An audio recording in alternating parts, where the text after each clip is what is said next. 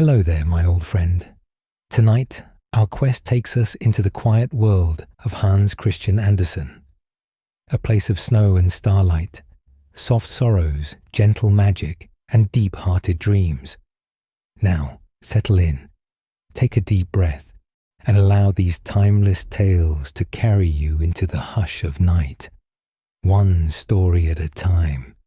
Let's begin. The Angel. Whenever a good child dies, an angel of God comes down from heaven, takes the dead child in his arms, spreads out his great white wings, and flies with him over all the places which the child had loved during his life. Then he gathers a large handful of flowers, which he carries up to the Almighty, that they may bloom more brightly in heaven than they do on earth. And the Almighty presses the flowers to his heart, but he kisses the flower that pleases him best, and it receives a voice, and is able to join the song of the chorus of bliss. These words were spoken by an angel of God, as he carried a dead child up to heaven, and the child listened as if in a dream. Then they passed over well-known spots, where the little one had often played, and through beautiful gardens full of lovely flowers. "Which of these shall we take with us to heaven to be transplanted there?" asked the angel. Close by grew a slender, beautiful rose bush, but some wicked hand had broken the stem, and the half-open rosebuds hung faded and withered on the trailing branches. "Poor rose bush," said the child, "let us take it with us to heaven, that it may bloom above in God's garden." The angel took up the rosebush.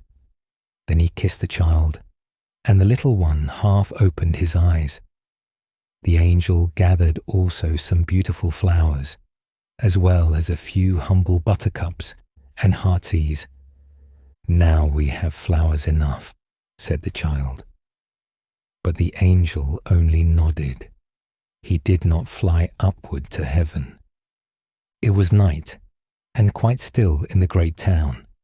Here they remained, and the angel hovered over a small narrow street, in which lay a large heap of straw, ashes, and sweepings from the houses of people who had removed. There lay fragments of plates, pieces of plaster, rags, old hats, and other rubbish not pleasant to see. Amidst all this confusion, the angel pointed to the pieces of a broken flower pot, and to a lump of earth which had fallen out of it. The earth had been kept from falling to pieces by the roots of a withered field flower, which had been thrown amongst the rubbish. "We will take this with us," said the angel. "I will tell you why as we fly along." And as they flew, the angel related the history. Down in that narrow lane, in a low cellar, lived a poor sick boy. He had been afflicted from his childhood, and even in his best days, he could just manage to walk up and down the room on crutches once or twice, but no more. During some days in summer, the sunbeams would lie on the floor of the cellar for about half an hour. In this spot, the poor sick boy would sit warming himself in the sunshine and watching the red blood through his delicate fingers as he held them before his face. Then he would say he had been out, yet he knew nothing of the green forest in its spring verdure, till a neighbour's son brought him a green bough from a beech tree. This he would place over his head, and fancy that he was in the beech wood while the sun shone, and the birds carolled gaily. One spring day, the neighbour's boy brought him some field flowers, and among them was one to which the root still adhered. This he carefully planted in a flower pot, and placed in a window seat near his bed. And the flower had been planted by a fortunate hand, for it grew, put forth fresh shoots, and blossomed every year. It became a splendid flower garden to the sick boy and his little treasure upon earth. He watered it and cherished it, and took care it should have the benefit of every sunbeam that found its way into the cellar, from the earliest morning ray to the evening sunset. The flower entwined itself even in his dreams. For him it bloomed, for him spread its perfume, and it gladdened his eyes, and to the flower he turned, even in death, when the Lord called him. He has been 1 year with God. During that time the flower has stood in the window, withered and forgotten, till at length cast out among the sweepings into the street, on the day of the lodger's removal, and this poor flower, withered and faded as it is, we have added to our nosegay, because it gave more real joy than the most beautiful flower in the garden of a queen. "But how do you know all this?" asked the child whom the angel was carrying to heaven.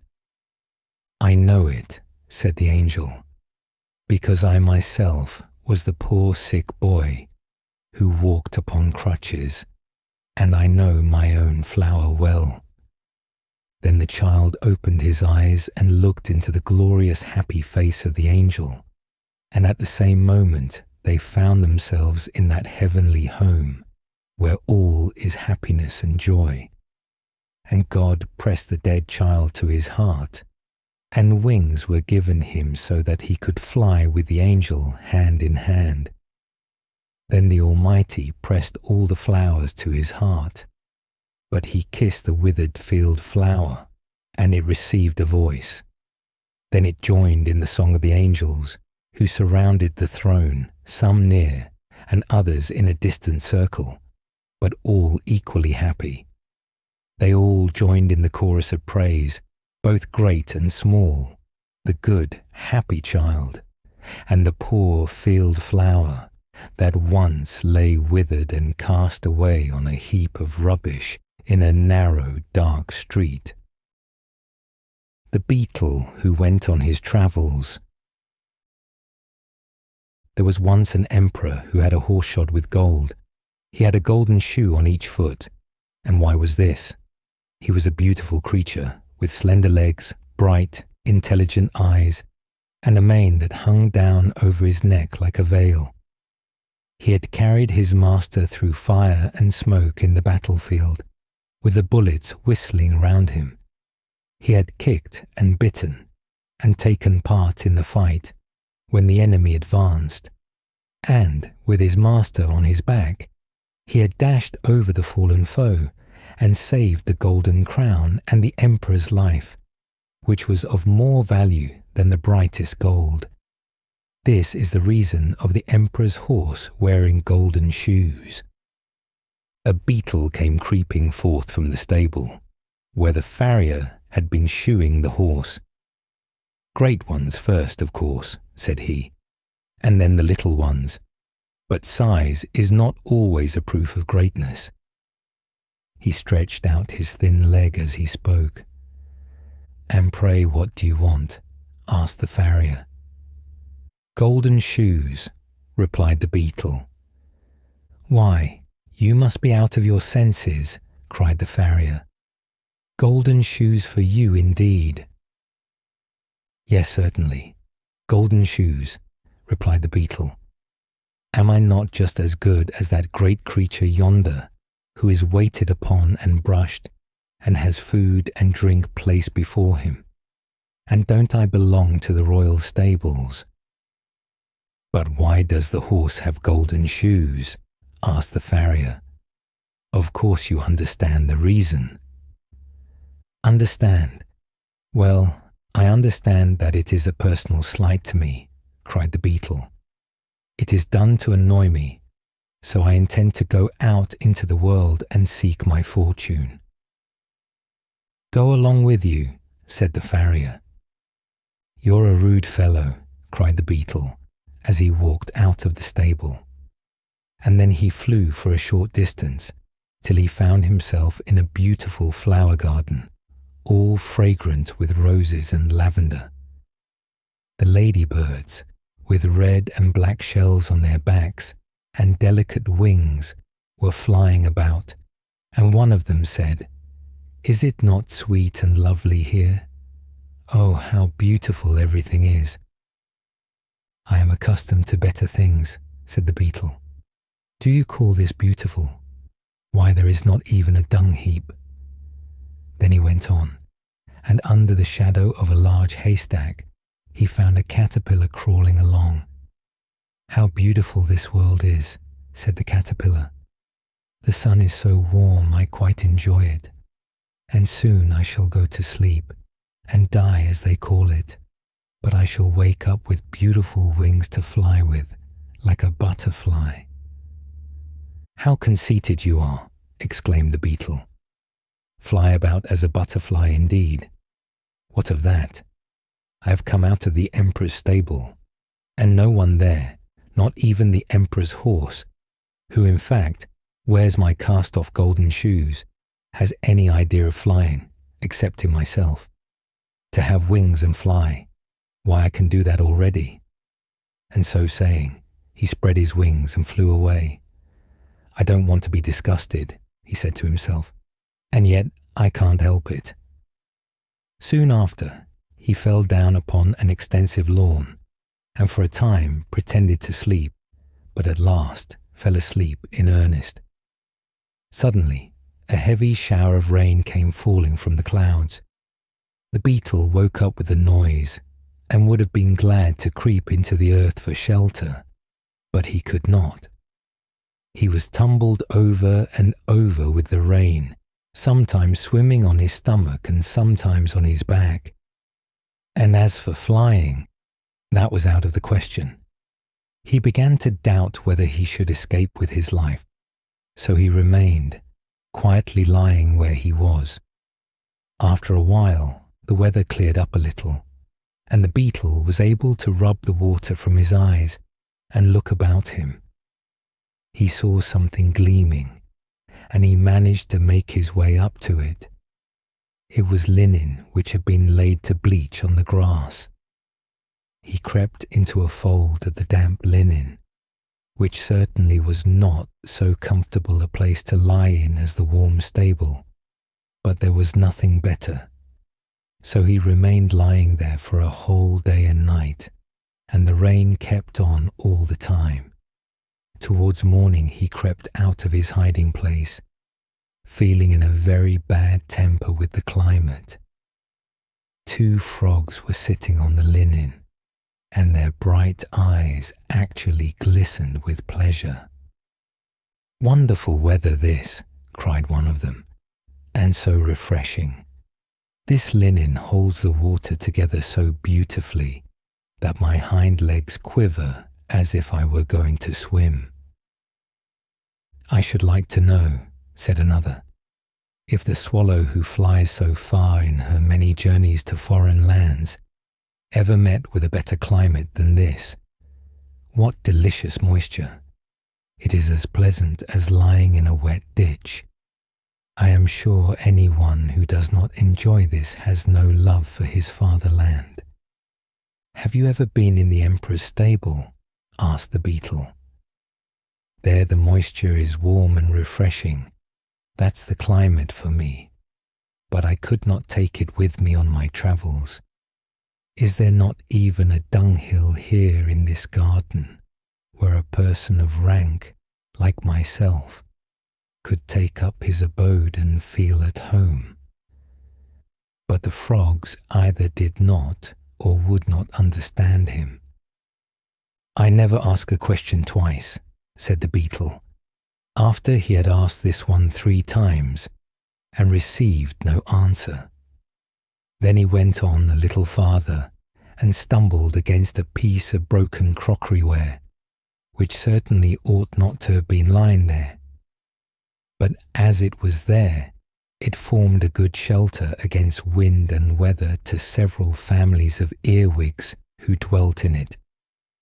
Their requirements were not many. They were very sociable and full of affection for their children, so much so that each mother considered her own child the most beautiful and clever of them all. "Our dear son has engaged himself," said one mother. "Dear innocent boy. His greatest ambition is that he may one day creep into a clergyman's ear. That is a very artless and lovable wish, and being engaged will keep him steady. What happiness for a mother!"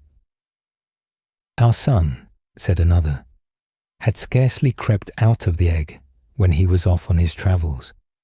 He is all life and spirits. I expect he will wear out his horns with running.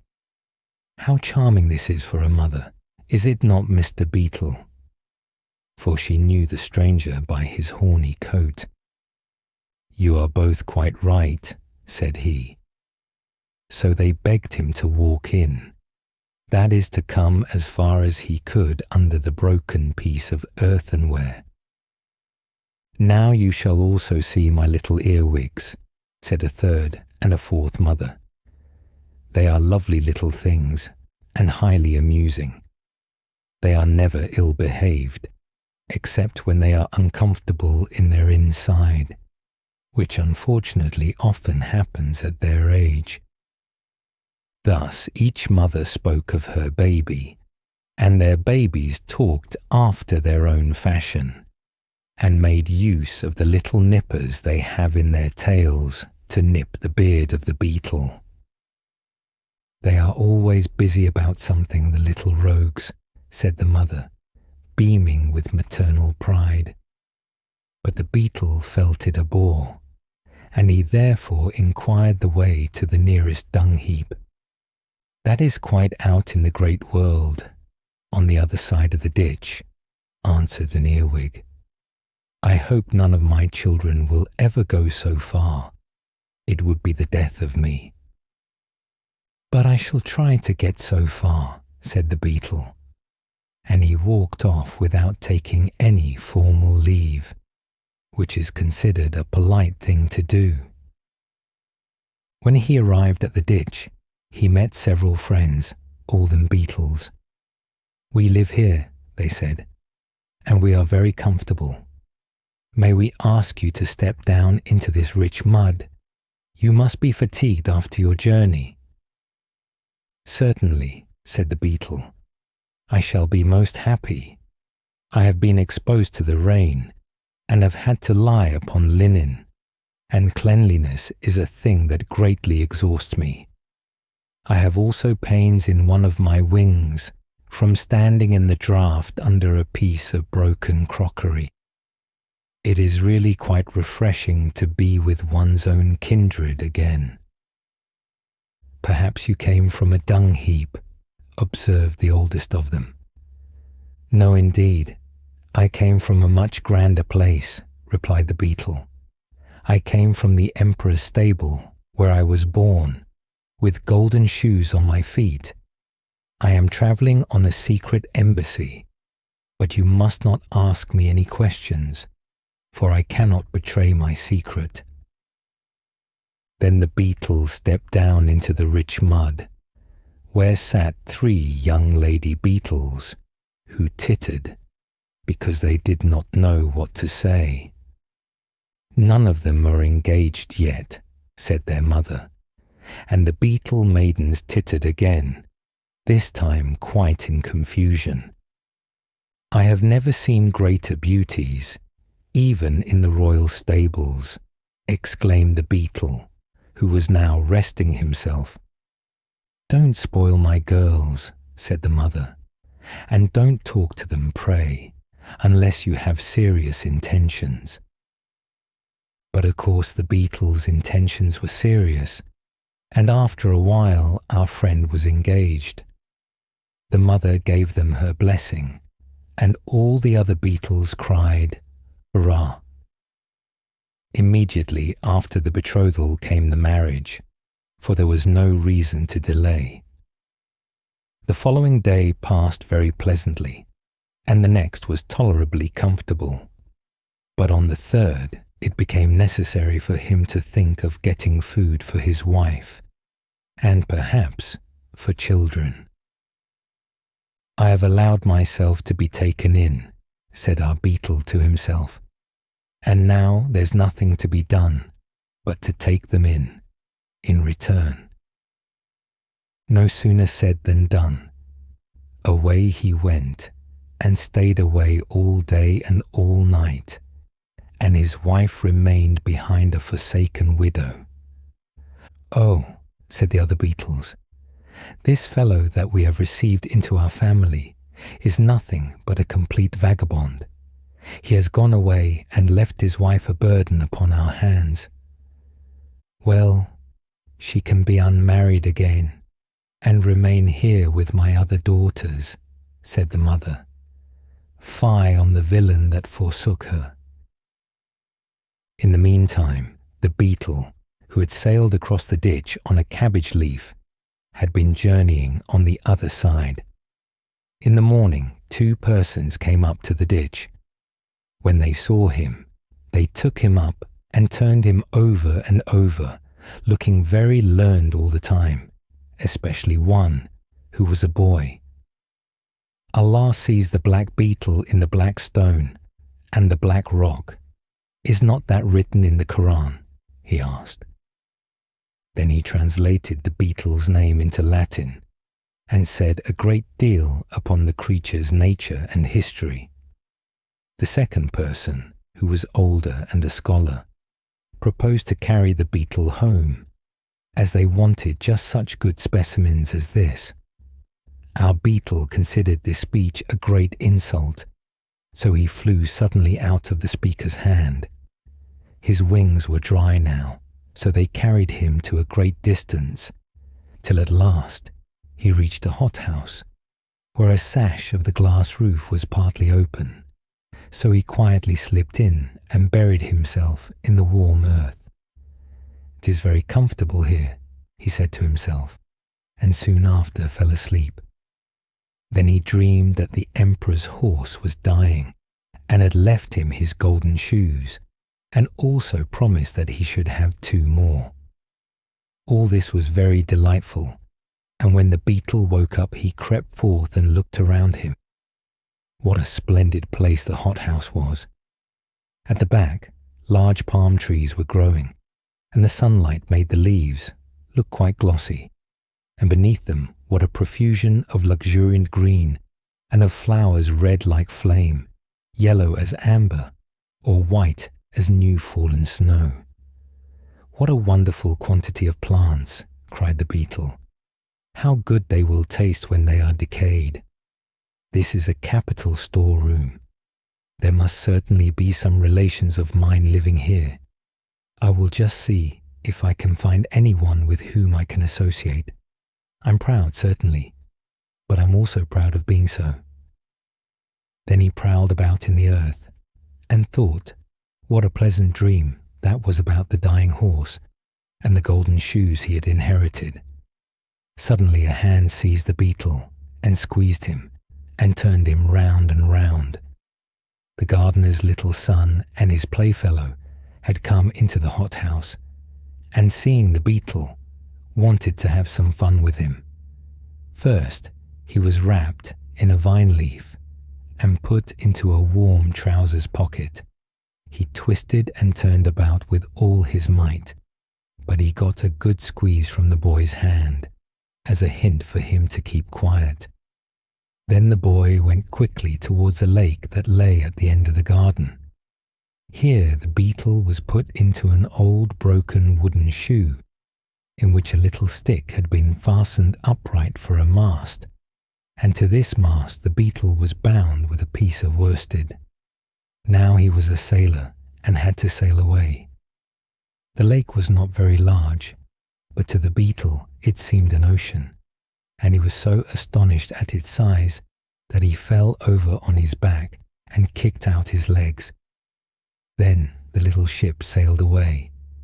Sometimes the current of the water seized it, but whenever it went too far from the shore, one of the boys turned up his trousers and went in after it and brought it back to land. But at last, just as it went merrily out again, the 2 boys were called, and so angrily that they hastened to obey and ran away as fast as they could from the pond, so that the little ship was left to its fate. It was carried away farther and farther from the shore, till it reached the open sea. This was a terrible prospect for the beetle, for he could not escape in consequence of being bound to the mast. Then a fly came and paid him a visit. "What beautiful weather," said the fly. "I shall rest here and sun myself. You must have a pleasant time of it." "You speak without knowing the facts," replied the beetle.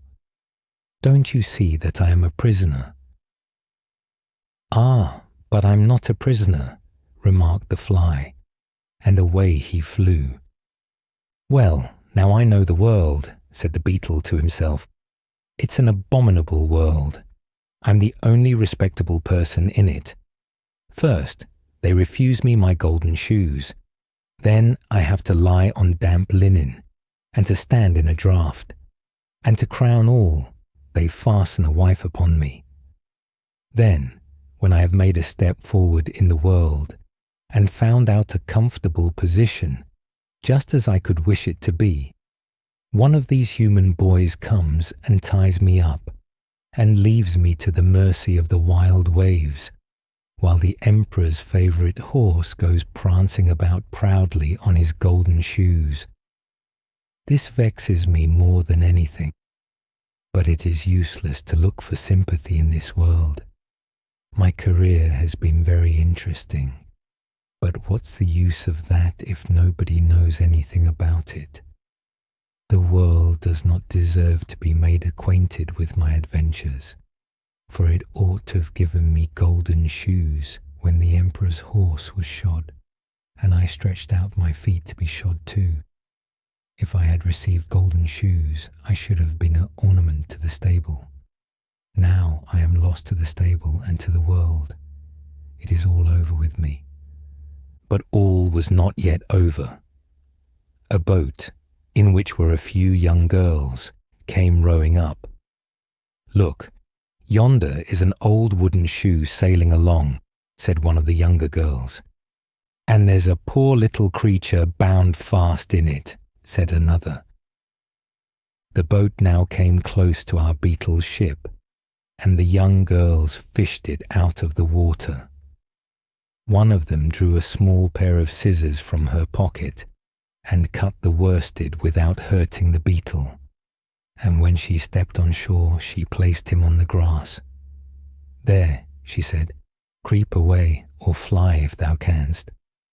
It is a splendid thing to have thy liberty." Away flew the beetle, straight through the open window of a large building. There he sank down, tired and exhausted, exactly on the mane of the emperor's favourite horse, who was standing in his stable, and the beetle found himself at home again. For some time he clung to the mane, that he might recover himself.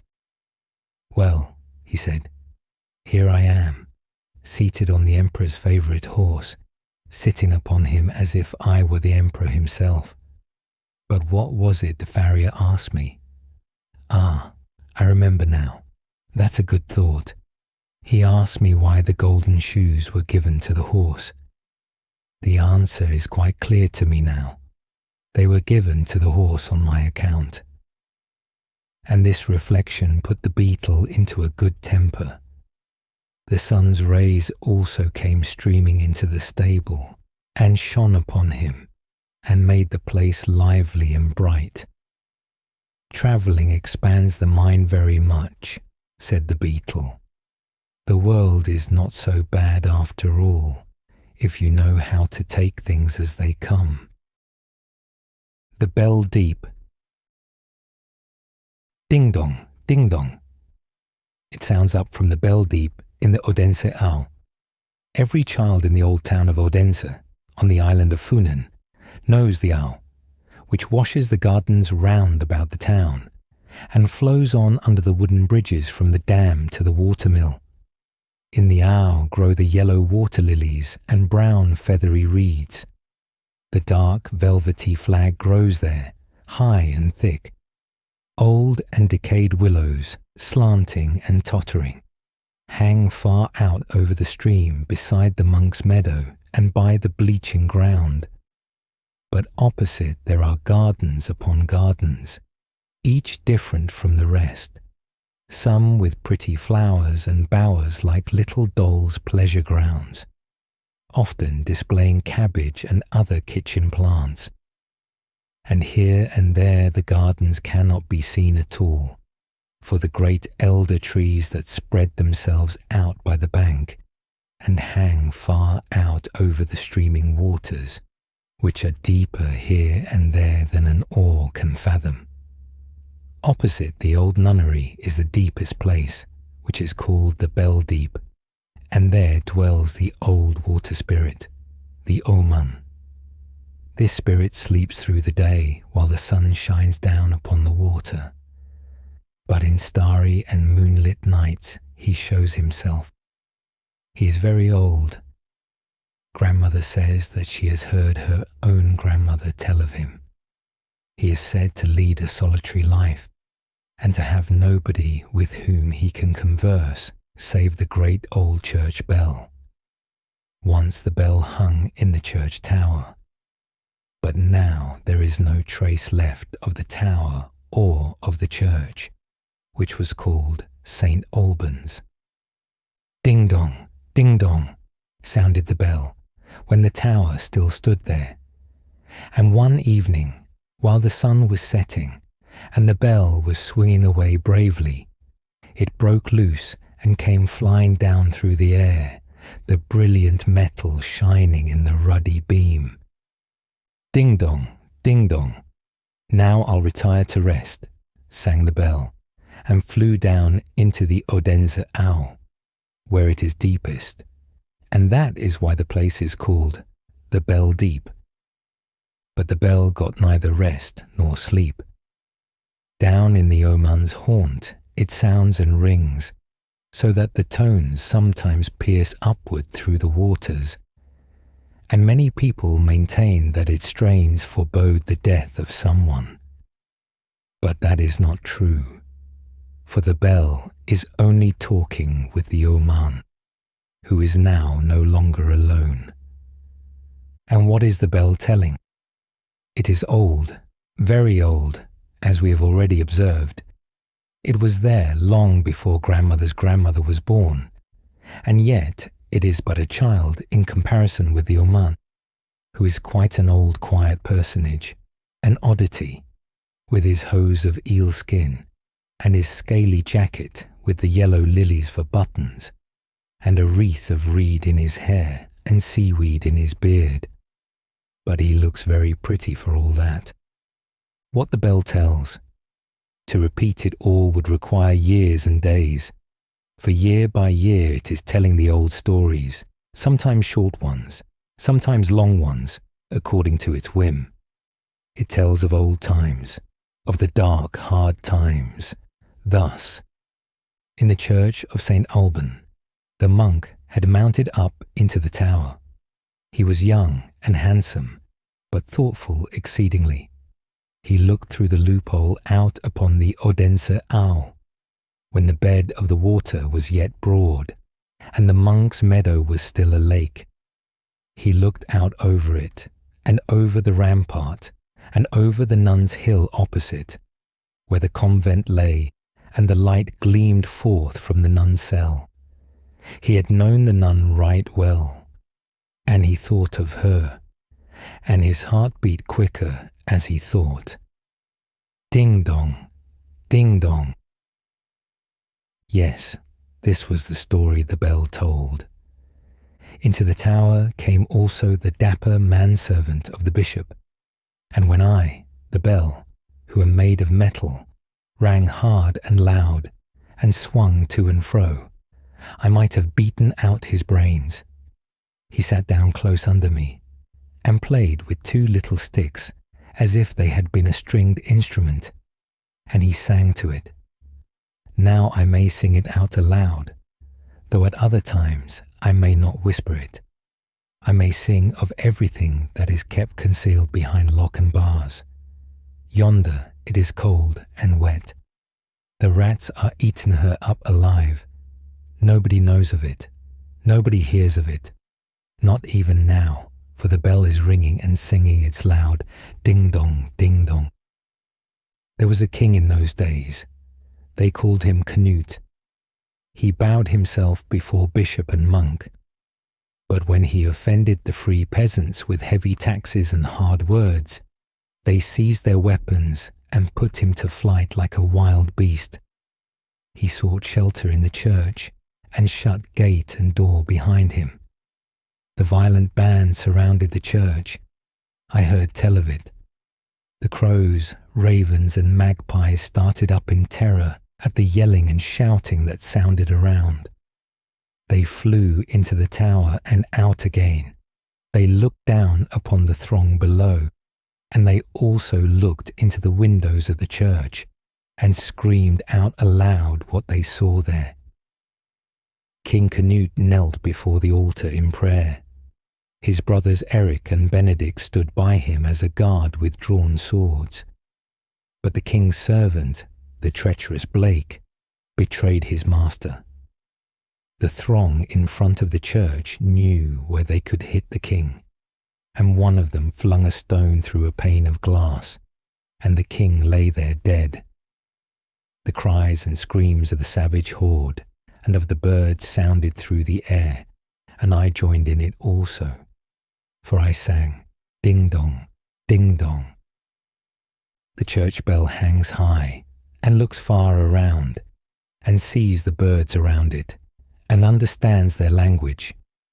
The wind roars in upon it through windows and loopholes, and the wind knows everything, for he gets it from the air, which encircles all things, and the church bell understands his tongue, and rings it out into the world. Ding-dong, ding-dong. But it was too much for me to hear and to know. I was not able any longer to ring it out. I became so tired, so heavy, that the beam broke, and I flew out into the gleaming owl, where the water is deepest, and where the oman lives, solitary and alone. And year by year I tell him what I have heard and what I know. Ding-dong, ding-dong. Thus it sounds complainingly out of the bell deep in the Odense owl. That is what grandmother told us. But the schoolmaster says that there was not any bell that rung down there, for that it could not do so, and that no owlman dwelt yonder, for there was no owlman at all. And when all the other church bells are sounding sweetly, he says that it is not really the bells that are sounding, but that it is the air itself which sends forth the notes. And grandmother said to us that the bell itself said it was the air who told it to him. Consequently, they are agreed on that point, and this much is sure. Be cautious, cautious, and take good heed to thyself, they both say. The air knows everything. It is around us, it is in us.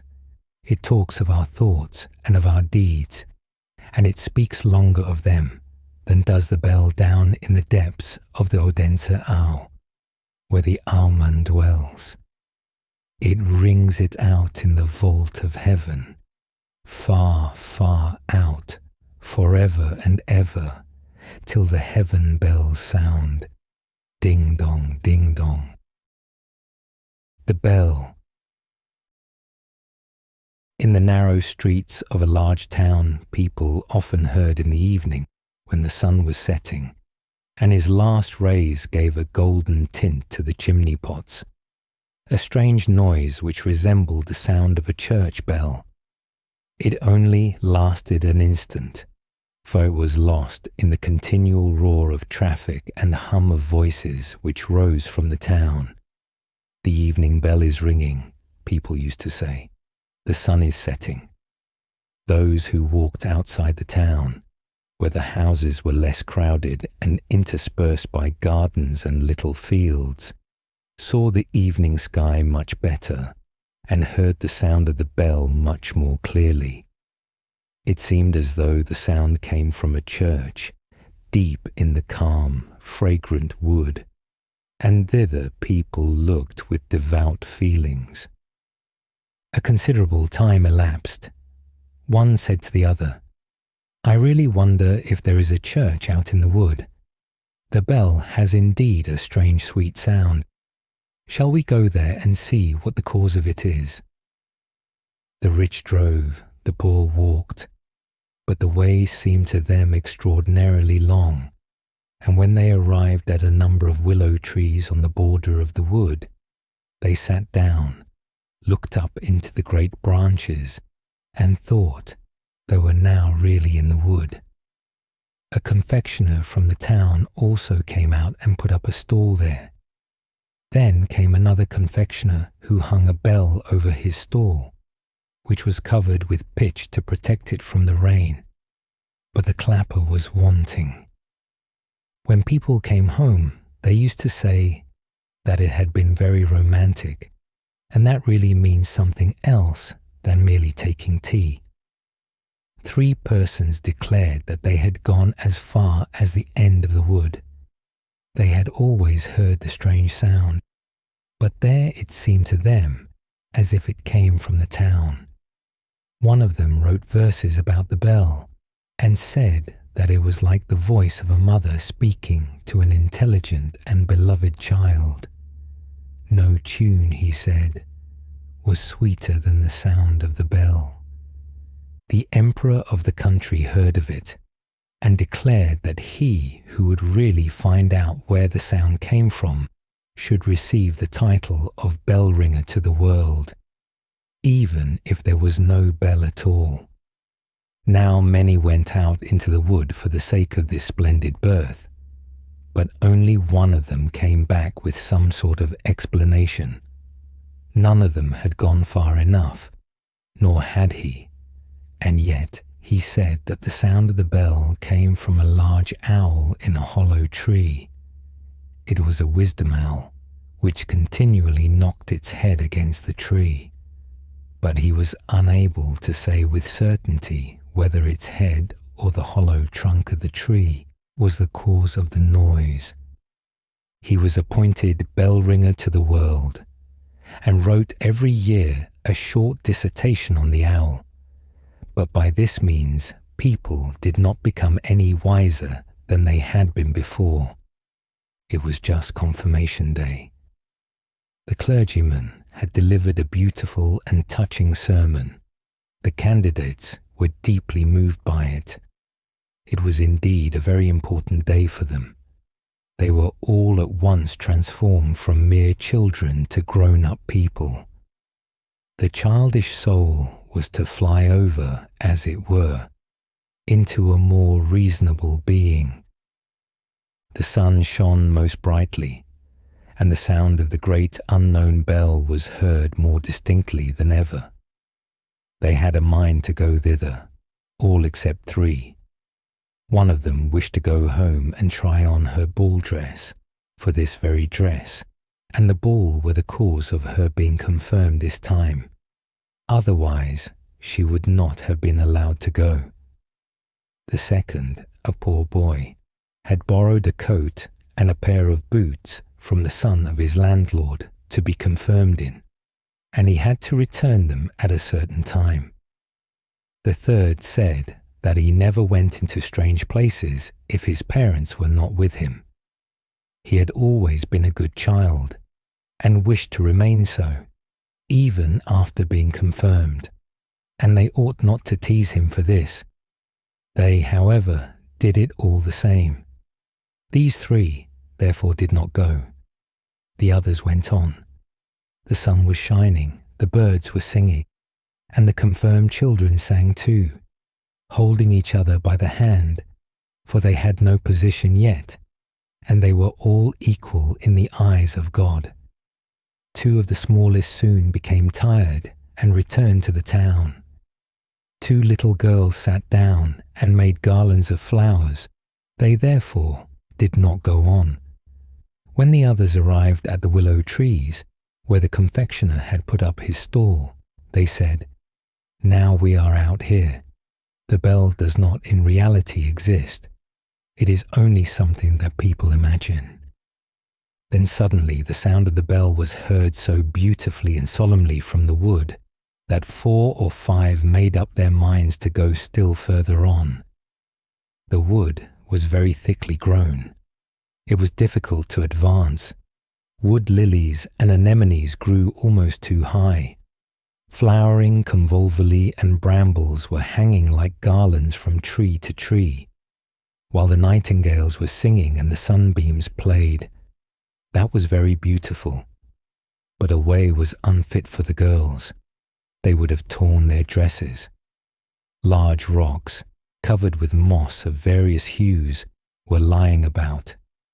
The fresh spring water rippled forth with a peculiar sound. "I don't think that can be the bell," said one of the confirmed children. And then he lay down and listened. "We must try to find out if it is." And there he remained and let the others walk on. They came to a hut built of the bark of trees and branches.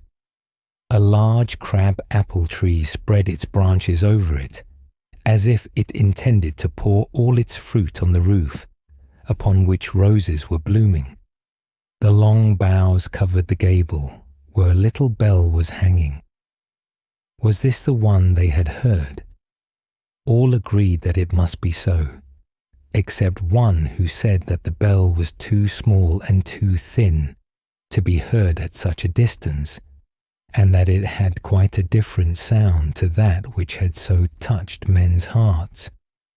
He who spoke was a king's son, and therefore the others said that such a one always wishes to be cleverer than other people. Therefore they let him go alone, and as he walked on, the solitude of the wood produced a feeling of reverence in his breast. But still he heard the little bell about which the others rejoiced, and sometimes, when the wind blew in that direction, he could hear the sounds from the confectioner's stall, where the others were singing at tea. But the deep sounds of the bell were much stronger. Soon it seemed to him as if an organ played an accompaniment. The sound came from the left, from the side where the heart is. Now something rustled among the bushes, and the little boy stood before the king's son, in wooden shoes and such a short jacket that the sleeves did not reach to his wrists. They knew each other. The boy was the one who had not been able to go with them, because he had to take the coat and boots back to his landlord's son.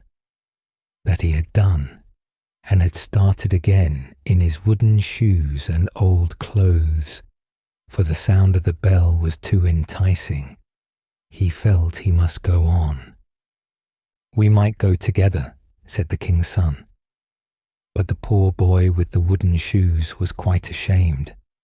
He pulled at the short sleeves of his jacket and said that he was afraid he could not walk so fast. Besides, he was of opinion that the bell ought to be sought at the right, for there was all that was grand and magnificent. "Then we shall not meet," said the king's son, nodding to the poor boy, who went into the deepest part of the wood, where the thorns tore his shabby clothes and scratched his hands, face, and feet until they bled. The king's son also received several good scratches, but the sun was shining on his way, and it is he whom we will now follow, for he was a quick fellow. "I will and must find the bell," he said, "if I have to go to the end of the world." Ugly monkeys sat high in the branches and clenched their teeth. "Shall we beat him?" they said. "Shall we thrash him? He is a king's son."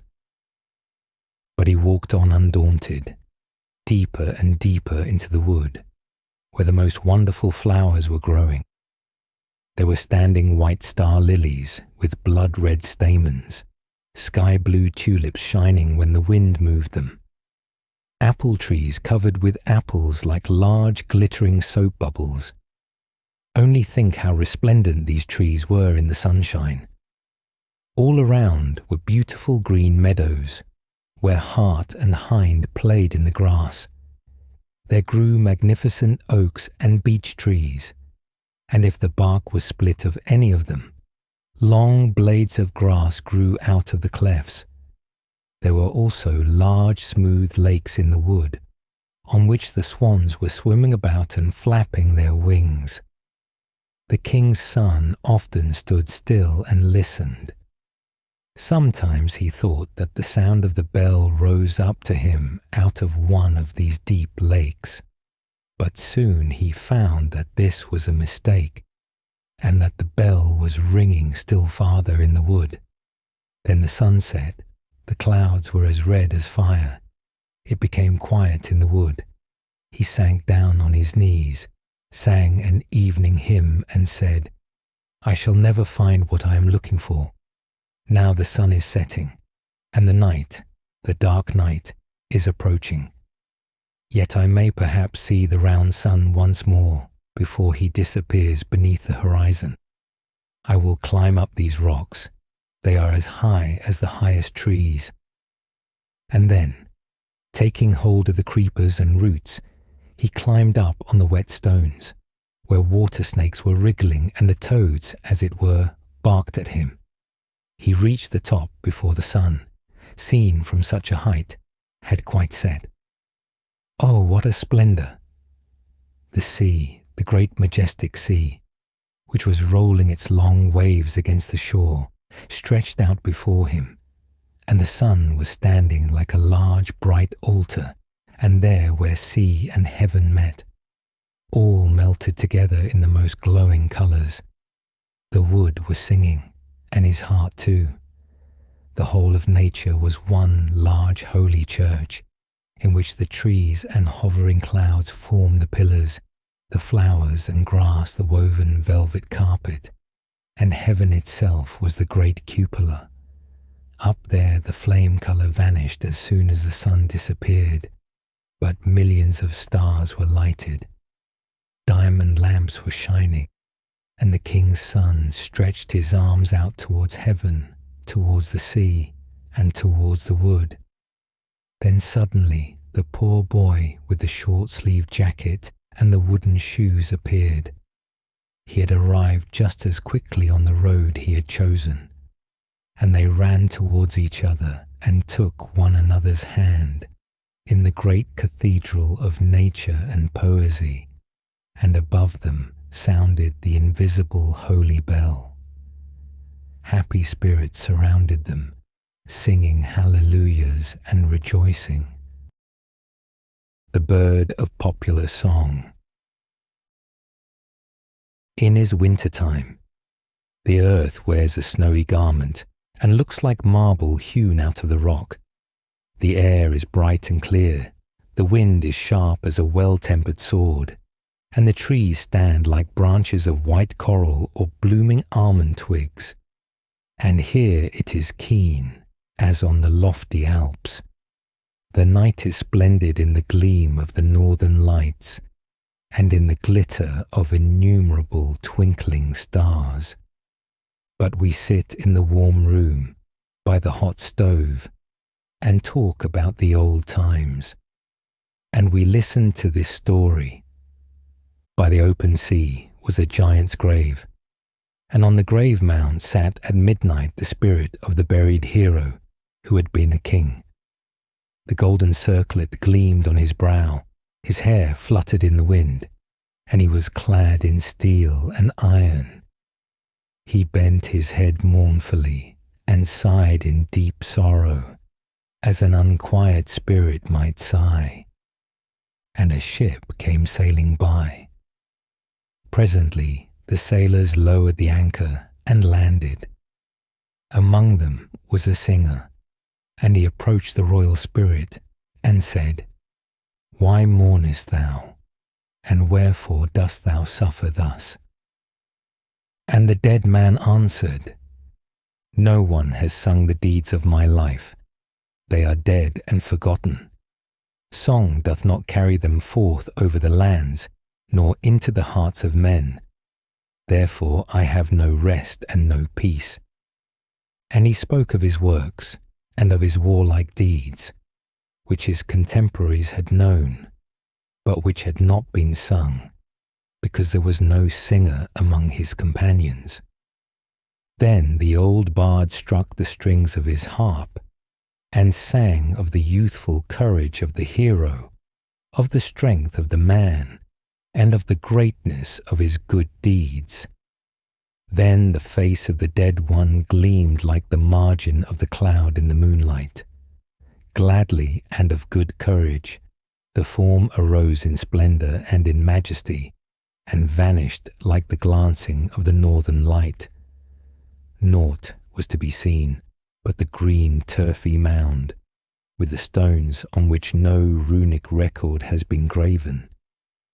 But at the last sound of the harp there soared over the hill, as though he had fluttered from the harp, a little bird, a charming singing bird, with ringing voice of the thrush, with the moving voice pathos of the human heart, with a voice that told of home, like the voice that is heard by the bird of passage.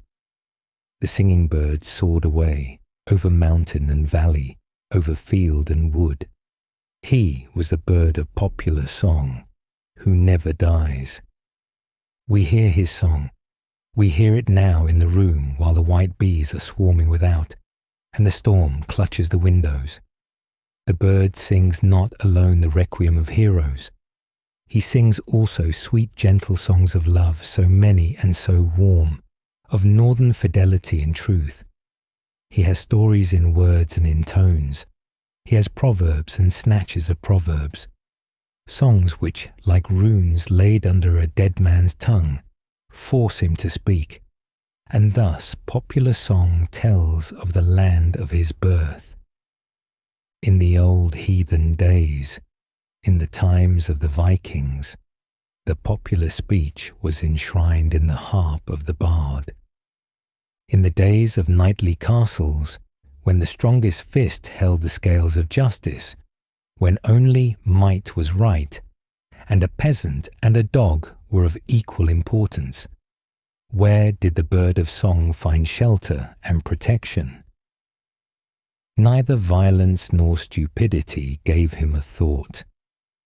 But in the gabled window of the knightly castle, the lady of the castle sat with the parchment roll before her, and wrote down the old recollections in song and legend, while near her stood the old woman from the wood, and the travelling pedlar who went wandering through the country. As these told their tales, there fluttered around them, with twittering and song, the bird of popular song, who never dies so long as the earth has a hill upon which his foot may rest. And now he looks in upon us and sings. Without are the night and the snowstorm. He lays the runes beneath our tongues, and we know the land of our home. Heaven speaks to us in our native tongue, in the voice of the bird of popular song. The old remembrances awake, the faded colours glow with a fresh lustre, and story and song pour us a blessed draught, which lifts up our minds and our thoughts, so that the evening becomes as a Christmas festival. The snowflakes chase each other, the ice cracks, the storm rules without, for he has the might, he is Lord, but not the Lord of all. It is winter time. The wind is sharp as a two-edged sword. The snowflakes chase each other. It seems as though it had been snowing for days and weeks, and the snow lies like a great mountain over the whole town, like a heavy dream of the winter night. Everything on the earth is hidden away.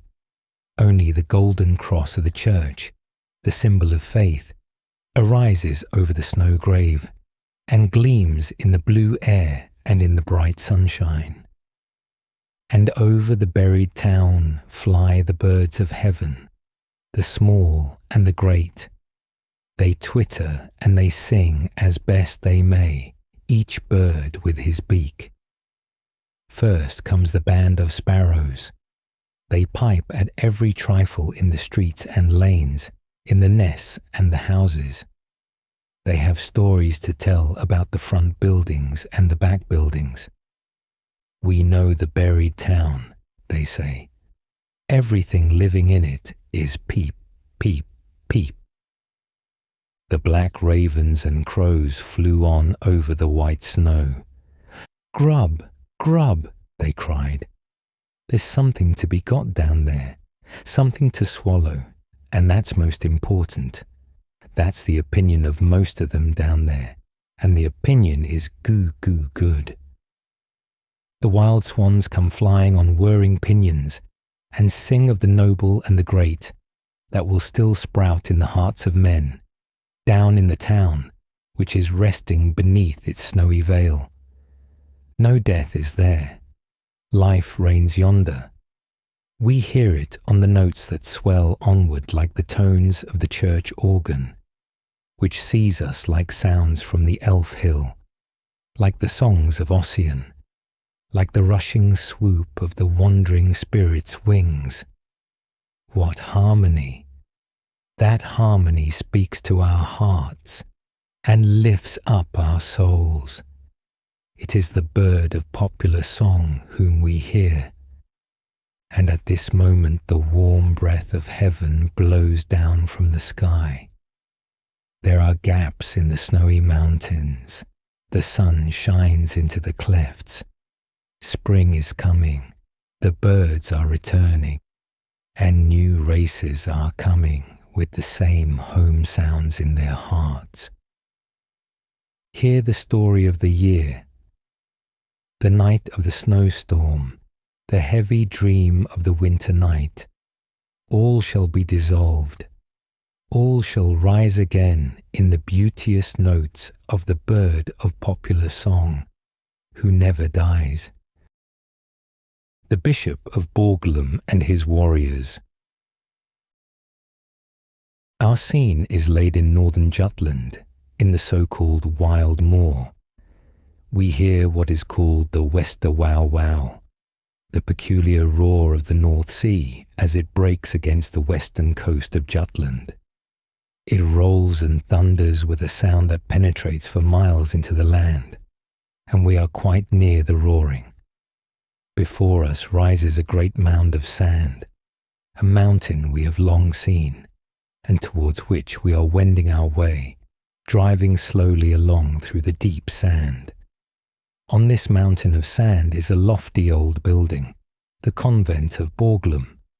In one of its wings, the larger one, there is still a church, and at this convent we now arrive in the late evening hour. But the weather is clear in the bright June night around us, and the eye can range far, far over field and moor to the Bay of Aalborg, over heath and meadow, and far across the deep blue sea.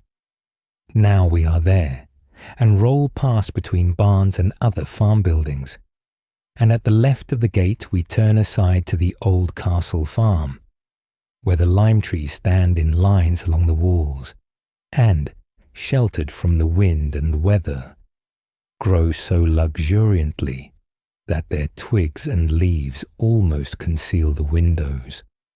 We mount the winding staircase of stone, and march through the long passages under the heavy roof beams.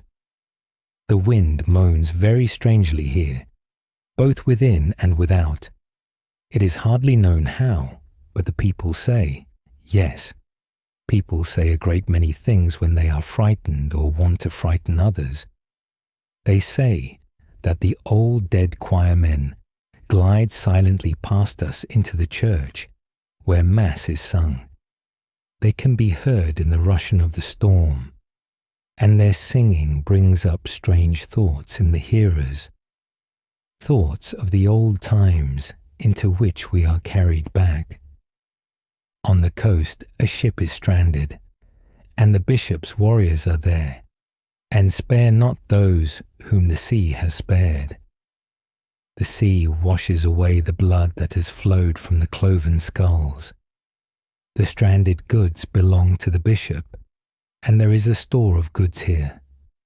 The sea casts up tubs and barrels filled with costly wine for the convent cellar, and in the convent is already good store of beer and mead.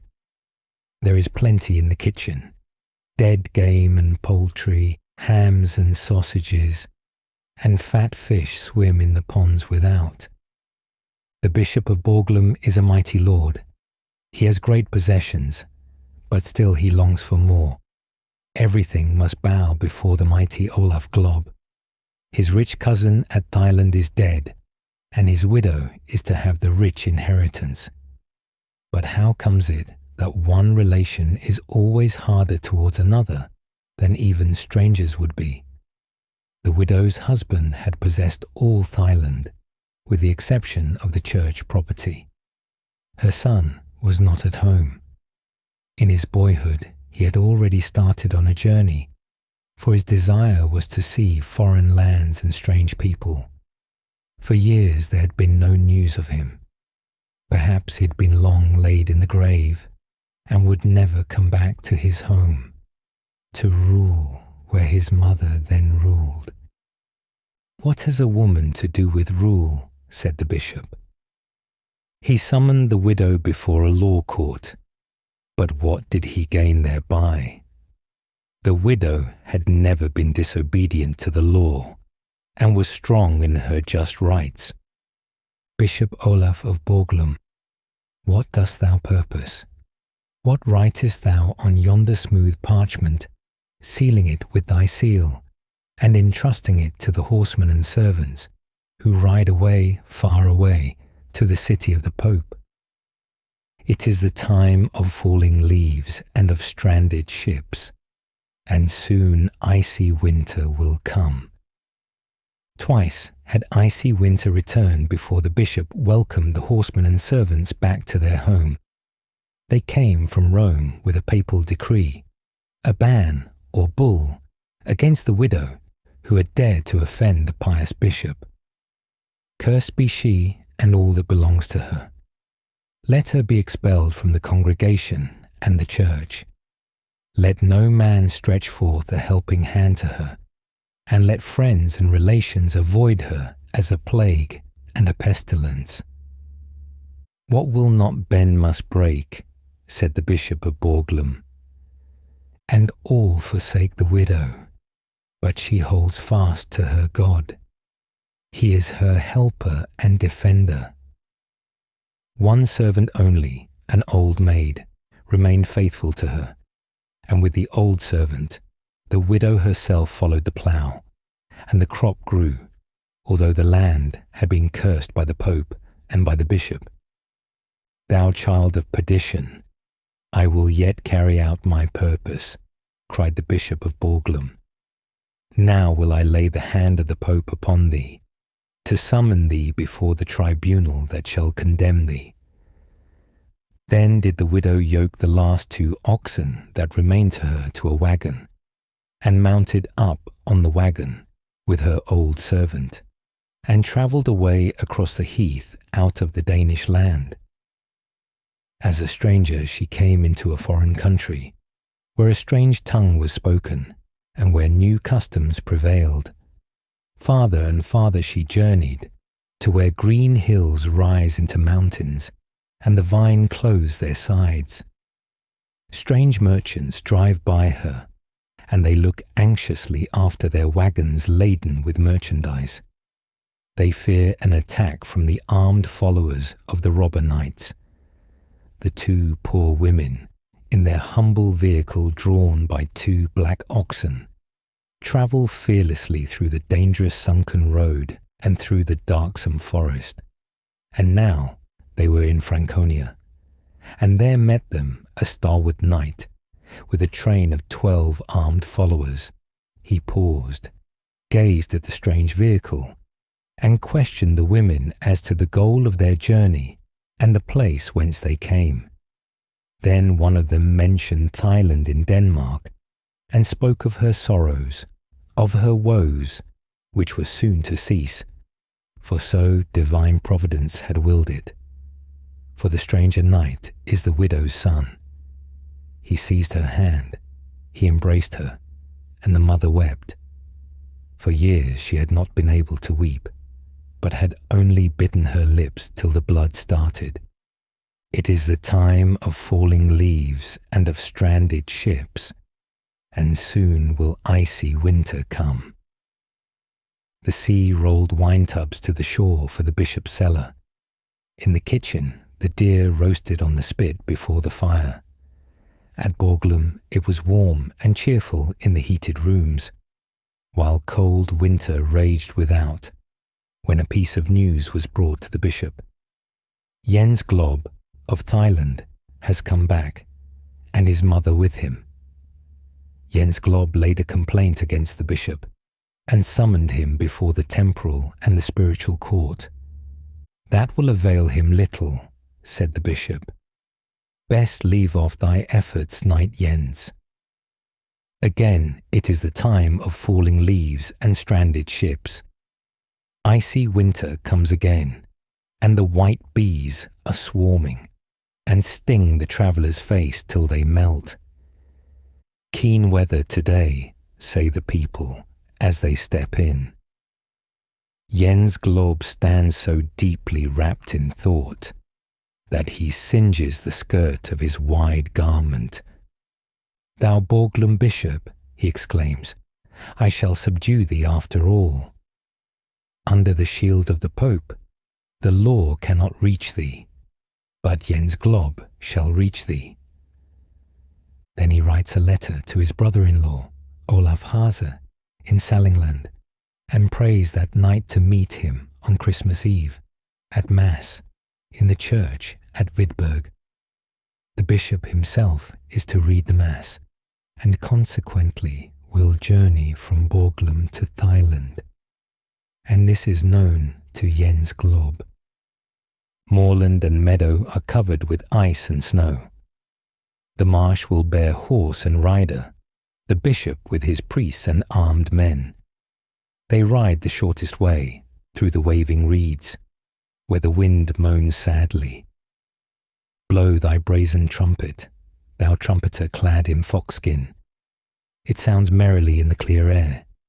So they ride on over heath and moorland, over what is the garden of Fata Morgana in the hot summer, though now icy, like all the country, towards the church of Vidberg.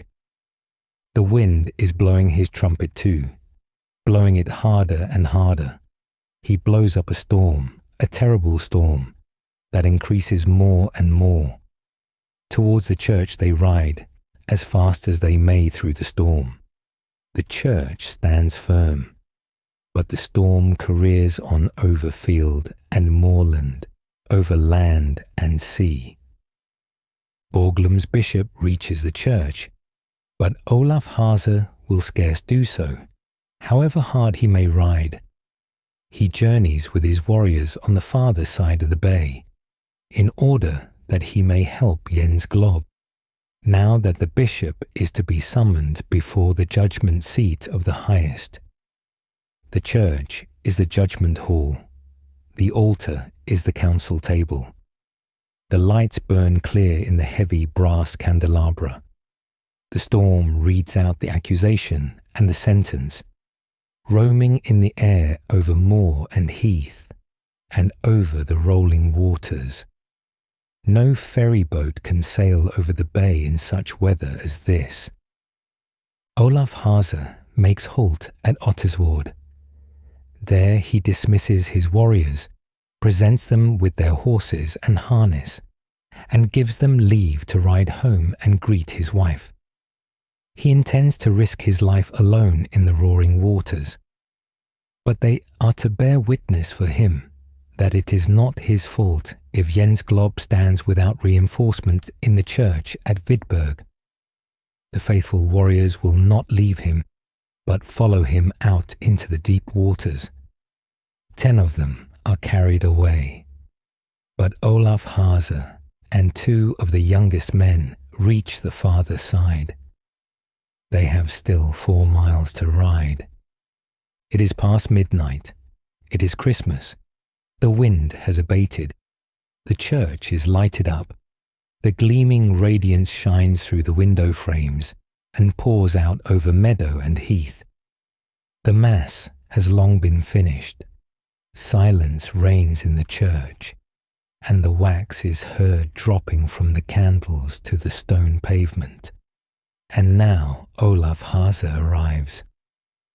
In the forecourt, Jens Glob greets him kindly and says, "I have just made an agreement with the bishop."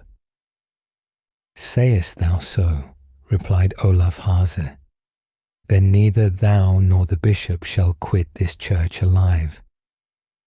And the sword leaps from the scabbard, and Olaf Hase deals a blow that makes the panel of the church door, which Jens Glob hastily closes between them, fly in fragments. "Hold, brother. First hear what the agreement was that I made. I have slain the bishop and his warriors and priests.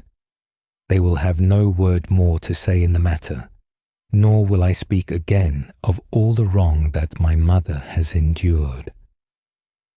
The long wicks of the altar lights glimmer red, but there is a redder gleam upon the pavement, where the bishop lies with cloven skull and his dead warriors around him, in the quiet of the holy Christmas night.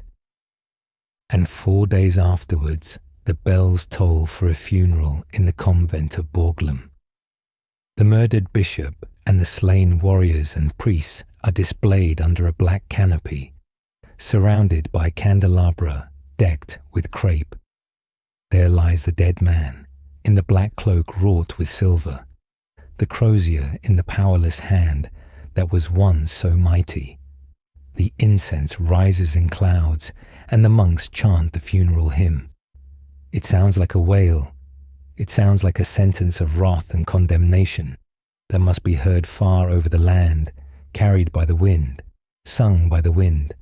The wail that sometimes is silent, but never dies. Forever again it rises in song, singing even into our own time this legend of the Bishop of Borglum and his hard nephew. It is heard in the dark night by the frightened husbandman, driving by in the heavy sandy road past the convent of Borglum. It is heard by the sleepless listener in the thickly walled rooms at Borglum. And not only to the ear of superstition is the sighing and the tread of hurrying feet audible in the long, echoing passages leading to the convent door that has long been locked. The door still seems to open, and the lights seem to flame in the brazen candlesticks. The fragrance of incense arises. The church gleams in its ancient splendor, and the monks sing and say the Mass over the slain bishop, who lies there in the black silver-embroidered mantle, with the crozier in his powerless hand, and on his pale, proud forehead gleams the red wound like fire, and there burn the worldly mind and the wicked thoughts. Sink down into his grave, into oblivion, ye terrible shapes of the times of old. Hark to the raging of the angry wind, sounding above the rolling sea. A storm approaches without, calling aloud for human lives. The sea has not put on a new mind with the new time. This night it is a horrible pit to devour up lives, and tomorrow, perhaps, it may be a glassy mirror, even as in the old time that we have buried. Sleep sweetly, if thou canst sleep. Now it is morning. The new time flings sunshine into the room. The wind still keeps up mightily. A wreck is announced, as in the old time. During the night, down yonder by Locken, the little fishing village with the red tiled roofs, we can see it up here from the window. A ship has come ashore. It has struck and is fast embedded in the sand. But the rocket apparatus has thrown a rope on board and formed a bridge from the wreck to the mainland, and all on board are saved and reach the land and are wrapped in warm blankets. And today they are invited to the farm at the convent of Borglum. In comfortable rooms they encounter hospitality and friendly faces. They are addressed in the language of their country, and the piano sounds for them with melodies of their native land. And before these have died away, the chord has been struck. The wire of thought that reaches to the land of the sufferers announces that they are rescued. Then their anxieties are dispelled, and at even they join in the dance at the feast given in the great hall at Borglum. Waltzes and Styrian dances are given, and Danish popular songs, and melodies of foreign lands in these modern times. Blessed be thou new time, speak thou of summer and of purer gales. Send thy sunbeams gleaming into our hearts and thoughts. On thy glowing canvas let them be painted, the dark legends of the rough, hard times that are past. The bottleneck. Close to the corner of a street, among other abodes of poverty, stood an exceedingly tall, narrow house, which had been so knocked about by time that it seemed out of joint in every direction. This house was inhabited by poor people, but the deepest poverty was apparent in the garret lodging in the gable. In front of the little window, an old bent bird cage hung in the sunshine, which had not even a proper water glass, but instead of it the broken neck of a bottle turned upside down, and a cork stuck in to make it hold the water with which it was filled. An old maid stood at the window.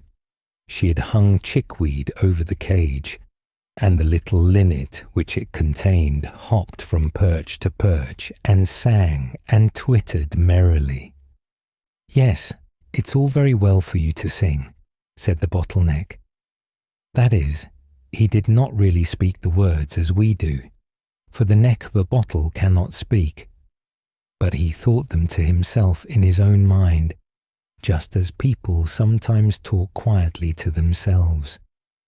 "Yes, you may sing very well. You have all your limbs uninjured. You should feel what it is like to lose your body, and only have a neck and a mouth left, with a cork stuck in it, as I have. You wouldn't sing then, I know. After all, it is just as well that there are some who can be happy. I have no reason to sing, nor could I sing now if I were ever so happy. But when I was a whole bottle, and they rubbed me with a cork, didn't I sing then? I used to be called a complete lark. I remember when I went out to a picnic with the furrier's family, on the day his daughter was betrothed. It seems as if it only happened yesterday. I have gone through a great deal in my time. When I come to recollect, I have been in the fire and in the water. I have been deep in the earth, and have mounted higher in the air than most other people. And now I am swinging here, outside a bird cage, in the air and the sunshine. Oh, indeed, it would be worthwhile to hear my history, but I do not speak it aloud, for a good reason, because I cannot." Then the bottleneck related his history, which was really rather remarkable. He, in fact, related it to himself, or at least thought it in his own mind. The little bird sang his own song merrily. In the street below there was driving and running to and fro. Everyone thought of his own affairs, or perhaps of nothing at all. But the bottleneck thought deeply. He thought of the blazing furnace in the factory, where he had been blown into life. He remembered how hot it felt when he was placed in the heated oven, the home from which he sprang, and that he had a strong inclination to leap out again directly. But after a while it became cooler, and he found himself very comfortable. He'd been placed in a row with a whole regiment of his brothers and sisters, all brought out of the same furnace. Some of them had certainly been blown into champagne bottles, and others into beer bottles, which made a little difference between them. In the world, it often happens that a beer bottle may contain the most precious wine, and a champagne bottle be filled with blacking. But even in decay, it may always be seen whether a man has been well born. Nobility remains noble, as a champagne bottle remains the same, even with blacking in its interior. When the bottles were packed, our bottle was packed amongst them. It little expected then to finish its career as a bottleneck, or to be used as a water glass to a bird's cage, which is, after all, a place of honour, for it is to be of some use in the world. The bottle did not behold the light of day again, until it was unpacked with the rest in the wine merchant's cellar, and, for the first time, rinsed with water, which caused some very curious sensations. There it lay empty, and without a cork, and it had a peculiar feeling, as if it wanted something it knew not what. At last it was filled with rich and costly wine. A cork was placed in it and sealed down.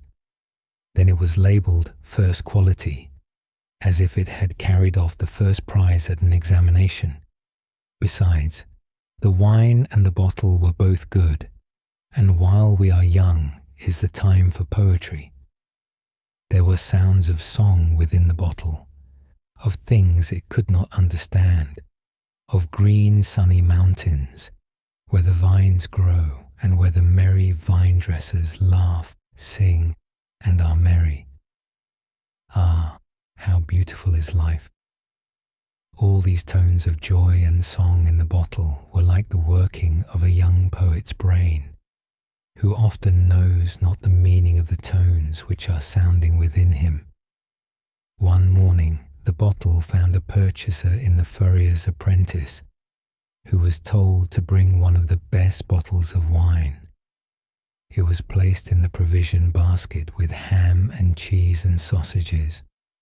The sweetest fresh butter and the finest bread were put into the basket by the furrier's daughter herself, for she packed it. She was young and pretty. Her brown eyes laughed, and a smile lingered round her mouth as sweet as that in her eyes. She had delicate hands, beautifully white, and her neck was whiter still. It could easily be seen that she was a very lovely girl, and as yet she was not engaged. The provision basket lay in the lap of the young girl as the family drove out to the forest, and the neck of the bottle peeped out from between the folds of the white napkin. There was the red wax on the cork, and the bottle looked straight at the young girl's face, and also at the face of the young sailor who sat near her. He was a young friend, the son of a portrait painter. He had lately passed his examination with honour as mate, and the next morning he was to sail in his ship to a distant coast. There had been a great deal of talk on this subject while the basket was being packed, and during this conversation the eyes and the mouth of the furrier's daughter did not wear a very joyful expression. The young people wandered away into the green wood and talked together. What did they talk about? The bottle could not say, for he was in the provision basket. It remained there a long time, but when at last it was brought forth, it appeared as if something pleasant had happened, for everyone was laughing. The furrier's daughter laughed too, but she said very little, and her cheeks were like two roses. Then her father took the bottle and the corkscrew into his hands. What a strange sensation it was to have the cork drawn for the first time. The bottle could never after that forget the performance of that moment. Indeed, there was quite a convulsion within him as the cork flew out, and a gurgling sound as the wine was poured forth into the glasses. "Long life to the betrothed," cried the papa, and every glass was emptied to the dregs, while the young sailor kissed his beautiful bride. "Happiness and blessing to you both," said the old people, father and mother, and the young man filled the glasses again. "Safe return, and a wedding this day next year," he cried. And when the glasses were empty, he took the bottle, raised it on high, and said, "Thou hast been present here on the happiest day of my life. Thou shalt never be used by others." So saying, he hurled it high in the air. The furrier's daughter thought she should never see it again, but she was mistaken. It fell among the rushes on the borders of a little woodland lake. The bottleneck remembered well how long it lay there unseen. "I gave them wine, and they gave me muddy water," he had said to himself, "but I suppose it was all well meant." He could no longer see the betrothed couple, nor the cheerful old people, but for a long time he could hear them rejoicing and singing. At length there came by two peasant boys who peeped in among the reeds and spied out the bottle. Then they took it up and carried it home with them, so that once more it was provided for.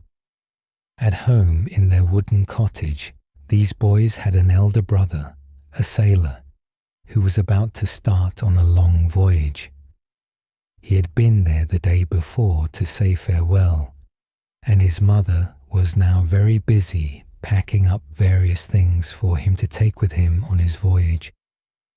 In the evening, his father was going to carry the parcel to the town to see his son once more, and take him a farewell greeting from his mother. A small bottle had already been filled with herb tea, mixed with brandy, and wrapped in a parcel. But when the boys came in, they brought with them a larger and stronger bottle, which they had found. This bottle would hold so much more than the little one, and they all said the brandy would be so good for complaints of the stomach, especially as it was mixed with medical herbs. The liquid which they now poured into the bottle was not like the red wine with which it had once been filled. These were bitter drops, but they are of great use sometimes for the stomach. The new large bottle was to go, not the little one, so the bottle once more started on its travels. It was taken on board, for Peter Jensen was one of the crew, the very same ship in which the young mate was to sail. But the mate did not see the bottle. Indeed, if he had, he would not have known it, or supposed it was the one out of which they had drunk to the felicity of the betrothed, and to the prospect of a marriage on his own happy return.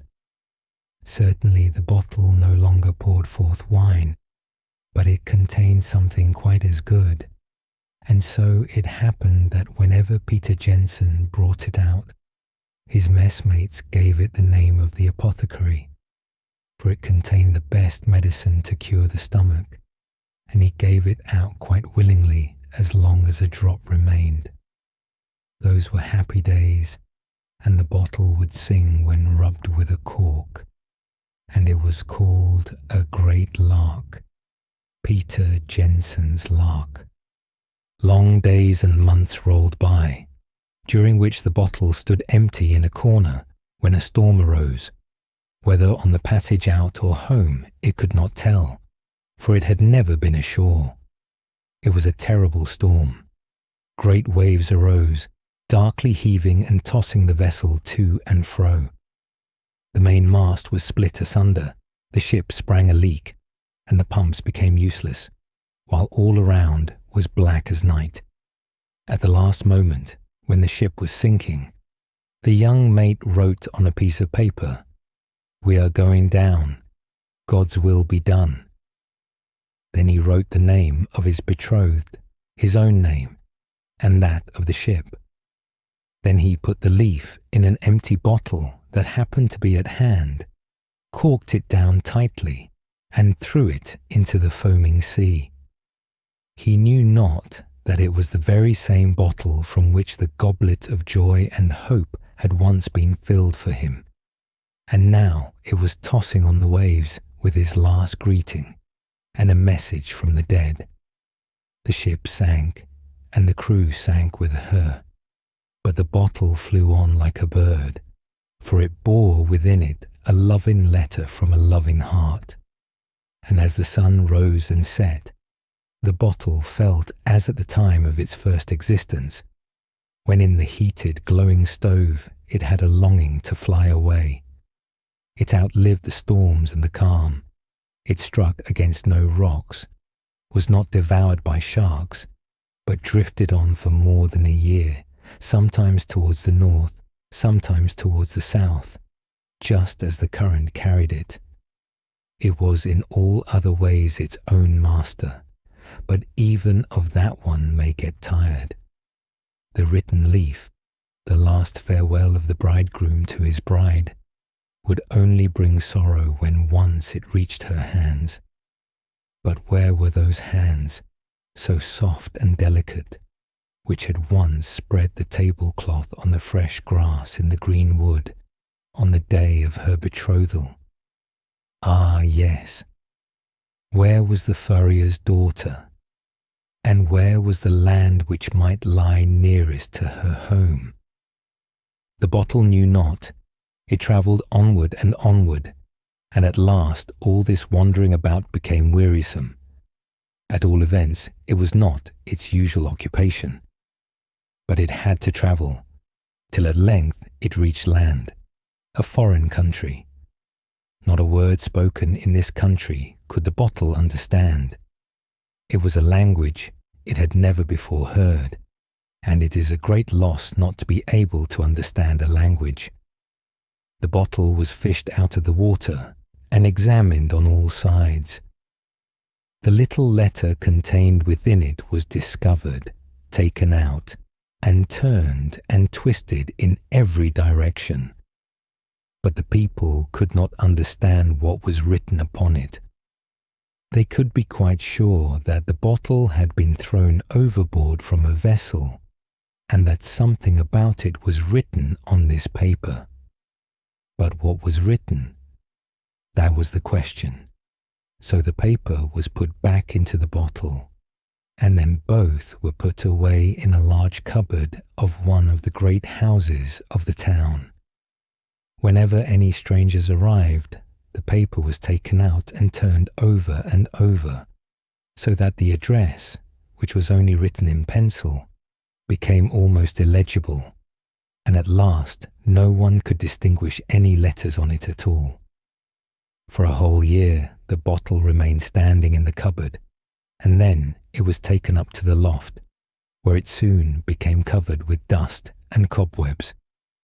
Ah, how often then it thought of those better days, of the times when in the fresh, green wood it had poured forth rich wine, or while rocked by the swelling waves, it had carried in its bosom a secret, a letter, a last parting sigh. For full 20 years it stood in the loft, and it might have stayed there longer, but that the house was going to be rebuilt. The bottle was discovered when the roof was taken off. They talked about it, but the bottle did not understand what they said. A language is not to be learnt by living in a loft, even for 20 years. If I'd been downstairs in the room, thought the bottle, I might have learnt it. It was now washed and rinsed, which process was really quite necessary, and afterwards it looked clean and transparent, and felt young again in its old age. But the paper, which it had carried so faithfully, was destroyed in the washing. They fill the bottle with seeds, though it scarcely knew what had been placed in it. Then they corked it down tightly and carefully wrapped it up. Then not even the light of a torch or lantern could reach it, much less the brightness of the sun or moon. And yet, thought the bottle, men go on a journey that they may see as much as possible, and I can see nothing. However, it did something quite as important. It travelled to the place of its destination and was unpacked. What trouble they had taken with that bottle over yonder, said one, and very likely it is broken after all. But the bottle was not broken, and better still, it understood every word that was said. This language it had heard at the furnaces and at the wine merchants, in the forest and on the ship. It was the only good old language it could understand. It had returned home, and the language was as a welcome greeting. For very joy, it felt ready to jump out of people's hands, and scarcely noticed that its cork had been drawn and its contents emptied out, till it found itself carried to a cellar, to be left there and forgotten. There's no place like home, even if it's a cellar. It never occurred to him to think that he might lie there for years. He felt so comfortable. For many long years he remained in the cellar, till at last some people came to carry away the bottles, and ours amongst the number. Out in the garden there was a great festival. Brilliant lamps hung in festoons from tree to tree, and paper lanterns through which the light shone till they looked like transparent tulips. It was a beautiful evening, and the weather mild and clear. The stars twinkled, and the new moon, in the form of a crescent, was surrounded by the shadowy disk of the whole moon, and looked like a grey globe with a golden rim. It was a beautiful sight for those who had good eyes. The illumination extended even to the most retired of the garden walks, at least not so retired that anyone need lose himself there. In the borders were placed bottles, each containing a light, and among them the bottle with which we are acquainted, and whose fate it was, one day, to be only a bottle-neck, and to serve as a water-glass to a bird's cage. Everything here appeared lovely to our bottle, for it was again in the green wood, amid joy and feasting. Again it heard music and song, and the noise and murmur of a crowd, especially in that part of the garden where the lamps blazed, and the paper lanterns displayed their brilliant colours. It stood in a distant walk certainly, but a place pleasant for contemplation, and it carried a light, and was at once useful and ornamental. In such an hour it is easy to forget that one has spent 20 years in a loft, and a good thing it is to be able to do so. Close before the bottle passed a single pair, like the bridal pair, the mate and the furrier's daughter, who had so long ago wandered in the wood. It seemed to the bottle as if he were living that time over again. Not only the guests, but other people were walking in the garden, who were allowed to witness the splendour and the festivities. Among the latter came an old maid, who seemed to be quite alone in the world. She was thinking, like the bottle, of the green wood, and of a young betrothed pair who were closely connected with herself. She was thinking of that hour, the happiest of her life, in which she had taken part, when she had herself been one of that betrothed pair. Such hours are never to be forgotten, let a maiden be as old as she may. But she did not recognize the bottle, neither did the bottle notice the old maid. And so we often pass each other in the world when we meet, as did these two, even while together in the same town. The bottle was taken from the garden, and again sent to a wine merchant, where it was once more filled with wine, and sold to an aeronaut, who was to make an ascent in his balloon on the following Sunday. A great crowd assembled to witness the sight. Military music had been engaged, and many other preparations made. The bottle saw it all from the basket in which he lay close to a live rabbit. The rabbit was quite excited because he knew that he was to be taken up and let down again in a parachute. The bottle, however, knew nothing of the up or the down. He saw only that the balloon was swelling larger and larger till it could swell no more, and began to rise and be restless. Then the ropes which held it were cut through, and the aerial ship rose in the air with the aeronaut and the basket containing the bottle and the rabbit, while the music sounded and all the people shouted, "Hurrah!" "This is a wonderful journey up into the air," thought the bottle. "It is a new way of sailing, and here, at least, there is no fear of striking against anything."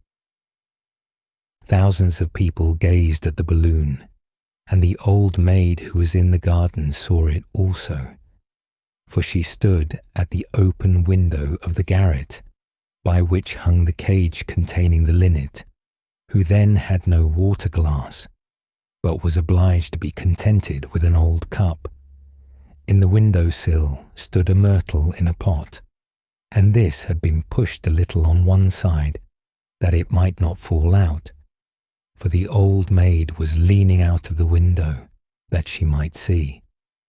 And she did see distinctly the aeronaut in the balloon, and how he let down the rabbit in the parachute, and then drank to the health of all the spectators in the wine from the bottle.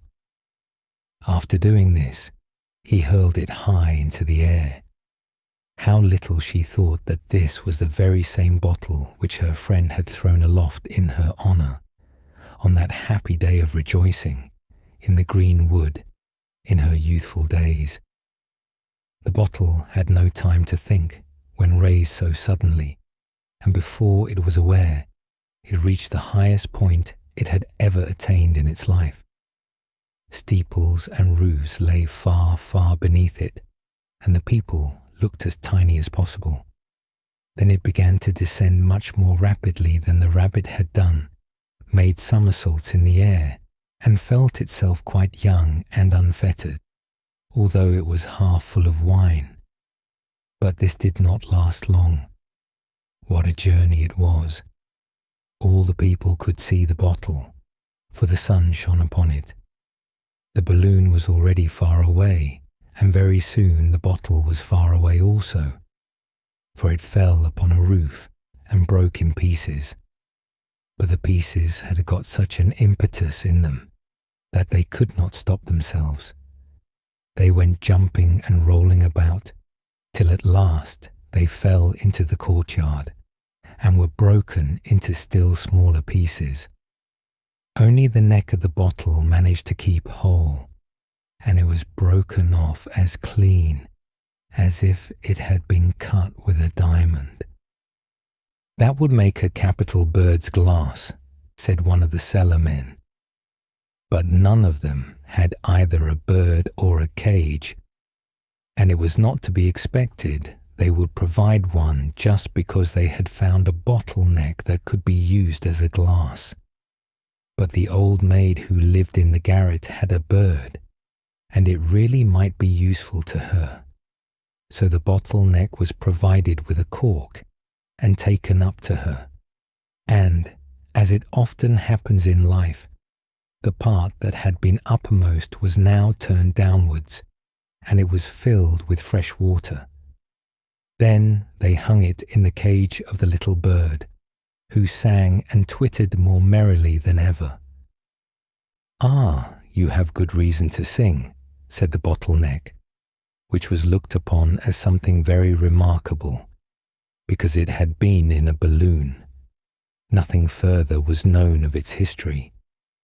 As it hung there in the bird's cage, It could hear the noise and murmur of the people in the street below, as well as the conversation of the old maid in the room within. An old friend had just come to visit her, and they talked, not about the bottleneck, but of the myrtle in the window. "No, you must not spend $1 for your daughter's bridal bouquet," said the old maid. "You shall have a beautiful little bunch for a nosegay, full of blossoms. Do you see how splendidly the tree has grown? It has been raised from only a little sprig of myrtle that you gave me on the day after my betrothal, and from which I was to make my own bridal bouquet when a year had passed. But that day never came. The eyes were closed, which were to have been my light and joy through life. In the depths of the sea my beloved sleeps sweetly. The myrtle has become an old tree, and I am a still older woman. Before the sprig you gave me faded, I took a spray and planted it in the earth. And now, as you see, it has become a large tree, and a bunch of the blossoms shall at last appear at a wedding festival, in the bouquet of your daughter." There were tears in the eyes of the old maid as she spoke of the beloved of her youth and of their betrothal in the wood.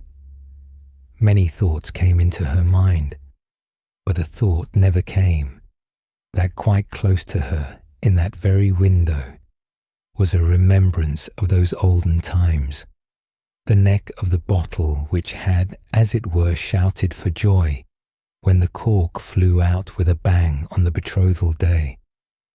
But the bottle neck did not recognize the old maid.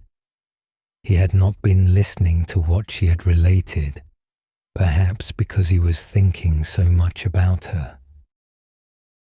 The brave tin soldier. There were once 25 tin soldiers who were all brothers, for they had been made out of the same old tin spoon. They shouldered arms and looked straight before them, and wore a splendid uniform, red and blue. The first thing in the world they ever heard were the words, "Tin soldiers," uttered by a little boy who clapped his hands with delight when the lid of the box in which they lay was taken off. They were given him for a birthday present, and he stood at the table to set them up. The soldiers were all exactly alike, excepting one, who had only one leg. He'd been left to the last, and then there was not enough of the melted tin to finish him, so they made him to stand firmly on one leg, and this caused him to be very remarkable. The table on which the tin soldier stood was covered with other playthings, but the most attractive to the eye was a pretty little paper castle. Through the small windows, the rooms could be seen. In front of the castle, a number of little trees surrounded a piece of looking-glass, which was intended to represent a transparent lake. Swans, made of wax, swam on the lake and were reflected in it. All this was very pretty, but the prettiest of all was a tiny little lady who stood at the open door of the castle. She, also, was made of paper, and she wore a dress of clear muslin, with a narrow blue ribbon over her shoulders, just like a scarf. In front of these was fixed a glittering tinsel rose, as large as her whole face.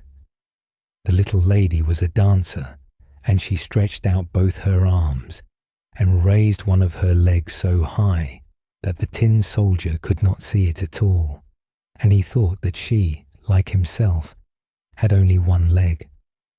"That is the wife for me," he thought, "but she is too grand, and lives in a castle, while I have only a box to live in, 25 of us all together.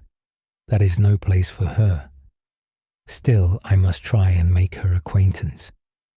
Then he laid himself at full length on the table behind a snuff-box that stood upon it, so that he could peep at the little delicate lady who continued to stand on one leg without losing her balance.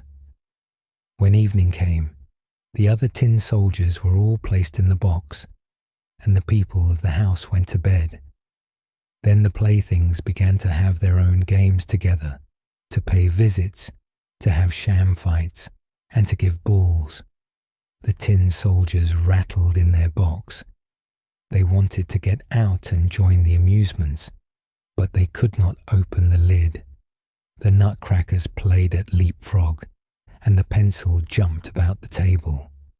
There was such a noise that the canary woke up and began to talk, and in poetry too. Only the tin soldier and the dancer remained in their places. She stood on tiptoe, with her legs stretched out, as firmly as he did on his one leg. He never took his eyes from her for even a moment. The clock struck 12, and with a bounce, up sprang the lid of the snuff box. But instead of snuff, there jumped up a little black goblin, for the snuff box was a toy puzzle. "Tin soldier," said the goblin, "don't wish for what does not belong to you." But the tin soldier pretended not to hear. "Very well, wait till tomorrow then," said the goblin. When the children came in the next morning, they placed the tin soldier in the window. Now, whether it was the goblin who did it or the draught is not known, but the window flew open, and out fell the tin soldier, heels overhead, from the 3rd story into the street beneath. It was a terrible fall, for he came head downwards, his helmet and his bayonet stuck in between the flagstones, and his one leg up in the air. The servant maid and the little boy went downstairs directly to look for him, but he was nowhere to be seen, although once they nearly trod upon him. If he had called out, "Here I am," it would have been all right, but he was too proud to cry out for help while he wore a uniform. Presently it began to rain, and the drops fell faster and faster, till there was a heavy shower. When it was over, 2 boys happened to pass by, and one of them said, "Look, there is a tin soldier. He ought to have a boat to sail in." So they made a boat out of a newspaper and placed the tin soldier in it, and sent him sailing down the gutter, while the 2 boys ran by the side of it and clapped their hands. Good gracious, what large waves arose in that gutter, and how fast the stream rolled on, for the rain had been very heavy. The paper boat rocked up and down, and turned itself round sometimes so quickly that the tin soldier trembled. Yet he remained firm. His countenance did not change. He looked straight before him and shouldered his musket. Suddenly the boat shot under a bridge which formed a part of a drain, and then it was as dark as the tin soldier's box. "Where am I going now?" thought he. "This is the black goblin's fault, I am sure.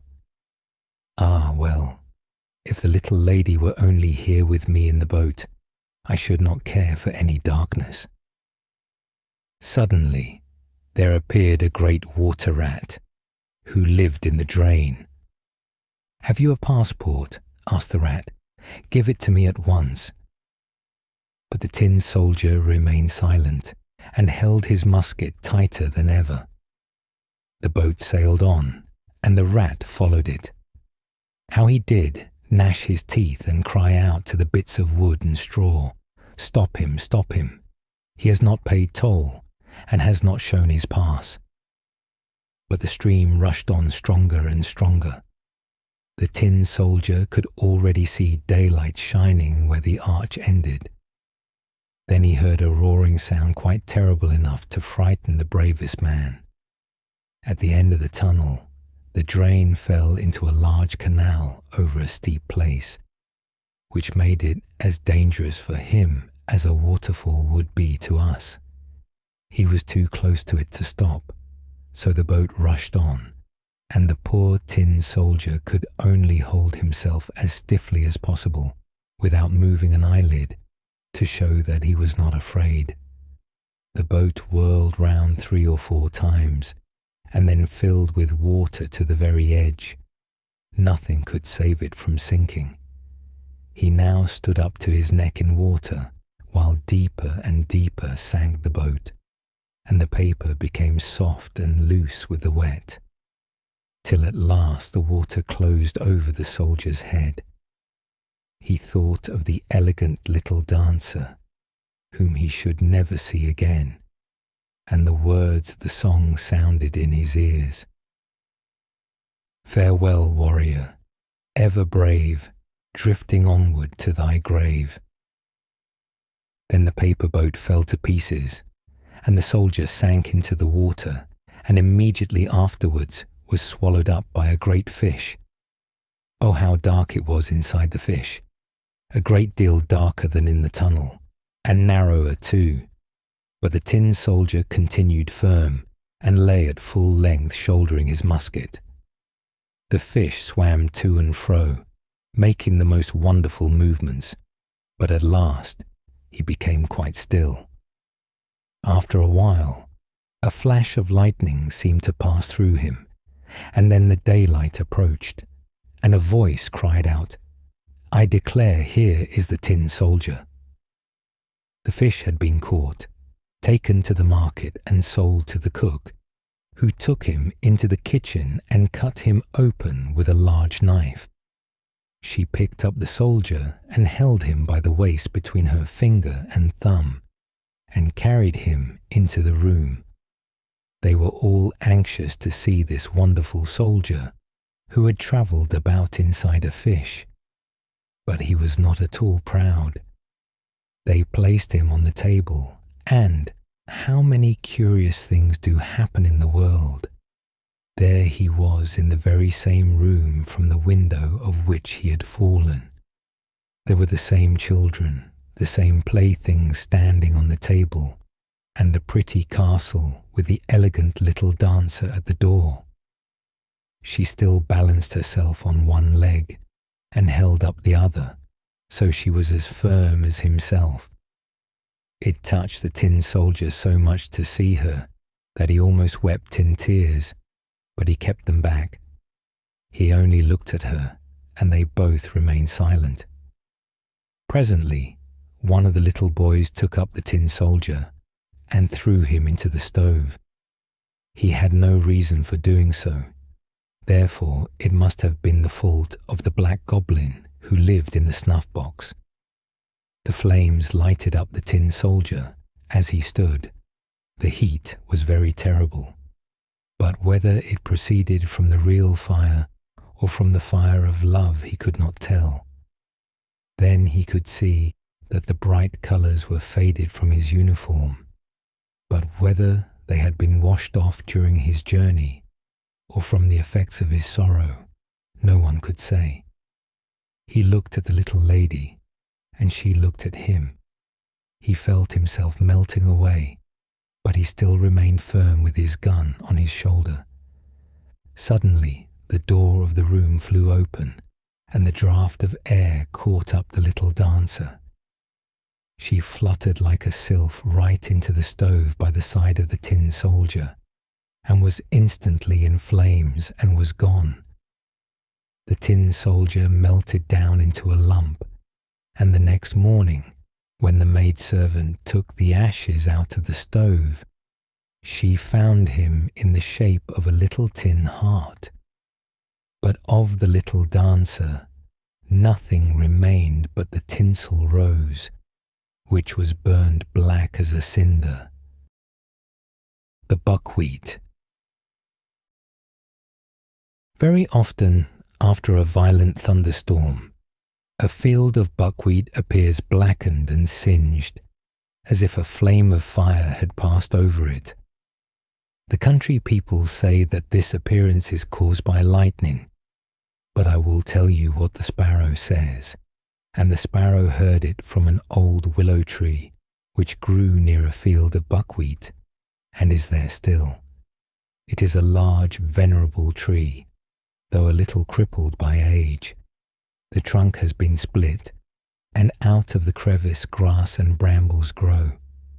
The tree bends forward slightly, and the branches hang quite down to the ground just like green hair.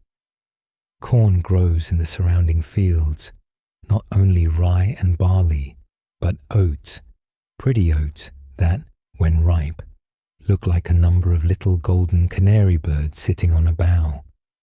The corn has a smiling look, and the heaviest and richest ears bend their heads low as if in pious humility. Once there was also a field of buckwheat, and this field was exactly opposite to old willow tree. The buckwheat did not bend like the other grain, but erected its head proudly and stiffly on the stem. "I am as valuable as any other corn," said he, "and I am much handsomer. My flowers are as beautiful as the bloom of the apple blossom, and it is a pleasure to look at us. Do you know of anything prettier than we are, you old willow tree?" And the willow tree nodded his head, as if he would say, "Indeed I do." But the buckwheat spread itself out with pride and said, "Stupid tree, he is so old that grass grows out of his body." There arose a very terrible storm. All the field flowers folded their leaves together or bowed their little heads while the storm passed over them, but the buckwheat stood erect in its pride. "Bend your head as we do," said the flowers. "I have no occasion to do so," replied the buckwheat. "Bend your head as we do," cried the ears of corn. "The angel of the storm is coming. His wings spread from the sky above to the earth beneath. He will strike you down before you can cry for mercy." "But I will not bend my head," said the buckwheat. "Close your flowers and bend your leaves," said the old willow tree. "Do not look at the lightning when the cloud bursts. Even men cannot do that. In a flash of lightning heaven opens, and we can look in. But the sight will strike even human beings blind. What then must happen to us, who only grow out of the earth, and are so inferior to them, if we venture to do so?" "Inferior indeed," said the buckwheat. "Now I intend to have a peep into heaven." Proudly and boldly he looked up, while the lightning flashed across the sky, as if the whole world were in flames. When the dreadful storm had passed, the flowers and the corn raised their drooping heads in the pure, still air, refreshed by the rain. But the buckwheat lay like a weed in the field, burned to blackness by the lightning. The branches of the old willow tree rustled in the wind, and large water drops fell from his green leaves as if the old willow were weeping. Then the sparrows asked why he was weeping, when all around him seemed so cheerful. "See," they said, "how the sun shines, and the clouds float in the blue sky. Do you not smell the sweet perfume from flower and bush? Wherefore do you weep, old willow tree?" Then the willow told them of the haughty pride of the buckwheat, and of the punishment which followed in consequence. This is the story told me by the sparrows one evening, when I begged them to relate some tale to me. The Butterfly. There was once a butterfly who wished for a bride, and, as may be supposed, he wanted to choose a very pretty one from among the flowers. He glanced with a very critical eye at all the flower beds, and found that the flowers were seated quietly and demurely on their stalks, just as maidens should sit before they are engaged. But there was a great number of them, and it appeared as if his search would become very wearisome. The butterfly did not like to take too much trouble, so he flew off on a visit to the daisies. The French call this flower Marguerite, and they say that the little daisy can prophesy. Lovers pluck off the leaves, and as they pluck each leaf, they ask a question about their lovers. Thus, does he or she love me? Ardently, distractedly, very much, a little, not at all, and so on. Everyone speaks these words in his own language. The butterfly came also to Marguerite to inquire, but he did not pluck off her leaves. He pressed a kiss on each of them, for he thought there was always more to be done by kindness. "Darling Marguerite Daisy," he said to her, "you are the wisest woman of all the flowers. Pray tell me which of the flowers I shall choose for my wife, which will be my bride. When I know, I will fly directly to her and propose." But Marguerite did not answer him. She was offended that he should call her a woman when she was only a girl. And there is a great difference. He asked her a second time, and then a third, but she remained dumb and answered not a word. Then he would wait no longer, but flew away, to commence his wooing at once. It was in the early spring, when the crocus and the snowdrop were in full bloom. "They are very pretty," thought the butterfly, "charming little lasses, but they are rather formal." Then, as the young lads often do, he looked out for the elder girls. He next flew to the anemones. These were rather sour to his taste. The violet, a little too sentimental. The lime blossoms too small. And besides, there was such a large family of them. The apple blossoms, though they looked like roses, bloomed today, but might fall off tomorrow with the first wind that blew, and he thought that a marriage with one of them might last too short a time. The pea blossom pleased him most of all. She was white and red, graceful and slender, and belonged to those domestic maidens who have a pretty appearance, and can yet be useful in the kitchen. He was just about to make her an offer when, close by the maiden, he saw a pod with a withered flower hanging at the end. "Who is that?" he asked. "That is my sister," replied the pea blossom. "Oh, indeed, and you will be like her some day," said he. And he flew away directly, for he felt quite shocked. A honeysuckle hung forth from the hedge in full bloom, but there were so many girls like her, with long faces and sallow complexions. No, he did not like her. But which one did he like? Spring went by, and summer drew towards its close. Autumn came, but he had not decided. The flowers now appeared in their most gorgeous robes, but all in vain. They had not the fresh, fragrant air of youth, for the heart asks for fragrance, even when it is no longer young, and there is very little of that to be found in the dahlias or the dry chrysanthemums. Therefore the butterfly turned to the mint on the ground. "You know, this plant has no blossom, but it is sweetness all over, full of fragrance from head to foot, with the scent of a flower in every leaf." "I will take her," said the butterfly, and he made her an offer. But the mint stood silent and stiff as she listened to him. At last she said, "Friendship, if you please, nothing more. I am old, and you are old, but we may live for each other just the same. As to marrying, no, don't let us appear ridiculous at our age." And so it happened that the butterfly got no wife at all. He had been too long choosing, which is always a bad plan, and the butterfly became what is called an old bachelor. It was late in the autumn, with rainy and cloudy weather. The cold wind blew over the bowed backs of the willows, so that they creaked again.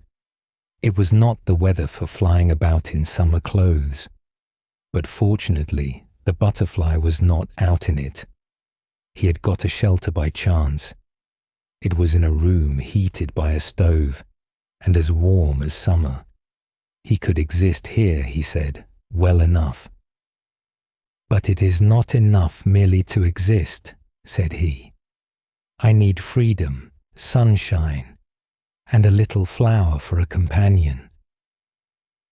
Then he flew against the window pane and was seen and admired by those in the room, who caught him and stuck him on a pin in a box of curiosities. They could not do more for him. Now I am perched on a stalk, like the flowers, said the butterfly. It is not very pleasant, certainly. I should imagine it is something like being married, for here I am stuck fast. And with this thought, he consoled himself a little. That seems very poor consolation, said one of the plants in the room, that grew in a pot. Ah, thought the butterfly, one can't very well trust these plants in pots. They have too much to do with mankind. The child in the grave. It was a very sad day, and every heart in the house felt the deepest grief. For the youngest child, a boy of 4 years old, the joy and hope of his parents, was dead. 2 daughters, the elder of whom was going to be confirmed, still remained. They were both good, charming girls. But the lost child always seems the dearest. And when it is youngest and a son, it makes the trial still more heavy. The sisters mourned as young hearts can mourn, and were especially grieved at the sight of their parents' sorrow. The father's heart was bowed down, but the mother sunk completely under the deep grief. Day and night she had attended to the sick child, nursing and carrying it in her bosom as a part of herself. She could not realize the fact that the child was dead and must be laid in a coffin to rest in the ground. She thought God could not take her darling little one from her. And when it did happen, notwithstanding her hopes and her belief, and there could be no more doubt on the subject, she said in her feverish agony, God does not know it. He has hard-hearted ministering spirits on earth, who do according to their own will, and heed not a mother's prayers. Thus, in her great grief, she fell away from her faith in God, and dark thoughts arose in her mind respecting death and a future state. She tried to believe that man was but dust, and that with his life all existence ended. But these doubts were no support to her, nothing on which she could rest, and she sunk into the fathomless depths of despair. In her darkest hours she ceased to weep, and thought not of the young daughters who were still left to her. The tears of her husband fell on her forehead, but she took no notice of him. Her thoughts were with her dead child. Her whole existence seemed wrapped up in the remembrances of the little one, and of every innocent word it had uttered.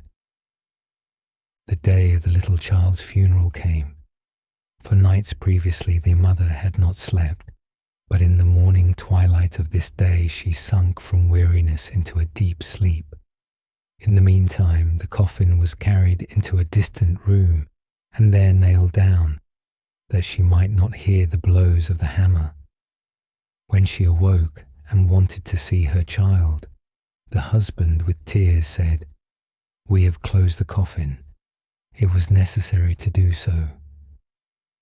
When God is so hard to me, how can I expect men to be better?" she said, with groans and tears. The coffin was carried to the grave, and the disconsolate mother sat with her young daughters. She looked at them, but she saw them not, for her thoughts were far away from the domestic hearth. She gave herself up to her grief, and it tossed her to and fro, as the sea tosses a ship without compass or rudder. So the day of the funeral passed away, and similar days followed, of dark, wearisome pain.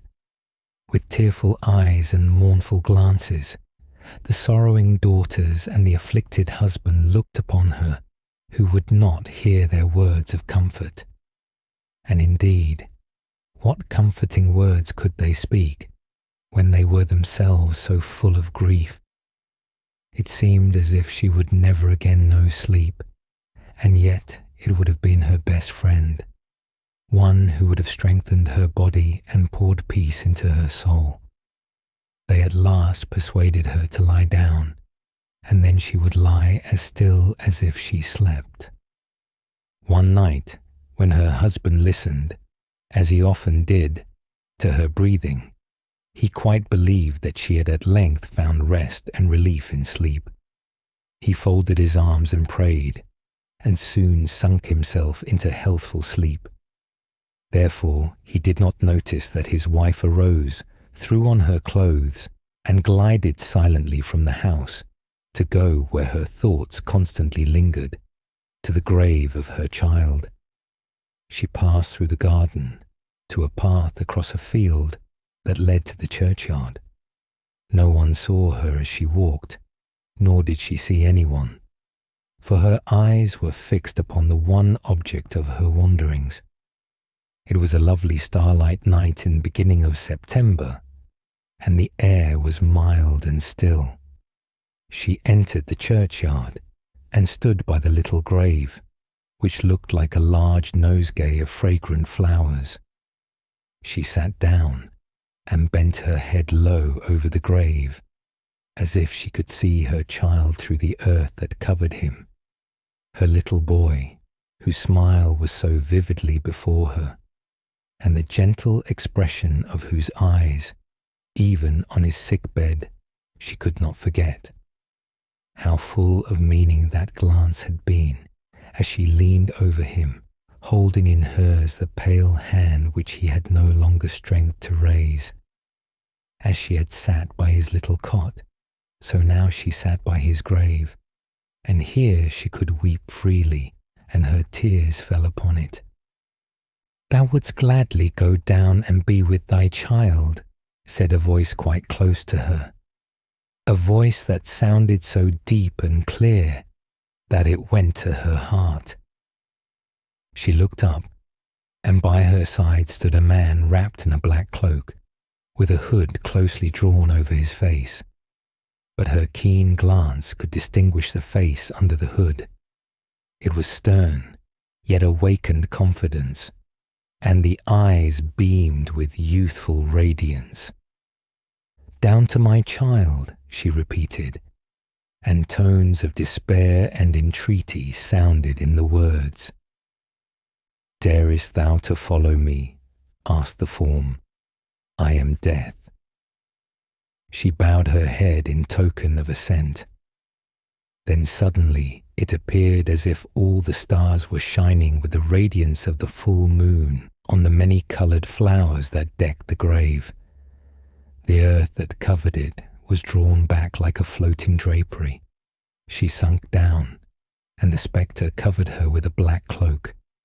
Night closed around her, the night of death. She sank deeper than the spade of the sexton could penetrate, till the churchyard became a roof above her. Then the cloak was removed, and she found herself in a large hall of wide-spreading dimensions, in which there was a subdued light, like twilight raining, and in a moment her child appeared before her, smiling and more beautiful than ever. With a silent cry she pressed him to her heart. A glorious strain of music sounded, now distant, now near. Never had she listened to such tones as these. They came from beyond a large, dark curtain, which separated the regions of death from the land of eternity. "My sweet, darling mother," she heard the child say. It was the well-known, beloved voice, and kiss followed kiss in boundless delight. Then the child pointed to the dark curtain. "There is nothing so beautiful on earth as it is here. Mother, do you not see them all? Oh, it is happiness indeed." But the mother saw nothing of what the child pointed out, only the dark curtain. She looked with earthly eyes and could not see, as the child saw, he whom God has called to be with himself. She could hear the sounds of music, but she heard not the word in which she was to trust. "I can fly now, mother," said the child. "I can fly with other happy children into the presence of the Almighty.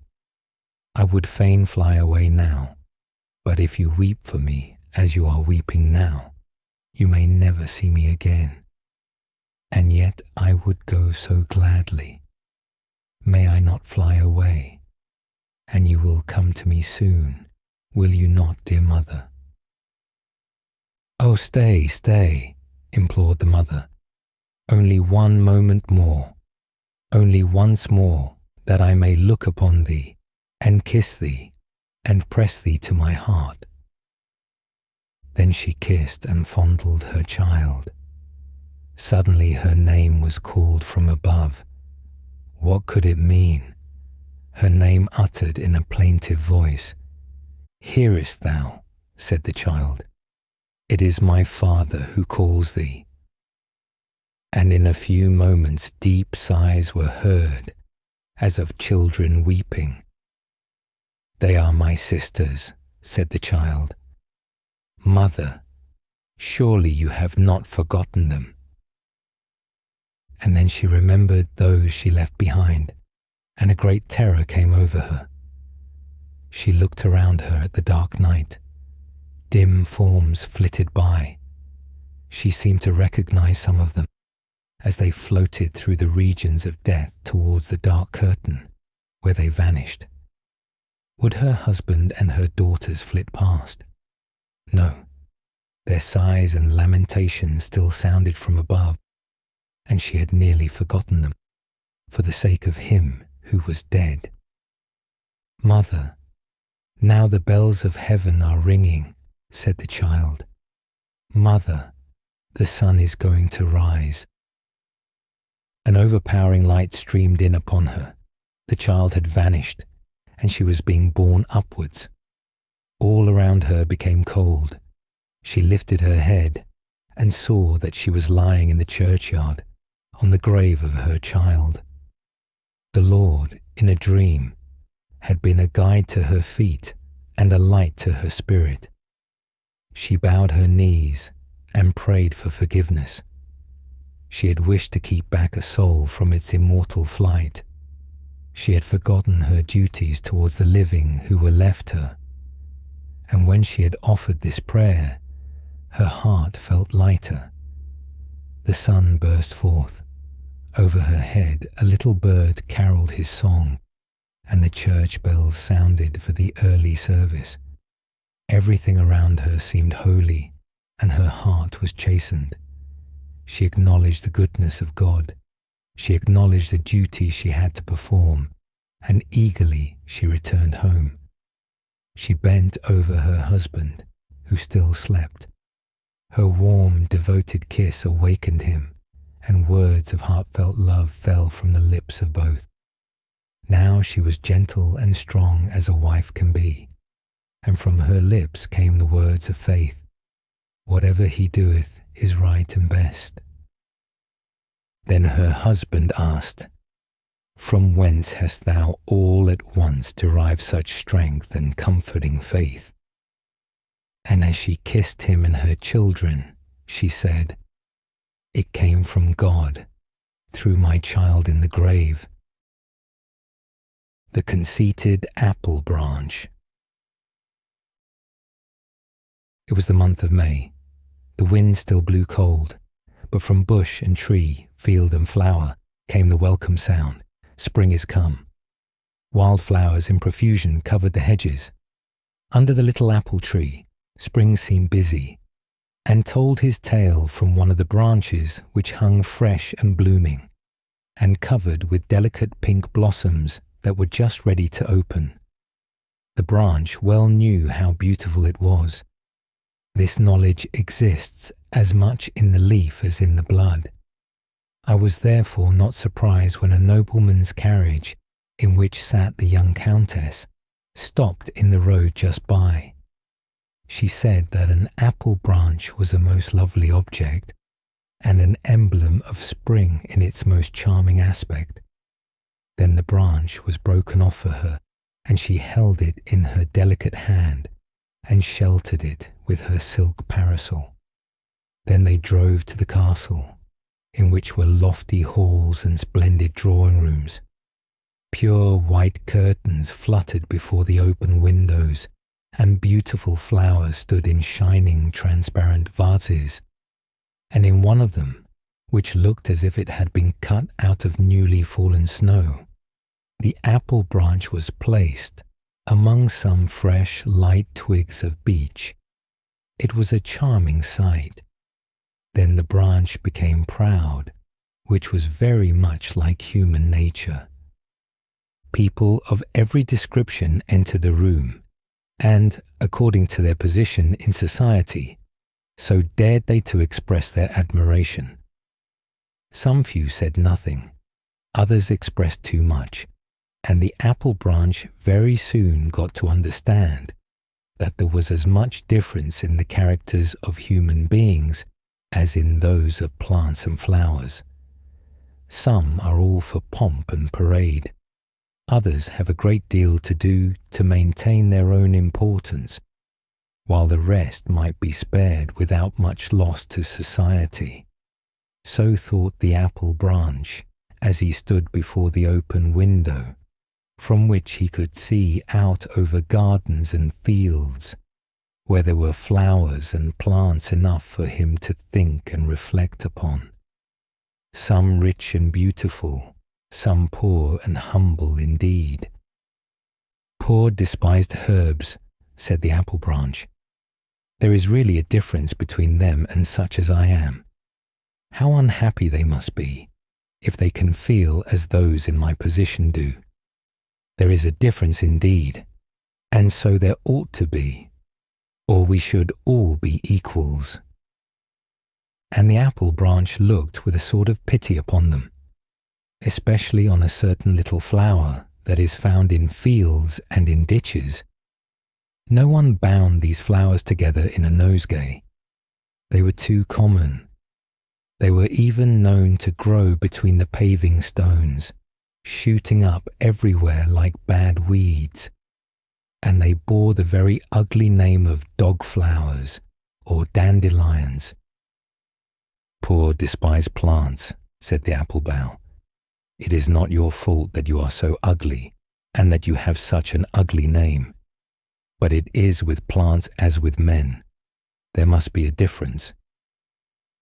A difference, cried the sunbeam, as he kissed the blooming apple branch, and then kissed the yellow dandelion out in the fields. All were brothers, and the sunbeam kissed them, the poor flowers as well as the rich. The apple bough had never thought of the boundless love of God, which extends over all the works of creation, over everything which lives and moves and has its being in him. He had never thought of the good and beautiful which are so often hidden, but can never remain forgotten by him, not only among the lower creation, but also among men. The sunbeam, the ray of light, knew better. You do not see very far, nor very clearly, he said to the apple branch, which is the despised plant you so specially pity. The dandelion, he replied. No one ever places it in a nosegay. It is often trodden underfoot. There are so many of them, and when they run to seed, they have flowers like wool, which fly away in little pieces over the roads and cling to the dresses of the people.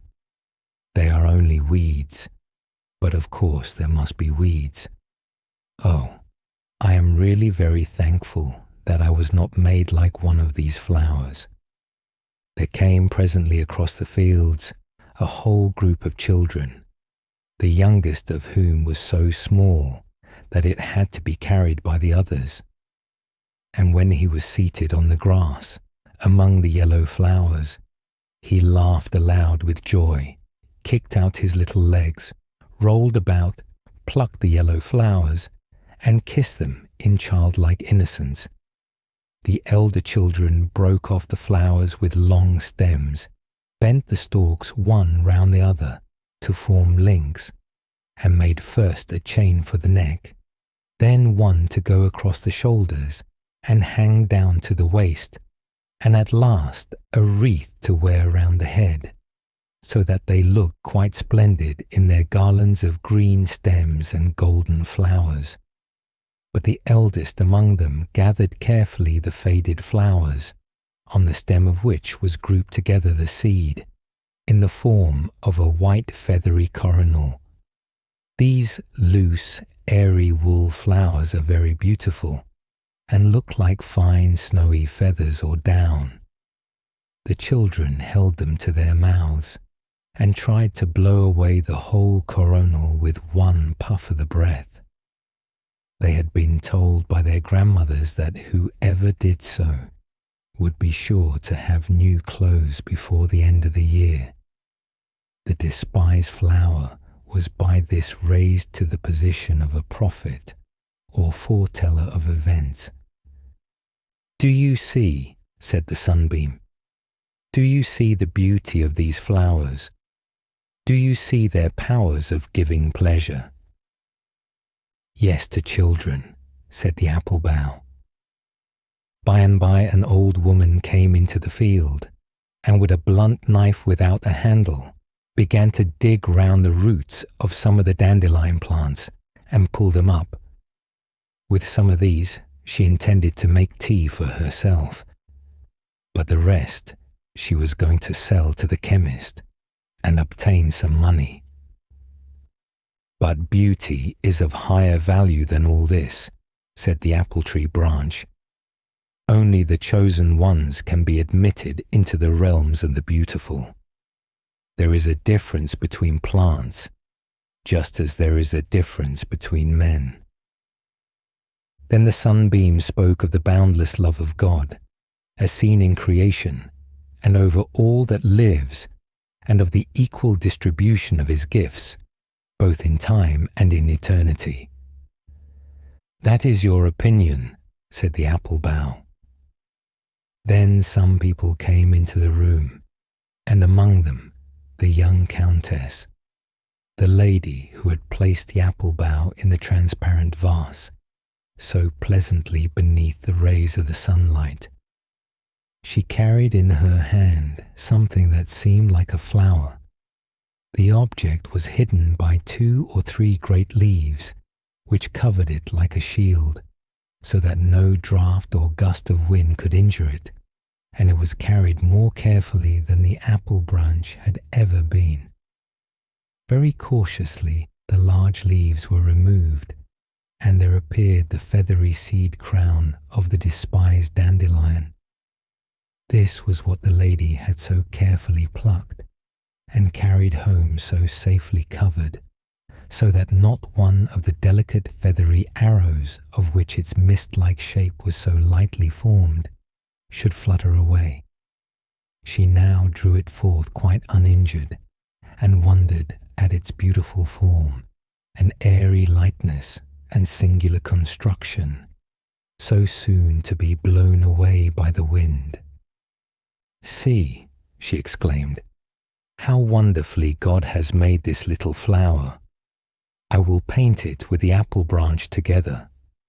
Everyone admires the beauty of the apple bough, but this humble flower has been endowed by heaven with another kind of loveliness, and although they differ in appearance, both are the children of the realms of beauty." Then the sunbeam kissed the lowly flower, and he kissed the blooming apple branch, upon whose leaves appeared a rosy blush. The daisy. Now listen. In the country, close by the high road, stood a farmhouse. Perhaps you have passed by and seen it yourself. There was a little flower garden with painted wooden palings in front of it. Close by was a ditch. On its fresh green bank grew a little daisy. The sun shone as warmly and brightly upon it as on the magnificent garden flowers, and therefore it thrived well. One morning it had quite opened, and its little snow-white petals stood round the yellow centre, like the rays of the sun. It did not mind that nobody saw it in the grass, and that it was a poor, despised flower. On the contrary, it was quite happy, and turned towards the sun, looking upward and listening to the song of the lark high up in the air. The little daisy was as happy as if the day had been a great holiday, but it was only Monday. All the children were at school, and while they were sitting on the forms and learning their lessons, it sat on its thin green stalk and learnt from the sun and from its surroundings how kind God is, and it rejoiced that the song of the little lark expressed so sweetly and distinctly its own feelings. With a sort of reverence, the daisy looked up to the bird that could fly and sing, but it did not feel envious. I can see and hear, it thought. The sun shines upon me, and the forest kisses me. How rich I am. In the garden close by grew many large and magnificent flowers, and strange to say, the less fragrance they had, the haughtier and prouder they were. The peonies puffed themselves up in order to be larger than the roses, but size is not everything. The tulips had the finest colours, and they knew it well too, for they were standing bolt upright like candles, that one might see them the better. In their pride, they did not see the little daisy, which looked over to them and thought, "How rich and beautiful they are. I am sure the pretty bird will fly down and call upon them. Thank God that I stand so near and can at least see all the splendour." And while the daisy was still thinking, the lark came flying down crying "Tweet," but not to the peonies and tulips, no, into the grass to the poor daisy. Its joy was so great that it did not know what to think. The little bird hopped round it and sang, "How beautifully soft the grass is, and what a lovely little flower with its golden heart and silver dress is growing here." The yellow centre in the daisy did indeed look like gold, while the little petals shone as brightly as silver. How happy the daisy was! No one has the least idea. The bird kissed it with its beak, sang to it, and then rose again up to the blue sky. It was certainly more than a quarter of an hour before the daisy recovered its senses. Half ashamed, yet glad at heart, it looked over to the other flowers in the garden. Surely they had witnessed its pleasure and the honour that had been done to it. They understood its joy. But the tulips stood more stiffly than ever. Their faces were pointed and red, because they were vexed. The peonies were sulky. It was well that they could not speak, otherwise they would have given the daisy a good lecture.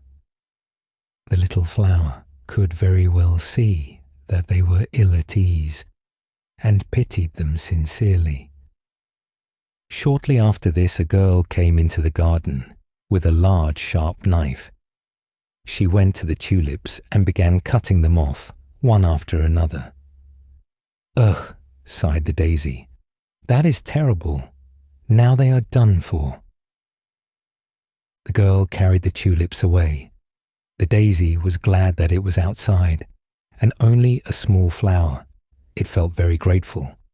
At sunset, it folded its petals and fell asleep, and dreamt all night of the sun and the little bird. On the following morning, when the flower once more stretched forth its tender petals like little arms, towards the air and light, the daisy recognized the bird's voice. But what it sang sounded so sad.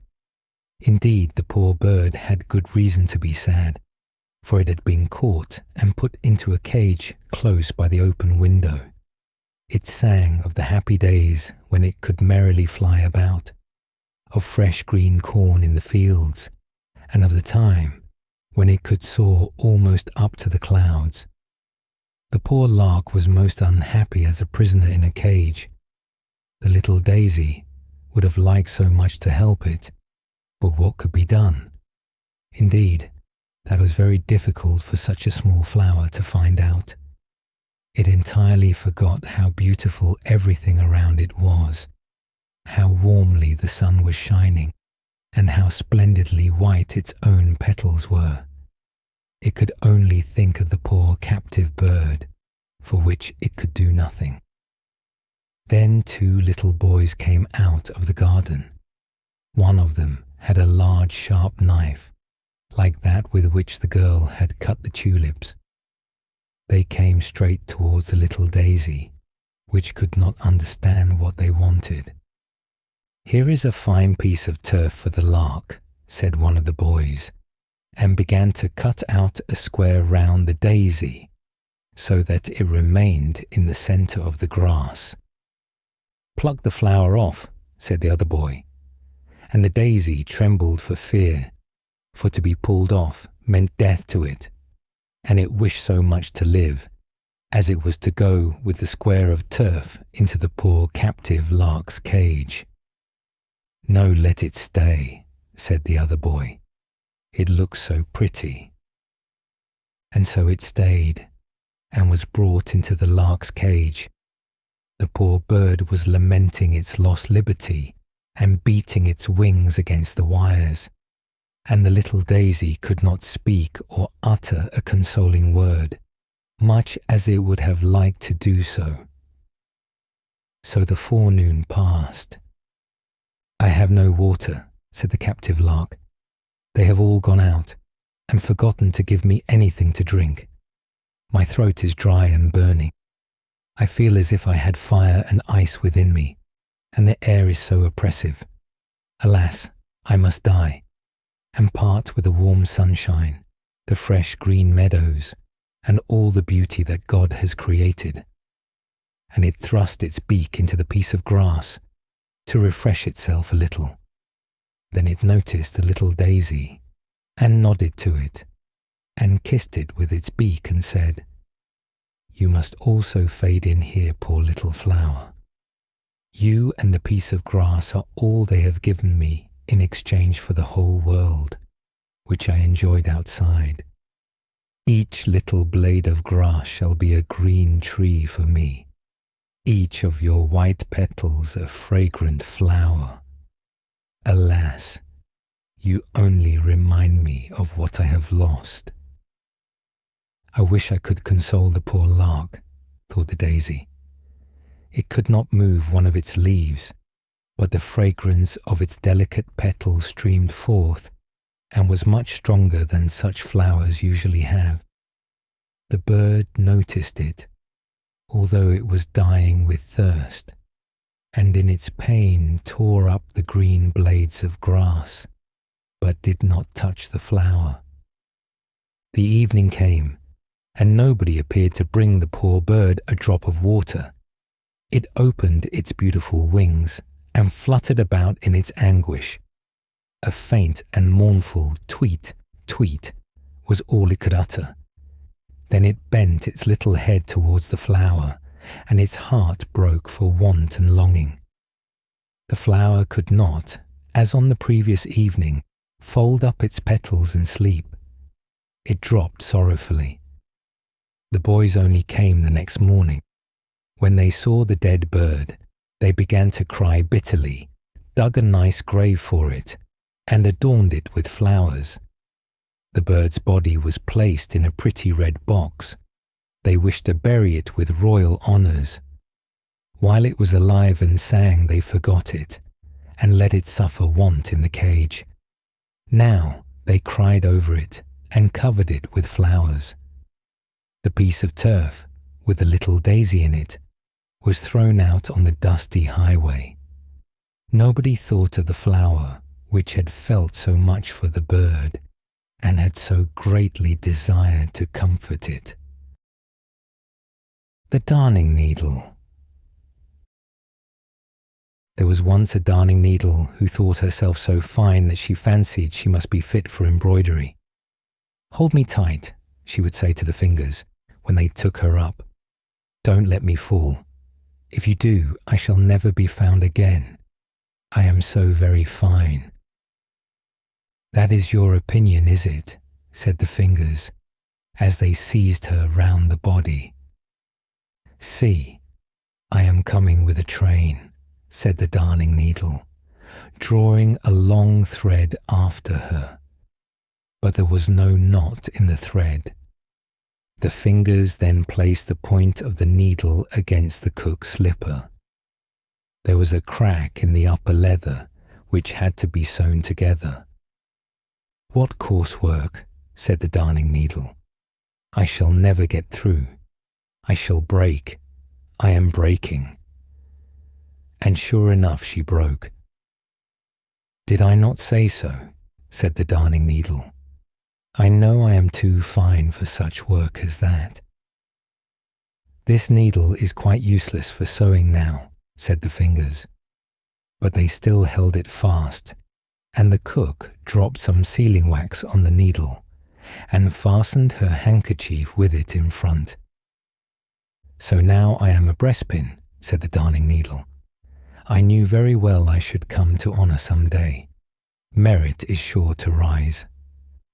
And she laughed quietly to herself, for of course no one ever saw a darning needle laugh. And there she sat as proudly as if she were in a state coach, and looked all around her. "May I be allowed to ask if you are made of gold?" she inquired of her neighbour, a pin. "You have a very pretty appearance and a curious head, although you are rather small. You must take pains to grow, for it is not every one who has sealing wax dropped upon him." And as she spoke, the darning needle drew herself up so proudly that she fell out of the handkerchief right into the sink, which the cook was cleaning. "Now I am going on a journey," said the needle, as she floated away with the dirty water. "I do hope I shall not be lost." But she really was lost in the gutter. "I am too fine for this world," said the darning needle, as she lay in the gutter. "But I know who I am, and that is always some comfort." So the darning needle kept up her proud behaviour and did not lose her good humour. Then there floated over her all sorts of things, chips and straws and pieces of old newspaper. "See how they sail," said the darning needle. "They do not know what is under them. I am here, and here I shall stick. See, there goes a chip, thinking of nothing in the world but himself. Only a chip. There's a straw going by now. How he turns and twists about. Don't be thinking too much of yourself, or you may chance to run against a stone. There swims a piece of newspaper. What is written upon it has been forgotten long ago, and yet it gives itself airs. I sit here patiently and quietly. I know who I am, so I shall not move." One day something lying close to the darning needle glittered so splendidly that she thought it was a diamond, yet it was only a piece of broken bottle. The darning needle spoke to it because it sparkled and represented herself as a breastpin. "I suppose you are really a diamond," she said. "Why, yes, something of the kind," he replied. And so each believed the other to be very valuable, and then they began to talk about the world and the conceited people in it. "I have been in a lady's workbox," said the darning needle, "and this lady was the cook. She had on each hand 5 fingers, and anything so conceited as these 5 fingers I have never seen. And yet they were only employed to take me out of the box and to put me back again. Were they not high-born? High-born, said the Darning Needle. No, indeed, but so haughty. They were 5 brothers, all born fingers. They kept very proudly together, though they were of different lengths. The one who stood first in the rank was named the Thumb. He was short and thick, and had only 1 joint in his back, and could therefore make but 1 bow. But he said that if he were cut off from a man's hand, that man would be unfit for a soldier. Sweet Tooth, his neighbour, dipped himself into sweet or sour, pointed to the sun and moon, and formed the letters when the fingers wrote. Longman, the middle finger, looked over the heads of all the others. Goldband, the next finger, wore a golden circle round his waist, and little Playman did nothing at all, and seemed proud of it. They were boasters, and boasters they will remain, and therefore I left them. And now we sit here and glitter, said the piece of broken bottle. At the same moment more water streamed into the gutter, so that it overflowed, and the piece of bottle was carried away. So he is promoted, said the Darning Needle. While I remain here, I am too fine, but that is my pride, and what do I care? And so she sat there in her pride, and had many such thoughts as these. I could almost fancy that I came from a sunbeam. I am so fine. It seems as if the sunbeams were always looking for me under the water. Ah, I am so fine that even my mother cannot find me. Had I still my old eye, which was broken off, I believe I should weep. But no, I would not do that. It is not genteel to cry. One day a couple of street boys were paddling in the gutter, for they sometimes found old nails, farthings, and other treasures. It was dirty work, but they took great pleasure in it. "Hallo," cried one, as he pricked himself with the Darning Needle. "Here's a fellow for you." "I am not a fellow, I am a young lady," said the Darning Needle. But no one heard her. The sealing wax had come off, and she was quite black. But black makes a person look slender, so she thought herself even finer than before. "Here comes an eggshell sailing along," said one of the boys. So they stuck the Darning Needle into the eggshell. "White walls, and I am black myself," said the Darning Needle. "That looks well. Now I can be seen, but I hope I shall not be seasick, or I shall break again." She was not seasick, and she did not break. It is a good thing against seasickness to have a steel stomach, and not to forget one's own importance. Now my seasickness has passed. Delicate people can bear a great deal. Crack went the eggshell as a wagon passed over it. "Good heavens, how it crushes," said the Darning Needle. "I shall be sick now. I am breaking." But she did not break, though the wagon went over her as she lay at full length, and there let her lie. The drop of water. Of course you know what is meant by a magnifying glass. One of those round spectacle glasses that make everything look 100 times bigger than it is. When anyone takes one of these and holds it to his eye, and looks at a drop of water from the pond yonder, he sees above 1,000 wonderful creatures that are otherwise never discerned in the water. But there they are, and it is no delusion. It almost looks like a great plateful of spiders jumping about in a crowd. And how fierce they are! They tear off each other's legs and arms and bodies, before and behind, and yet they are merry and joyful in their way. Now there once was an old man, whom all the people called Cribble Crabble, for that was his name. He always wanted the best of everything, and when he could not manage it otherwise, he did it by magic. There he sat one day, and held his magnifying glass to his eye, and looked at a drop of water that had been taken out of a puddle by the ditch. But what a cribbling and crabbling was there! All the thousands of little creatures hopped and sprang and tugged at one another, and ate each other up. "That is horrible," said old Cribble Crabble. "Can one not persuade them to live in peace and quietness, so that each one may mind his own business?" And he thought it over and over, but it would not do, and so he had recourse to magic. "I must give them colour, that they may be seen more plainly," said he, and he poured something like a little drop of red wine into the drop of water, but it was witch's blood from the lobes of the ear, the finest kind, at 9p a drop. And now the wonderful little creatures were pink all over.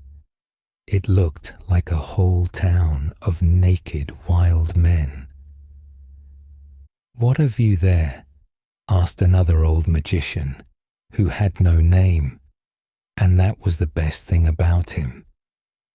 "Yes, if you can guess what it is," said Cribble Crabble, "I'll make you a present of it." But it is not so easy to find out if one does not know. And the magician who had no name looked through the magnifying glass. It looked really like a great town reflected there, in which all the people were running about without clothes.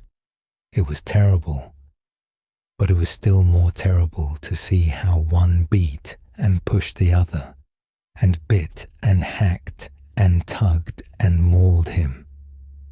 Those at the top were being pulled down, and those at the bottom were struggling upwards.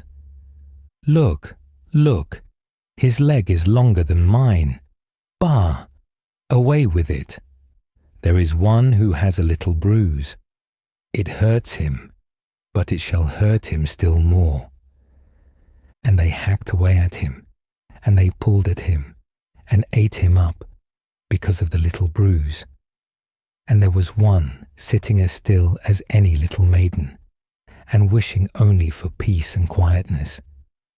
But now she had to come out, and they tugged at her, and pulled her about and ate her up. "That's funny," said the magician. "Yes, but what do you think it is?" said Cribble Crabble. "Can you find that out?" "Why, one can see that easily enough," said the other. "That's Paris, or some other great city, for they're all alike. It's a great city." "It's a drop of puddle water," said Cribble Crabble. The Dryad. We are travelling to Paris to the exhibition. Now we are there. That was a journey, a flight without magic. We flew on the wings of steam over the sea and across the land. Yes, our time is the time of fairy tales. We are in the midst of Paris, in a great hotel. Blooming flowers ornament the staircases, and soft carpets the floors. Our room is a very cosy one, and through the open balcony door we have a view of a great square. Spring lives down there. It has come to Paris, and arrived at the same time with us. It has come in the shape of a glorious young chestnut tree, with delicate leaves newly opened. How the tree gleams, dressed in its spring garb, before all the other trees in the place. One of these latter had been struck out of the list of living trees. It lies on the ground with roots exposed. On the place where it stood, the young chestnut tree is to be planted and to flourish. It still stands towering aloft on the heavy wagon which has brought it this morning a distance of several miles to Paris. For years it had stood there in the protection of a mighty oak tree, under which the old venerable clergyman had often sat, with children listening to his stories. The young chestnut tree had also listened to the stories, for the dryad who lived in it was a child also. She remembered the time when the tree was so little that it only projected a short way above the grass and ferns around. These were as tall as they would ever be, but the tree grew every year and enjoyed the air and the sunshine, and drank the dew and the rain. Several times it was also, as it must be, well shaken by the wind and the rain. For that is a part of education. The dryad rejoiced in her life, and rejoiced in the sunshine and the singing of the birds. But she was most rejoiced at the human voices. She understood the language of men as well as she understood that of animals. Butterflies, cockchafers, dragonflies, everything that could fly came to pay a visit. They could all talk. They told of the village, of the vineyard, of the forest, of the old castle with its parks and canals and ponds. Down in the water dwelt also living beings which in their way could fly under the water from one place to another. Beings with knowledge and delineation. They said nothing at all. They were so clever. And the swallow, who had dived, told about the pretty little goldfish, of the thick turbot, the fat brill, and the old carp. The swallow could describe all that very well, but self is the man, she said. One ought to see these things oneself. But how was the dryad ever to see such beings? She was obliged to be satisfied with being able to look over the beautiful country and see the busy industry of men. It was glorious, but most glorious of all, when the old clergyman sat under the oak tree and talked of France and of the great deeds of her sons and daughters, whose names will be mentioned with admiration through all time. Then the dryad heard of the shepherd girl, Joan of Arc, and of Charlotte Corday. She heard about Henry IV and Napoleon I. She heard names whose echo sounds in the hearts of the people. The village children listened attentively, and the dryad no less attentively. She became a schoolchild with the rest. In the clouds that went sailing by she saw, picture by picture, everything that she heard talked about. The cloudy sky was her picture book.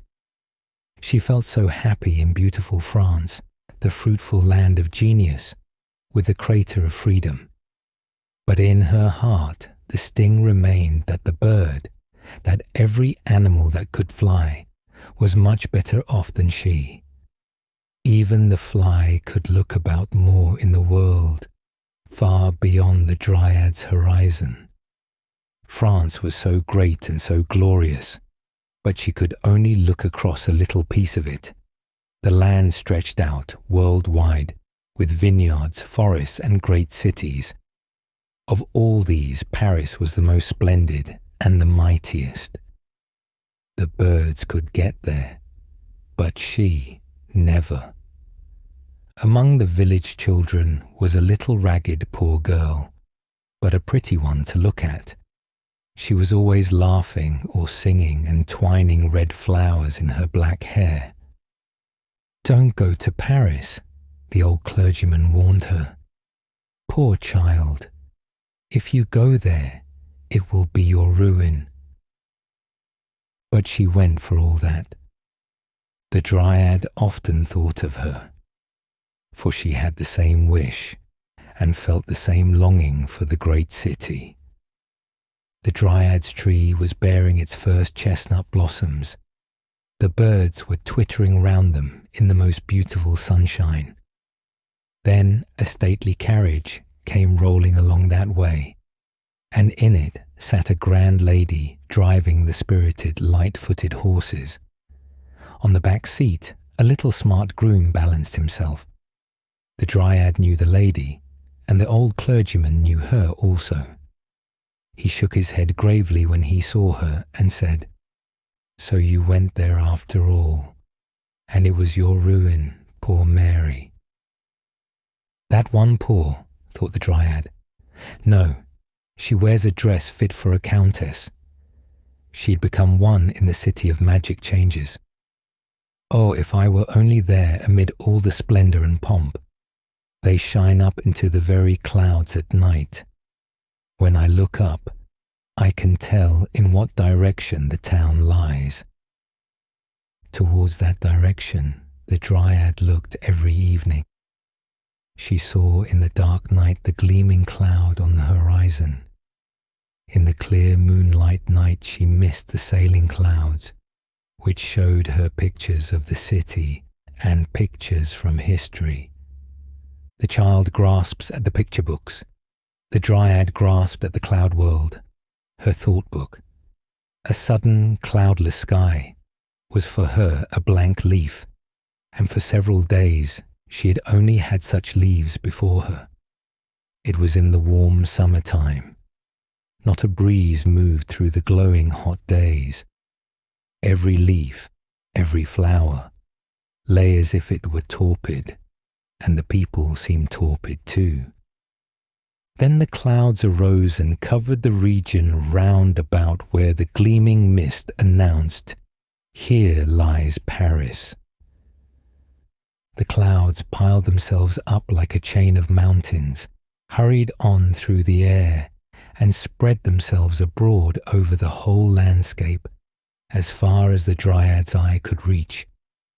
Like enormous blue-black blocks of rock, the clouds lay piled over one another. Gleams of lightning shot forth from them. "These also are the servants of the Lord God," the old clergyman had said. And there came a bluish, dazzling flash of lightning, a lighting up as if of the sun itself, which could burst blocks of rock asunder. The lightning struck and split to the roots the old venerable oak. The crown fell asunder. It seemed as if the tree were stretching forth its arms to clasp the messengers of the light. No bronze cannon can sound over the land at the birth of a royal child, as the thunder sounded at the death of the old oak. The rain streamed down. A refreshing wind was blowing. The storm had gone by, and there was quite a holiday glow on all things. The old clergyman spoke a few words for honourable remembrance, and a painter made a drawing as a lasting record of the tree. "Everything passes away," said the dryad, "passes away like a cloud, and never comes back." The old clergyman, too, did not come back. The green roof of his school was gone, and his teaching chair had vanished. The children did not come, but autumn came, and winter came, and then spring also. In all this change of seasons, the dryad looked toward the region where, at night, Paris gleamed with its bright mist far on the horizon. Forth from the town rushed engine after engine, train after train, whistling and screaming at all hours in the day. In the evening, towards midnight, at daybreak, and all the day through, came the trains. Out of each one, and into each one, streamed people from the country of every king. A new wonder of the world had summoned them to Paris. In what form did this wonder exhibit itself?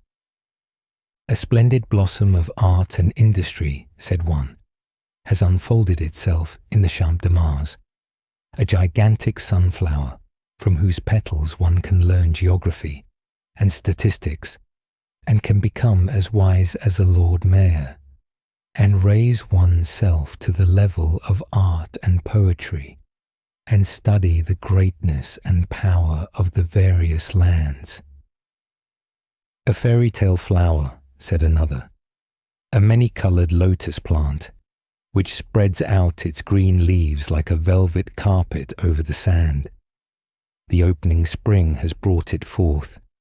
The summer will see it in all its splendour. The autumn winds will sweep it away, so that not a leaf, not a fragment of its root shall remain. In front of the military school extends in time of peace the arena of war, a field without a blade of grass, a piece of sandy steppe, as if cut out of the desert of Africa, where Fata Morgana displays her wondrous airy castles and hanging gardens. In the Champ de Mars, however, these were to be seen more splendid, more wonderful than in the East, for human art had converted the airy, deceptive scenes into reality. The Aladdin's palace of the present has been built, it was said. Day by day, hour by hour, it unfolds more of its wonderful splendour. The endless halls shine in marble and many colours. Master Bloodless here moves his limbs of steel and iron in the great circular hall of machinery. Works of art in metal, in stone, in Gobelin's tapestry, announce the vitality of mind that is stirring in every land. Halls of paintings, splendour of flowers, everything that mind and skill can create in the workshop of the artisan has been placed here for show. Even the memorials of ancient days, out of old graves and turf moors, have appeared at this general meeting. The overpowering great variegated whole must be divided into small portions and pressed together like a plaything, if it is to be understood and described. Like a great table on Christmas Eve, the Champ de Mars carried a wonder castle of industry and art, and around this knickknacks from all countries had been ranged, knickknacks on a grand scale, for every nation found some remembrance of home. Here stood the royal palace of Egypt, there the caravanserai of the desert land. The Bedouin had quitted his sunny country and hastened by on his camel. Here stood the Russian stables, with the fiery, glorious horses of the steppe. Here stood the simple straw-thatched dwelling of the Danish peasant, with the Dannebrog flag, next to Gustavus Vasa's wooden house from Dalan, with its wonderful carvings, American huts, English cottages, French pavilions, kiosks, theatres, churches, all strewn around, and between them the fresh green turf, the clear springing water, blooming bushes, rare trees, hothouses, in which one might fancy oneself transported into the tropical forest. Whole gardens brought from Damascus and blooming under one roof. What colours, what fragrance! Artificial grottos surrounded bodies of fresh or salt water and gave a glimpse into the empire of the fishes. The visitor seemed to wander at the bottom of the sea, among fishes and polypi. All this, they said, the Champ de Mars offers, and around the great richly spread table the crowd of human beings moves like a busy swarm of ants, on foot or in little carriages, for not all feet are equal to such a fatiguing journey. Hither they swarm from morning till late in the evening. Steamer after steamer, crowded with people, glides down the Seine. The number of carriages is continually on the increase. The swarm of people on foot and on horseback grows more and more dense, Carriages and omnibuses are crowded, stuffed and embroidered with people. All these tributary streams flow in one direction, towards the exhibition. On every entrance the flag of France is displayed. Around the world's bazaar wave the flags of all nations. There is a humming and a murmuring from the hall of the machines. From the towers the melody of the chimes is heard. With the tones of the organs in the churches mingle the hoarse nasal songs from the cafes of the East. It is a kingdom of Babel, a wonder of the world. In very truth it was. That's what all the reports said, and who did not hear them? The Dryad knew everything that is told here of the new wonder in the city of cities. Fly away, ye birds, fly away to sea, and then come back and tell me, said the Dryad. The wish became an intense desire, became the one thought of a life.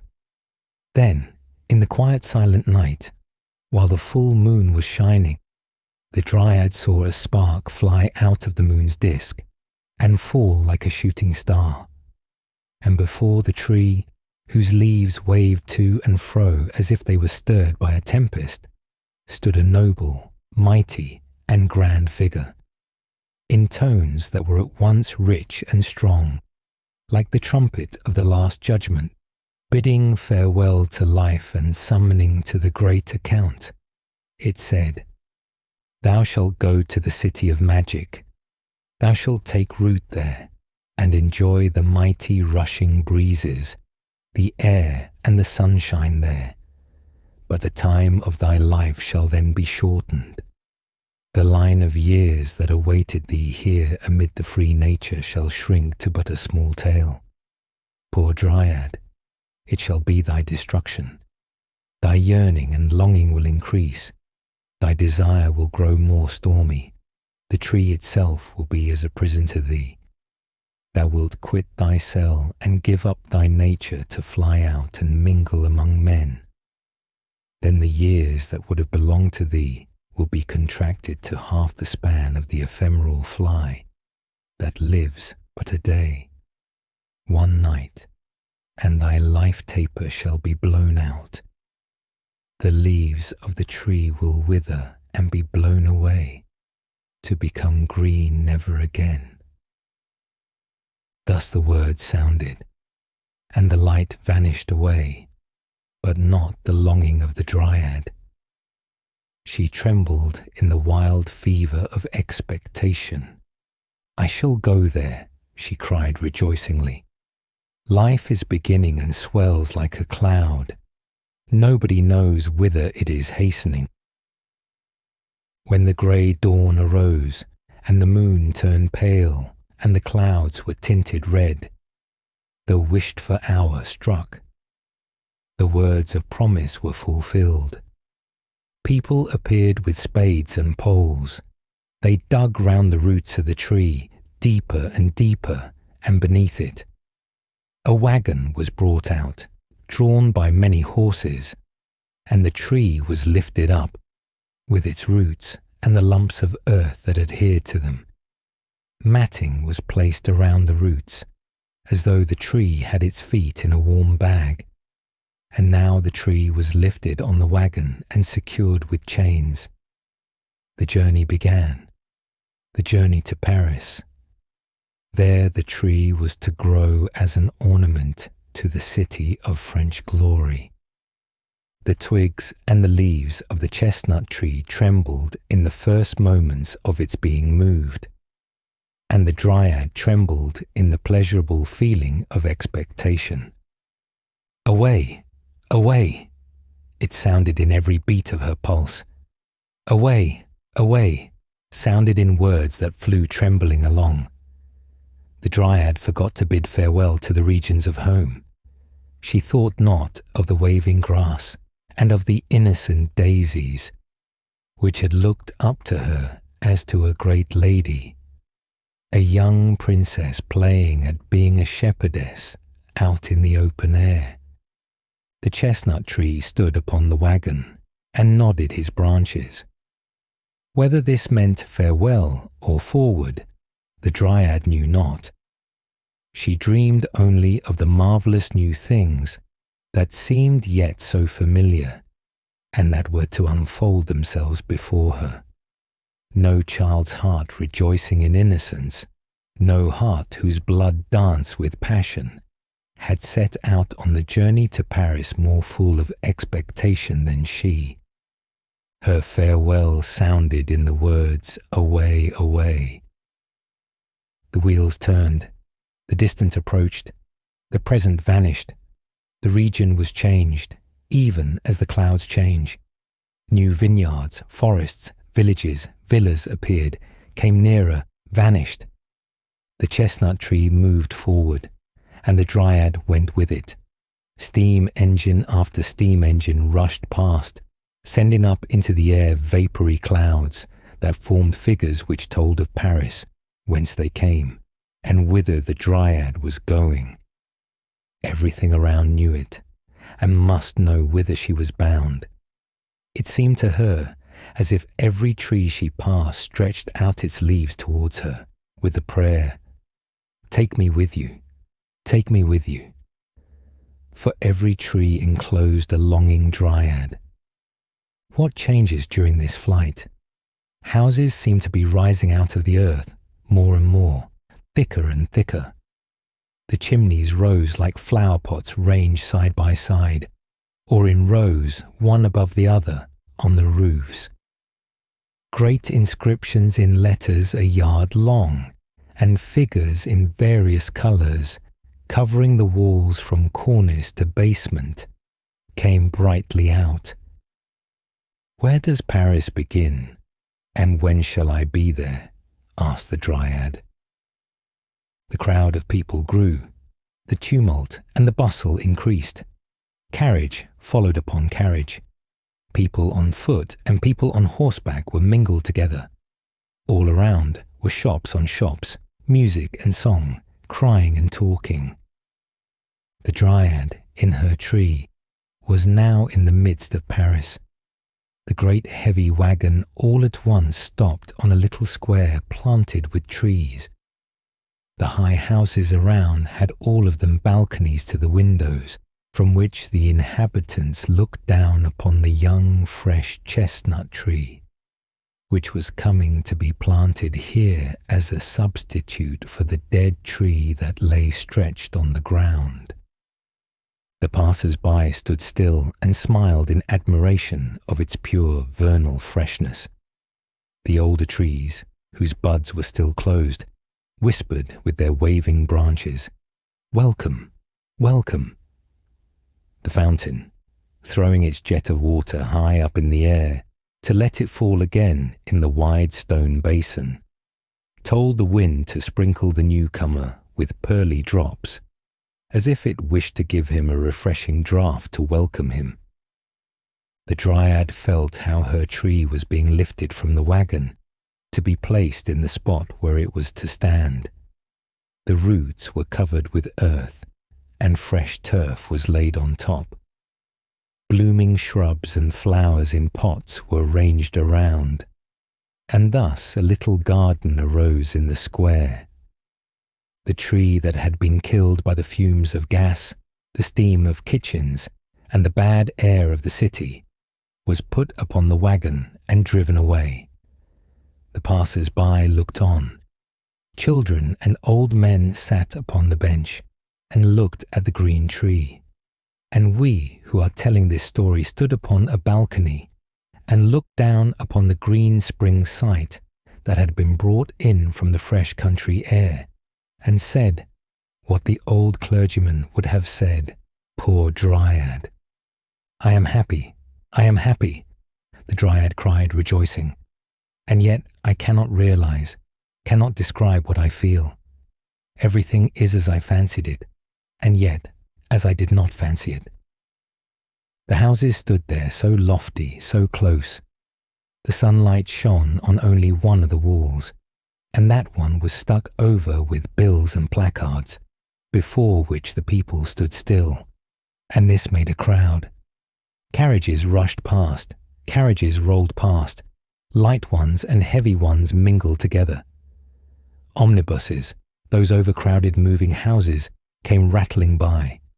Horsemen galloped among them. Even carts and wagons asserted their rights. The Dryad asked herself if these high-grown houses, which stood so close around her, would not remove and take other shapes, like the clouds in the sky, and draw aside, so that she might cast a glance into Paris and over it. Notre Dame must show itself, the Vendôme column, and the wondrous building which had called and was still calling so many strangers to the city. But the houses did not stir from their places. It was yet day when the lamps were lit. The gas jets gleamed from the shops and shone even into the branches of the trees, so that it was like sunlight in summer. The stars above made their appearance, the same to which the Dryad had looked up in her home. She thought she felt a clear, pure stream of air which went forth from them. She felt herself lifted up and strengthened, and felt an increased power of seeing through every leaf and through every fibre of the root. Amid all the noise and the turmoil, the colours and the lights, she knew herself watched by mild eyes. From the side streets sounded the merry notes of fiddles and wind instruments. Up, to the dance, to the dance, to jollity and pleasure. That was their invitation. Such music it was, that horses, carriages, trees and houses would have danced if they had known how. The charm of intoxicating delight filled the bosom of the Dryad. How glorious, how splendid it is, she cried rejoicingly. Now I am in Paris. The next day that dawned, the next night that fell, offered the same spectacle, similar bustle, similar life, changing indeed, yet always the same, and thus it went on through the sequence of days. Now I know every tree, every flower on the square here. I know every house, every balcony, every shop in this narrow cut-off corner, where I am denied the sight of this great mighty city. Where are the arches of triumph, the boulevards, the wondrous building of the world? I see nothing of all this. As if shut up in a cage, I stand among the high houses, which I now know by heart, with their inscriptions, signs and placards. All the painted confectionery that is no longer to my taste. Where are all the things of which I heard, for which I longed, and for whose sake I wanted to come hither? What have I seized, found, won? I feel the same longing I felt before. I feel that there is a life I should wish to grasp and to experience. I must go out into the ranks of living men and mingle among them. I must fly about like a bird. I must see and feel and become human altogether. I must enjoy the one half day, instead of vegetating for years in everyday sameness and weariness, in which I become ill, and at last sink and disappear like the dew on the meadows. I will gleam like the cloud, gleam in the sunshine of life. Look out over the whole like the cloud, and pass away like it. No one knoweth whither. Thus sighed the Dryad, and she prayed, Take from me the years that were destined for me, and give me but half of the life of the ephemeral fly. Deliver me from my prison. Give me human life, human happiness, only a short span, only the one night, if it cannot be otherwise, and then punish me for my wish to live, my longing for life. Strike me out of thy list. Let my shell, the fresh young tree, wither, or be hewn down, and burnt to ashes, and scattered to all the winds. A rustling went through the leaves of the tree. There was a trembling in each of the leaves, It seemed as if fire streamed through it. A gust of wind shook its green crown, and from the midst of that crown a female figure came forth. In the same moment she was sitting beneath the brightly illuminated leafy branches, young and beautiful to behold, like poor Mary, to whom the clergyman had said, "The great city will be thy destruction." The dryad sat at the foot of the tree, at her house door, which she had locked, and whose key had thrown away. So young, so fair. The stars saw her and blinked at her. The gas lamps saw her and gleamed and beckoned to her. How delicate she was, and yet how blooming. A child, and yet a grown maiden. Her dress was fine as silk, green as the freshly opened leaves on the crown of the tree. In her nut-brown hair clung a half-opened chestnut blossom. She looked like the goddess of spring. For one short minute she sat motionless. Then she sprang up, and light as a gazelle she hurried away. She ran and sprang like the reflection from the mirror that, carried by the sunshine, is cast, now here, now there. Could anyone have followed her with his eyes, he would have seen how marvellously her dress and her form changed, according to the nature of the house or the place whose light happened to shine upon her. She reached the boulevards. Here a sea of light streamed forth from the gas flames of the lamps, the shops and the cafes. Here stood in a row young and slender trees, each of which concealed its dryad and gave shade from the artificial sunlight. The whole vast pavement was one great festive hall, where covered tables stood laden with refreshments of all kinds, from champagne and chartreuse down to coffee and beer. Here was an exhibition of flowers, statues, books, and coloured stuffs. From the crowd close by the lofty houses she looked forth over the terrific stream beyond the rows of trees. Yonder heaved a stream of rolling carriages, cabriolets, coaches, omnibuses, cabs, and among them riding gentlemen and marching troops. To cross to the opposite shore was an undertaking fraught with danger to life and limb. Now lanterns shed their radiance abroad. Now the gas had the upper hand. Suddenly a rocket rises. Whence? Whither? Here are sounds of soft Italian melodies. Yonder Spanish songs are sung, accompanied by the rattle of the castanets. But strongest of all, and predominating over the rest, the street organ tunes of the moment, the exciting can-can music, which Orpheus never knew, and which was never heard by the belle Hélène. Even the barrow was tempted to hop upon one of its wheels. The dryad danced, floated, flew, changing her colour every moment, like a hummingbird in the sunshine. Each house, with the world belonging to it, gave her its own reflections. As the glowing lotus flower, torn from its stem, is carried away by the stream, so the dryad drifted along. Whenever she paused, she was another being, so that none was able to follow her, to recognize her, or to look more closely at her. Like cloud pictures, all things flew by her. She looked into 1,000 faces, but not one was familiar to her. She saw not a single form from home. 2 bright eyes had remained in her memory. She thought of Mary, poor Mary, the ragged merry child, who wore the red flowers in her black hair. Mary was now here, in the world city, rich and magnificent as in that day when she drove past the house of the old clergyman and past the tree of the dryad, the old oak. Here she was certainly living in the deafening tumult. Perhaps she had just stepped out of one of the gorgeous carriages in waiting. Handsome equipages, with coachmen in gold braid and footmen in silken hose, drove up. The people who alighted from them were all richly dressed ladies.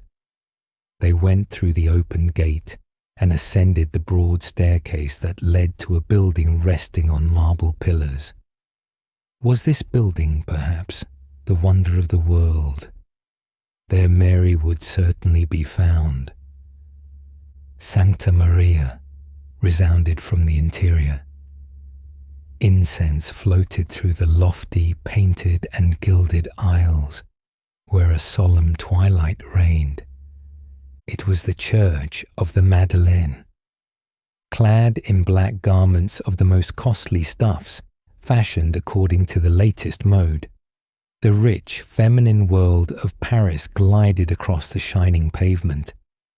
The crests of the proprietors were engraved on silver shields on the velvet-bound prayer books and embroidered in the corners of perfumed handkerchiefs bordered with Brussels lace. A few of the ladies were kneeling in silent prayer before the altars. Others resorted to the confessionals. Anxiety and fear took possession of the dryad. She felt as if she had entered a place where she had no right to be. Here was the abode of silence, the hall of secrets. Everything was said in whispers. Every word was a mystery. The dryad saw herself enveloped in lace and silk, like the women of wealth and of high birth around her. Had, perhaps, every one of them a longing in her breast, like the dryad? A deep, painful sigh was heard. Did it escape from some confessional in a distant corner, or from the bosom of the dryad? She drew the veil closer around her. She breathed incense, and not the fresh air. Here was not the abiding place of her longing. Away, away, a hastening without rest. The ephemeral fly knows not repose, for her existence is flight. She was out again among the gas candelabra by a magnificent fountain. All its streaming waters are not able to wash out the innocent blood that was spilt here. Such were the words spoken. Strangers stood around, carrying on a lively conversation, such as no one would have dared to carry on in the gorgeous hall of secrets whence the dryad came. A heavy stone slab was turned and then lifted. She did not understand why. She saw an opening that led into the depths below. The strangers stepped down, leaving the starlit air and the cheerful life of the upper world behind them. "I am afraid," said one of the women who stood around to her husband, "I cannot venture to go down, nor do I care for the wonders down yonder. You had better stay here with me." "Indeed, and travel home," said the man, "and quit Paris without having seen the most wonderful thing of all, the real wonder of the present period, created by the power and resolution of one man." "I will not go down for all that," was the reply. The wonder of the present time, it had been called. The dryad had heard and had understood it. The goal of her ardent longing had thus been reached, and here was the entrance to it, down into the depths below Paris. She had not thought of such a thing, but now she heard it said, and saw the strangers descending, and went after them. The staircase was of cast iron, spiral, broad and easy. Below there burned a lamp, and farther down another. They stood in a labyrinth of endless halls and arched passages, all communicating with each other. All the streets and lanes of Paris were to be seen here again, as in a dim reflection. The names were painted up, and every house above had its number down here also, and struck its roots under the macadamized quays of a broad canal in which the muddy water flowed onward. Over it the fresh streaming water was carried on arches, and quite at the top hung the tangled net of gas pipes and telegraph wires. In the distance, lamps gleamed like a reflection from the world city above. Every now and then, a dull rumbling was heard. This came from the heavy wagons rolling over the entrance bridges. Whither had the Dryad come? You have no doubt heard of the catacombs. Now they are vanishing points in that new underground world, that wonder of the present day, the sewers of Paris. The Dryad was there, and not in the world's exhibition in the Champ de Mars. She heard exclamations of wonder and admiration. From here go forth health and life for thousands upon thousands up yonder. Our time is the time of progress, with its manifold blessings. Such was the opinion and the speech of men, but not of those creatures who had been born here, and who built and dwelt here, of the rats, namely, who were squeaking to one another in the clefts of a crumbling wall, quite plainly, and in a way the Dryad understood well. A big old father rat, with his tail bitten off, was relieving his feelings in loud squeaks, and his family gave their tribute of concurrence to every word he said. "I am disgusted with this man mewing," he cried, "with these outbursts of ignorance. A fine magnificence truly, all made up of gas and petroleum. I can't eat such stuff as that. Everything here is so fine and bright now, that one's ashamed of oneself, without exactly knowing why. Ah, if we only lived in the days of tallow candles, and it does not lie so very far behind us. That was a romantic time, as one may say."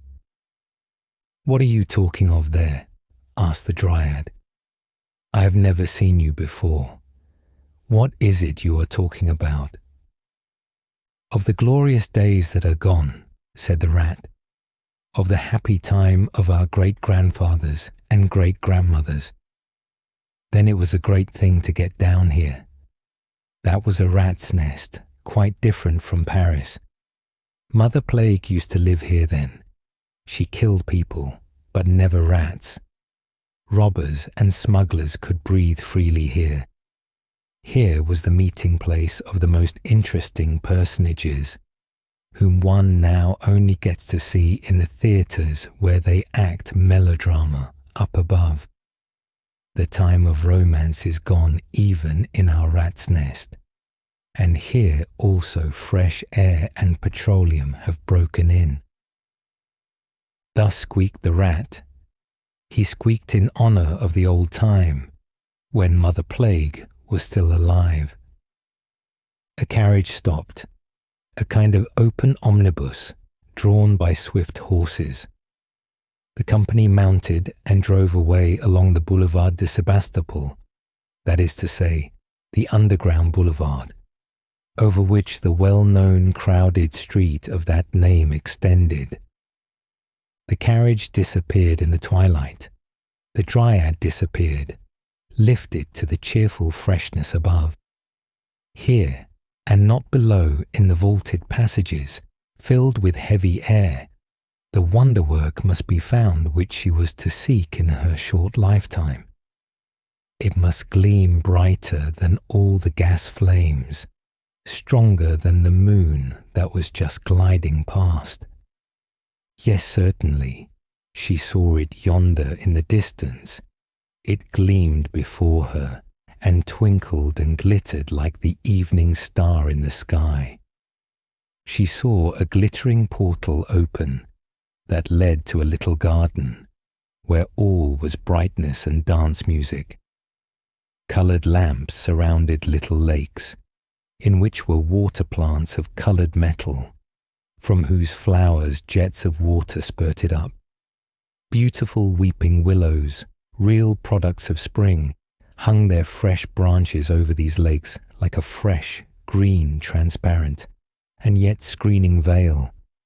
In the bushes burnt an open fire, throwing a red twilight over the quiet huts of branches into which the sounds of music penetrated, an ear-tickling, intoxicating music that sent the blood coursing through the veins.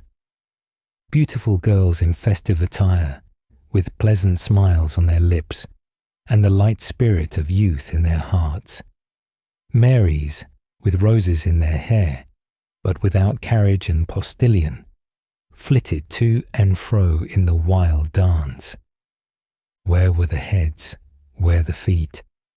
As if stung by tarantulas, they sprang, laughed, rejoiced, as if in their ecstasies they were going to embrace all the world.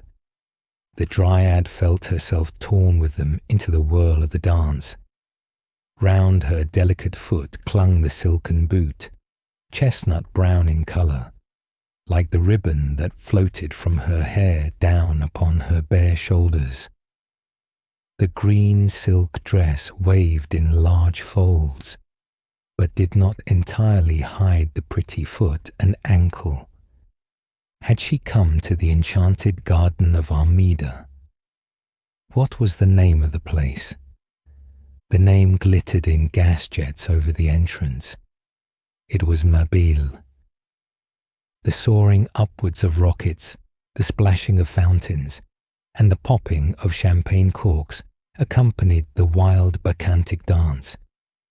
Over the whole glided the moon through the air, clear, but with a somewhat crooked face. A wild joviality seemed to rush through the dryad, as though she were intoxicated with opium. Her eyes spoke, her lips spoke, but the sound of violins and of flutes drowned the sound of her voice. Her partner whispered words to her which she did not understand, nor do we understand them. He stretched out his arms to draw her to him, but he embraced only the empty air. The dryad had been carried away like a rose leaf on the wind. Before her she saw a flame in the air, a flashing light high up on a tower. The beacon light shone from the goal of her longing, shone from the red lighthouse tower of the Fata Morgana of the Champ de Mars. Thither she was carried by the wind. She circled round the tower. The workmen thought it was a butterfly that had come too early, and that now sank down dying. The moon shone bright. Gas lamps spread light around, through the halls, over the all-world's buildings scattered about, over the rose hills and the rocks produced by human ingenuity, from which waterfalls, driven by the power of Master Bloodless, fell down. The caverns of the sea, the depths of the lakes, the kingdom of the fishes were opened here. Men walked as in the depths of the deep pond, and held converse with the sea, in the diving bell of glass. The water pressed against the strong glass walls above and on every side.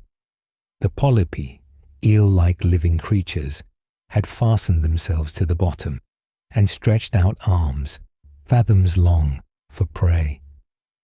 A big turbot was making himself broad in front quietly enough, but not without casting some suspicious glances aside. A crab clambered over him, looking like a gigantic spider, while the shrimps wandered about in restless haste, like the butterflies and moths of the sea. In the fresh water grew water lilies, nymphea, and reeds. The goldfishes stood up below in rank and file, all turning their heads one way, that the streaming water might flow into their mouths. Fat carps stared at the glass wall with stupid eyes.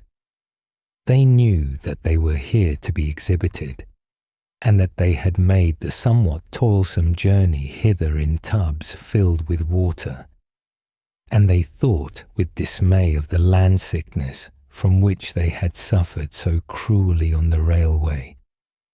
They had come to see the exhibition, and now contemplated it from their fresh or saltwater position. They looked attentively at the crowds of people who passed by them early and late. All the nations in the world, they thought, had made an exhibition of their inhabitants for the edification of the soles and haddocks, pike and carp, that they might give their opinions upon the different kinds. "Those are scaly animals," said a little slimy whiting. "They put on different scales 2 or 3 times a day, and they emit sounds which they call speaking. We don't put on scales, and we make ourselves understood in an easier way, simply by twitching the corners of our mouths and staring with our eyes. We have a great many advantages over mankind." "But they have learned swimming of us," remarked a well-educated codling. "You must know I come from the great sea outside. In the hot time of the year the people yonder go into the water. First they take off their scales, and then they swim. They have learnt from the frogs to kick out with their hind legs and row with their forepaws, but they cannot hold out long. They want to be like us, but they cannot come up to us. Poor people." And the fishes stared. They thought that the whole swarm of people whom they had seen in the bright daylight were still moving around them. They were certain they still saw the same forms that had first caught their attention. A pretty barbel with spotted skin and an enviably round back declared that the human fry were still there. "I can see a well-set-up human figure quite well," said the barbel. She was called Contumacious Lady, or something of that kind. She had a mouth and staring eyes like ours, and a great balloon at the back of her head, and something like a shut-up umbrella in front. There were a lot of dangling bits of seaweed hanging about her. She ought to take all the rubbish off and go as we do. Then she would look something like a respectable barbel, so far as it is possible for a person to look like one. What's become of that one whom they drew away with the hook? He sat on a wheelchair and had paper and pen and ink and wrote down everything. They called him a writer. "They're going about with him still," said a hoary old maid of a carp, who carried her misfortune about with her so that she was quite hoarse. In her youth she had once swallowed a hook and still swam patiently about with it in her gullet. A writer. That means, as we fishes describe it, a kind of cuttle or inkfish among men. Thus the fishes gossiped in their own way, but in the artificial water grotto the labourers were busy, who were obliged to take advantage of the hours of night to get their work done by daybreak. They accompanied with blows of their hammers and with songs the parting words of the vanishing dryad. "So, at any rate, I have seen you, you pretty goldfishes," she said. "Yes, I know you." And she waved her hand to them. "I have known about you a long time in my home. The swallow told me about you. How beautiful you are. How delicate and shining. I should like to kiss every one of you. You others also. I know you all, but you do not know me." The fishes stared out into the twilight. They did not understand a word of it. The dryad was there no longer. She had been a long time in the open air, where the different countries, the country of black bread, the codfish coast, the kingdom of Russia leather, and the banks of eau de Cologne, and the gardens of rose oil, exhaled their perfumes from the world wonder flower.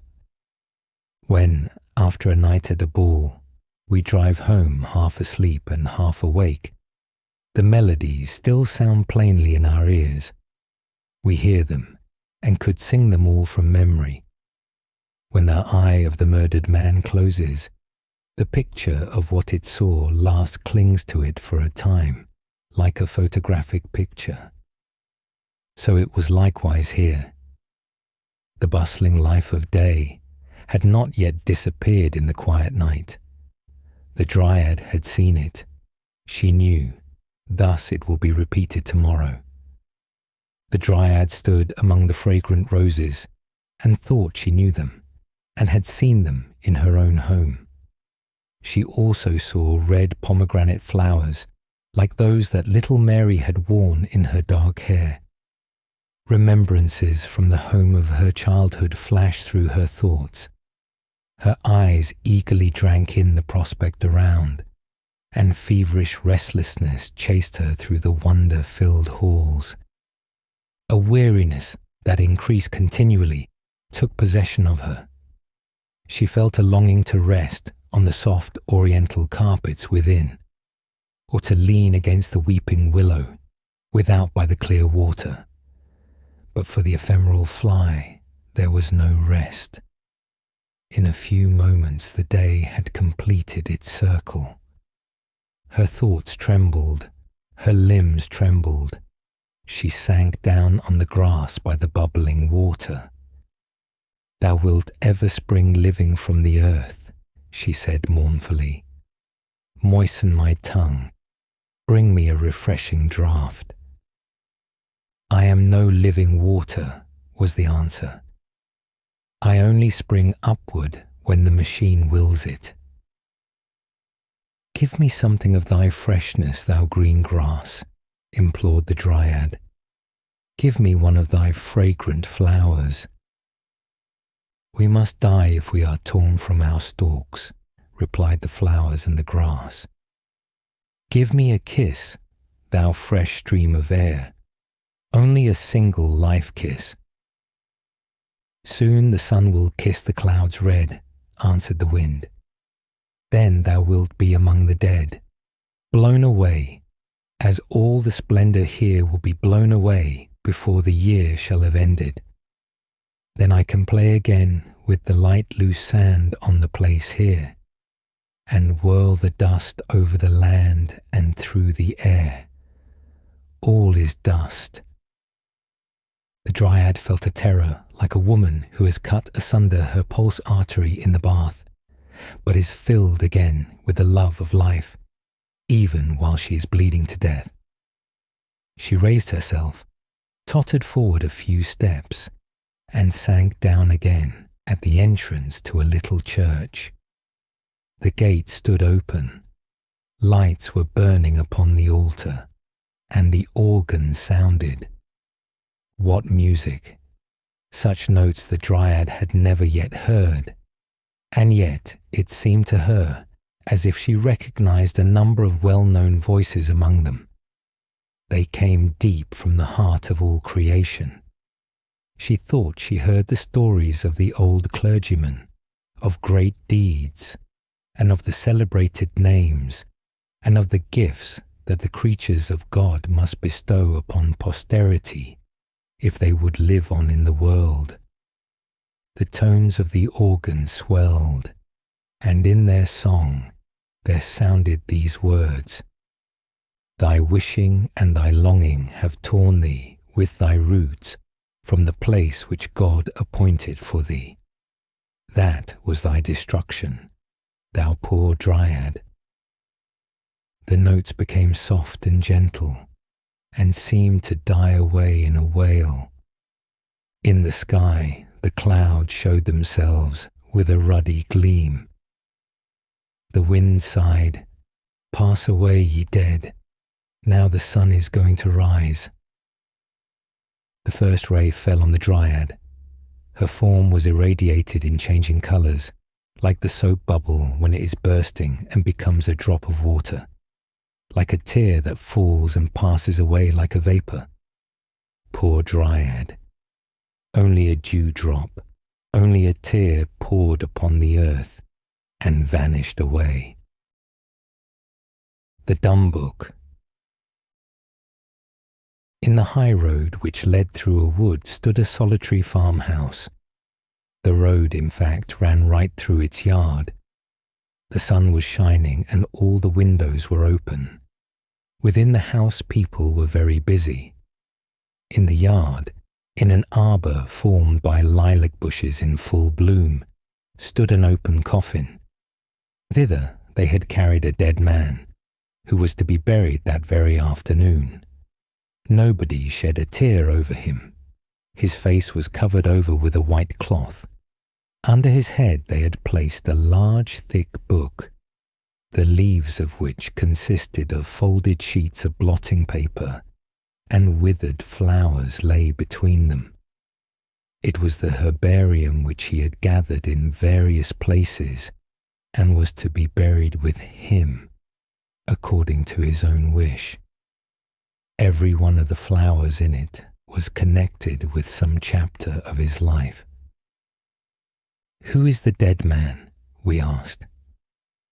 "The old student," was the reply. "They say that he was once an energetic young man, that he studied the dead languages and sang and even composed many songs. Then something had happened to him, and in consequence of this, he gave himself up to drink, body and mind. When at last he had ruined his health, they brought him into the country, where someone paid for his board and residence. He was gentle as a child, as long as the sullen mood did not come over him. But when it came, he was fierce, became as strong as a giant, and ran about in the wood like a chased deer. But when we succeeded in bringing him home, and prevailed upon him to open the book with the dried up plants in it, he would sometimes sit for a whole day looking at this or that plant, while frequently the tears rolled over his cheeks. God knows what was in his mind, but he requested us to put the book into his coffin, and now he lies there. In a little while the lid will be placed upon the coffin, and he will have sweet rest in the grave." The cloth which covered his face was lifted up. The dead man's face expressed peace. A sunbeam fell upon it. A swallow flew with the swiftness of an arrow into the arbour, turning in its flight, and twittered over the dead man's head. What a strange feeling it is, surely we all know it, to look through old letters of our young days. A different life rises up out of the past, as it were, with all its hopes and sorrows. How many of the people with whom in those days we used to be on intimate terms appear to us as if dead, and yet they are still alive. Only we have not thought of them for such a long time, whom we imagined we should retain in our memories forever, and share every joy and sorrow with them. The withered oak leaf in the book here recalled the friend, the schoolfellow, who was to be his friend for life. He fixed the leaf to the student's cap in the green wood, when they vowed eternal friendship. Where does he dwell now? The leaf is kept, but the friendship does no longer exist. Here is a foreign hothouse plant, too tender for the gardens of the north. It is almost as if its leaves still smelled sweet. She gave it to him out of her own garden, a nobleman's daughter. Here is a water lily that he had plucked himself and watered with salt tears, a lily of sweet water. And here is a nettle. What may its leaves tell us? What might he have thought when he plucked and kept it? Here is a little snowdrop out of the solitary wood. Here is an evergreen from the flower pot at the tavern. And here is a simple blade of grass. The lilac bends its fresh, fragrant flowers over the dead man's head. The swallow passes again. Twit, twit. Now the men come with hammer and nails. The lid is placed over the dead man, while his head rests on the dumb book, so long cherished, now closed forever. The Elf of the Rose. In the midst of a garden grew a rose tree in full blossom, and in the prettiest of all the roses lived an elf. He was such a little wee thing that no human eye could see him. Behind each leaf of the rose he had a sleeping chamber. He was as well formed and as beautiful as a little child could be, and had wings that reached from his shoulders to his feet. Oh, what sweet fragrance there was in his chambers, and how clean and beautiful were the walls, for they were the blushing leaves of the rose. During the whole day he enjoyed himself in the warm sunshine, flew from flower to flower, and danced on the wings of the flying butterflies. Then he took it into his head to measure how many steps he would have to go through the roads and crossroads that are on the leaf of a linden tree. What we call the veins on a leaf, he took for roads. Aye, and very long roads they were for him. For before he had half finished his task, the sun went down. He had commenced his work too late. It became very cold, the dew fell, and the wind blew. So he thought the best thing he could do would be to return home. He hurried himself as much as he could, but he found the roses all closed up, and he could not get in. Not a single rose stood open. The poor little elf was very much frightened. He had never before been out at night, but had always slumbered secretly behind the warm rose leaves. Oh, this would certainly be his death. At the other end of the garden, he knew there was an arbor, overgrown with beautiful honeysuckles. The blossoms looked like large painted horns, and he thought to himself, he would go and sleep in one of these till the morning. He flew thither, but hush! 2 people were in the arbor, a handsome young man and a beautiful lady. They sat side by side and wished that they might never be obliged to part. They loved each other much more than the best child can love its father and mother. "But we must part," said the young man. "Your brother does not like our engagement, and therefore he sends me so far away on business, over mountains and seas. Farewell, my sweet bride, for so you are to me." And then they kissed each other, and the girl wept and gave him a rose. But before she did so, she pressed a kiss upon it so fervently that the flower opened. Then the little elf flew in, and leaned his head on the delicate, fragrant walls. Here he could plainly hear them say, "Farewell, farewell," and he felt that the rose had been placed on the young man's breast. Oh, how his heart did beat! The little elf could not go to sleep. It thumped so loudly. The young man took it out as he walked through the dark wood alone, and kissed the flower so often and so violently that the little elf was almost crushed. He could feel through the leaf how hot the lips of the young man were, and the rose had opened as if from the heat of the noonday sun. There came another man who looked gloomy and wicked. He was the wicked brother of the beautiful maiden.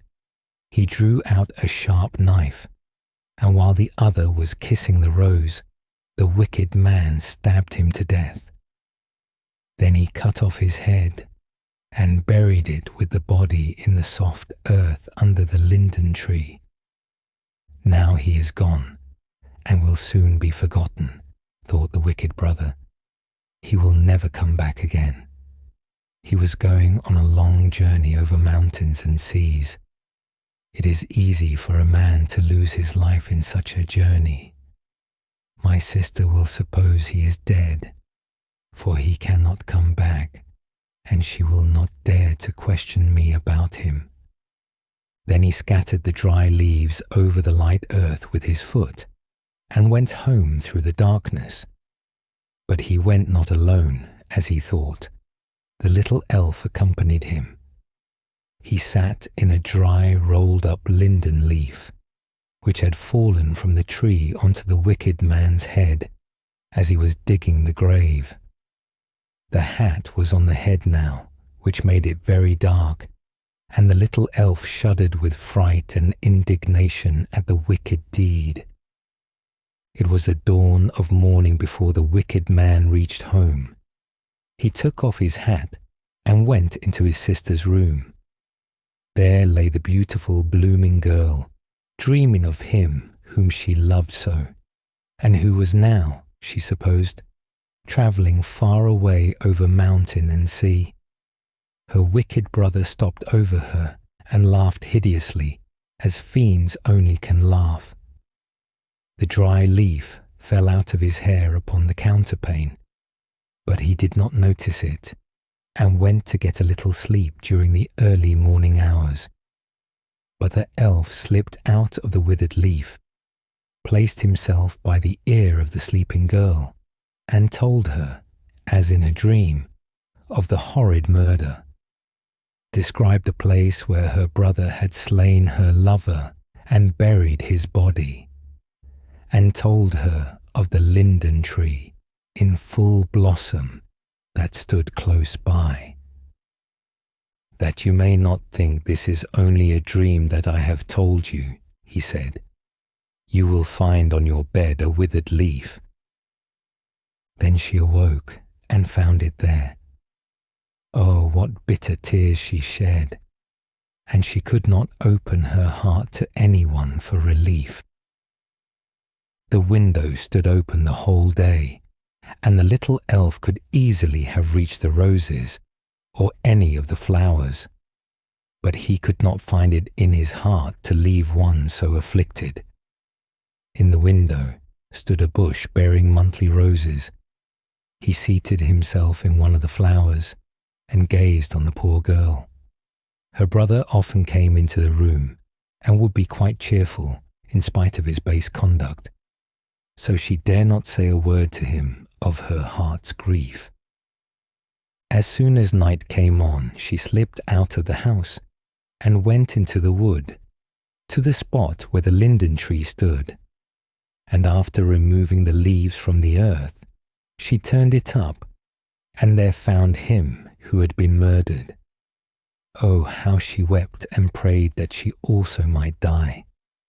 Gladly would she have taken the body home with her, but that was impossible. So she took up the poor head with the closed eyes, kissed the cold lips, and shook the mould out of the beautiful hair. "I will keep this," said she. And as soon as she had covered the body again with the earth and leaves, she took the head and a little sprig of jasmine that bloomed in the wood, near the spot where he was buried, and carried them home with her. As soon as she was in her room, she took the largest flower pot she could find, and in this she placed the head of the dead man, covered it up with earth, and planted the twig of jasmine in it. "Farewell, farewell," whispered the little elf. He could not any longer endure to witness all this agony of grief. He therefore flew away to his own rose in the garden. But the rose was faded. Only a few dry leaves still clung to the green hedge behind it. Alas, how soon all that is good and beautiful passes away, sighed the elf. After a while, he found another rose, which became his home, for among its delicate, fragrant leaves, he could dwell in safety. Every morning he flew to the window of the poor girl, and always found her weeping by the flower pot. The bitter tears fell upon the jasmine twig, and each day, as she became paler and paler, the sprig appeared to grow greener and fresher. One shoot after another sprouted forth, and little white buds blossomed, which the poor girl fondly kissed. But her wicked brother scolded her, and asked her if she was going mad. He could not imagine why she was weeping over that flower pot, and it annoyed him. He did not know whose closed eyes were there, nor what red lips were fading beneath the earth. And one day she sat and leaned her head against the flower pot, and the little elf of the rose found her asleep. Then he seated himself by her ear, talked to her of that evening in the arbour, of the sweet perfume of the rose, and the loves of the elves. Sweetly she dreamed, and while she dreamt, her life passed away calmly and gently, and her spirit was with him whom she loved in heaven. And the jasmine opened its large white bells and spread forth its sweet fragrance. It had no other way of showing its grief for the dead. But the wicked brother considered the beautiful blooming plant as his own property, left to him by his sister, and he placed it in his sleeping room close by his bed, for it was very lovely in appearance, and the fragrance sweet and delightful. The little elf of the rose followed it, and flew from flower to flower, telling each little spirit that dwelt in them the story of the murdered young man, whose head now formed part of the earth beneath them, and of the wicked brother and the poor sister. "We know it," said each little spirit in the flowers. "We know it, for have we not sprung from the eyes and lips of the murdered one? We know it, we know it." And the flowers nodded with their heads in a peculiar manner. The elf of the rose could not understand how they could rest so quietly in the matter, so he flew to the bees who were gathering honey, and told them of the wicked brother. And the bees told it to their queen, who commanded that the next morning they should go and kill the murderer. But during the night, the first after the sister's death, while the brother was sleeping in his bed, close to where he had placed the fragrant jasmine, every flower cup opened, and invisibly the little spirits stole out, armed with poisonous spears. They placed themselves by the ear of the sleeper, told him dreadful dreams, and then flew across his lips and pricked his tongue with their poisoned spears. "Now have we revenged the dead," said they, and flew back into the white bells of the jasmine flowers. When the morning came, and as soon as the window was opened, the rose elf, with the queen bee and the whole swarm of bees, rushed in to kill him. But he was already dead. People were standing round the bed and saying that the scent of the jasmine had killed him. Then the elf of the rose understood the revenge of the flowers and explained it to the queen bee, and she, with the whole swarm, buzzed about the flower pot. The bees could not be driven away. Then a man took it up to remove it, and one of the bees stung him in the hand, so that he let the flower pot fall, and it was broken to pieces. Then everyone saw the whitened skull, and they knew the dead man in the bed was a murderer.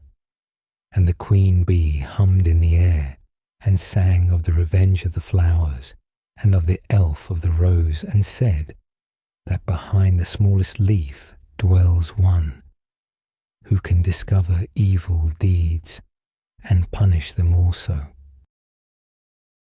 The Elfin Hill. A few large lizards were running nimbly about in the clefts of an old tree. They could understand one another very well, for they spoke the lizard language.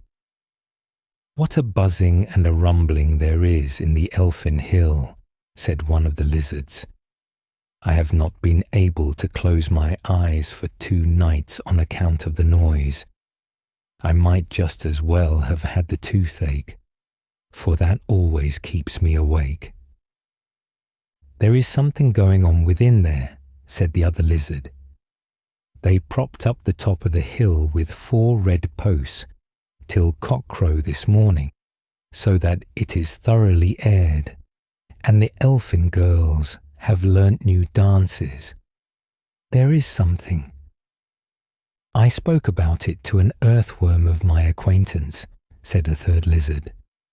The earthworm had just come from the Elfin Hill, where he has been groping about in the earth day and night. He has heard a great deal, although he cannot see, poor miserable creature, yet he understands very well how to wriggle and lurk about. They expect friends in the Elfin Hill, grand company too, but who they are the earthworm would not say, or perhaps he really did not know. All the will-o'-the-wisps are ordered to be there to hold a torch dance, as it is called. The silver and gold which is plentiful in the hill will be polished and placed out in the moonlight. Who can the strangers be? Asked the lizards. What can the matter be? Hark! What a buzzing and humming there is. Just at this moment the Elfin Hill opened, and an old elfin maiden, hollow behind, came tripping out. She was the old elf king's housekeeper, and a distant relative of the family. Therefore she wore an amber heart on the middle of her forehead. Her feet moved very fast. Trip, trip. Good gracious, how she could trip right down to the sea, to the night raven. You are invited to the Elf Hill for this evening, said she. But will you do me a great favour and undertake the invitations? You ought to do something, for you have no housekeeping to attend to as I have. We are going to have some very grand people, conjurers, who have always something to say, and therefore the old elf king wishes to make a great display. Who is to be invited? Asked the raven. All the world may come to the great ball, even human beings, if they can only talk in their sleep, or do something after our fashion. But for the feast, the company must be carefully selected. We can only admit persons of high rank. I have had a dispute myself with the Elf King, as he thought we could not admit ghosts.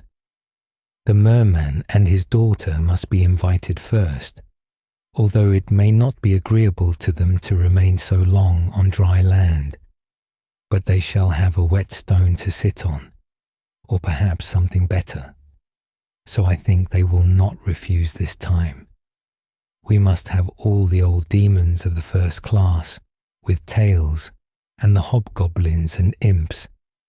And then I think we ought not to leave out the death horse, or the grave pig, or even the church dwarf, although they do belong to the clergy, and are not reckoned among our people. But that is merely their office. They are nearly related to us, and visit us very frequently. Croak, said the night raven, as he flew away with the invitations. The elfin maidens were already dancing on the Elf Hill, and they danced in shawls woven from moonshine and mist, which look very pretty to those who like such things. The large hall within the Elf Hill was splendidly decorated. The floor had been washed with moonshine, and the walls had been rubbed with magic ointment, so that they glowed like tulip leaves in the light. In the kitchen were frogs roasting on the spit, and dishes preparing of snail skins, with children's fingers in them, salad of mushroom seed, hemlock, noses and marrow of mice, beer from the marshwoman's brewery, and sparkling saltpeter wine from the grave cellars. These were all substantial food. Rusty nails and church window glass formed the dessert. The old Elf King had his gold crown polished up with powdered slate pencil. It was like that used by the first form, and very difficult for an Elf King to obtain. In the bedrooms, curtains were hung up and fastened with the slime of snails. There was, indeed, a buzzing and humming everywhere. Now we must fumigate the place with burnt horsehair and pig's bristles, and then I think I shall have done my part, said said the elf manservant. "Father dear," said the youngest daughter, "may I now hear who our high-born visitors are?" "Well, I suppose I must tell you now," he replied. "Two of my daughters must prepare themselves to be married, for the marriages certainly will take place. The old goblin from Norway, who lives in the ancient Dovre Mountains, and who possesses many castles built of rock and freestone, besides a gold mine, which is better than all, so it is thought, is coming with his two sons, who are both seeking a wife. The old goblin is a true-hearted, honest, old Norwegian greybeard, cheerful and straightforward. I knew him formerly, when we used to drink together to our good fellowship. He came here once to fetch his wife. She is dead now. She was the daughter of the king of the chalk hills at Moen. They say he took his wife from chalk.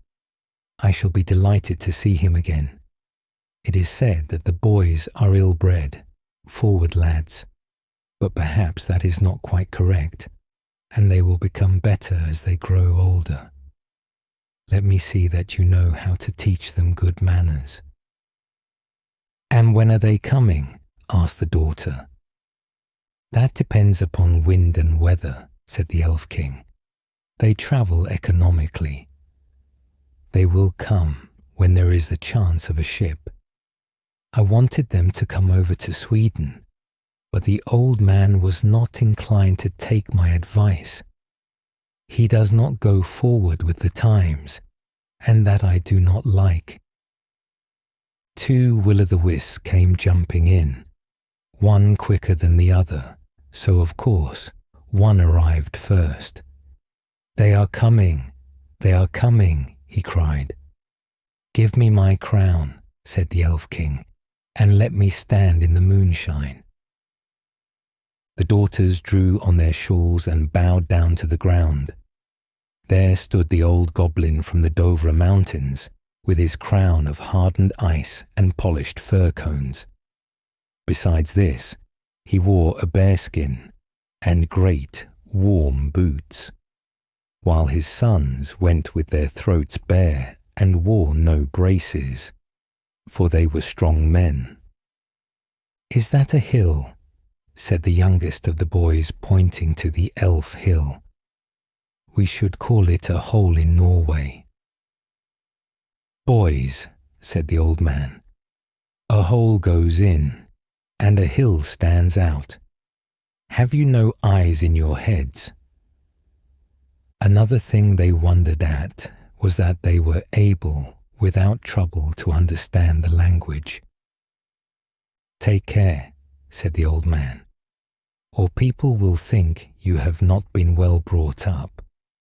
Then they entered the Elfin Hill, where the select and grand company were assembled, and so quickly had they appeared that they seemed to have been blown together. But for each guest the neatest and pleasantest arrangement had been made.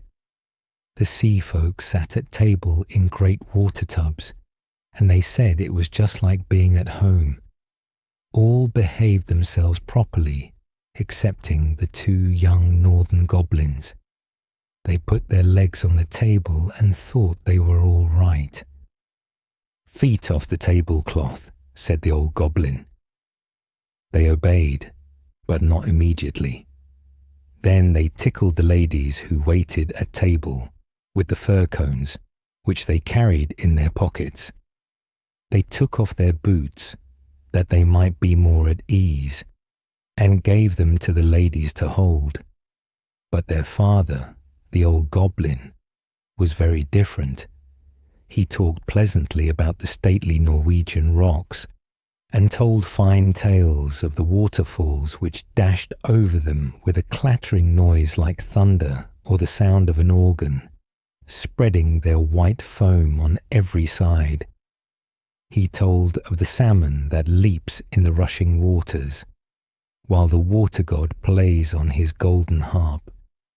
He spoke of the bright winter nights when the sledge bells are ringing, and the boys run with burning torches across the smooth ice, which is so transparent that they can see the fishes dart forward beneath their feet.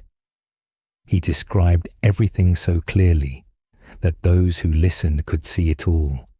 They could see the sawmills going, the men servants and the maidens singing songs and dancing a rattling dance, when all at once the old goblin gave the old elfin maiden a kiss. Such a tremendous kiss, and yet they were almost strangers to each other. Then the elfin girls had to dance, first in the usual way, and then with stamping feet, which they performed very well. Then followed the artistic and solo dance. Dear me, how they did throw their legs about. No one could tell where the dance begun, or where it ended, nor indeed which were legs and which were arms, for they were all flying about together, like the shavings in a saw pit. And then they spun round so quickly that the death horse and the grave pig became sick and giddy, and were obliged to leave the table. "Stop!" cried the old goblin. "Is that the only housekeeping they can perform? Can they do anything more than dance and throw about their legs and make a whirlwind?" "You shall soon see what they can do," said the Elf King. And then he called his youngest daughter to him. She was slender and fair as moonlight, and the most graceful of all the sisters. She took a white chip in her mouth and vanished instantly. This was her accomplishment. But the old goblin said he should not like his wife to have such an accomplishment, and thought his boys would have the same objection.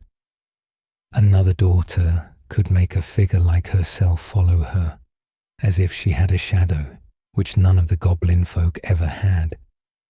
The third was of quite a different sort. She had learnt in the brew house of the Moor Witch how to lard elfin puddings with glow-worms.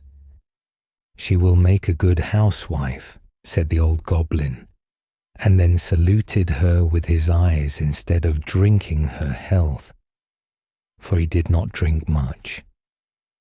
Now came the fourth daughter, with a large harp to play upon, and when she struck the first chord, everyone lifted up the left leg, for the goblins are left-legged, and at the second chord they found they must all do just what she wanted.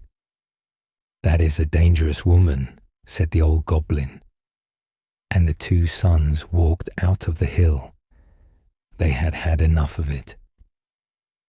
"And what can the next daughter do?" asked the old goblin. "I have learnt everything that is Norwegian," said she, "and I will never marry unless I can go to Norway." Then her youngest sister whispered to the old goblin, "That is only because she has heard, in a Norwegian song, that when the world shall decay, the cliffs of Norway will remain standing like monuments, and she wants to get there, that she may be safe, for she is so afraid of sinking." "Ho, ho," said the old goblin. "Is that what she means? Well, what can the seventh and last do?" "The sixth comes before the seventh," said the Elf King, for he could reckon, but the sixth would not come forward. "I can only tell people the truth," said she. "No one cares for me, nor troubles himself about me, and I have enough to do to sew my grave clothes." So the seventh and last came, and what could she do? Why, she could tell stories, as many as you liked, on any subject. "Here are my 5 fingers," said the old goblin. "Now tell me a story for each of them." So she took him by the wrist, and he laughed till he nearly choked, and when she came to the 4th finger, there was a gold ring on it, as if it knew there was to be a betrothal. Then the old goblin said, "Hold fast what you have. This hand is yours, for I will have you for a wife myself." Then the elfin girl said that the stories about the ring finger and little Peter Playman had not yet been told. "We will hear them in the winter," said the old goblin, "and also about the fir and the birch trees, and the ghost stories, and of the tingling frost. You shall tell your tales, for no one over there can do it so well. And we will sit in the stone rooms where the pine logs are burning, and drink mead out of the golden drinking horn of the old Norwegian kings. The water god has given me two, and when we sit there, Nix comes to pay us a visit, and will sing you all the songs of the mountain shepherdesses. How merry we shall be! The salmon will be leaping in the waterfalls and dashing against the stone walls, but he will not be able to come in. It is indeed very pleasant to live in old Norway. But where are the lads?" Where indeed were they? Why, running about the fields and blowing out the will-o'-the-wisp, who so good-naturedly came and brought their torches. "What tricks have you been playing?" said the old goblin. "I have taken a mother for you, and now you may take one of your aunts." But the youngsters said they would rather make a speech and drink to their good fellowship. They had no wish to marry. Then they made speeches and drank toasts and tipped their glasses to show that they were empty. Then they took off their coats and lay down on the table to sleep, for they made themselves quite at home. But the old goblin danced about the room with his young bride, and exchanged boots with her, which is more fashionable than exchanging rings. "The cock is crowing," said the old elfin maiden who acted as housekeeper. "Now we must close the shutters, that the sun may not scorch us." Then the hill closed up, but the lizards continued to run up and down the riven tree, and one said to the other, "Oh, how much I was pleased with the old goblin." "The boys please me better," said the earthworm. But then the poor miserable creature could not see. The Emperor's New Suit. Many years ago lived an emperor who thought so much of new clothes that he spent all his money in order to obtain them. His only ambition was to be always well dressed. He did not care for his soldiers, and the theatre did not amuse him. The only thing, in fact, he thought anything of was to drive out and show a new suit of clothes. He had a coat for every hour of the day, and as one would say of a king, he is in his cabinet, so one could say of him, the emperor is in his dressing room. The great city where he resided was very gay. Every day many strangers from all parts of the globe arrived. One day 2 swindlers came to this city. They made people believe that they were weavers and declared they could manufacture the finest cloth to be imagined. Their colours and patterns, they said, were not only exceptionally beautiful, but the clothes made of their material possessed the wonderful quality of being invisible to any man who was unfit for his office or unpardonably stupid. That must be wonderful cloth, thought the emperor. If I were to be dressed in a suit made of this cloth, I should be able to find out which men in my empire were unfit for their places, and I could distinguish the clever from the stupid. I must have this cloth woven for me without delay. And he gave a large sum of money to the swindlers in advance, that they should set to work without any loss of time. They set up 2 looms and pretended to be very hard at work, but they did nothing whatever on the looms. They asked for the finest silk and the most precious gold cloth. All they got they did away with, and worked at the empty looms till late at night. I should very much like to know how they are getting on with the cloth, thought the emperor. But he felt rather uneasy when he remembered that he, who was not fit for his office, could not see it. Personally, he was of opinion that he had nothing to fear, yet he thought it advisable to send somebody else first to see how matters stood. Everybody in the town knew what a remarkable quality the stuff possessed, and all were anxious to see how bad or stupid their neighbours were. I shall send my honest old minister to the weavers, thought the emperor. He can judge best how the stuff looks, for he is intelligent, and nobody understands his office better than he. The good old minister went into the room where the swindlers sat before the empty looms. Heaven preserve us, he thought, and opened his eyes wide. I cannot see anything at all. But he did not say so. Both swindlers requested him to come near, and asked him if he did not admire the exquisite pattern and the beautiful colours, pointing to the empty looms. The poor old minister tried his very best, but he could see nothing, for there was nothing to be seen. Oh dear, he thought, can I be so stupid? I should never have thought so, and nobody must know it. Is it possible that I am not fit for my office? No, I cannot say that I was unable to see the cloth. Now, have you got nothing to say? Said one of the swindlers, while he pretended to be busily weaving. Oh, it is very pretty, exceedingly beautiful, replied the old minister, looking through his glasses. What a beautiful pattern, what brilliant colours. I shall tell the emperor that I like the cloth very much.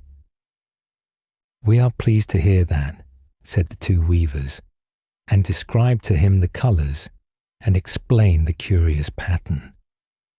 The old minister listened attentively, that he might relate to the emperor what they said. And so he did. Now the swindlers asked for more money, silk and gold cloth, which they required for weaving.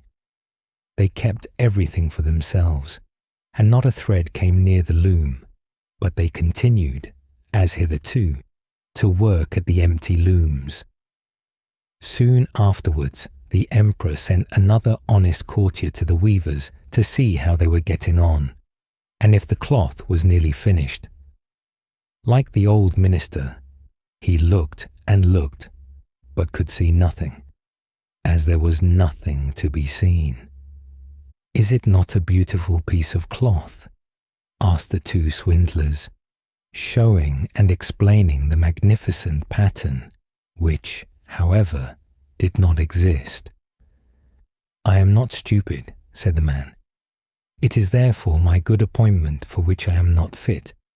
It is very strange, but I must not let anyone know it. And he praised the cloth, which he did not see, and expressed his joy at the beautiful colours and the fine pattern. It is very excellent, he said to the emperor. Everybody in the whole town talked about the precious cloth.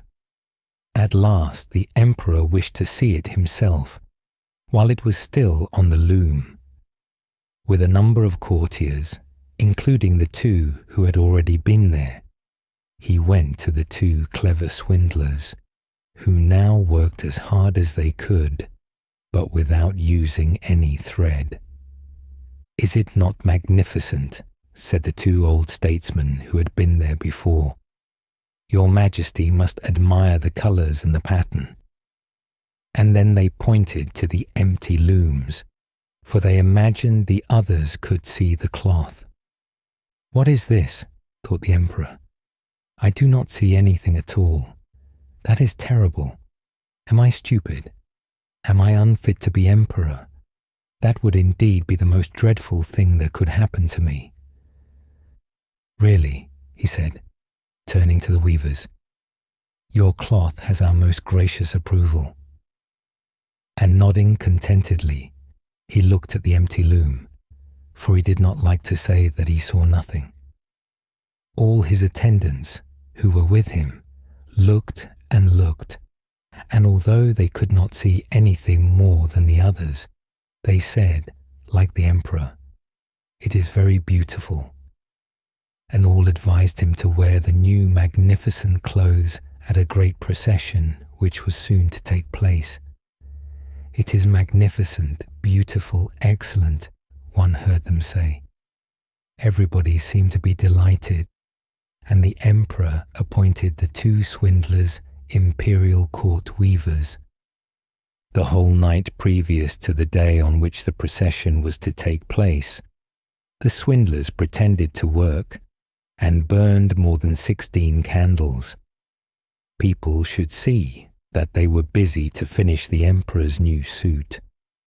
They pretended to take the cloth from the loom and worked about in the air with big scissors and sewed with needles without thread, and said at last, "The emperor's new suit is ready now." The emperor and all his barons then came to the hall. The swindlers held their arms up as if they held something in their hands and said, "These are the trousers, this is the coat, and here is the cloak," and so on. They are all as light as a cobweb, and one must feel as if one had nothing at all upon the body, but that is just the beauty of them. "Indeed," said all the courtiers, but they could not see anything, for there was nothing to be seen. "Does it please your majesty now to graciously undress," said the swindlers, "that we may assist your majesty in putting on the new suit before the large looking-glass?" The emperor undressed, and the swindlers pretended to put the new suit upon him, one piece after another, and the emperor looked at himself in the glass from every side. "How well they look! How well they fit!" said all. "What a beautiful pattern! What fine colours! That is a magnificent suit of clothes." The master of the ceremonies announced that the bearers of the canopy, which was to be carried in the procession, were ready. "I am ready," said the emperor. "Does not my suit fit me marvellously?" Then he turned once more to the looking-glass, that people should think he admired his garments. The chamberlains, who were to carry the train, stretched their hands to the ground as if they lifted up a train, and pretended to hold something in their hands. They did not like people to know that they could not see anything. The emperor marched in the procession under the beautiful canopy, and all who saw him in the street and out of the windows exclaimed, "Indeed, the emperor's new suit is incomparable. What a long train he has!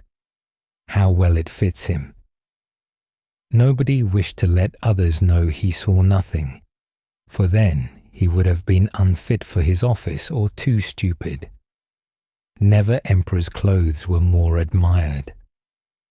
"But he has nothing on at all," said a little child at last. "Good heavens! Listen to the voice of an innocent child," said the father, and one whispered to the other what the child had said. "But he has nothing on at all," cried at last the whole people. That made a deep impression upon the emperor, for it seemed to him that they were right. But he thought to himself, "Now I must bear up to the end." And the chamberlains walked with still greater dignity, as if they carried the train which did not exist. The Farmyard, Cock and the Weathercock. There were two cocks, one on the dunghill, the other on the roof. They were both arrogant, but which of the two rendered most service? Tell us your opinion. We'll keep to ours just the same, though. The poultry yard was divided by some planks from another yard, in which there was a dunghill, and on the dunghill lay and grew a large cucumber, which was conscious of being a hotbed plant. One is born to that, said the cucumber to itself. Not all can be born cucumbers. There must be other things too. The hens, the ducks, and all the animals in the next yard are creatures too. Now I have a great opinion of the yard cock on the plank. He is certainly of much more importance than the weathercock, who is placed so high and can't even creak, much less crow. The latter has neither hens nor chicks, and only thinks of himself and perspires verdigris. No, the yard cock is really a cock. His step is a dance, his crowing is music, and wherever he goes, one knows what a trumpeter is like. If he would only come in here, even if he ate me up stump, stalk, and all, and I had to dissolve in his body, it would be a happy death, said the cucumber. In the night there was a terrible storm. The hens, chicks, and even the cock sought shelter. The wind tore down the planks between the 2 yards with a crash. The tiles came tumbling down, but the weathercock sat firm. He did not even turn round, for he could not, and yet he was young and freshly cast, but prudent and sedate. He had been born old, and did not at all resemble the birds flying in the air, the sparrows and the swallows. No, he despised them, these mean little piping birds, these common whistlers. He admitted that the pigeons, large and white and shining like mother o' pearl, looked like a kind of weathercock, but they were fat and stupid, and all their thoughts and endeavours were directed to filling themselves with food, and besides, they were tiresome things to converse with. The birds of passage had also paid the weathercock a visit, and told him of foreign countries, of airy caravans and robber stories that made one's hair stand on end. All this was new and interesting, that is, for the first time, but afterwards, as the weathercock found out, they repeated themselves and always told the same stories, and that's very tedious, and there was no one with whom one could associate, for one and all were stale and small-minded. The world is no good, he said. Everything in it is so stupid. The weathercock was puffed up, and that quality would have made him interesting in the eyes of the cucumber if it had known it. But it had eyes only for the yard cock, who was now in the yard with it. The wind had blown the planks, but the storm was over. "What do you think of that crowing?" said the yard cock to the hens and chickens. It was a little rough. It wanted elegance. And the hens and chickens came up on the dunghill, and the cock strutted about like a lord. "Garden plant," he said to the cucumber, and in that one word his deep learning showed itself, and it forgot that he was pecking at her and eating it up. A happy death. The hens and the chickens came, for where one runs the others run too. They clucked and chirped and looked at the cock, and were proud that he was of their kind. "Cock-a-doodle-doo," he crowed. "The chickens will grow up into great hens at once if I cry it out in the poultry yard of the world." And hens and chicks clucked and chirped, and the cock announced a great piece of news. A cock can lay an egg, and do you know what's in that egg? A basilisk. No one can stand the sight of such a thing.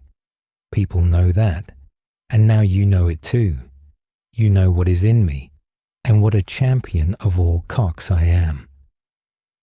With that the yard cock flapped his wings, made his comb swell up, and crowed again. And they all shuddered, the hens and the little chicks.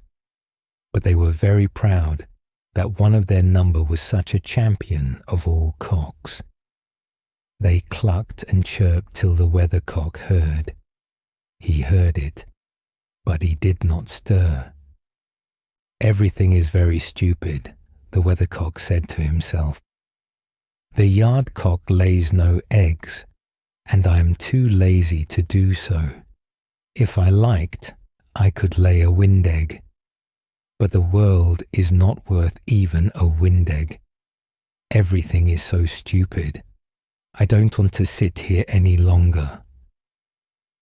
With that the weathercock broke off.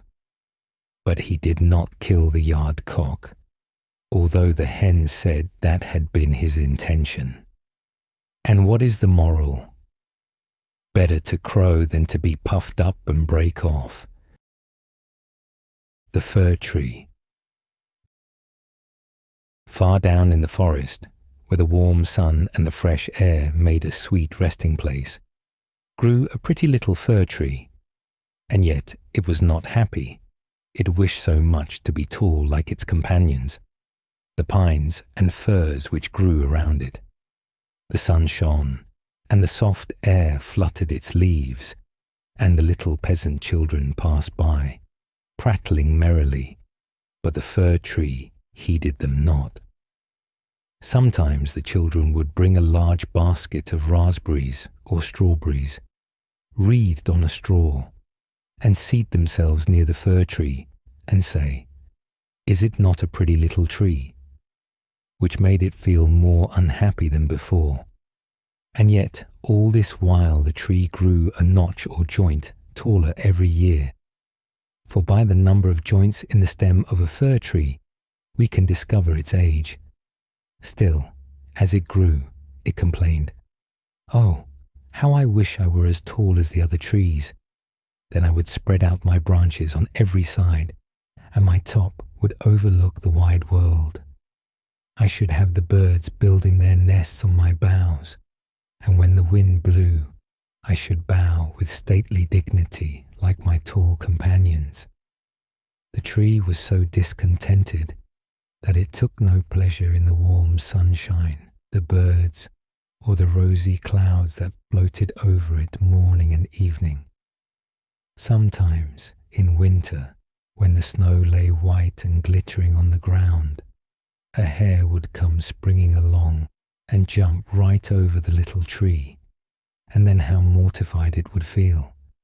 2 winters passed, and when the third arrived, the tree had grown so tall that the hare was obliged to run round it. Yet it remained unsatisfied, and would exclaim, "Oh, if I could but keep on growing tall and old! There is nothing else worth caring for in the world." In the autumn, as usual, the woodcutters came and cut down several of the tallest trees, and the young fir tree, which was now grown to its full height, shuddered as the noble trees fell to the earth with a crash. After the branches were lopped off, the trunks looked so slender and bare that they could scarcely be recognized. Then they were placed upon wagons and drawn by horses out of the forest. Where were they going? What would become of them? The young fir tree wished very much to know. So in the spring, when the swallows and the storks came, it asked, "Do you know where those trees were taken? Did you meet them?" The swallows knew nothing, but the stork, after a little reflection, nodded his head and said, "Yes, I think I do. I met several new ships when I flew from Egypt, and they had fine masts that smelt like fir. I think these must have been the trees. I assure you they were stately, very stately." "Oh, how I wish I were tall enough to go on the sea," said the fir tree. "What is the sea, and what does it look like?" "It would take too much time to explain," said the stork, flying quickly away. "Rejoice in thy youth," said the sunbeam. "Rejoice in thy fresh growth and the young life that is in thee." And the wind kissed the tree, and the dew watered it with tears. But the fir tree regarded them not. Christmas time drew near, and many young trees were cut down, some even smaller and younger than the fir tree, who enjoyed neither rest nor peace, with longing to leave its forest home. These young trees, which were chosen for their beauty, kept their branches and were also laid on wagons and drawn by horses out to the forest. "Where are they going?" asked the fir tree. "They are not taller than I am. Indeed, one is much less. And why are the branches not cut off? Where are they going?" We know," sang the sparrows. "We have looked in at the windows of the houses in the town, and we know what is done with them. They are dressed up in the most splendid manner. We have seen them standing in the middle of a warm room and adorned with all sorts of beautiful things, honey cakes, gilded apples, playthings, and many hundreds of wax tapers." "And then," asked the fir tree, trembling through all its branches, "and then what happens?" "We did not see any more," said the sparrows, "but this was enough for us. I wonder whether anything so brilliant will ever happen to me," thought the fir tree. "It would be much better than crossing the sea. I long for it almost with pain. Oh, when will Christmas be here? I am now as tall and well grown as those which were taken away last year. Oh, that I were now laid in the wagon, or standing in the warm room, with all that brightness and splendor around me. Something better and more beautiful is to come after, or the trees would not be so decked out. Yes, what follows will be grander and more splendid. What can it be? I am weary with longing. I scarcely know how I feel." "Rejoice with us," said the air and the sunlight. "Enjoy thine own bright life in the fresh air." But the tree would not rejoice, though it grew taller every day, and winter and summer, its dark green foliage might be seen in the forest, while passers-by would say, "What a beautiful tree." A short time before Christmas, the discontented fir tree was the first to fall. As the axe cut through the stem and divided the pith, the tree fell with a groan to the earth, conscious of pain and faintness, and forgetting all its anticipations of happiness in sorrow at leaving its home in the forest. It knew that it should never again see its dear old companions, the trees, nor the little bushes and many-coloured flowers that had grown by its side, perhaps not even the birds. Neither was the journey at all pleasant. The tree first recovered itself while being unpacked in the courtyard of a house with several other trees, and it heard a man say, "We only want one, and this is the prettiest." Then came two servants in grand livery, and carried the fir tree into a large and beautiful apartment. On the walls hung pictures, and near the great stove stood great china vases with lions on the lids. There were rocking chairs, silken sofas, large tables, covered with pictures, books, and playthings, worth a great deal of money. At least the children said so. Then the fir tree was placed in a large tub, full of sand, but green baize hung all around it, so that no one could see it was a tub, and it stood on a very handsome carpet. How the fir tree trembled! What was going to happen to him now? Some young ladies came, and the servants helped them to adorn the tree. On one branch They hung little bags cut out of coloured paper, and each bag was filled with sweetmeats. From other branches hung gilded apples and walnuts, as if they had grown there. And above, and all round, were hundreds of red, blue, and white tapers, which were fastened on the branches. Dolls, exactly like real babies, were placed under the green leaves. The tree had never seen such things before, and at the very top was fastened a glittering star made of tinsel. Oh, it was very beautiful. This evening, they all exclaimed, how bright it will be. Oh, that the evening were come, thought the tree, and the tapers lighted. Then I shall know what else is going to happen. Will the trees of the forest come to see me? I wonder if the sparrows will peep in at the windows as they fly. Shall I grow faster here and keep on all these ornaments summer and winter? But guessing was of very little use. It made his bark ache, and this pain is as bad for a slender fir tree as headache is for us. At last the tapers were lighted, and then what a glistening blaze of light the tree presented. It trembled so with joy in all its branches that one of the candles fell among the green leaves and burnt some of them. "Help! Help!" exclaimed the young ladies. But there was no danger, for they quickly extinguished the fire. After this, the tree tried not to tremble at all, though the fire frightened him. He was so anxious not to hurt any of the beautiful ornaments, even while their brilliancy dazzled him. And now the folding doors were thrown open, and a troop of children rushed in, as if they intended to upset the tree.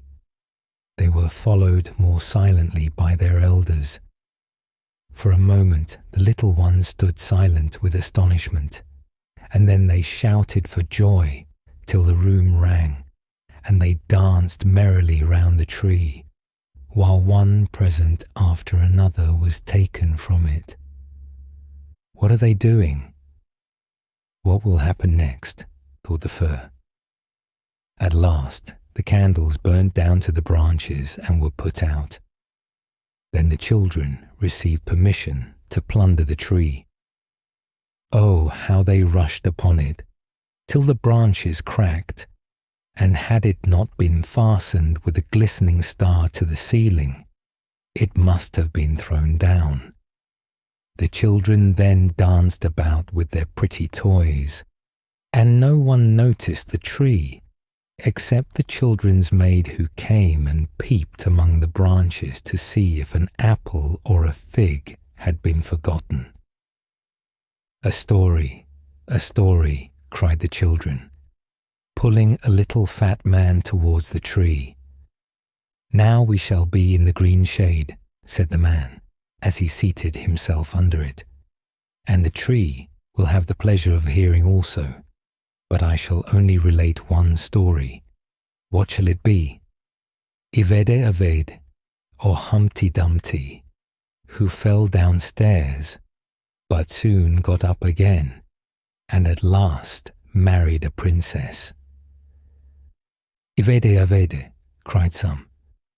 Humpty Dumpty, cried others, and there was a fine shouting and crying out.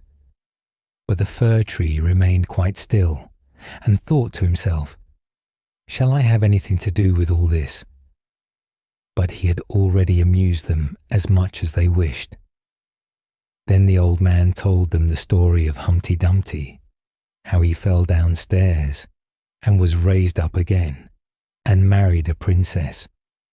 And the children clapped their hands and cried, tell another, for they wanted to hear the story of Ivede Aved, but they only had Humpty Dumpty.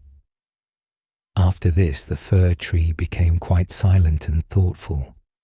Never had the birds in the forest told such tales as Humpty Dumpty, who fell downstairs and yet married a princess. Ah, yes, so it happens in the world, thought the fir tree. He believed it all, because it was related by such a nice man. Ah, well, he thought, who knows?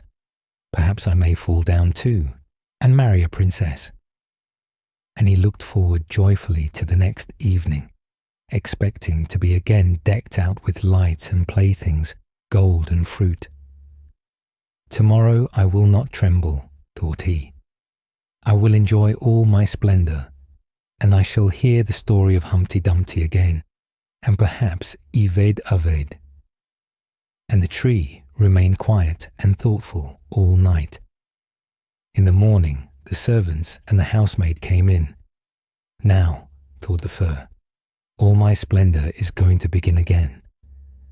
But they dragged him out of the room and upstairs to the garret, and threw him on the floor in a dark corner where no daylight shone, and there they left him. What does this mean? Thought the tree. What am I to do here? I can hear nothing in a place like this. And he had time enough to think, for days and nights passed, and no one came near him. And when at last somebody did come, it was only to put away large boxes in a corner. So the tree was completely hidden from sight, as if it had never existed. It is winter now, thought the tree. The ground is hard and covered with snow, so that people cannot plant me. I shall be sheltered here, I dare say, until spring comes. How thoughtful and kind everybody is to me. Still, I wish this place were not so dark, as well as lonely, with not even a little hare to look at. How pleasant it was out in the forest, while the snow lay on the ground, when the hare would run by, yes, and jump over me too, although I did not like it then. Oh, it is terrible lonely here.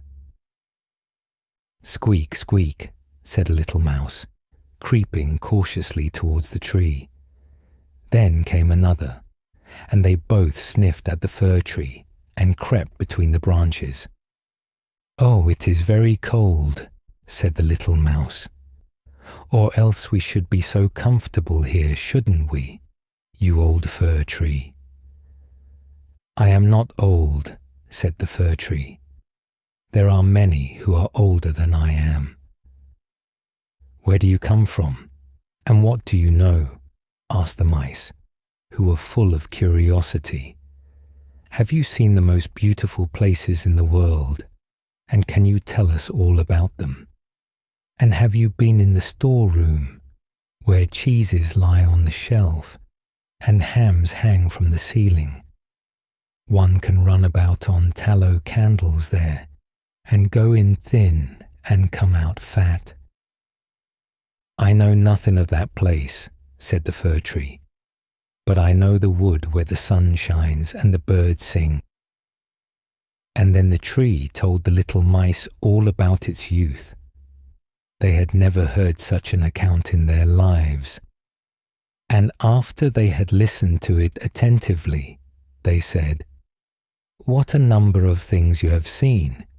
You must have been very happy. Happy, exclaimed the fir tree. And then as he reflected upon what he had been telling them, he said, Ah, yes, after all those were happy days. But when he went on and related all about Christmas Eve, and how he had been dressed up with cakes and lights, the mice said, How happy you must have been, you old fir tree. I am not old at all, replied the tree. I only came from the forest this winter. I am now checked in my growth. What splendid stories you can relate, said the little mice. And the next night, 4 other mice came with them to hear what the tree had to tell. The more he talked, the more he remembered, and then he thought to himself, Those were happy days, but they may come again.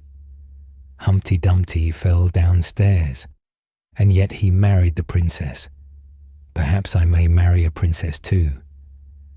And the fir tree thought of the pretty little birch tree that grew in the forest, which was to him a real beautiful princess. "Who is Humpty Dumpty?" asked the little mice.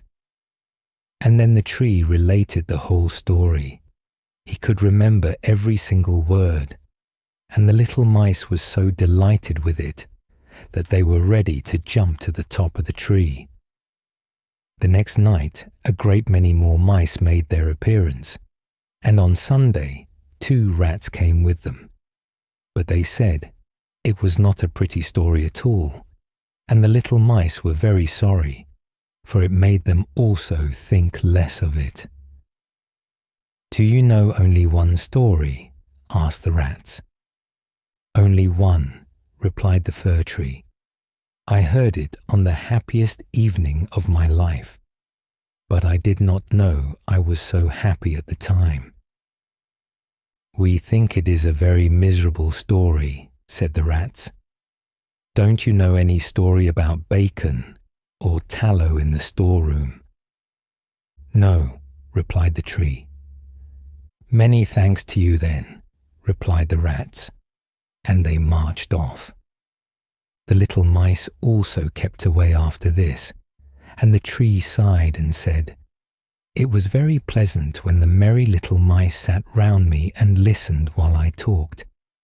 Now that is all past too. However, I shall consider myself happy when someone comes to take me out of this place." But would this ever happen? Yes.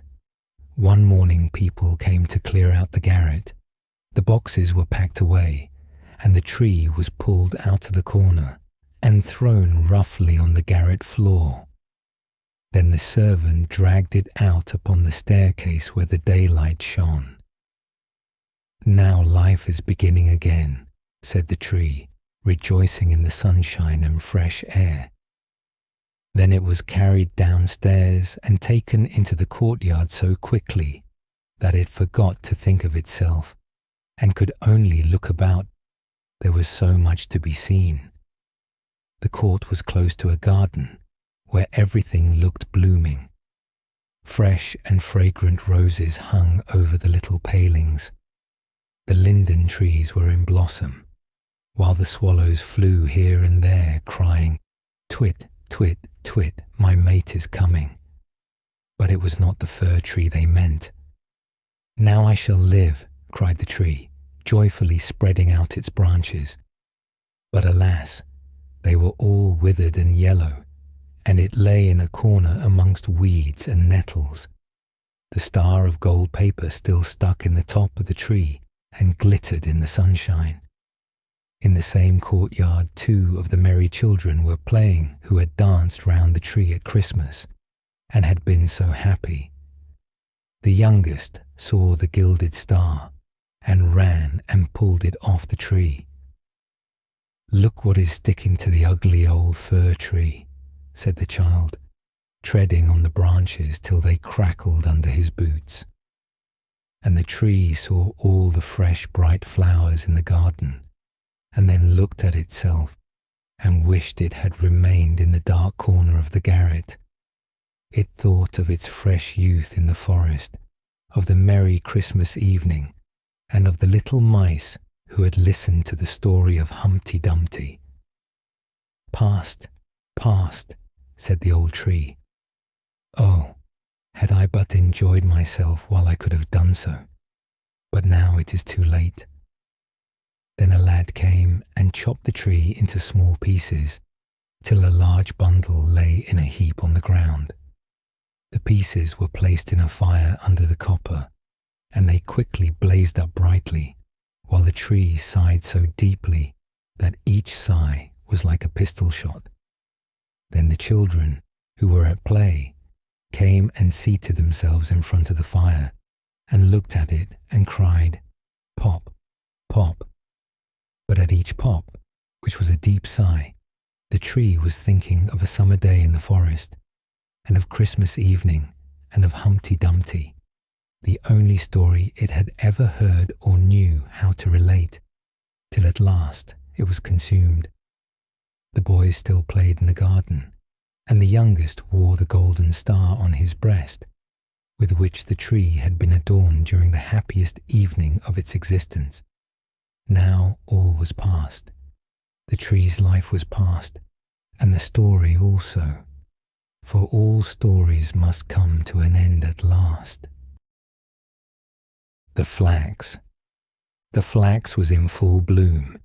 It had pretty little blue flowers as delicate as the wings of a moth, or even more so. The sun shone, and the showers watered it. And this was just as good for the flax as it is for little children to be washed and then kissed by their mother. They look much prettier for it, and so did the flax. People say that I look exceedingly well, said the flax, and that I am so fine and long that I shall make a beautiful piece of linen. How fortunate I am! It makes me so happy. It is such a pleasant thing to know that something can be made of me. How the sunshine cheers me, and how sweet and refreshing is the rain. My happiness overpowers me. No one in the world can feel happier than I am. Ah, yes, no doubt, said the fern. But you do not know the world yet as well as I do, for my sticks are knotty. And then it sung quite mournfully. Snip, snap, snur, baslur. The song is ended.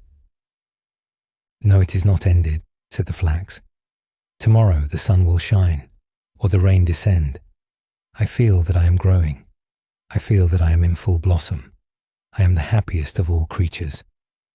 Well, one day some people came, who took hold of the flax and pulled it up by the roots. This was painful. Then it was laid in water, as if they intended to drown it, and after that, placed near a fire, as if it were to be roasted. All this was very shocking. We cannot expect to be happy always, said the flax. By experiencing evil as well as good, we become wise. And certainly, there was plenty of evil in store for the flax. It was steeped and roasted and broken and combed. Indeed, it scarcely knew what was done to it. At last, it was put on the spinning wheel. Whir, whir, went the wheel so quickly that the flax could not collect its thoughts. Well, I have been very happy, he thought in the midst of his pain, and must be contented with the past. And contented he remained till he was put on the loom, and became a beautiful piece of white linen. All the flax, even to the last stalk, was used in making this one piece. Well, this is quite wonderful. I could not have believed that I should be so favoured by fortune. The fern was not wrong with its song of snip, snap, snur, baslur. But the song is not ended yet, I am sure. It is only just beginning. How wonderful it is that after all I have suffered, I am made something of at last. I am the luckiest person in the world, so strong and fine, and how white, and what a length. This is something different to being a mere plant and bearing flowers. Then I had no attention, nor any water unless it rained. Now I am watched and taken care of. Every morning the maid turns me over, and I have a shower bath from the watering pot every evening.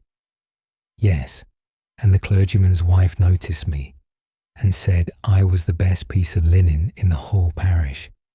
I cannot be happier than I am now.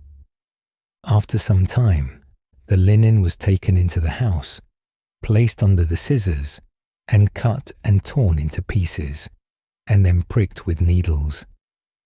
This certainly was not pleasant, but at last it was made into 12 garments of that kind which people do not like to name, and yet everybody should wear one.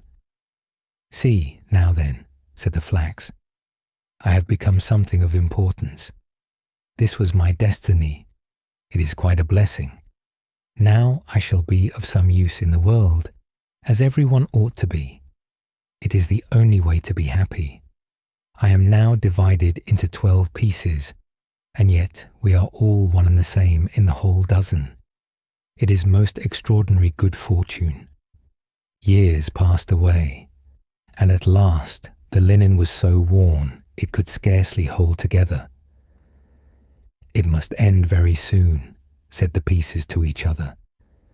"We would gladly have held together a little longer, but it is useless to expect impossibilities."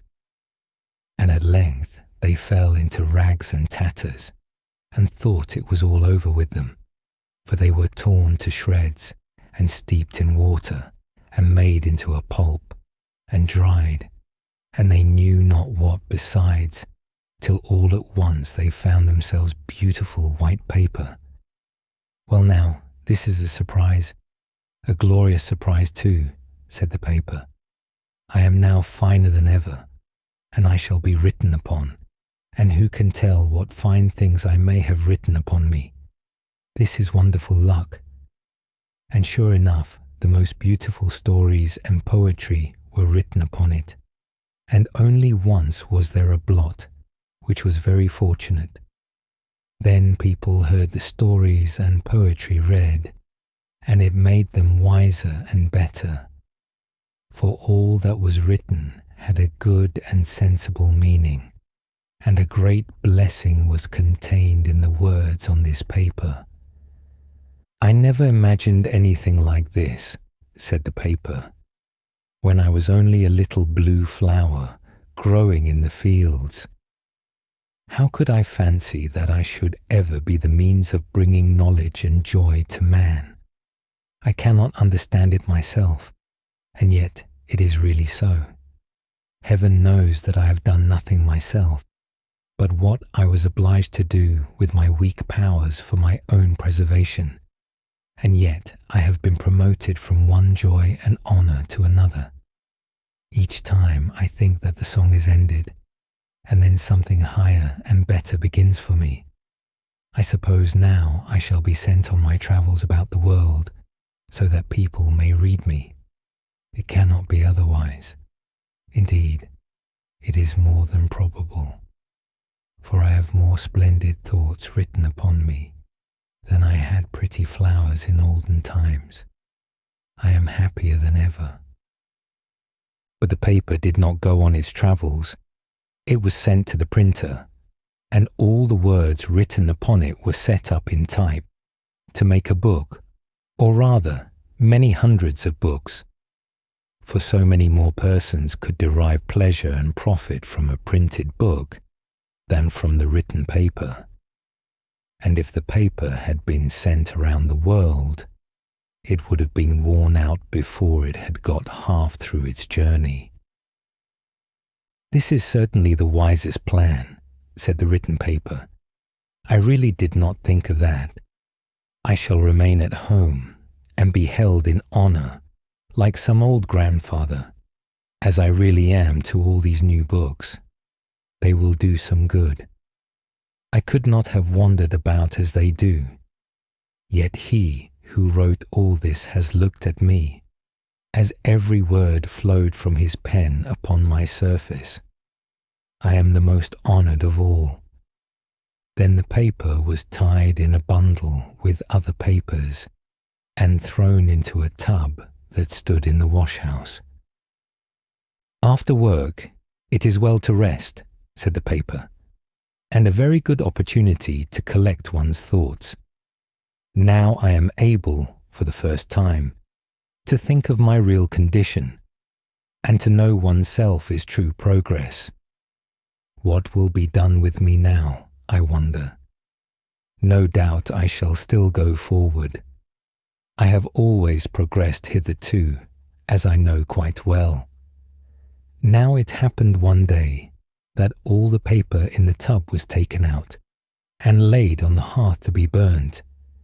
People said it could not be sold at the shop to wrap up butter and sugar, because it had been written upon.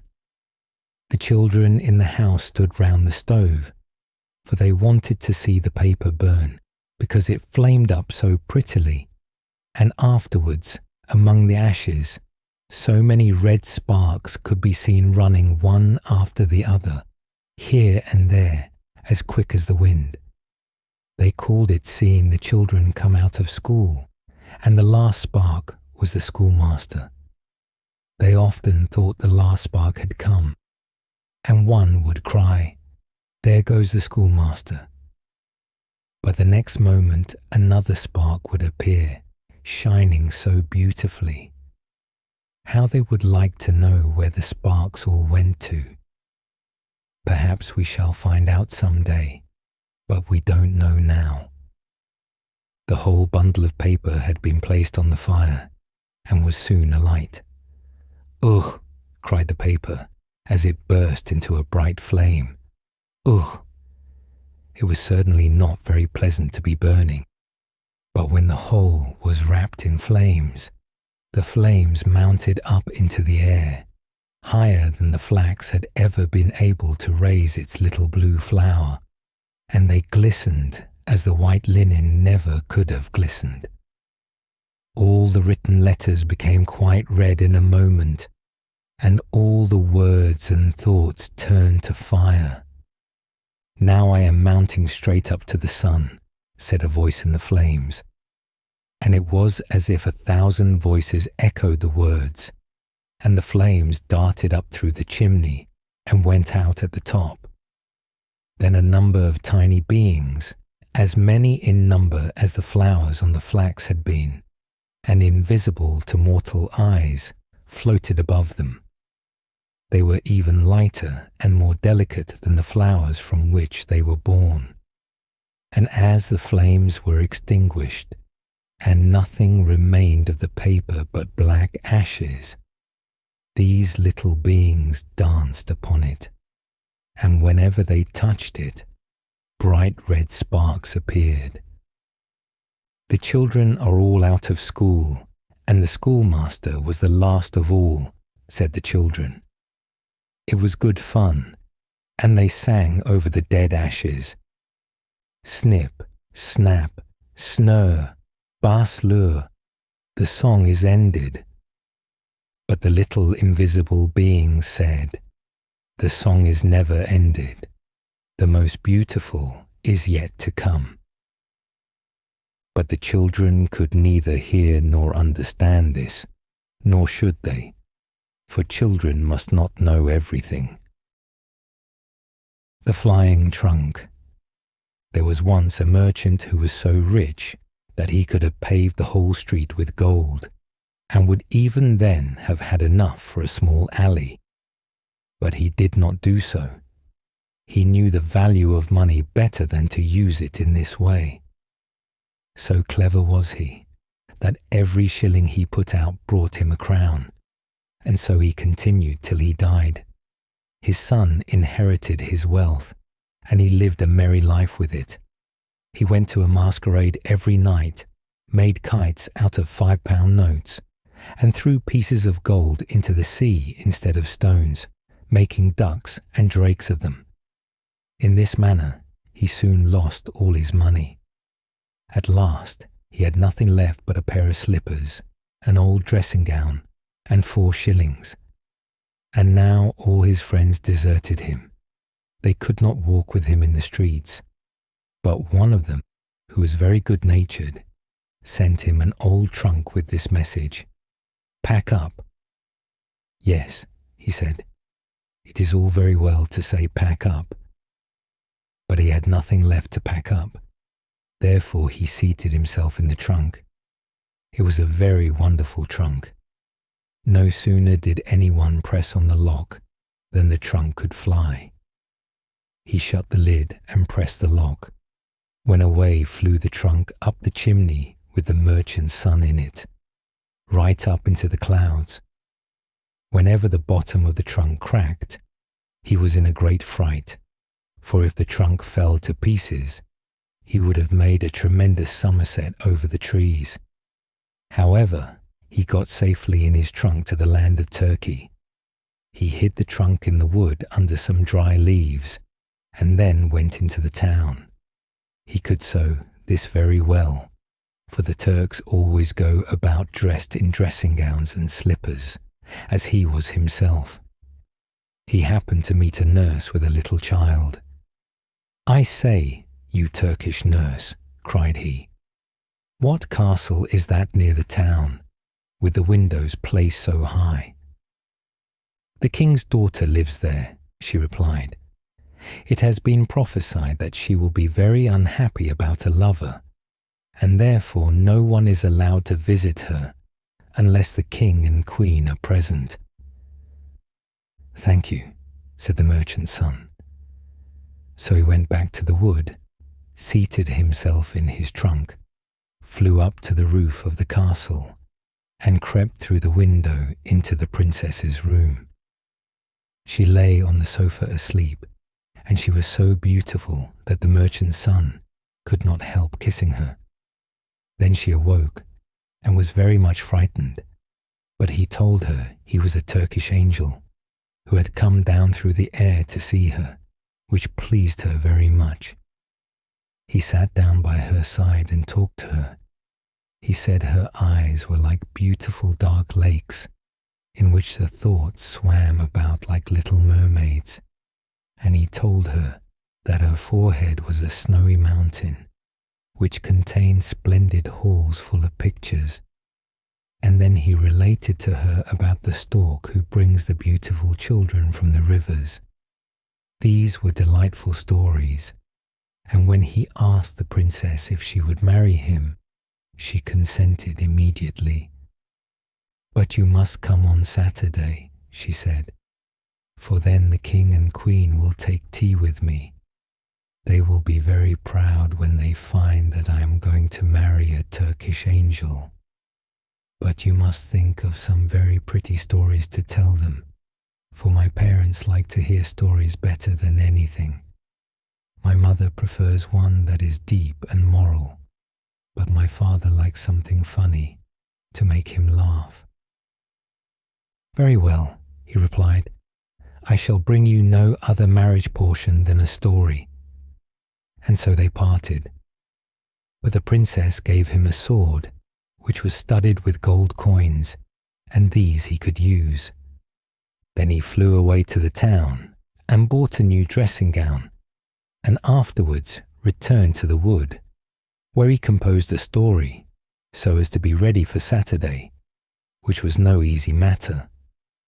It was ready, however, by Saturday, when he went to see the princess. The king and queen and the whole court were at tea with the princess, and he was received with great politeness. "Will you tell us a story?" said the queen, "one that is instructive and full of deep learning?" "Yes, but with something in it to laugh at," said the king. "Certainly," he replied, and commenced at once, asking them to listen attentively. There was once a bundle of matches that were exceedingly proud of their high descent. Their genealogical tree, that is, a large pine tree from which they had been cut, was at one time a large old tree in the wood.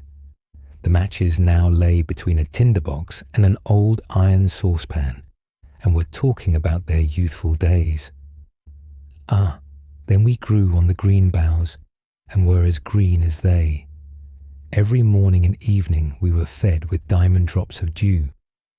Whenever the sun shone, we felt his warm rays, and the little birds would relate stories to us as they sung. We knew that we were rich, for the other trees only wore their green dress in summer, but our family were able to array themselves in green summer and winter. But the woodcutter came, like a great revolution, and our family fell under the axe. The head of the house obtained a situation as mainmast in a very fine ship, and can sail round the world when he will. The other branches of the family were taken to different places, and our office now is to kindle a light for common people. This is how such high-born people as we came to be in a kitchen." "Mine has been a very different fate," said the iron pot, which stood by the matches. "From my first entrance into the world, I have been used to cooking and scouring, I am the first in this house when anything solid or useful is required. My only pleasure is to be made clean and shining after dinner, and to sit in my place and have a little sensible conversation with my neighbours. All of us, excepting the water bucket, which is sometimes taken into the courtyard, live here together within these four walls. We get our news from the market basket, but he sometimes tells us very unpleasant things about the people and the government. Yes, and one day an old pot was so alarmed that he fell down and was broken to pieces. He was a liberal, I can tell you. You are talking too much, said the tinderbox, and the steel struck against the flint till some sparks flew out, crying, "We want a merry evening, don't we?" "Yes, of course," said the matches. "Let us talk about those who are the highest born." "No, I don't like to be always talking of what we are," remarked the saucepan. "Let us think of some other amusement. I will begin. We will tell something that has happened to ourselves. That will be very easy and interesting as well. On the Baltic Sea, near the Danish shore." "What a pretty commencement," said the plates. "We shall all like that story, I am sure." "Yes. Well, in my youth, I lived in a quiet family, where the furniture was polished, the floors scoured, and clean curtains put up every fortnight." "What an interesting way you have of relating a story," said the carpet broom. "It is easy to perceive that you have been a great deal in women's society. There is something so pure runs through what you say." "That is quite true," said the water bucket, and he made a spring with joy and splashed some water on the floor. Then the saucepan went on with his story, and the end was as good as the beginning. The plates rattled with pleasure, and the carpet broom brought some green parsley out of the dust hole and crowned the saucepan, for he knew it would vex the others, and he thought, "If I crown him today, he will crown me tomorrow." "Now let us have a dance," said the fire tongs. And then how they danced and stuck up one leg in the air. The chair cushion in the corner burst with laughter when she saw it. "Shall I be crowned now?" asked the fire tongs. So the broom found another wreath for the tongs. They were only common people after all, thought the matches. The tea urn was now asked to sing, but she said she had a cold and could not sing without boiling heat. They all thought this was affectation, and because she did not wish to sing excepting in the parlour, when on the table with the grand people. In the window sat an old quill pen, with which the maid generally wrote. There was nothing remarkable about the pen, excepting that it had been dipped too deeply in the ink, but it was proud of that. "If the tea urn won't sing," said the pen, "she can leave it alone. There is a nightingale in a cage who can sing. She has not been taught much, certainly, but we need not say anything this evening about that." "I think it highly improper," said the tea kettle, who was kitchen singer and half-brother to the tea urn, "that a rich foreign bird should be listened to here. Is it patriotic?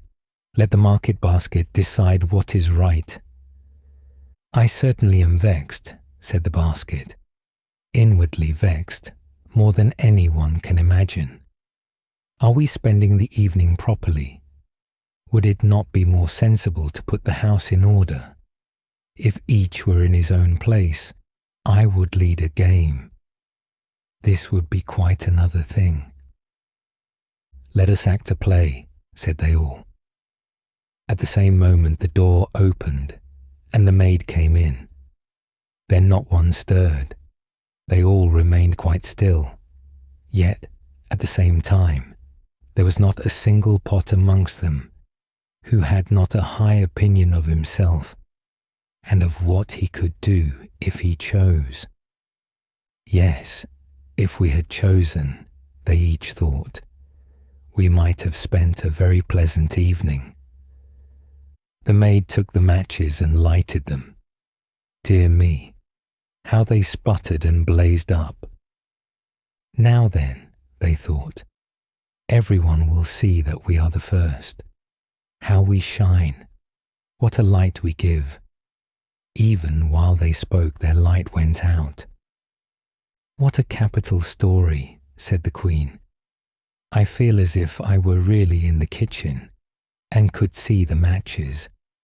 Yes, you shall marry our daughter. Certainly, said the King, thou shalt have our daughter. The King said thou to him because he was going to be one of the family. The wedding day was fixed, and on the evening before, the whole city was illuminated. Cakes and sweetmeats were thrown among the people. The street boys stood on tiptoe and shouted, "Hurrah!"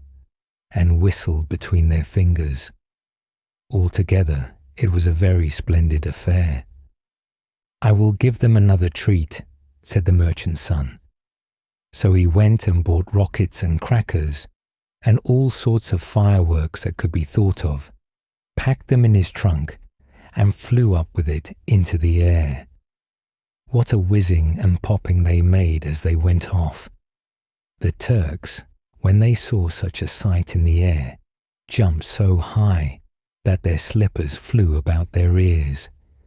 It was easy to believe after this that the princess was really going to marry a Turkish angel. As soon as the merchant's son had come down in his flying trunk to the wood after the fireworks, he thought, I will go back into the town now and hear what they think of the entertainment. It was very natural that he should wish to know. And what strange things people did say, to be sure.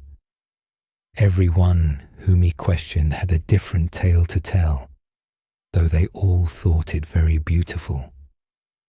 I saw the Turkish angel myself, said one. He had eyes like glittering stars and a head like foaming water. He flew in a mantle of fire, cried another, and lovely little cherubs peeped out from the folds.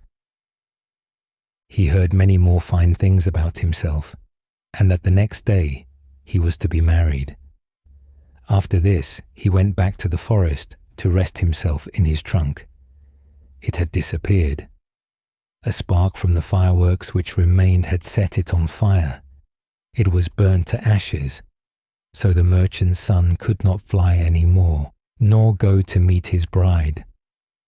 She stood all day on the roof waiting for him, and most likely she is waiting there still, while he wanders through the world telling fairy tales, but none of them so amusing as the one he related about the matches.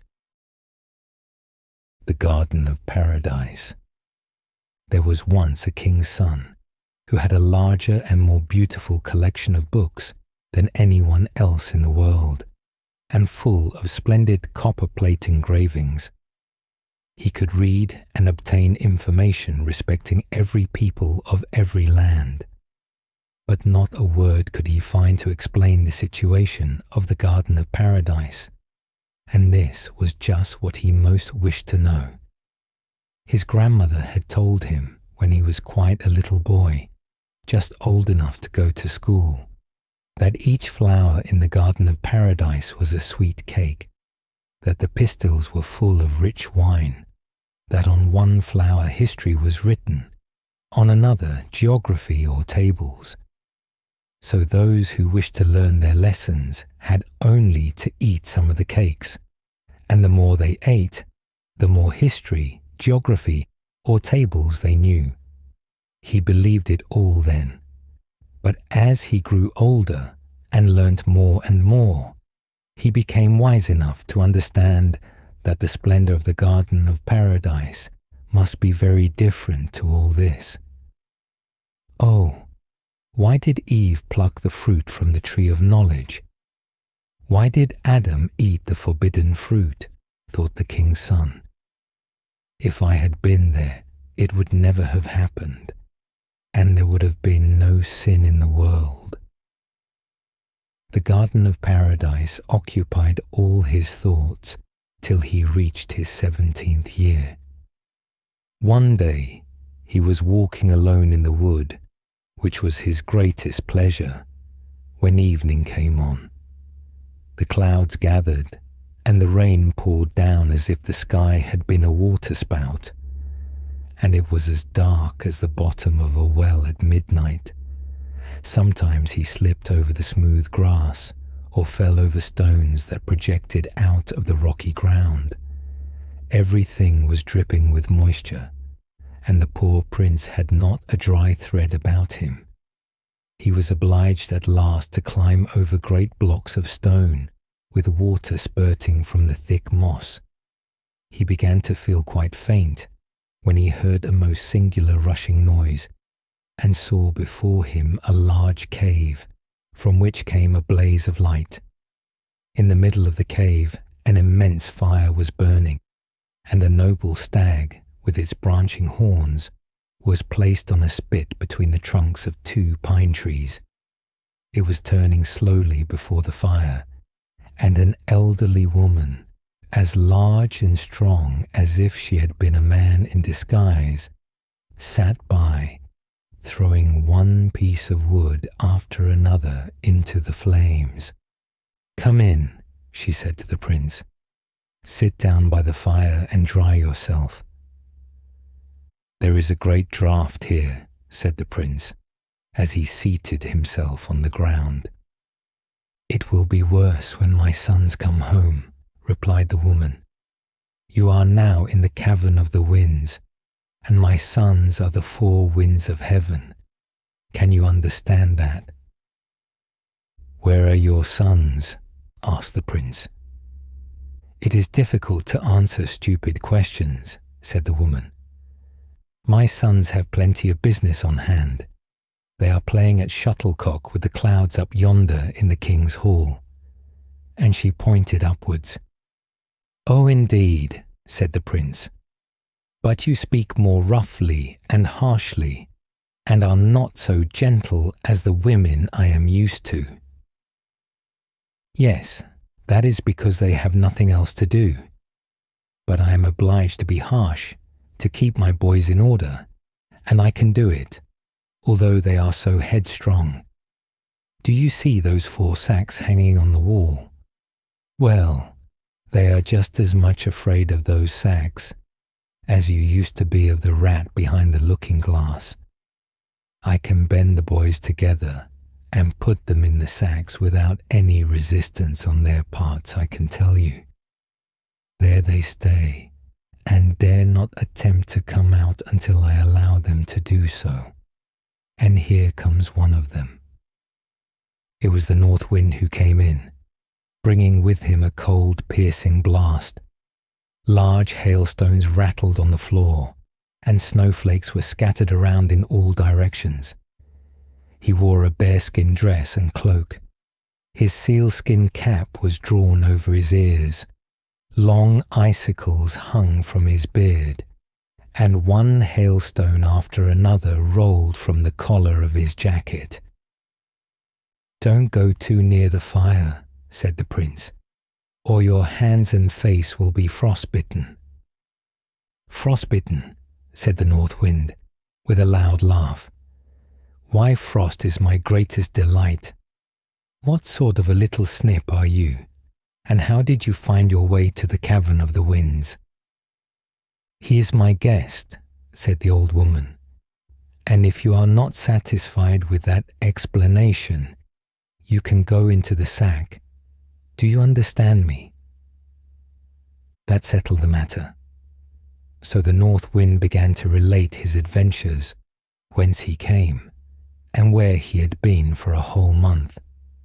"I come from the polar seas," he said. I have been on the Bear's Island with the Russian walrus hunters. I sat and slept at the helm of their ship as they sailed away from North Cape. Sometimes when I woke, the storm birds would fly about my legs.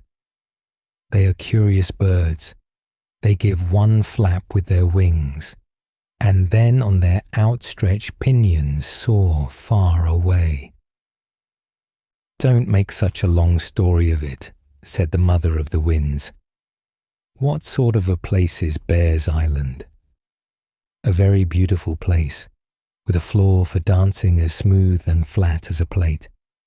Half-melted snow, partly covered with moss, sharp stones, and skeletons of walruses and polar bears lie all about, their gigantic limbs in a state of green decay. It would seem as if the sun never shone there.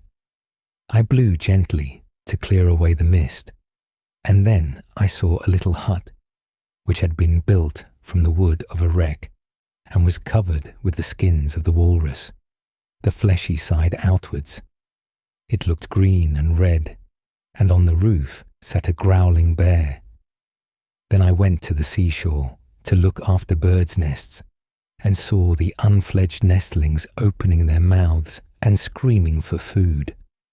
I blew into the 1,000 little throats and quickly stopped their screaming. Farther on were the walruses with pigs' heads and teeth a yard long, rolling about like great worms. You relate your adventures very well, my son, said the mother. It makes my mouth water to hear you. After that, continued the North Wind, the hunting commenced. The harpoon was flung into the breast of the walrus, so that a smoking stream of blood spurted forth like a fountain and besprinkled the ice. Then I thought of my own game. I began to blow and set my own ships, the great icebergs sailing, so that they might crush the boats. Oh, how the sailors howled and cried out! But I howled louder than they. They were obliged to unload their cargo and throw their chests and the dead walruses on the ice. Then I sprinkled snow over them and left them in their crushed boats to drift southward and to taste salt water. They will never return to Bear's Island. So you have done mischief, said the mother of the winds. I shall leave others to tell the good I have done, he replied. But here comes my brother from the west. I like him best of all, for he has the smell of the sea about him, and brings in a cold, fresh air as he enters. Is that the little Zephyr? Asked the prince. Yes, it is the little Zephyr, said the old woman. But he is not little now. In years gone by he was a beautiful boy. Now that is all past. He came in, looking like a wild man, and he wore a slouched hat to protect his head from injury. In his hand he carried a club, cut from a mahogany tree in the American forests, not a trifle to carry. Whence do you come? Asked the mother. I come from the wilds of the forests, where the thorny brambles form thick hedges between the trees, where the water snake lies in the wet grass, and mankind seem to be unknown. What were you doing there? I looked into the deep river and saw it rushing down from the rocks. The water drops mounted to the clouds and glittered in the rainbow. I saw the wild buffalo swimming in the river, but the strong tide carried him away amidst a flock of wild ducks, which flew into the air as the waters dashed onwards, leaving the buffalo to be hurled over the waterfall. This pleased me, so I raised a storm, which rooted up old trees and sent them floating down the river. And what else have you done? Asked the old woman. I have rushed wildly across the savannas. I have stroked the wild horses and shaken the coconuts from the trees. Yes, I have many stories to relate. But I need not tell everything I know. You know it all very well, don't you, old lady?" And he kissed his mother so roughly that she nearly fell backwards. Oh, he was indeed a wild fellow. Now in came the south wind, with a turban and a flowing Bedouin cloak. "How cold it is here," said he, throwing more wood on the fire. "It is easy to feel that the north wind has arrived here before me." "Why, it is hot enough here to roast a bear," said the north wind. "You are a bear yourself," said the other. "Do you want to be put in the sack, both of you?" said the old woman. "Sit down now on that stone yonder and tell me where you have been." "In Africa, mother. I went out with the Hottentots, who were lion hunting in the Kaffir land, where the plains are covered with grass the colour of a green olive. And here I ran races with the ostrich, but I soon outstripped him in swiftness. At last I came to the desert, in which lie the golden sands, looking like the bottom of the sea. Here I met a caravan, and the travellers had just killed their last camel to obtain water. There was very little for them, and they continued their painful journey beneath the burning sun and over the hot sands, which stretched before them a vast, boundless desert. Then I rolled myself in the loose sand and whirled it in burning columns over their heads. The dromedaries stood still in terror, while the merchants drew their caftans over their heads and threw themselves on the ground before me, as they do before Allah, their God. Then I buried them beneath a pyramid of sand, which covers them all. When I blow that away on my next visit, the sun will bleach their bones, and travellers will see that others have been there before them. Otherwise, in such a wild desert, they might not believe it possible." "So you have done nothing but evil," said the mother. "Into the sack with you." And, before he was aware, she had seized the south wind round the body and popped him into the bag. He rolled about on the floor till she sat herself upon him to keep him still. "These boys of yours are very lively," said the prince. "Yes," she replied, "but I know how to correct them when necessary, and here comes the fourth." In came the east wind, dressed like a Chinese. "Oh, you come from that quarter, do you?" said she. "I thought you had been to the Garden of Paradise." "I am going there tomorrow," he replied. "I have not been there for 100 years. I have just come from China, where I danced round the porcelain tower till all the bells jingled again. In the streets, an official flogging was taking place, and bamboo canes were being broken on the shoulders of men of every high position, from the 1st to the 9th grade. They cried, 'Many thanks, my fatherly benefactor.' But I'm sure the words did not come from their hearts, so I rang the bells till they sounded ding, ding, dong." "You are a wild boy," said the old woman. "It is well for you that you are going tomorrow to the Garden of Paradise. You always get improved in your education there.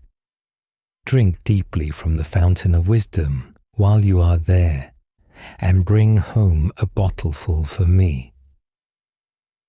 "That I will," said the east wind. "But why have you put my brother south in a bag? Let him out, for I want him to tell me about the phoenix bird. The princess always wants to hear of this bird when I pay her my visit every 100 years.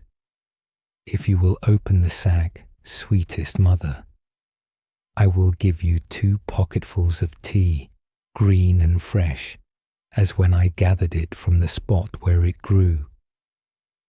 Well, For the sake of the tea, and because you are my own boy, I will open the bag." She did so, and the south wind crept out, looking quite cast down, because the prince had seen his disgrace. "There is a palm leaf for the princess," he said. "The old phoenix, the only one in the world, gave it to me himself. He has scratched on it with his beak the whole of his history during the 100 years he has lived. She can there read how the old phoenix set fire to his own nest and sat upon it while it was burning, like a Hindu widow. The dried twigs around the nest crackled and smoked till the flames burst forth and consumed the phoenix to ashes. Amidst the fire lay an egg, red hot, which presently burst with a loud report, and out flew a young bird. He is the only phoenix in the world, and the king over all the other birds. He has bitten a hole in the leaf which I give you, and that is his greeting to the princess." "Now let us have something to eat," said the mother of the winds. So they all sat down to feast on the roasted stag, and as the prince sat by the side of the east wind, they soon became good friends. "Pray tell me," said the prince, "who is that princess of whom you have been talking, and where lies the garden of paradise?" "Ho, ho," said the east wind. "Would you like to go there? Well, you can fly off with me tomorrow, but I must tell you one thing. No human being has been there since the time of Adam and Eve. I suppose you have read of them in your Bible." "Of course I have," said the prince. "Well," continued the east wind, "when they were driven out of the garden of paradise, it sunk into the earth, but it retained its warm sunshine, its balmy air, and all its splendor. The fairy queen lives there in the island of happiness, where death never comes, and all is beautiful. I can manage to take you there tomorrow, if you will sit on my back. But now don't talk any more, for I want to go to sleep." And then they all slept. When the prince awoke in the early morning, he was not a little surprised at finding himself high up above the clouds. He was seated on the back of the east wind, who held him faithfully, and they were so high in the air that woods and fields, rivers and lakes, as they lay beneath them, looked like a painted map. "Good morning," said the east wind. "You might have slept on a while, for there is very little to see in the flat country over which we are passing, unless you like to count the churches. They look like spots of chalk on a green board."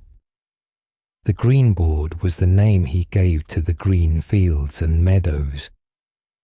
"It was very rude of me not to say goodbye to your mother and your brothers," said the prince. "They will excuse you, as you were asleep," said the east wind. And then they flew on faster than ever. The leaves and branches of the trees rustled as they passed. When they flew over seas and lakes, the waves rose higher, and the large ships dipped into the water like diving swans. As darkness came on towards evening, the great towns looked charming. Lights were sparkling, now seen, now hidden, just as the sparks go out one after another on a piece of burnt paper. The prince clapped his hands with pleasure, but the east wind advised him not to express his admiration in that manner, or he might fall down and find himself hanging on a church steeple. The eagle in the dark forest flies swiftly, but faster than he flew the east wind. The Cossack, on his small horse, rides lightly o'er the plains, but lighter still past the prince on the winds of the wind. "There are the Himalayas, the highest mountains in Asia," said the east wind, We shall soon reach the garden of paradise now." Then they turned southward, and the air became fragrant with the perfume of spices and flowers. Here figs and pomegranates grew wild, and the vines were covered with clusters of blue and purple grapes. Here they both descended to the earth and stretched themselves on the soft grass, while the flowers bowed to the breath of the wind as if to welcome it. "Are we now in the garden of paradise?" asked the prince. "No, indeed," replied the east wind, "but we shall be there very soon. Do you see that wall of rocks and the cavern beneath it, over which the grapevines hang like a green curtain? Through that cavern we must pass. Wrap your cloak round you, for while the sun scorches you here, a few steps farther it will be icy cold. The bird flying past the entrance to the cavern feels as if one wing were in the region of summer, and the other in the depths of winter." "So this then is the way to the garden of paradise?" asked the prince as they entered the cavern. It was indeed cold, but the cold soon passed, for the east wind spread his wings, and they gleamed like the brightest fire. As they passed on through this wonderful cave, the prince could see great blocks of stone from which water trickled, hanging over their heads in fantastic shapes. Sometimes it was so narrow that they had to creep on their hands and knees, while at other times it was lofty and wide, like the free air. It had the appearance of a chapel for the dead, with petrified organs and silent pipes. "We seem to be passing through the valley of death to the garden of paradise," said the prince. But the east wind answered not a word, only pointed forwards to a lovely blue light which gleamed in the distance. The blocks of stone assumed a misty appearance, till at last they looked like white clouds in moonlight. The air was fresh and balmy, like a breeze from the mountains perfumed with flowers from a valley of roses.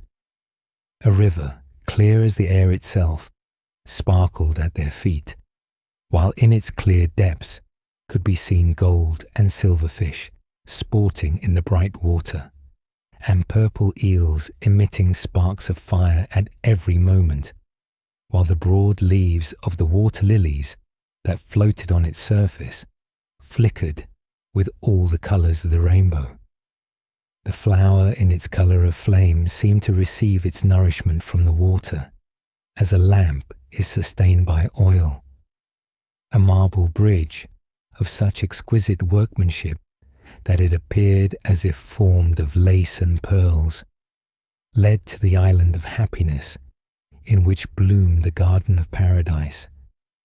The east wind took the prince in his arms and carried him over, while the flowers and the leaves sang the sweet songs of his childhood in tones so full and soft that no human voice could venture to imitate. Within the garden grew large trees full of sap, but whether they were palm trees or gigantic water plants, the prince knew not. The climbing plants hung in garlands of green and gold, like the illuminations on the margins of old missals, or twined among the initial letters. Birds, flowers, and festoons appeared intermingled in seeming confusion. Close by, on the grass, stood a group of peacocks with radiant tails outspread to the sun. The prince touched them and found, to his surprise, that they were not really birds, but the leaves of the burdock tree, which shone with the colours of a peacock's tail. The lion and the tiger, gentle and tame, were springing about like playful cats among the green bushes, whose perfume was like the fragrant blossom of the olive. The plumage of the wood pigeon glistened like pearls as it struck the lion's mane with its wings, while the antelope, usually so shy, stood near, nodding its head as if it wished to join in the frolic. The fairy of paradise next made her appearance. Her raiment shone like the sun, and her serene countenance beamed with happiness like that of a mother rejoicing over her child.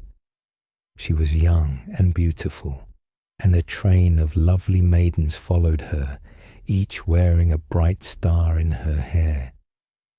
The east wind gave her the palm leaf, on which was written the history of the phoenix, and her eyes sparkled with joy.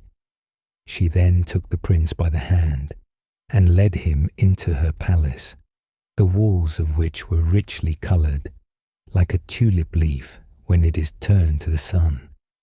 The roof had the appearance of an inverted flower, and the colours grew deeper and brighter to the gazer. The prince walked to a window and saw what appeared to be the tree of knowledge of good and evil, with Adam and Eve standing by, and the serpent near them. "I thought they were banished from paradise," he said. The princess smiled and told him that time had engraved each event on a window pane in the form of a picture. But, unlike other pictures, all that it represented lived and moved. The leaves rustled, and the persons went and came, as in a looking-glass. He looked through another pane, and saw the ladder in Jacob's dream, on which the angels were ascending and descending with outspread wings. All that had ever happened in the world here lived and moved on the panes of glass, in pictures such as time alone could produce. The fairy now led the prince into a large, lofty room with transparent walls, through which the light shone. Here were portraits, each one appearing more beautiful than the other. Millions of happy beings whose laughter and song mingled in one sweet melody. Some of these were in such an elevated position that they appeared smaller than the smallest rosebud, or like pencil dots on paper. In the centre of the hall stood a tree with drooping branches, from which hung golden apples, both great and small, looking like oranges amid the green leaves. It was the tree of knowledge of good and evil, from which Adam and Eve had plucked and eaten the forbidden fruit, and from each leaf trickled a bright red dewdrop, as if the tree were weeping tears of blood for their sin. "Let us now take the boat," said the fairy. "A sail on the cool waters will refresh us, but we shall not move from the spot, although the boat may rock on the swelling water. The countries of the world will glide before us, but we shall remain still." It was indeed wonderful to behold. First came the lofty Alps, snow-clad, and covered with clouds and dark pines. The horn resounded, and the shepherds sang merrily in the valleys. The banana trees bent their drooping branches over the boat. Black swans floated on the water, and singular animals and flowers appeared on the distant shore. New Holland, the fifth division of the world, now glided by, with mountains in the background, looking blue in the distance. They heard the song of the priests, and saw the wild dance of the savage to the sound of the drums and trumpets of bone. The pyramids of Egypt rising to the clouds, columns and sphinxes, overthrown and buried in the sand, followed in their turn, while the northern lights flashed out over the extinguished volcanoes of the north, in fireworks none could imitate. The prince was delighted, and yet he saw hundreds of other wonderful things more than can be described. "Can I stay here forever?" asked he. "That depends upon yourself," replied the fairy. "If you do not, like Adam, long for what is forbidden, you can remain here always."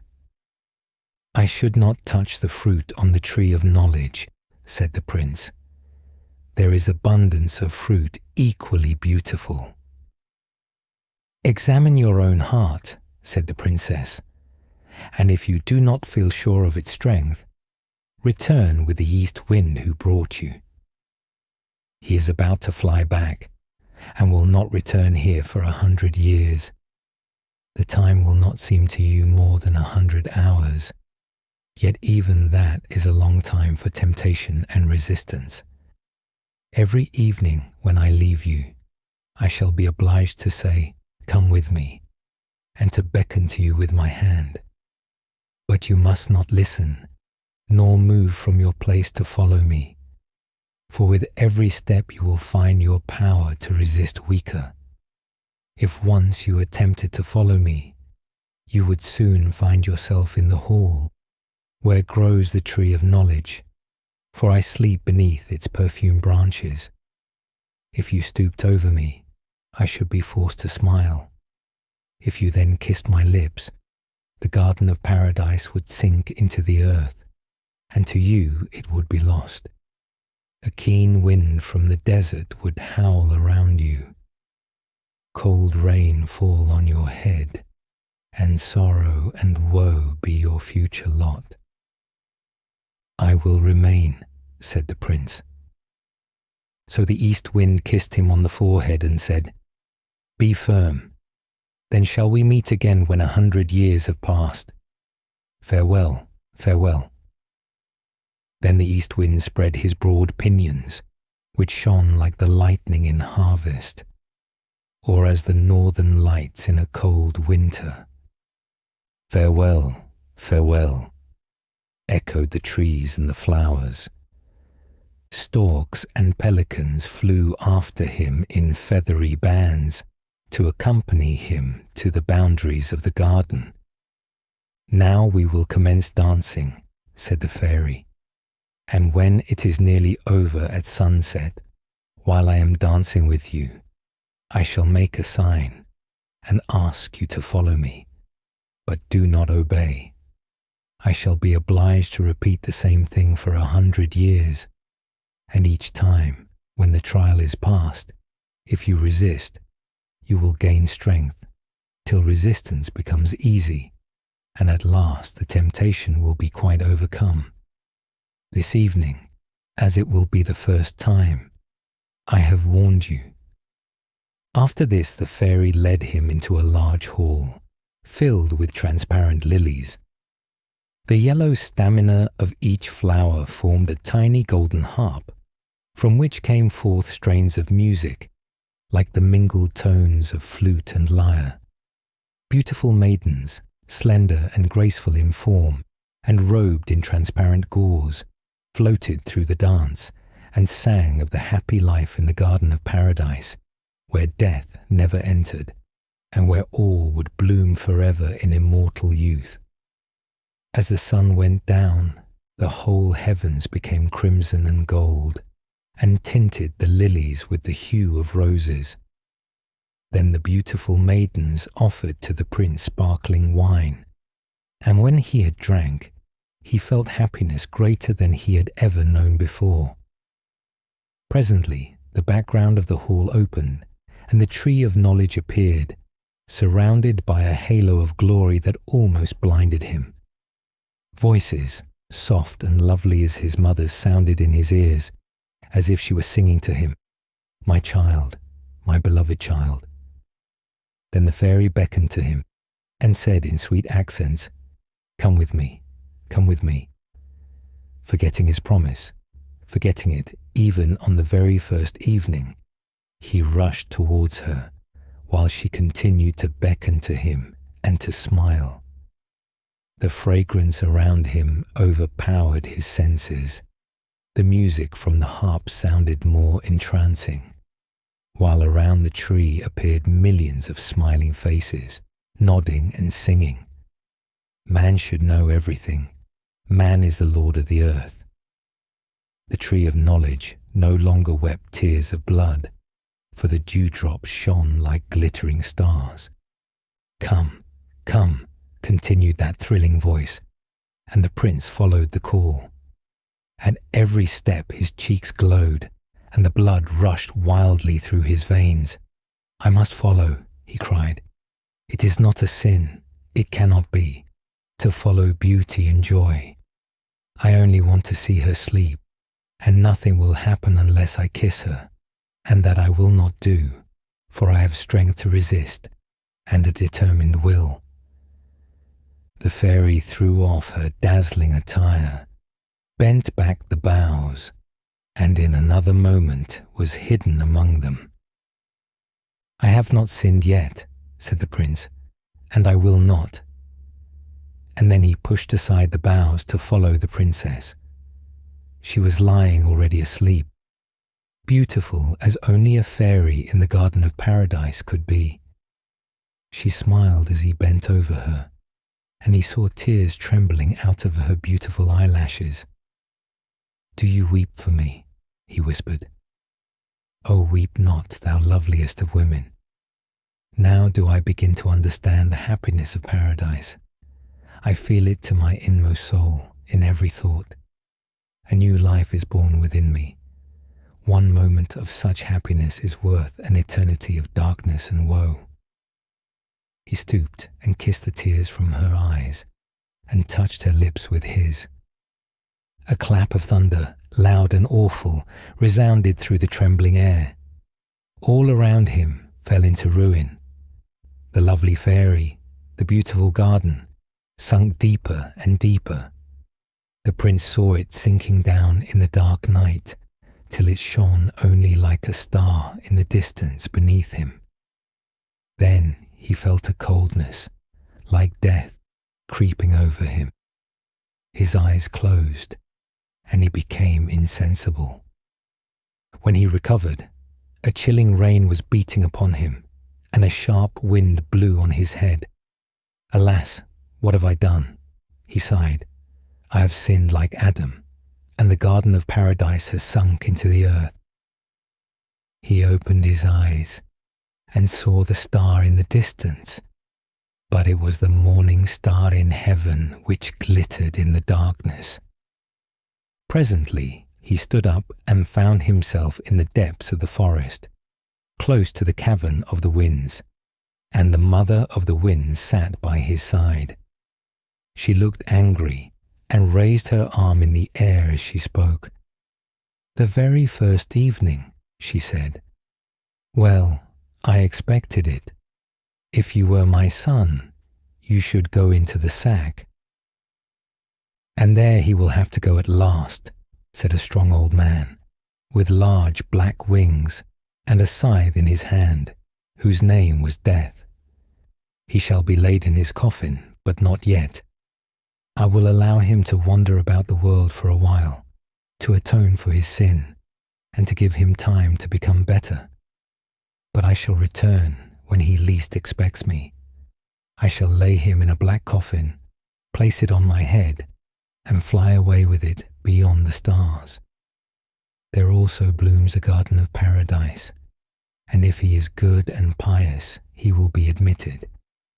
But if his thoughts are bad, and his heart is full of sin, he will sink with his coffin deeper than the Garden of Paradise has sunk. Once in every 1,000 years I shall go and fetch him, when he will either be condemned to sink still deeper, or be raised to a happier life in the world beyond the stars." The girl who trod on the loaf. There was once a girl who trod on a loaf to avoid soiling her shoes, and the misfortunes that happened to her in consequence are well known. Her name was Inga. She was a poor child, but proud and presuming, and with a bad and cruel disposition.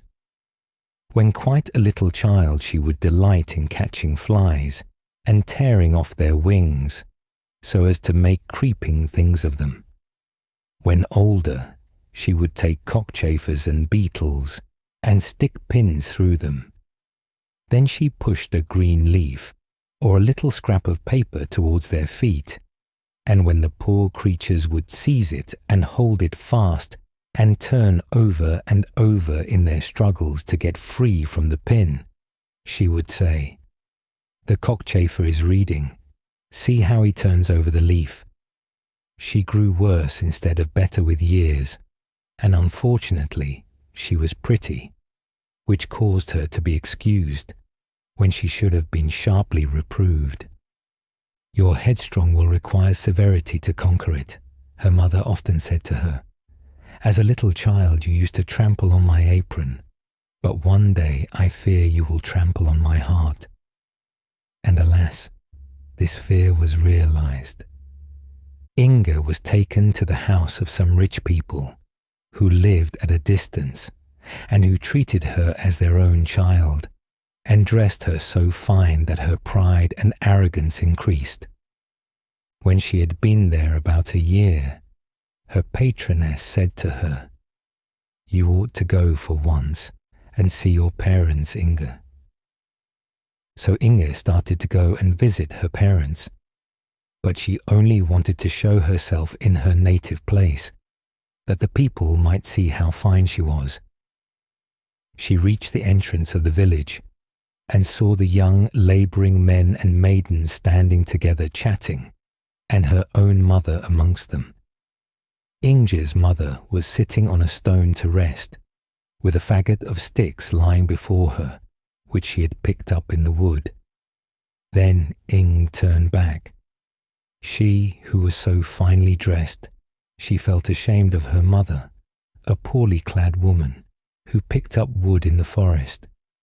She did not turn back out of pity for her mother's poverty, but from pride.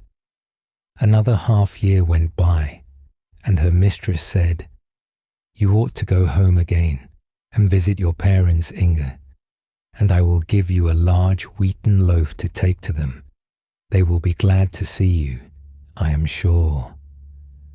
So Ing put on her best clothes and her new shoes, drew her dress up around her, and set out, stepping very carefully, that she might be clean and neat about the feet, and there was nothing wrong in doing so. But when she came to the place where the footpath led across the moor, she found small pools of water and a great deal of mud. So she threw the loaf into the mud and trod upon it, that she might pass without wetting her feet. But as she stood with one foot on the loaf and the other lifted up to step forward, the loaf began to sink under her, lower and lower, till she disappeared altogether, and only a few bubbles on the surface of the muddy pool remained to show where she had sunk. And this is the story. But where did Inga go? She sank into the ground and went down to the marsh woman, who is always brewing there. The marsh woman is related to the elf maidens, who are well known, for songs are sung and pictures painted about them. But of the marsh woman nothing is known, excepting that when a mist arises from the meadows in summertime, it is because she is brewing beneath them. To the marsh woman's brewery, Ing sunk down to a place which no one can endure for long. A heap of mud is a palace compared with the marsh woman's brewery. And as Ing fell, she shuddered in every limb, and soon became cold and stiff as marble. Her foot was still fastened to the loaf, which bowed her down as a golden ear of corn bends the stem. An evil spirit soon took possession of Ing, and carried her to a still worse place, in which she saw crowds of unhappy people, waiting in a state of agony for the gates of mercy to be opened to them, and in every heart was a miserable and eternal feeling of unrest. It would take too much time to describe the various tortures these people suffered, but Ing's punishment consisted in standing there as a statue, with her foot fastened to the loaf. She could move her eyes about and see all the misery around her, but she could not turn her head. And when she saw the people looking at her, she thought they were admiring her pretty face and fine clothes, for she was still vain and proud. But she had forgotten how soiled her clothes had become while in the marsh woman's brewery, and that they were covered with mud. A snake had also fastened itself in her hair and hung down her back, while from each fold in her dress a great toad peeped out and croaked like an asthmatic poodle. Worse than all was the terrible hunger that tormented her, and she could not stoop to break off a piece of the loaf on which she stood.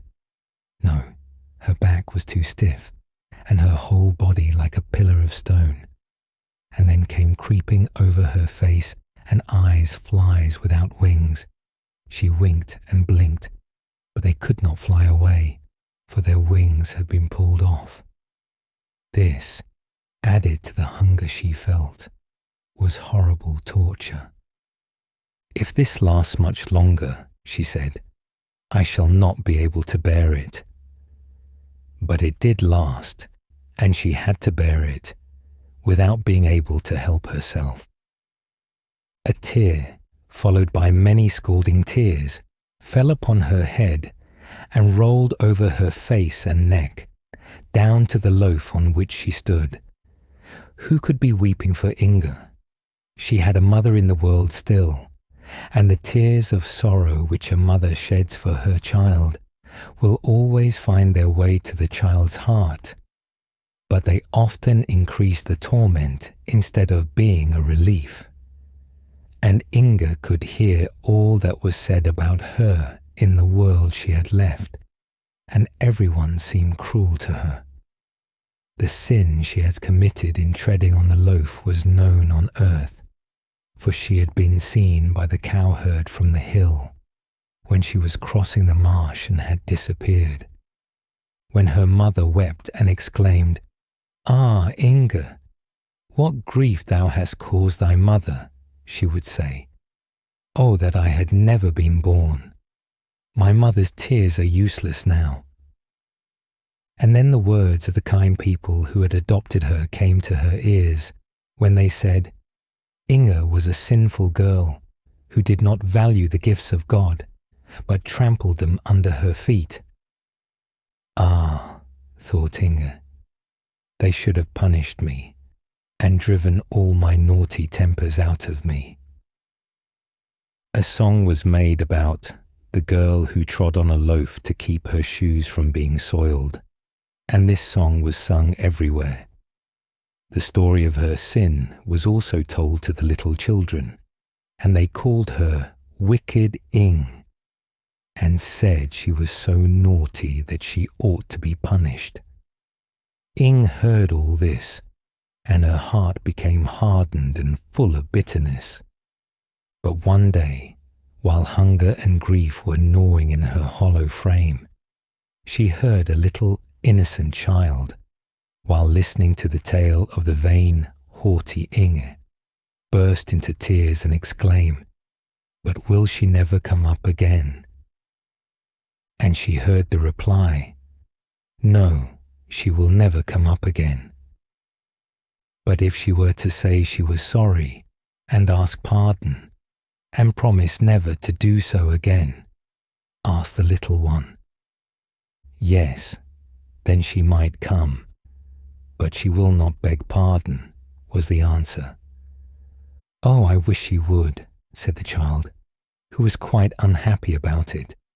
"I should be so glad. I would give up my doll and all my playthings if she could only come here again. Poor Inga, it is so dreadful for her." These pitying words penetrated to Inga's inmost heart and seemed to do her good. It was the first time anyone had said, "Poor Inga," without saying something about her faults. A little innocent child was weeping and praying for mercy for her. It made her feel quite strange, and she would gladly have wept herself, and it added to her torment to find she could not do so. And while she thus suffered in a place where nothing changed, years passed away on earth, and she heard her name less frequently mentioned. But one day a sigh reached her ear, and the words, "Inga, Inga, what a grief thou hast been to me." I said it would be so. It was the last sigh of her dying mother. After this, Inge heard her kind mistress say, "Ah, poor Inge, shall I ever see thee again?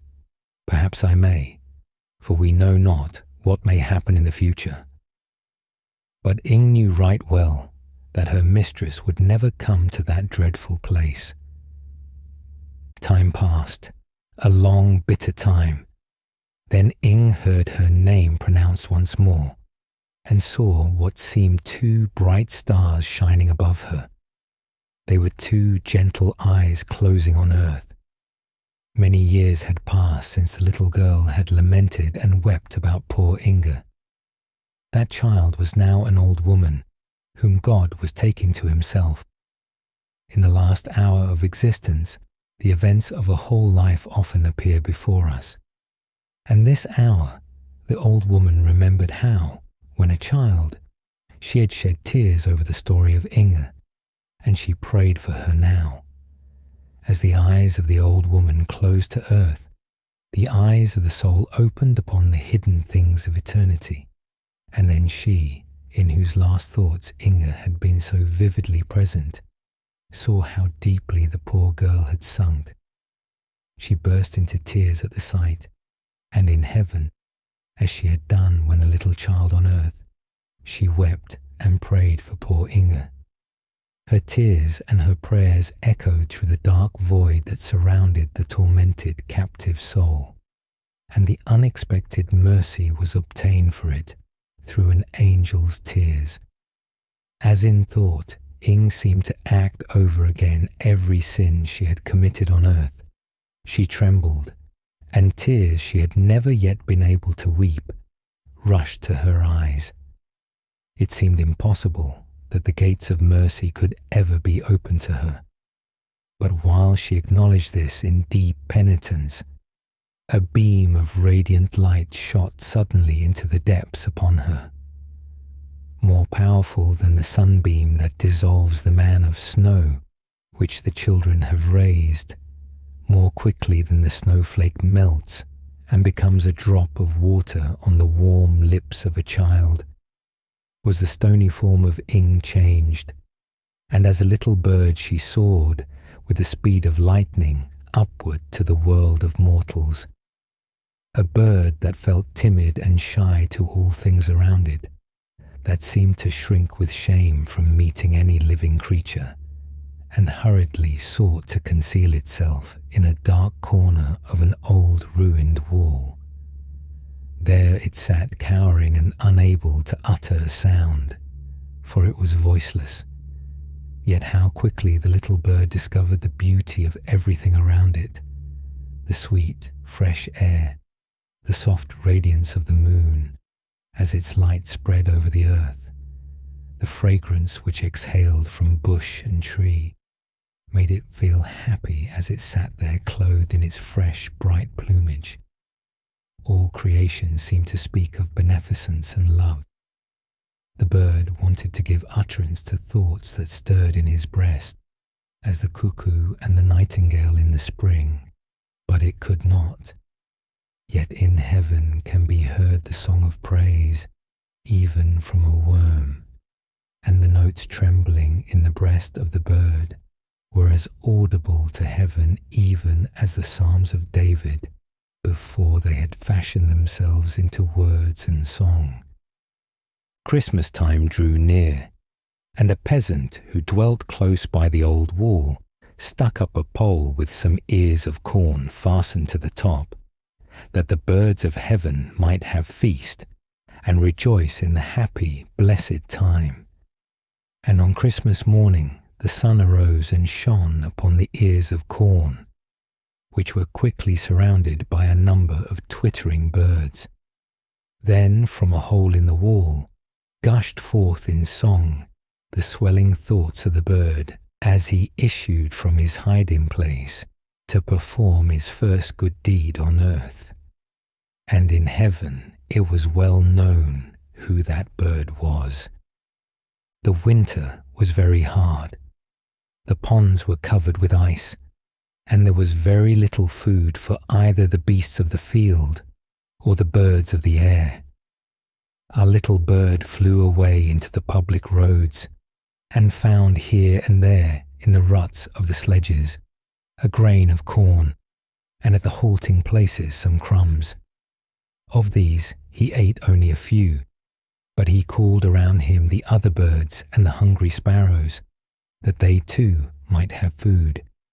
He flew into the towns and looked about, and wherever a kind hand had strewed bread on the window sill for the birds, he only ate a single crumb himself, and gave all the rest to the rest of the other birds. In the course of the winter, the bird had in this way collected many crumbs and given them to other birds, till they equalled the weight of the loaf on which Inga had trod to keep her shoes clean. And when the last breadcrumb had been found and given, the grey wings of the bird became white and spread themselves out for flight. "See, yonder is a seagull," cried the children, when they saw the white bird, as it dived into the sea and rose again into the clear sunlight, white and glittering.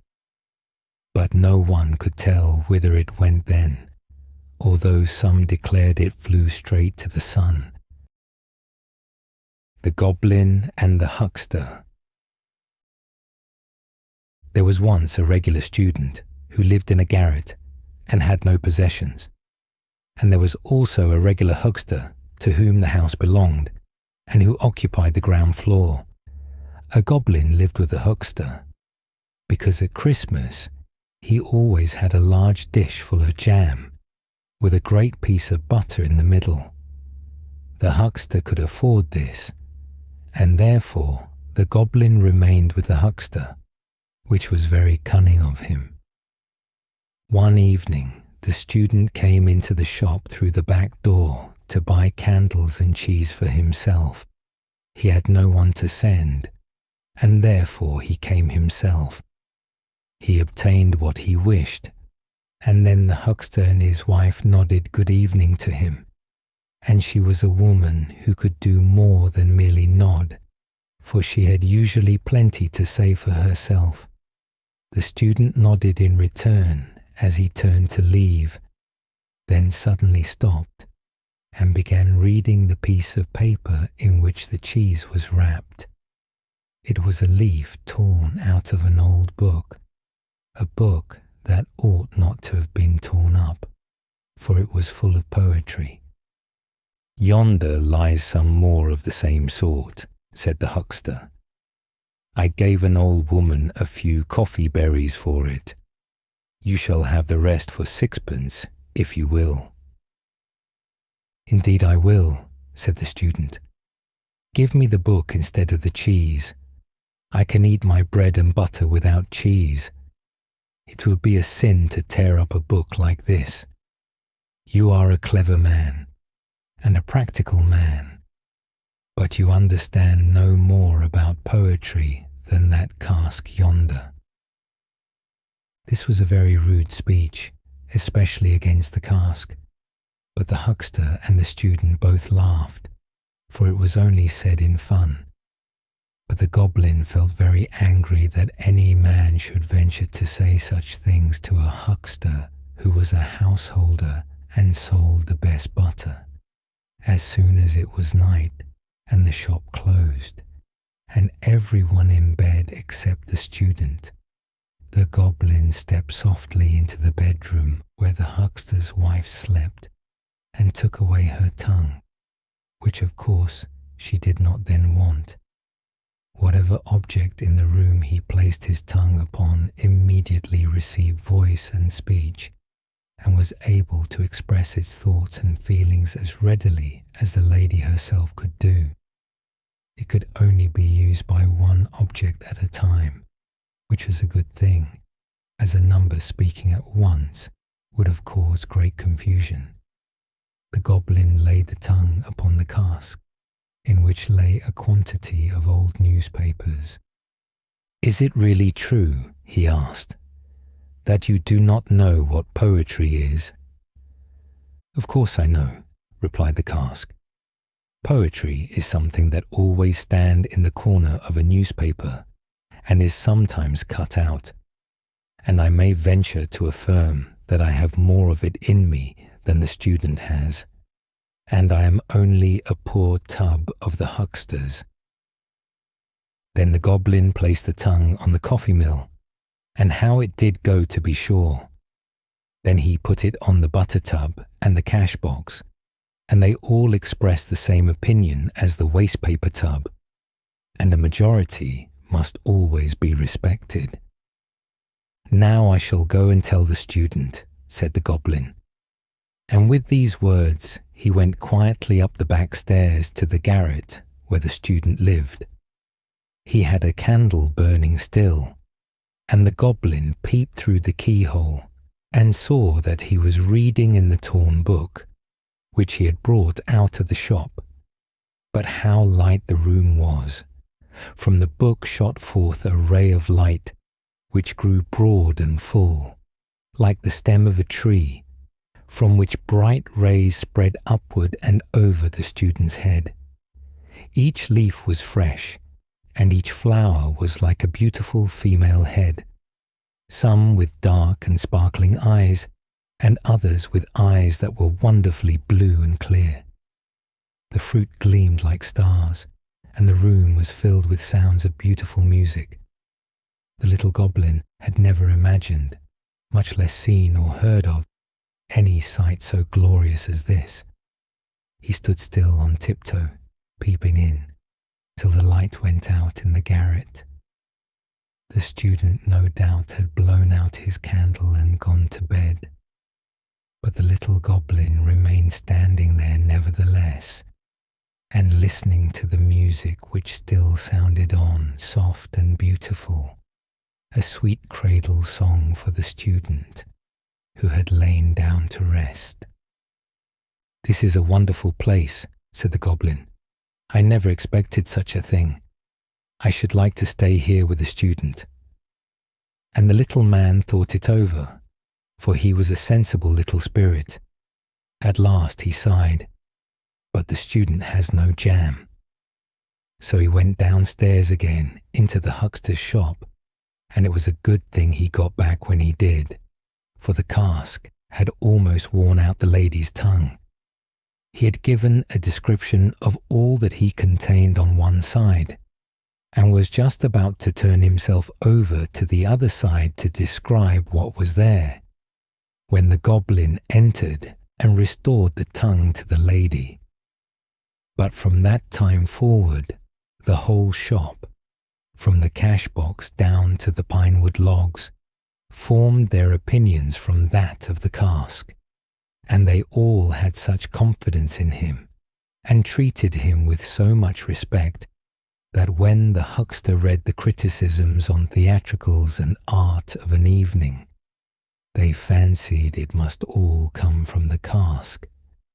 But after what he had seen, the goblin could no longer sit and listen quietly to the wisdom and understanding downstairs. So, as soon as the evening light glimmered in the garret, he took courage, for it seemed to him as if the rays of light were strong cables, drawing him up and obliging him to go and peep through the keyhole. And, while there, a feeling of vastness came over him such as we experience by the ever-moving sea when the storm breaks forth, and it brought tears into his eyes. He did not himself know why he wept, yet a kind of pleasant feeling mingled with his tears. How wonderfully glorious it would be to sit with the student under such a tree. But that was out of the question. He must be content to look through the keyhole, and be thankful for even that. There he stood on the old landing, with the autumn wind blowing down upon him through the trap-door. It was very cold, but the little creature did not really feel it, till the light in the garret went out, and the tones of music died away. Then how he shivered, and crept downstairs again to his warm corner, where it felt homelike and comfortable. And when Christmas came again, and brought the dish of jam and the great lump of butter, he liked the huckster best of all. Soon after, in the middle of the night, the goblin was awoke by a terrible noise and knocking against the window shutters and the house doors, and by the sound of the watchman's horn. For a great fire had broken out, and the whole street appeared full of flames. Was it in their house or a neighbour's? No one could tell, for terror had seized upon all. The huckster's wife was so bewildered that she took her gold earrings out of her ears and put them in her pocket, that she might save something at least. The huckster ran to get his business papers, and the servant resolved to save her blue silk mantle, which she had managed to buy. Each wished to keep the best things they had. The goblin had the same wish, for with one spring he was upstairs and in the student's room, whom he found standing by the open window and looking quite calmly at the fire, which was raging at the house of a neighbour opposite. The goblin caught up the wonderful book which lay on the table and popped it into his red cap, which he held tightly with both hands. The greatest treasure in the house was saved, and he ran away with it to the roof and seated himself on the chimney. The flames of the burning house opposite illuminated him as he sat, both hands pressed tightly over his cap, in which the treasure lay, and then he found out what feelings really reigned in his heart, and knew exactly which way they tended. And yet, when the fire was extinguished, and the goblin again began to reflect, he hesitated, and said at last, "I must divide myself between the two. I cannot quite give up the huckster, because of the jam." And this is a representation of human nature. We are like the goblin. We all go to visit the huckster because of the jam. The golden treasure. The drummer's wife went into the church. She saw the new altar with the painted pictures and the carved angels. Those upon the canvas and in the glory over the altar were just as beautiful as the carved ones, and they were painted and gilt into the bargain. Their hair gleamed golden in the sunshine, lovely to behold. But the real sunshine was more beautiful still. It shone redder, clearer through the dark trees when the sun went down.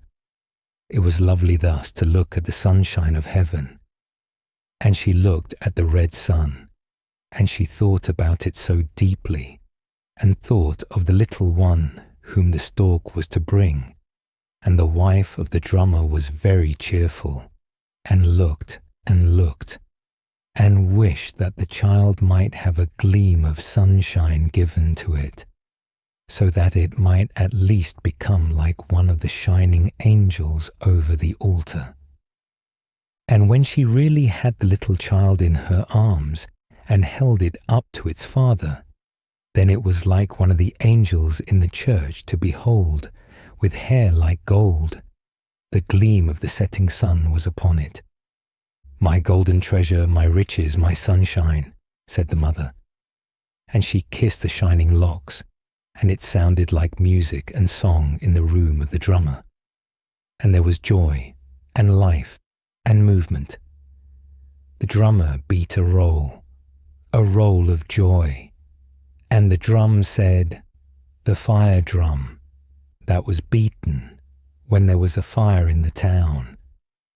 Red hair, the little fellow has red hair. Believe the drum and not what your mother says. Rub-a-dub, rub-a-dub." And the town repeated what the fire drum had said. The boy was taken to church. The boy was christened. There was nothing much to be said about his name. He was called Peter. The whole town, and the drum too, called him Peter the drummer's boy with the red hair. But his mother kissed his red hair and called him her golden treasure. In the hollow way in the clay bank, many had scratched their names as a remembrance. Celebrity is always something, said the drummer, and so he scratched his own name there, and his little son's name likewise. And the swallows came. They had, on their long journey, seen more durable characters engraven on rocks and on the walls of the temples in Hindustan, mighty deeds of great kings, immortal names, so old that no one now could read or speak them. Remarkable celebrity. In the clay bank, the martins built their nest. They bored holes in the deep declivity, and the splashing rain and the thin mist came and crumbled and washed the names away, and the drummer's name also, and that of his little son. Peter's name will last a full 1.5 years longer, said the father. Fool, thought the fire drum, but it only said, dub, dub, dub, rub, dub. He was a boy full of life and gladness, this drummer's son with the red hair. He had a lovely voice. He could sing, and he sang like a bird in the woodland. There was melody, and yet no melody. He must become a chorister boy, said his mother. He shall sing in the church and stand among the beautiful gilded angels who are like him. Fiery cat, said some of the witty ones of the town. The drum heard that from the neighbours' wives. Don't go home, Peter, cried the street boys.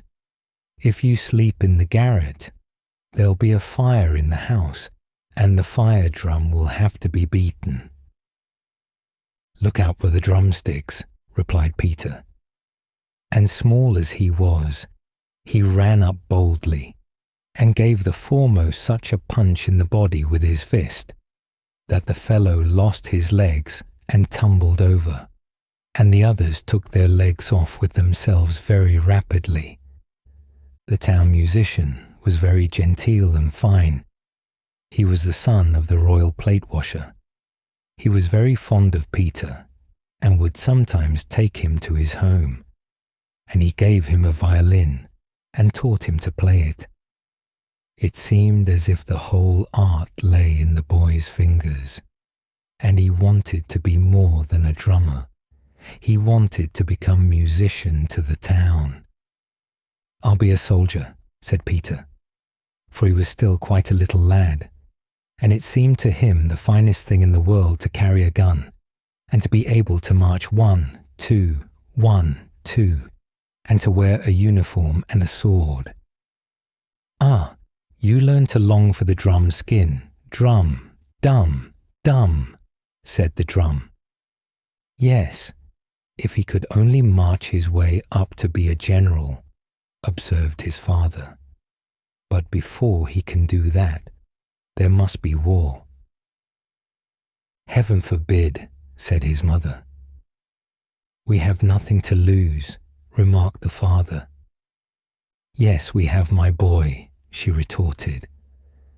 But suppose he came back a general, said the father. Without arms and legs, cried the mother. No, I would rather keep my golden treasure with me. Drum, dum, dum. The fire drum and all the other drums were beating, for war had come. The soldiers all set out, and the son of the drummer followed them. Redhead, golden treasure. The mother wept.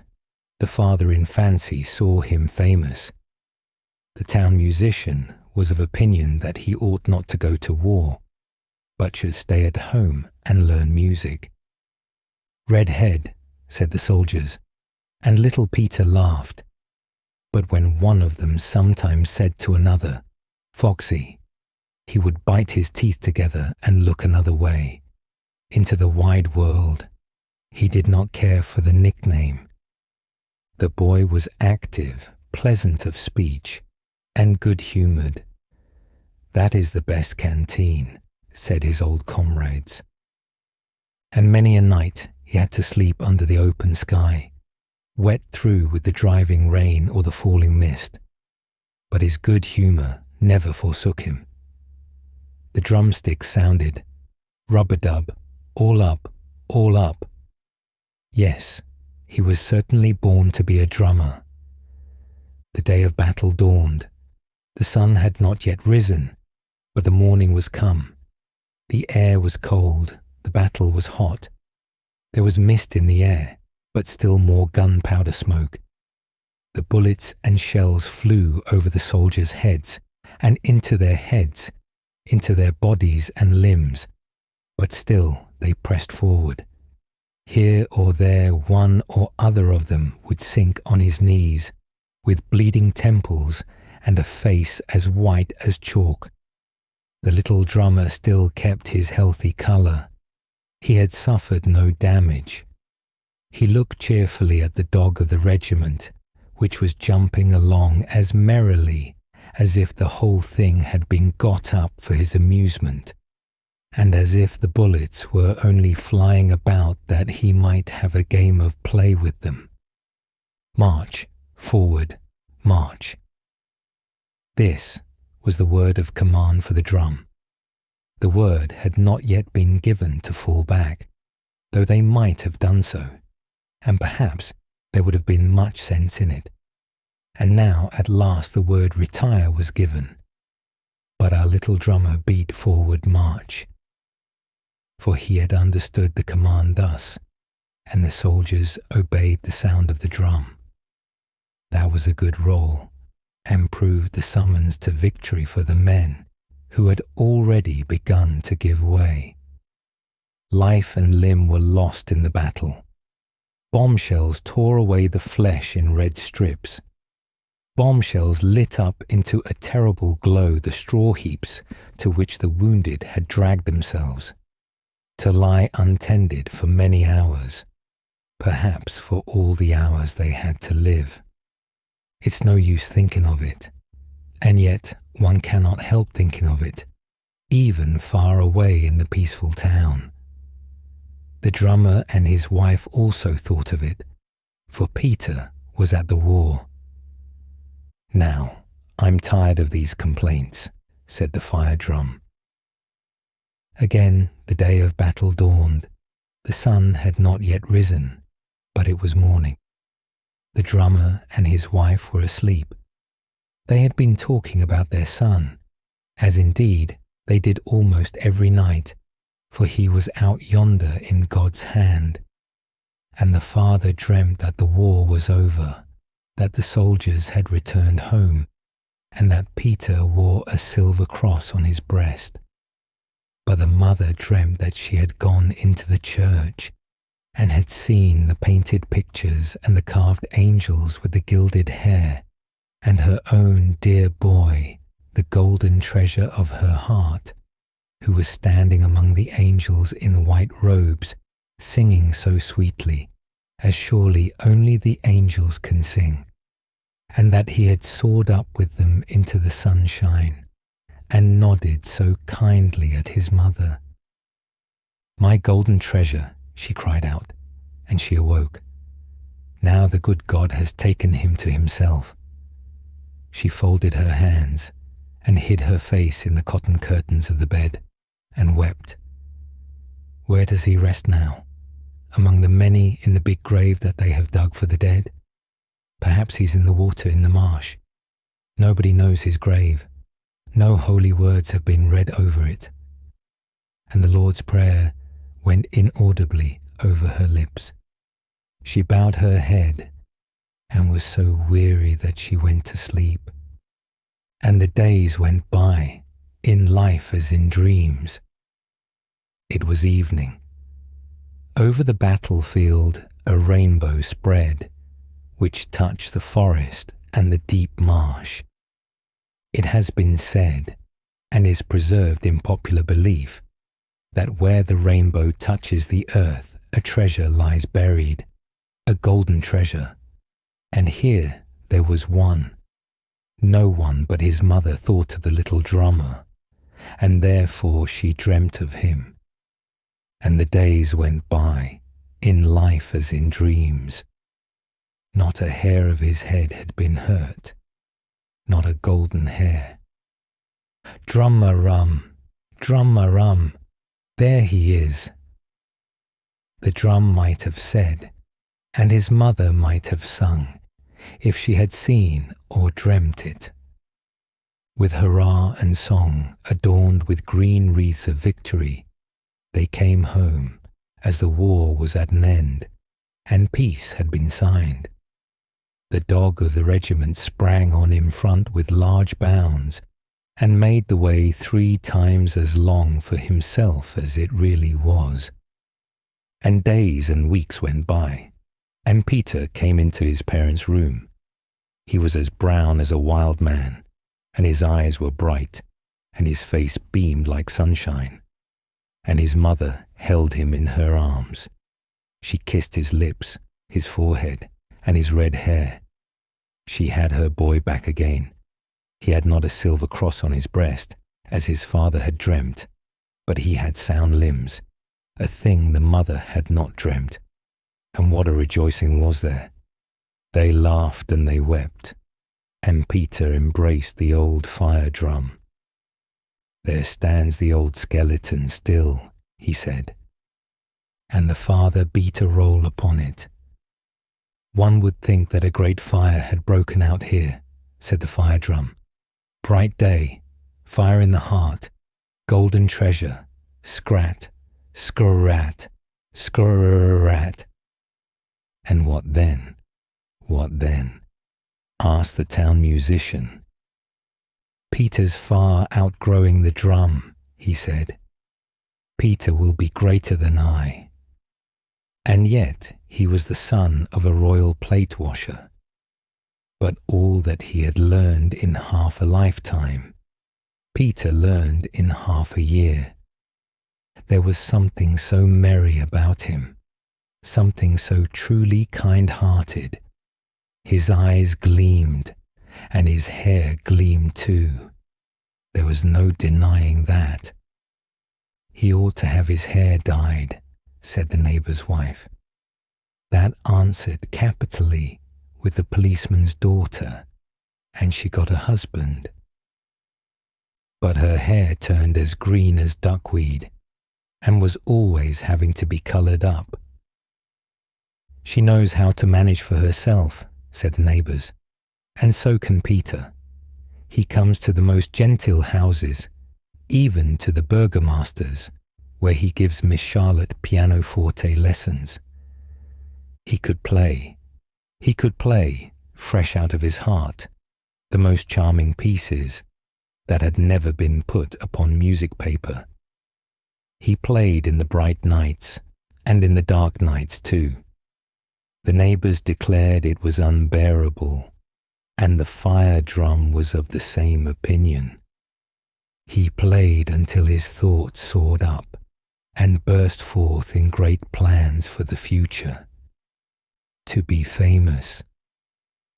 And Burgomaster Charlotte sat at the piano. Her delicate fingers danced over the keys and made them ring into Peter's heart. It seemed too much for him to bear, and this happened not once, but many times. And at last one day he seized the delicate fingers and the white hand, and kissed it, and looked into her great brown eyes. Heaven knows what he said, but we may be allowed to guess at it. Charlotte blushed to guess at it. She reddened from brow to neck, and answered not a single word. And then strangers came into the room, and one of them was the state councillor's son. He had a lofty white forehead, and carried it so high that it seemed to go back into his neck. And Peter sat by her a long time, and she looked at him with gentle eyes. At home that evening he spoke of travel in the wide world, and of the golden treasure that lay hidden for him in his violin. To be famous. Tumilum, tumilum, tumilum, said the fire drum. Peter has gone clear out of his wits. I think there must be a fire in the house. Next day the mother went to market. "Shall I tell you news, Peter?" she asked when she came home. "A capital piece of news. Burgomaster Charlotte has engaged herself to the state councillor's son. The betrothal took place yesterday evening." "No," cried Peter, and he sprang up from his chair. But his mother persisted in saying yes. She had heard it from the baker's wife, whose husband had it from the burgomaster's own mouth. And Peter became as pale as death and sat down again. "Good heaven, what's the matter with you?" asked his mother. "Nothing, nothing. Only leave me to myself," he answered. But the tears were running down his cheeks. "My sweet child, my golden treasure," cried the mother, and she wept. But the fire drum sang, not out loud, but inwardly, "Charlotte's gone, Charlotte's gone, and now the song is done." But the song was not done. There were many more verses in it, long verses, the most beautiful verses, the golden treasures of a life. "She behaves like a mad woman," said the neighbour's wife. "All the world is to see the letters she gets from her golden treasure, and to read the words that are written in the papers about his violin playing. And he sends her money too, and that's very useful to her since she has been a widow." "He plays before emperors and kings," said the town musician. "I never had that fortune, but he's my pupil, and he does not forget his old master." And his mother said, "His father dreamt that Peter came home from the war with a silver cross. He did not gain one in the war, but it is still more difficult to gain one in this way. Now he has the cross of honour.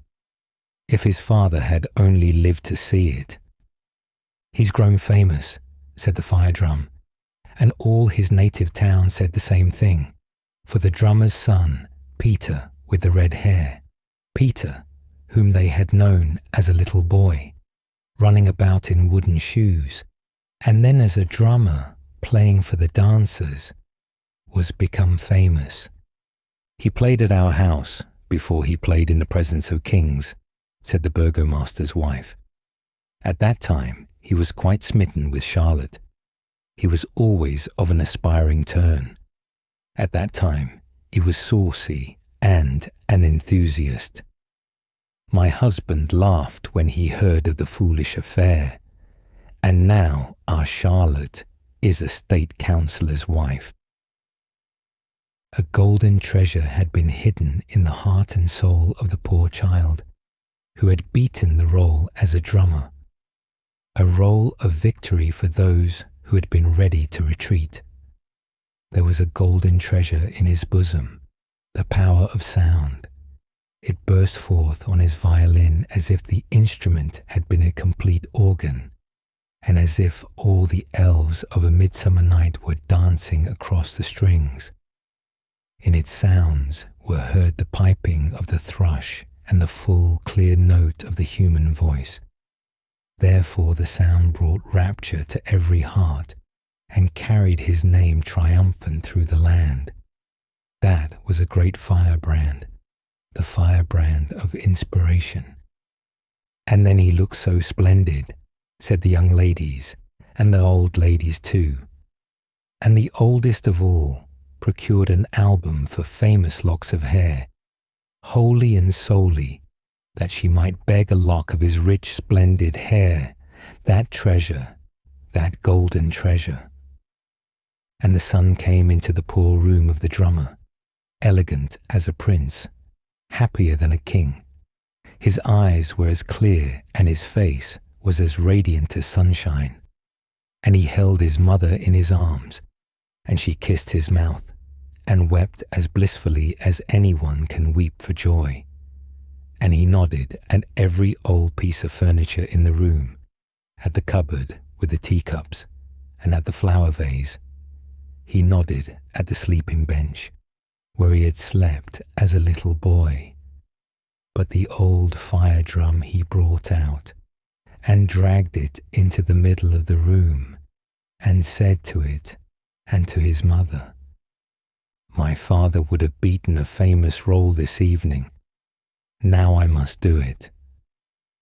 And he beat a thundering roll call on the instrument, and the drum felt so highly honoured that the parchment burst with exultation.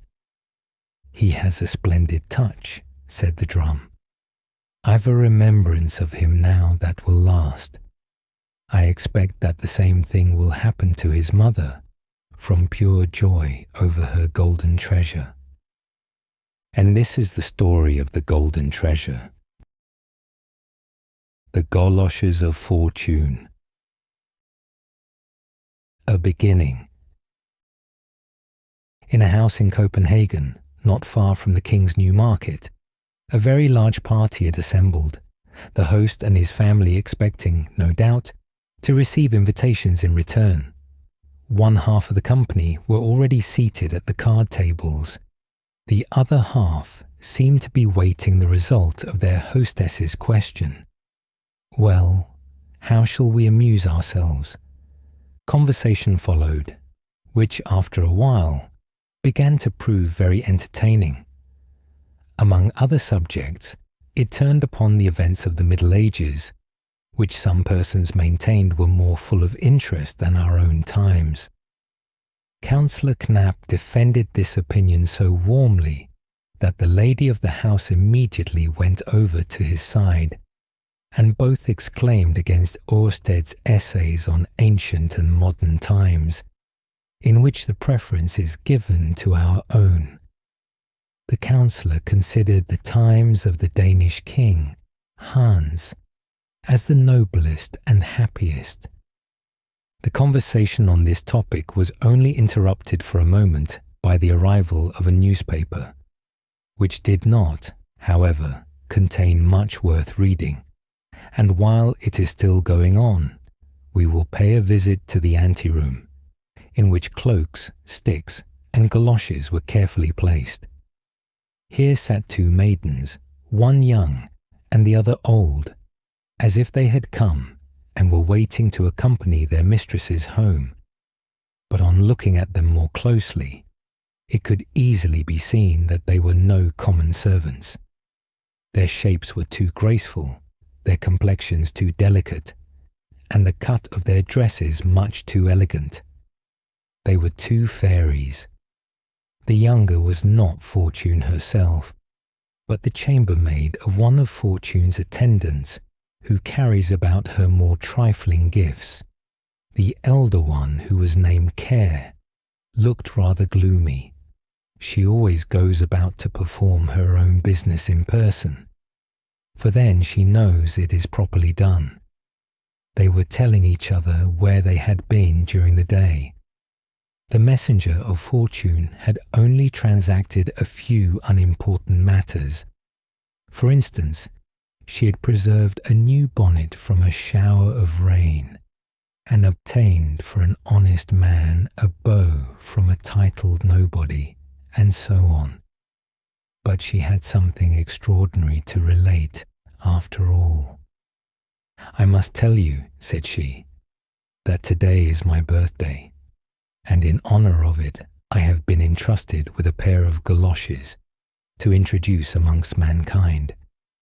These galoshes have the property of making everyone who puts them on imagine himself in any place he wishes, or that he exists at any period. Every wish is fulfilled at the moment it is expressed, so that for once mankind have the chance of being happy." "No," replied Care, "you may depend upon it that whoever puts on those galoshes will be very unhappy, and bless the moment in which he can get rid of them." "What are you thinking of?" replied the other. "Now see, I will place them by the door. Someone will take them instead of his own, and he will be the happy man." This was the end of their conversation. The happy family. The largest green leaf in this country is certainly the burdock leaf. If you hold it in front of you, it is large enough for an apron, and if you hold it over your head, it is almost as good as an umbrella. It is so wonderfully large. A burdock never grows alone. Where it grows, there are many more, and it is a splendid sight, and all this splendor is good for snails. The great white snails, which Graham people in olden times used to have made into fricassees, and when they had eaten them, they would say, "Oh, what a delicious dish!"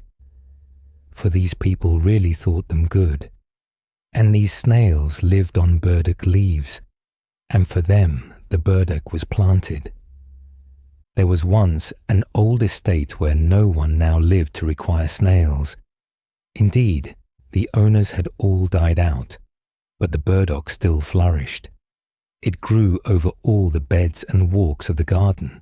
Its growth had no check, till it became at last quite a forest of burdocks. Here and there stood an apple or a plum tree, but for this, nobody would have thought the place had ever been a garden.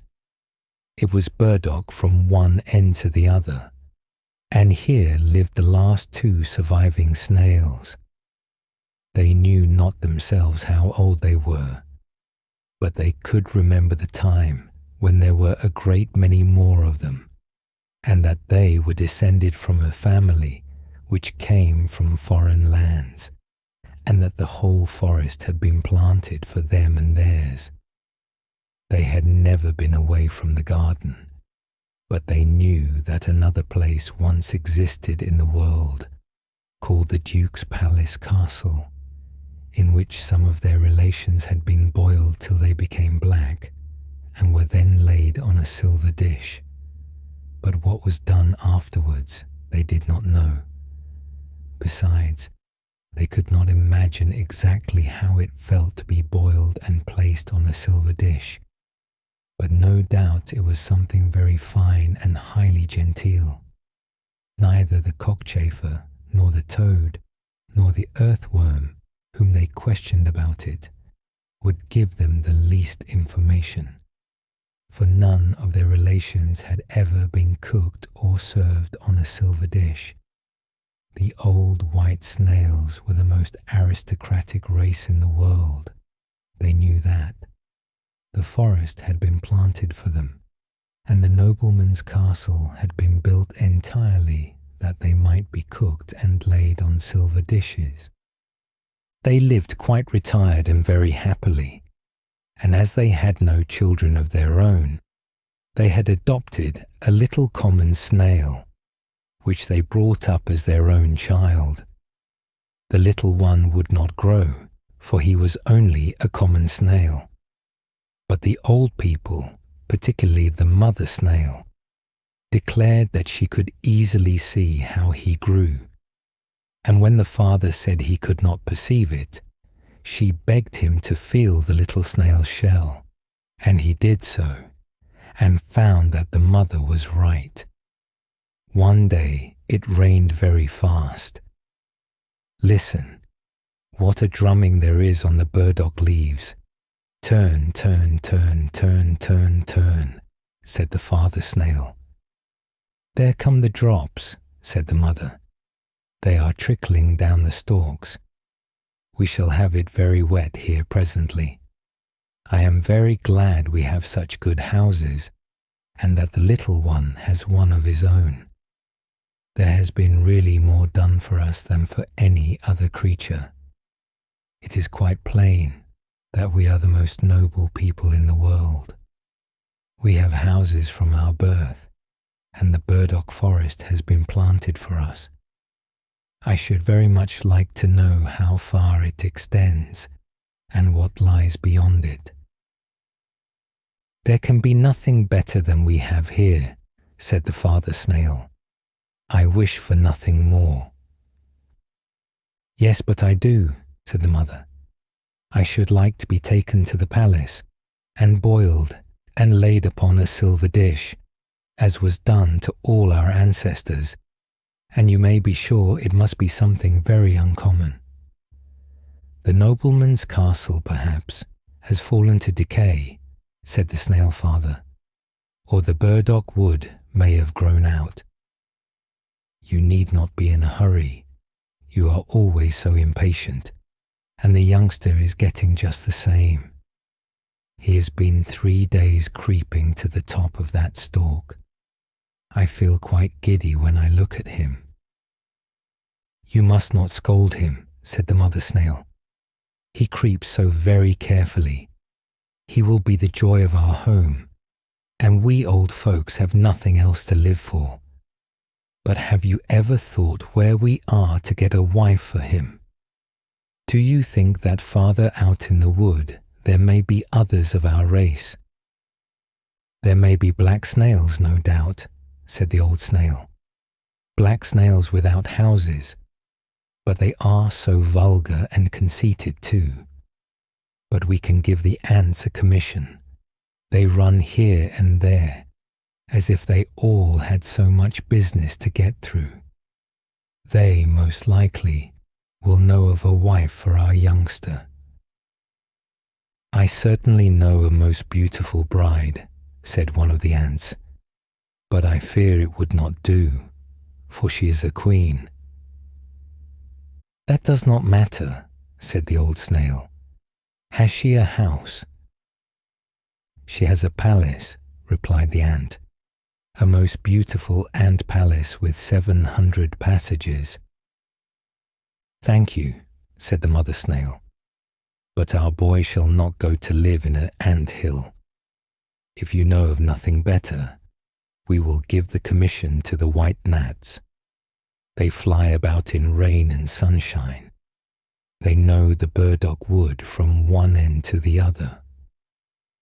We have a wife for him, said the gnats. 100 man steps from here there is a little snail with a house, sitting on a gooseberry bush. She is quite alone, and old enough to be married.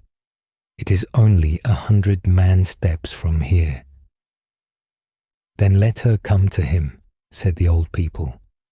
He has the whole burdock forest. She has only a bush. So they brought the little lady snail. She took 8 days to perform the journey, but that was just as it ought to be, for it showed her to be one of the right breeding. And then they had a wedding. 6 glowworms gave as much light as they could, but in other respects it was all very quiet, for the old snails could not bear festivities or a crowd. But a beautiful speech was made by the mother snail. The father could not speak. He was too much overcome. Then they gave the whole burdock forest to the young snails as an inheritance, and repeated what they had so often said, that it was the finest place in the world, and that if they led upright and honourable lives, and their family increased, they and their children might some day be taken to the nobleman's palace, to be boiled black and laid on a silver dish. And when they had finished speaking, the old couple crept into their houses and came out no more, for they slept. The young snail pair now ruled in the forest and had a numerous progeny. But as the young ones were never boiled or laid in silver dishes, they concluded that the castle had fallen into decay and that all the people in the world were dead. And as nobody contradicted them, they thought they must be right. And the rain fell upon the burdock leaves to play the drum for them, and the sun shone to paint colours on the burdock forest for them, and they were very happy. The whole family were entirely and perfectly happy. The Ice Maiden. 1. Little Rudy. We will pay a visit to Switzerland and wander through that country of mountains whose steep and rocky sides are overgrown with forest trees. Let us climb to the dazzling snowfields at their summits and descend again to the green meadows beneath, through which rivers and brooks rush along as if they could not quickly enough reach the sea and vanish. Fiercely shines the sun over those deep valleys, as well as upon the heavy masses of snow which lie on the mountains. During the year, these accumulations thaw or fall in the rolling avalanche, or are piled up in shining glaciers. 2 of these glaciers lie in the broad, rocky cliffs between the Schreckhorn and the Wetterhorn, near the little town of Grindelwald. They are wonderful to behold, and therefore in the summer-time strangers come here from all parts of the world to see them. They cross snow-covered mountains and travel through the deep valleys, or ascend for hours, higher and still higher, the valleys appearing to sink lower and lower as they proceed, and become as small as if seen from an air balloon. Over the lofty summits of these mountains, the clouds often hang like a dark veil, while beneath in the valley, where many brown, wooden houses are scattered about, the bright rays of the sun may be shining upon a little brilliant patch of green, making it appear almost transparent. The waters foam and dash along in the valleys beneath. The streams from above trickle and murmur as they fall down the rocky mountain side, looking like glittering silver bands. On both sides of the mountain path stand these little wooden houses, and as within, there are many children and many mouths to feed. Each house has its own little potato garden. These children rush out in swarms and surround travellers, whether on foot or in carriages. They are all clever at making a bargain. They offer for sale the sweetest little toy houses, models of the mountain cottages in Switzerland. Whether it be rain or sunshine, these crowds of children are always to be seen with their wares. About 20 years ago, there might be seen occasionally, standing at a short distance from the other children, a little boy who was also anxious to sell his curious wares. He had an earnest, expressive countenance, and held the box containing his carved toys tightly with both hands, as if unwilling to part with it. His earnest look, and being also a very little boy, made him noticed by the strangers, so that he often sold the most, without knowing why. An hour's walk farther up the ascent lived his grandfather, who cut and carved the pretty little toy houses, and in the old man's room stood a large press, full of all sorts of carved things, nutcrackers, knives and forks, boxes with beautifully carved foliage, leaping chamois. It contained everything that could delight the eyes of a child. But the boy, who was named Rudy, looked with still greater pleasure and longing at some old firearms which hung upon the rafters under the ceiling of the room. His grandfather promised him that he should have them some day, but that he must first grow big and strong and learn how to use them. Small as he was, the goats were placed in his care, and a good goat keeper should also be a good climber, and such Rudy was. He sometimes indeed climbed higher than the goats, for he was fond of seeking for birds' nests at the top of high trees. He was bold and daring, but was seldom seen to smile, excepting when he stood by the roaring cataract or heard the descending roll of the avalanche. He never played with the other children, and was not seen with them, unless his grandfather sent him down to sell his curious workmanship. Rudy did not much like trade. He loved to climb the mountains, or to sit by his grandfather and listen to his tales of olden times, or of the people in Meiringen, the place of his birth. In the early ages of the world, said the old man, These people could not be found in Switzerland.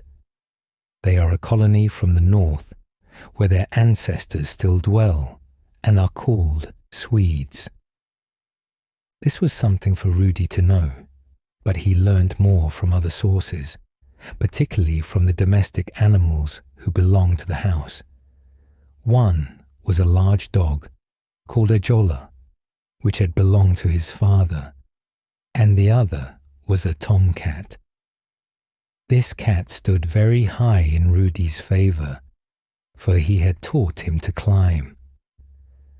"Come out on the roof with me," said the cat, and Rudy quite understood him, for the language of fowls, ducks, cats, and dogs is as easily understood by a young child as his own native tongue.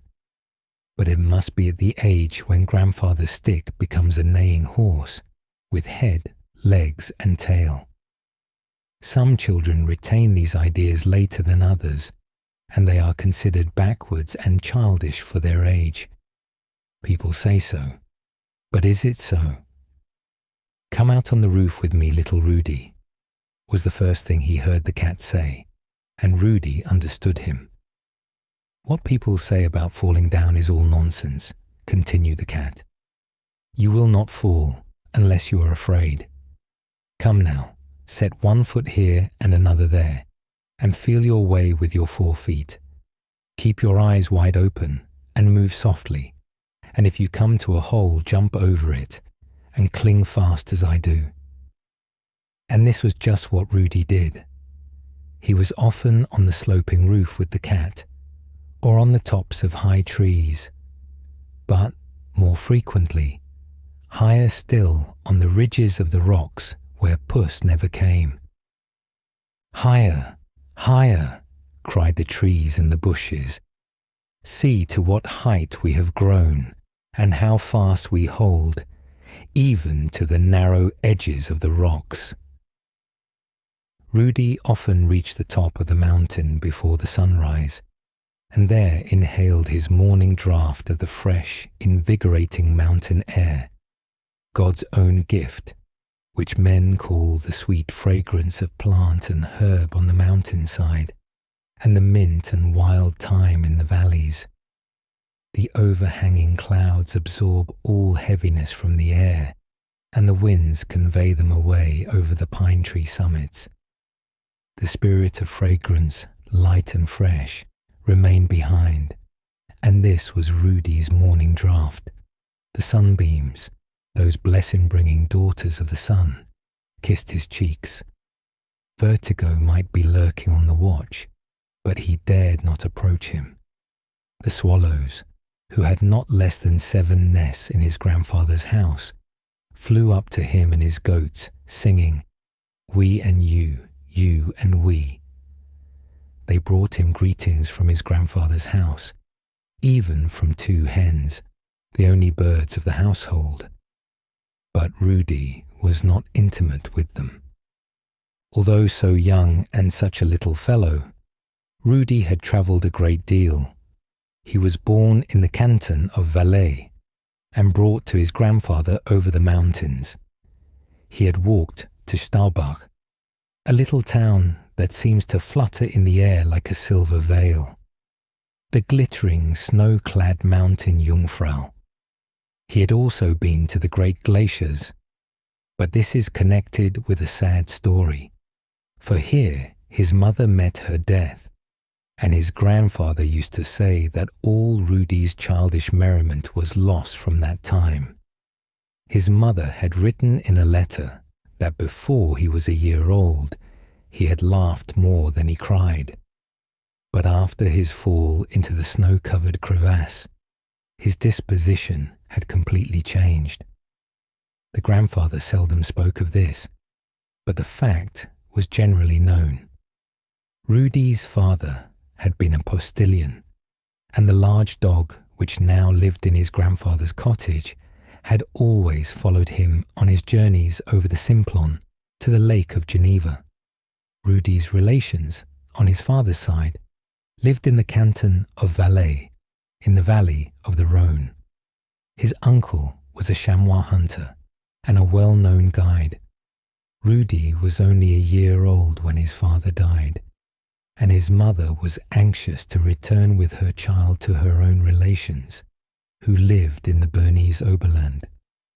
Her father dwelt at a few hours' distance from Grindelwald.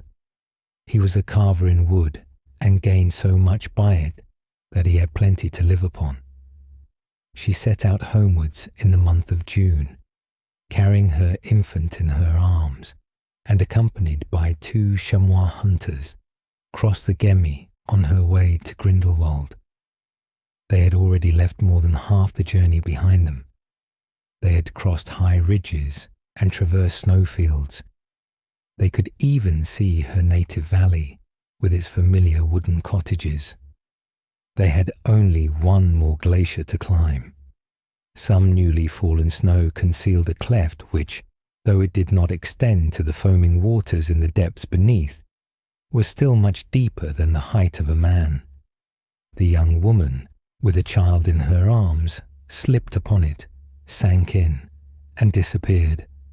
Not a shriek, not a groan was heard. Nothing but the whining of a little child. More than an hour elapsed before her 2 companions could obtain from the nearest house ropes and poles to assist in raising them, and it was with much exertion that they at last succeeded in raising from the crevasse what appeared to be 2 dead bodies. Every means was used to restore them to life. With the child they were successful, but not with the mother.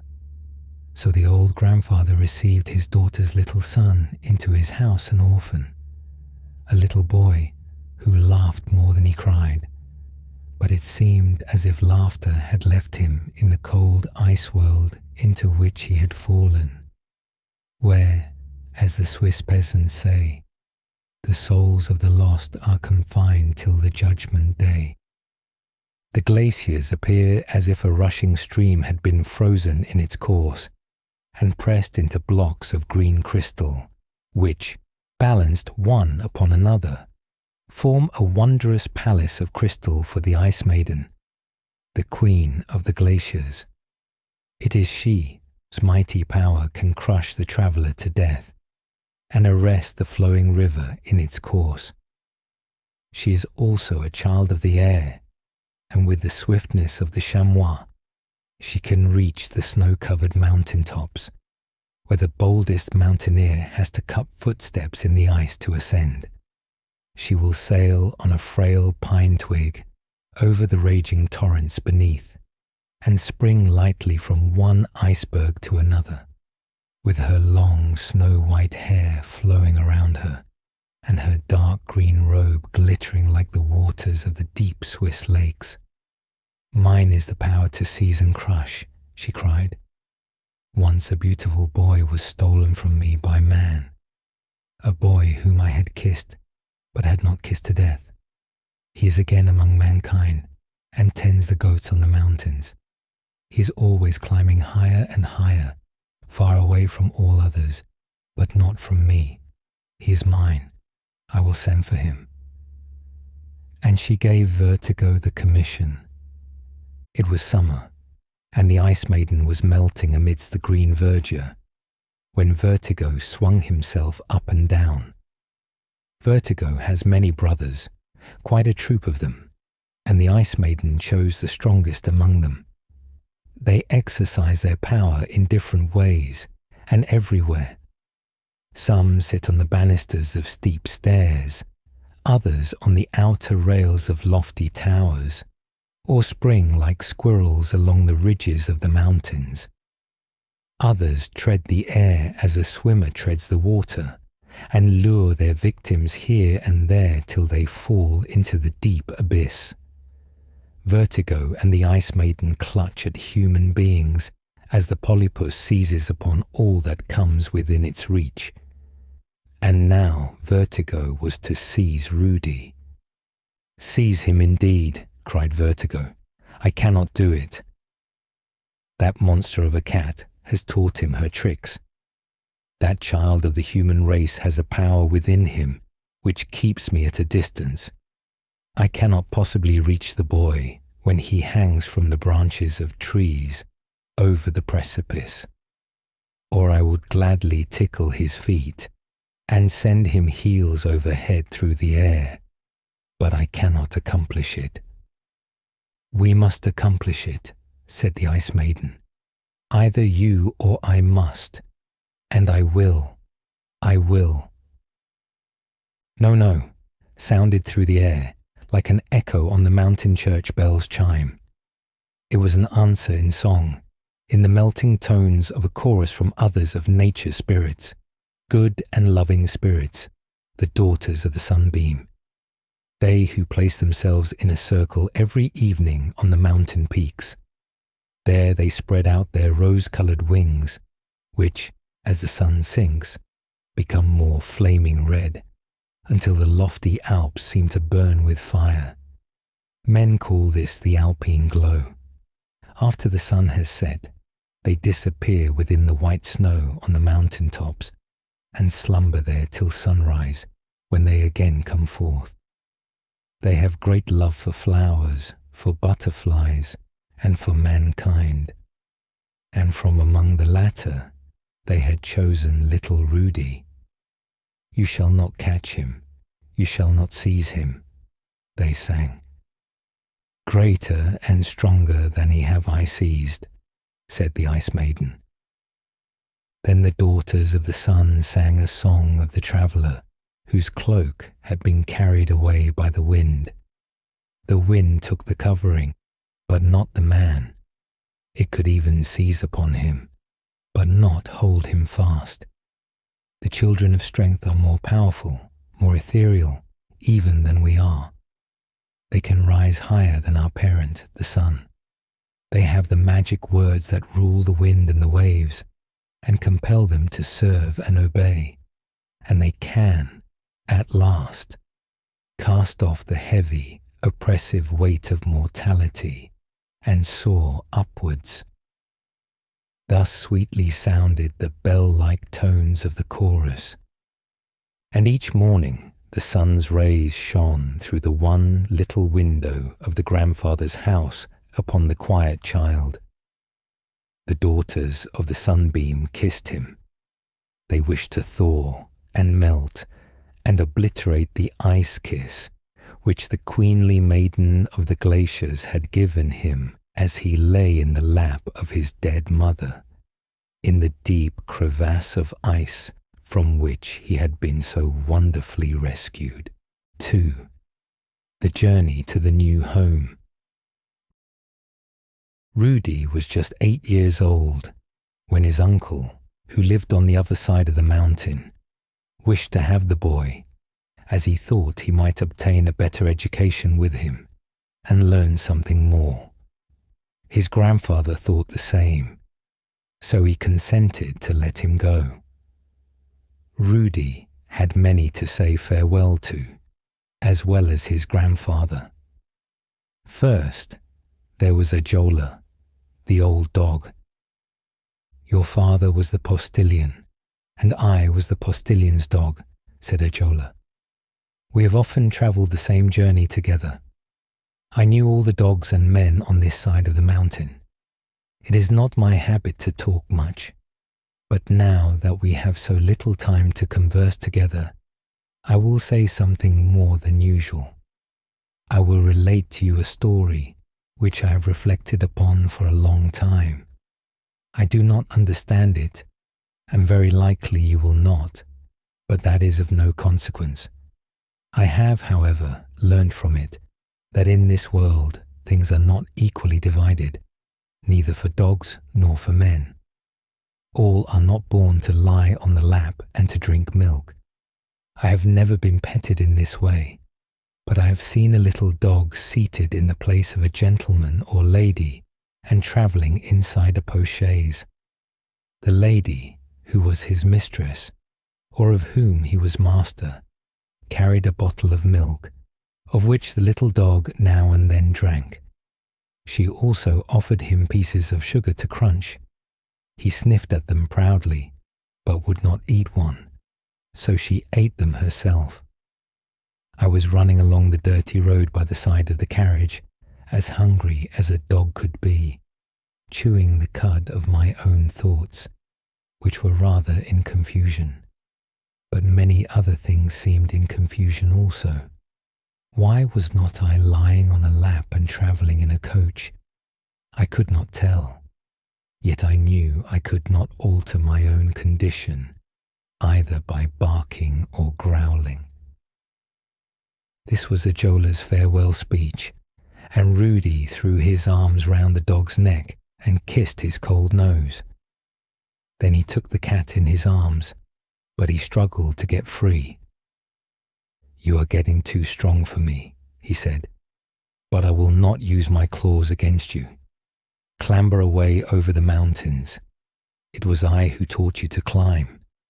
Do not fancy you are going to fall, and you will be quite safe." Then the cat jumped down and ran away. He did not wish Rudy to see that there were tears in his eyes. The hens were hopping about the floor. One of them had no tail. A traveller, who fancied himself a sportsman, had shot off her tail. He had mistaken her for a bird of prey. "Rudy is going away over the mountains," said one of the hens. "He is always in such a hurry," said the other, "and I don't like taking leave." So they both hopped out. But the goats said farewell. They bleated and wanted to go with him. They were so very sorry. Just at this time, 2 clever guides were going to cross the mountains to the other side of the Gemmi, and Rudy was to go with them on foot. It was a long walk for such a little boy, but he had plenty of strength and invincible courage. The swallows flew with him a little way, singing, "We and you and we." The way led across the rushing Lütschine, which falls in numerous streams from the dark clefts of the Grindelwald glaciers. Trunks of fallen trees and blocks of stone form bridges over these streams. After passing a forest of alders, they began to ascend, passing by some blocks of ice that had loosened themselves from the side of the mountain and lay across their path. They had to step over these ice blocks or walk round them. Rudy crept here and ran there, his eyes sparkling with joy, and he stepped so firmly with his iron-tipped mountain shoe that he left a mark behind him wherever he placed his foot. The earth was black where the mountain torrents or the melted ice had poured upon it, but the bluish-green, glassy ice sparkled and glittered. They had to go round little pools, like lakes, enclosed between large masses of ice, and, while thus wandering out of their path, they came near an immense stone which lay balanced on the edge of an icy peak. The stone lost its balance just as they reached it, and rolled over into the abyss beneath, while the noise of its fall was echoed back from every hollow cliff of the glaciers. They were always going upwards. The glaciers seemed to spread above them like a continued chain of masses of ice, piled up in wild confusion between bare and rugged rocks. Rudy thought for a moment of what had been told him, that he and his mother had once lain buried in one of these cold, heart-chilling fissures. But he soon banished such thoughts and looked upon the story as fabulous, like many other stories which had been told him.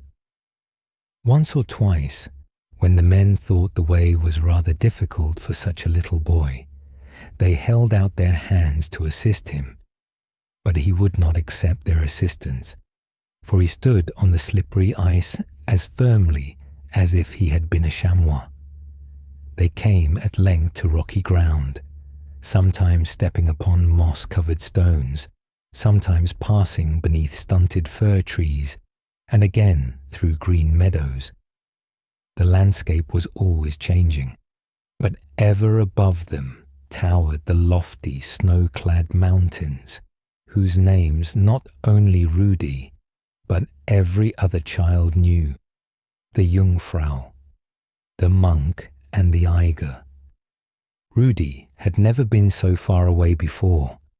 He had never trodden on the wide-spreading ocean of snow that lay here with its immovable billows, from which the wind blows off the snowflake now and then, as it cuts the foam from the waves of the sea. The glaciers stand here so close together it might almost be said they are hand in hand, and each is a crystal palace for the Ice Maiden, whose power and will it is to seize and imprison the unwary traveller. The sun shone warmly, and the snow sparkled as if covered with glittering diamonds. Numerous insects, especially butterflies and bees, lay dead in heaps on the snow. They had ventured too high, or the wind had carried them here and left them to die of cold. Around the Wetterhorn hung a feathery cloud, like a wool bag, and a threatening cloud too, for as it sunk lower it increased in size, and concealed within was a fawn, fearful in its violence should it break loose. This journey, with its varied incidents, the wild paths, the night passed on the mountain, the steep rocky precipices, the hollow clefts, in which the rustling waters from time immemorial had worn away passages for themselves through blocks of stone. All these were firmly impressed on Rudy's memory. In a forsaken stone building, which stood just beyond the seas of snow, they one night took shelter. Here they found some charcoal and pine branches, so that they soon made a fire.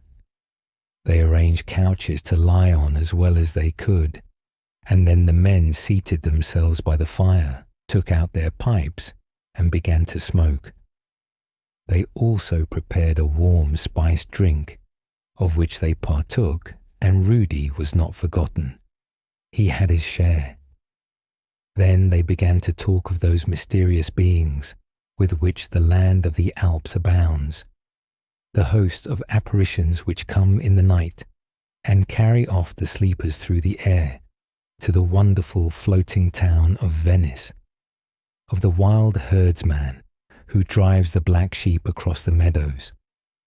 These flocks are never seen, yet the tinkle of their little bells has often been heard, as well as their unearthly bleating.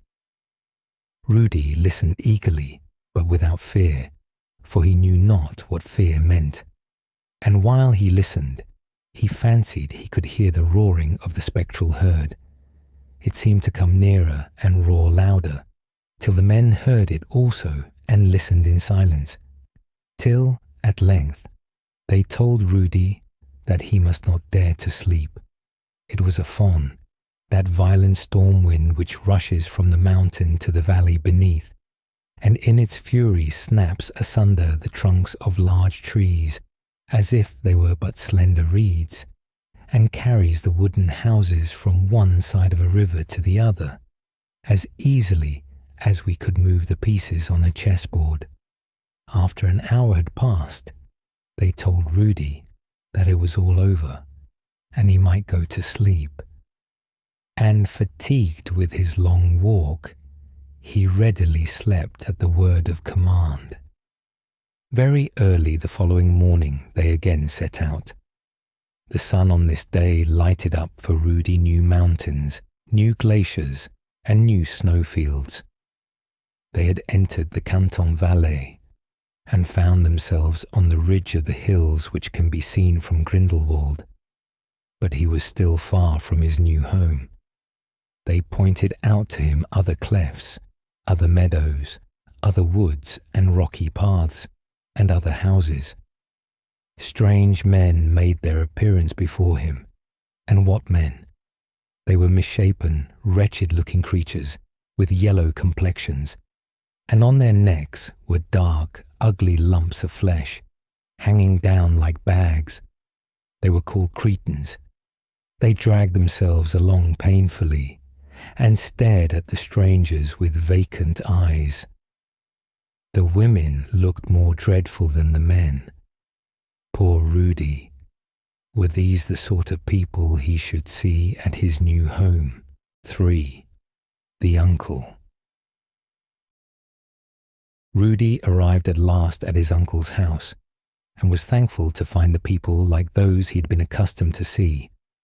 There was only one Cretan amongst them, a poor idiot boy, one of those unfortunate beings who, in their neglected conditions, go from house to house and are received and taken care of in different families for a month or 2 at a time. Poor Saperli had just arrived at his uncle's house when Rudy came. The uncle was an experienced hunter. He also followed the trade of a cooper.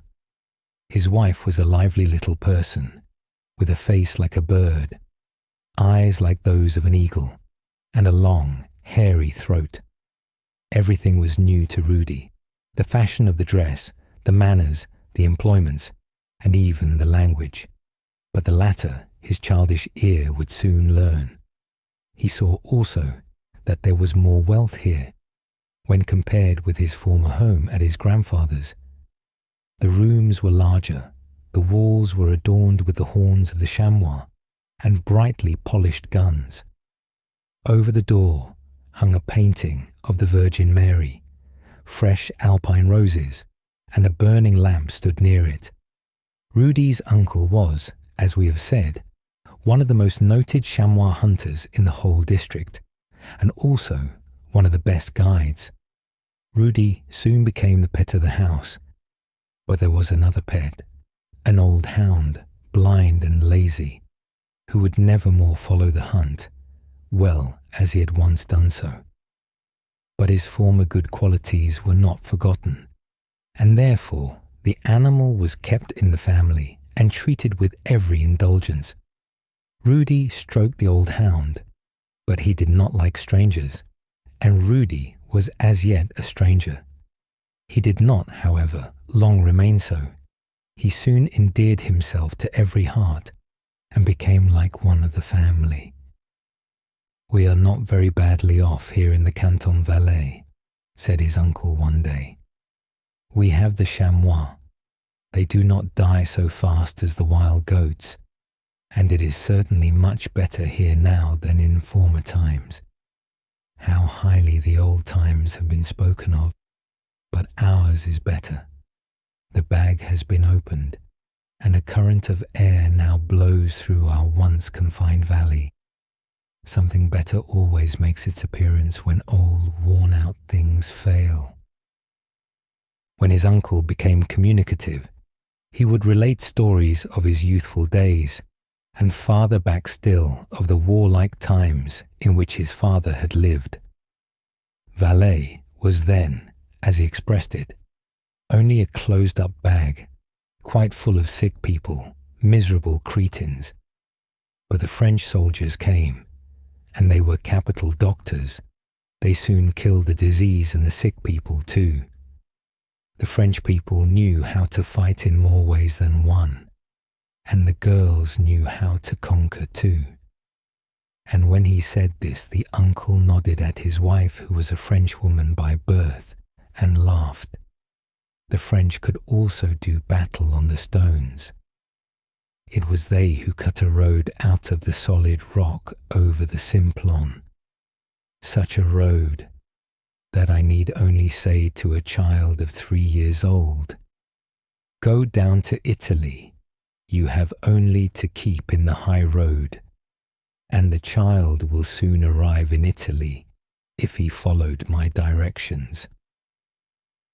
Then the uncle sang a French song and cried, "Hurrah! Long live Napoleon Bonaparte!" This was the first time Rudy had ever heard of France or of Lyons, that great city on the Rhone where his uncle had once lived. His uncle said that Rudy, in a very few years, would become a clever hunter. He had quite a talent for it. He taught the boy to hold a gun properly and to load and fire it. In the hunting season, he took him to the hills and made him drink the warm blood of the chamois. which is said to prevent the hunter from becoming giddy. He taught him to know the time when, from the different mountains, the avalanche is likely to fall, namely, at noontide or in the evening, from the effects of the sun's rays. He made him observe the movements of the chamois when he gave a leap, so that he might fall firmly and lightly on his feet. He told him that when on the fissures of the rocks he could find no place for his feet, he must support himself on his elbows, and cling with his legs, and even lean firmly with his back, for this could be done when necessary. He told him also that the chamois are very cunning. They place lookers out on the watch, but the hunter must be more cunning than they are, and find them out by the scent.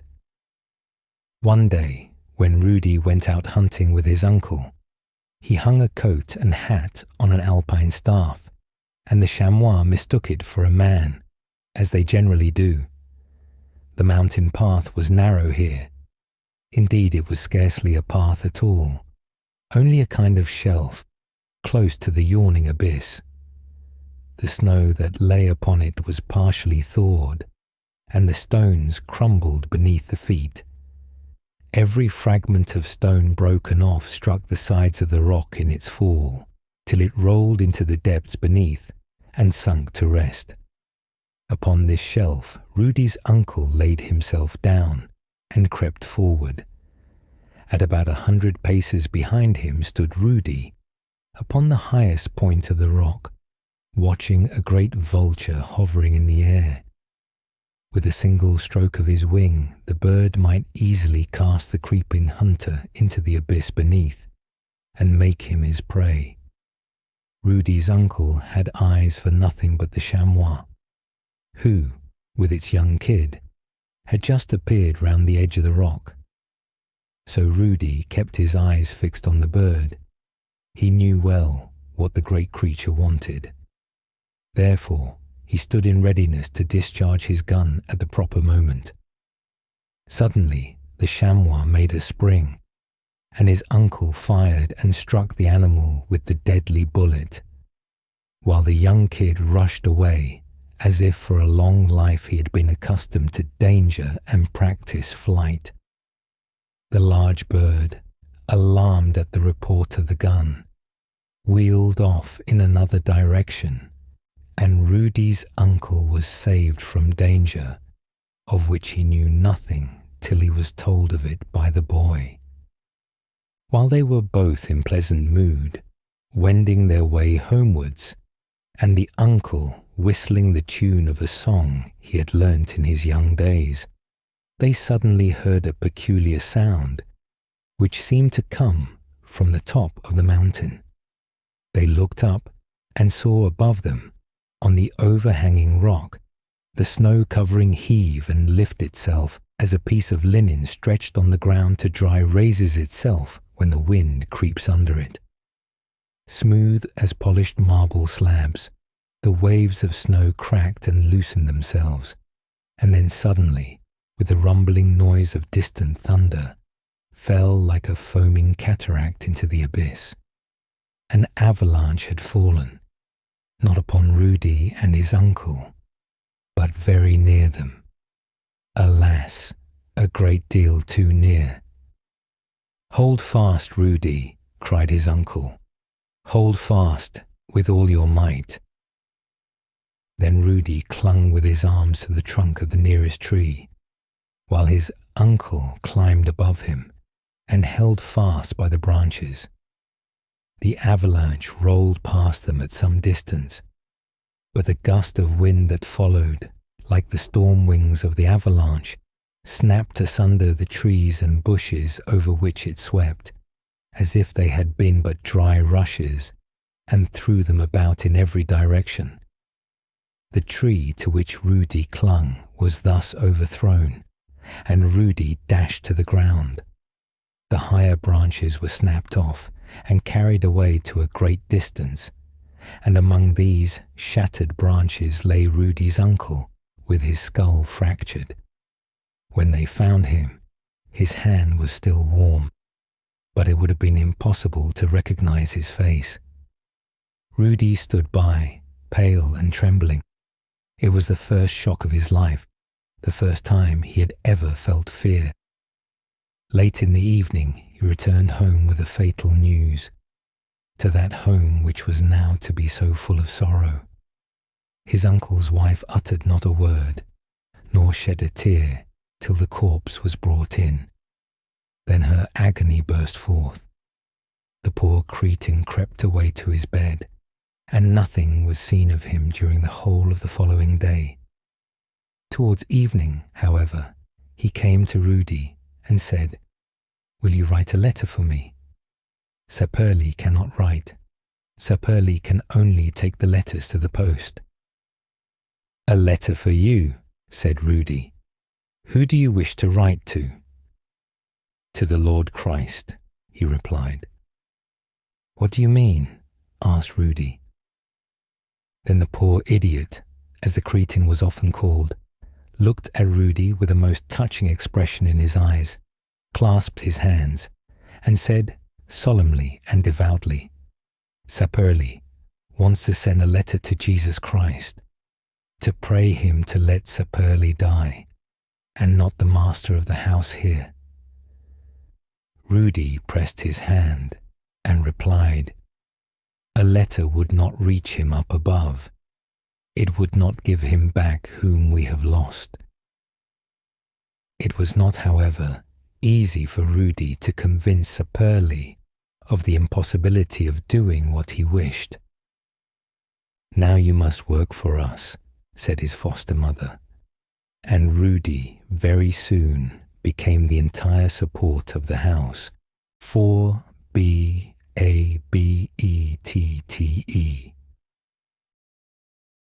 Who was the best marksman in the Canton Valais? The chamois knew well. "Save yourselves from Rudy," they might well say. "And who is the handsomest marksman?" "Oh, it is Rudy," said the maidens. But they did not say, "Save yourselves from Rudy." Neither did anxious mothers say so, for he bowed to them as pleasantly as to the young girls. He was so brave and cheerful. His cheeks were brown, his teeth white, and his eyes dark and sparkling. He was now a handsome young man of 20 years. The most icy water could not deter him from swimming. He could twist and turn like a fish. None could climb like he, and he clung as firmly to the edges of the rocks as a limpet. He had strong muscular power, as could be seen when he leapt from rock to rock. He had learnt this first from the cat, and more lately from the chamois. Rudy was considered the best guide over the mountains. Everyone had great confidence in him. He might have made a great deal of money as guide. His uncle had also taught him the trade of a cooper, but he had no inclination for either. His delight was in chamois hunting, which also brought him plenty of money. Rudy would be a very good match, as people said, if he would not look above his own station. He was also such a famous partner in dancing that the girls often dreamt about him, and one and another thought of him even when awake. "He kissed me in the dance," said Annette, the schoolmaster's daughter, to her dearest friend. But she ought not to have told this, even to her dearest friend. It is not easy to keep such secrets. They are like sand in a sieve. They slip out. It was therefore soon known that Rudy, so brave and so good as he was, had kissed someone while dancing, and yet he had never kissed her, who was dearest to him.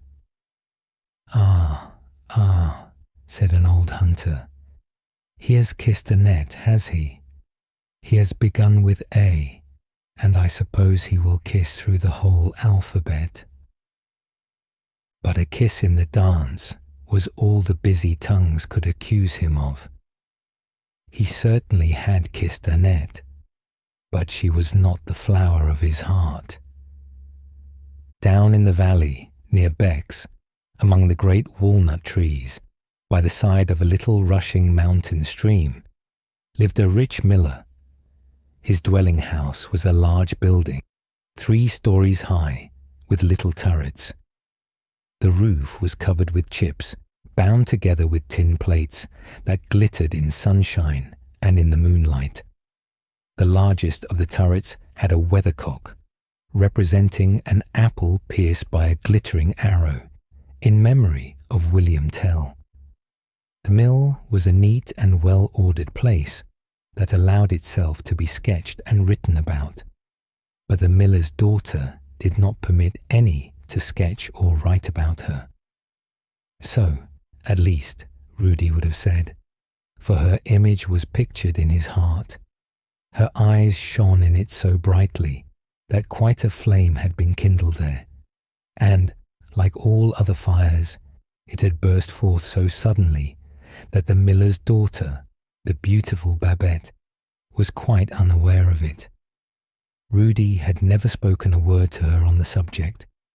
The miller was rich, and on that account, Babette stood very high and was rather difficult to aspire to. But said Rudy to himself, nothing is too high for a man to reach. He must climb with confidence in himself, and he will not fail. He had learnt this lesson in his youthful home. It happened once that Rudy had some business to settle at Bex. It was a long journey at that time, for the railway had not been opened. From the glaciers of the Rhône, at the foot of the Simplon, between its ever-changing mountain summits, stretches the valley of the Canton Valais. Through it runs the noble river of the Rhône, which often overflows its banks, covering fields and highways, and destroying everything in its course. Near the towns of Sion and Saint-Maurice, the valley takes a turn and bends like an elbow, and behind Saint-Maurice becomes so narrow that there is only space enough for the bed of the river and a narrow carriage road.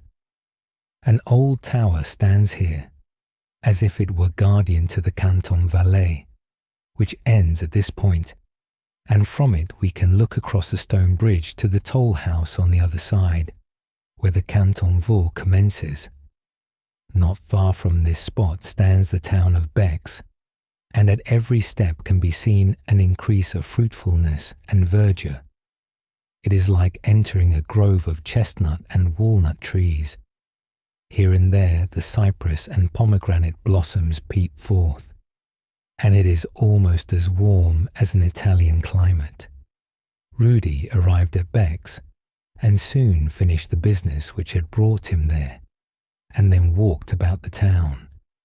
But not even the miller's boy could be seen, nor anyone belonging to the mill, not to mention Babette. This did not please him at all. Evening came on. The air was filled with the perfume of the wild thyme and the blossoms of the lime trees, and the green woods on the mountains seemed to be covered with a shining veil, blue as the sky. Over everything reigned a stillness, not of sleep or of death, but as if nature were holding her breath, that her image might be photographed on the blue vault of heaven. Here and there, amidst the trees of the silent valley, stood poles which supported the wires of the electric telegraph. Against one of these poles leaned an object so motionless that it might have been mistaken for the trunk of a tree. But it was Rudy, standing there as still as at that moment was everything around him. He was not asleep, neither was he dead, but just as the various events in the world, matters of momentous importance to individuals, were flying through the telegraph wires without the quiver of a wire or the slightest tone, so through the mind of Rudy, thoughts of overwhelming importance were passing, without an outward sign of emotion. The happiness of his future life depended upon the decision of his present reflections.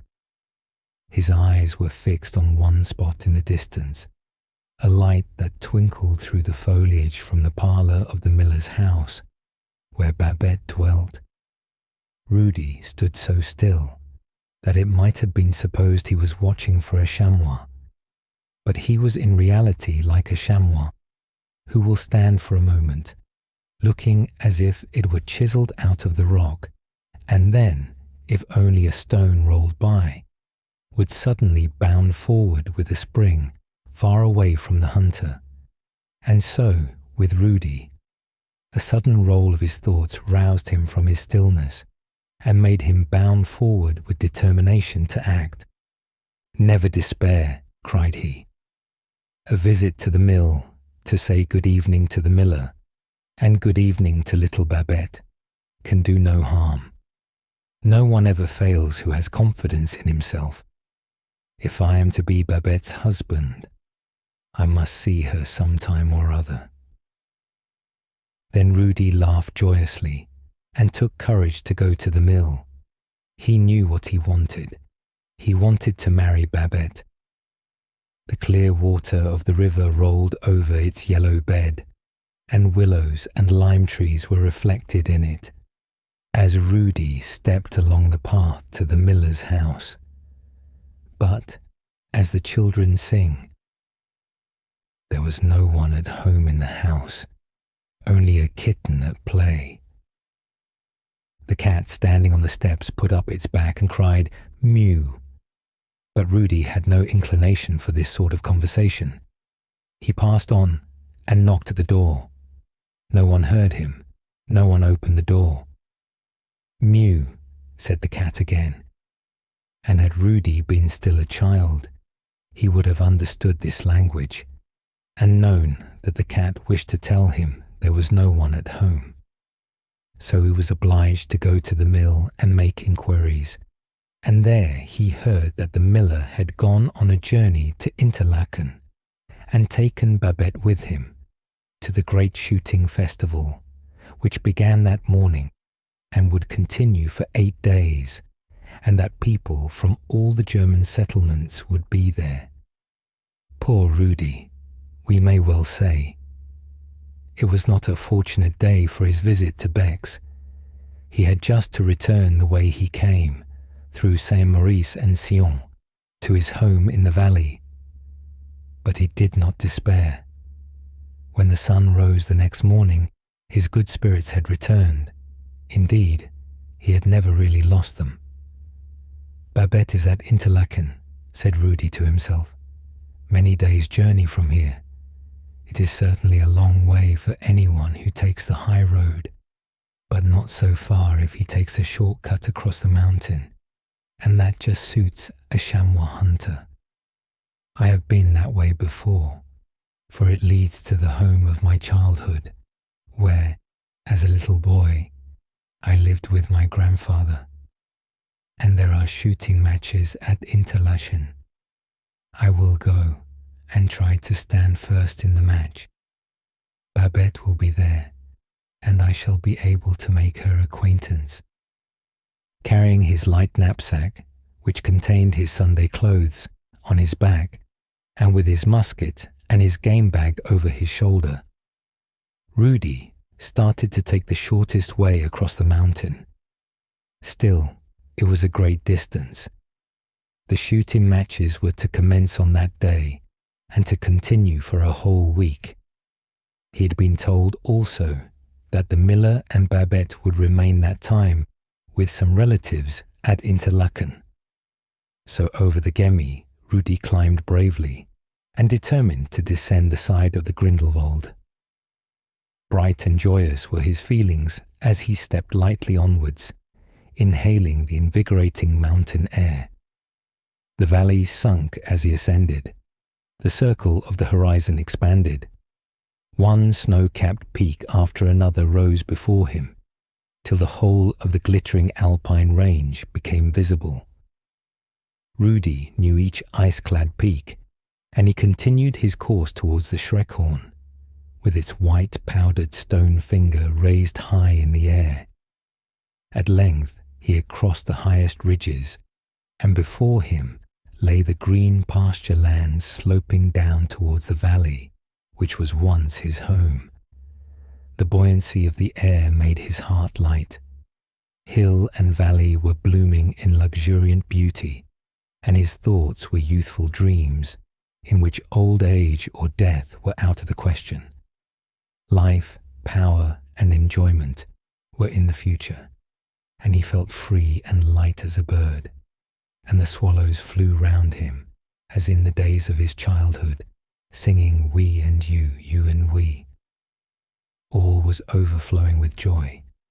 Beneath him lay the meadows, covered with velvety green, with the murmuring river flowing through them, and dotted here and there were small wooden houses. He could see the edges of the glaciers, looking like green glass against the soiled snow, and the deep chasms beneath the loftiest glacier. The church bells were ringing, as if to welcome him to his home with their sweet tones. His heart beat quickly, and for a moment he seemed to have forgotten Babette. So full were his thoughts of old recollections. He was, in imagination, once more wandering on the road, where, when a little boy, he, with other children, came to sell their curiously carved toy houses. Yonder, behind the fir trees, still stood his grandfather's house, his mother's father, but strangers dwelt in it now. Children came running to him, as he had once done, and wished to sell their wares. One of them offered him an alpine rose. Rudy took the rose as a good omen, and thought of Babette. He quickly crossed the bridge where the two rivers flow into each other. Here he found a walk overshadowed with large walnut trees, and their thick foliage formed a pleasant shade. Very soon he perceived in the distance waving flags on which glittered a white cross on a red ground, the standard of the Danes as well as of the Swiss, and before him lay Interlaken. "It is really a splendid town, like none other that I have ever seen," said Rudy to himself. It was indeed a Swiss town in its holiday dress, not like the many other towns, crowded with heavy stone houses, stiff and foreign-looking. No, here it seemed as if the wooden houses on the hills had run into the valley and placed themselves in rows and ranks by the side of the clear river, which rushes like an arrow in its course. The streets were rather irregular, it is true, but still this added to their picturesque appearance. There was one street which Rudy thought the prettiest of them all. It had been built since he had visited the town when a little boy. It seemed to him as if all the neatest and most curiously carved toy houses which his grandfather once kept in the large cupboard at home had been brought out and placed in this spot, and that they had increased in size since then, as the old chestnut trees had done. The houses were called hotels. The woodwork on the windows and balconies was curiously carved. The roofs were gaily painted, and before each house was a flower garden, which separated it from the macadamized high road. These houses all stood on the same side of the road, so that the fresh green meadows, in which were cows grazing with bells on their necks, were not hidden. The sound of these bells is often heard amidst alpine scenery. These meadows were encircled by lofty hills, which receded a little in the centre, so that the most beautifully formed of Swiss mountains, the snow-crowned Jungfrau, could be distinctly seen glittering in the distance.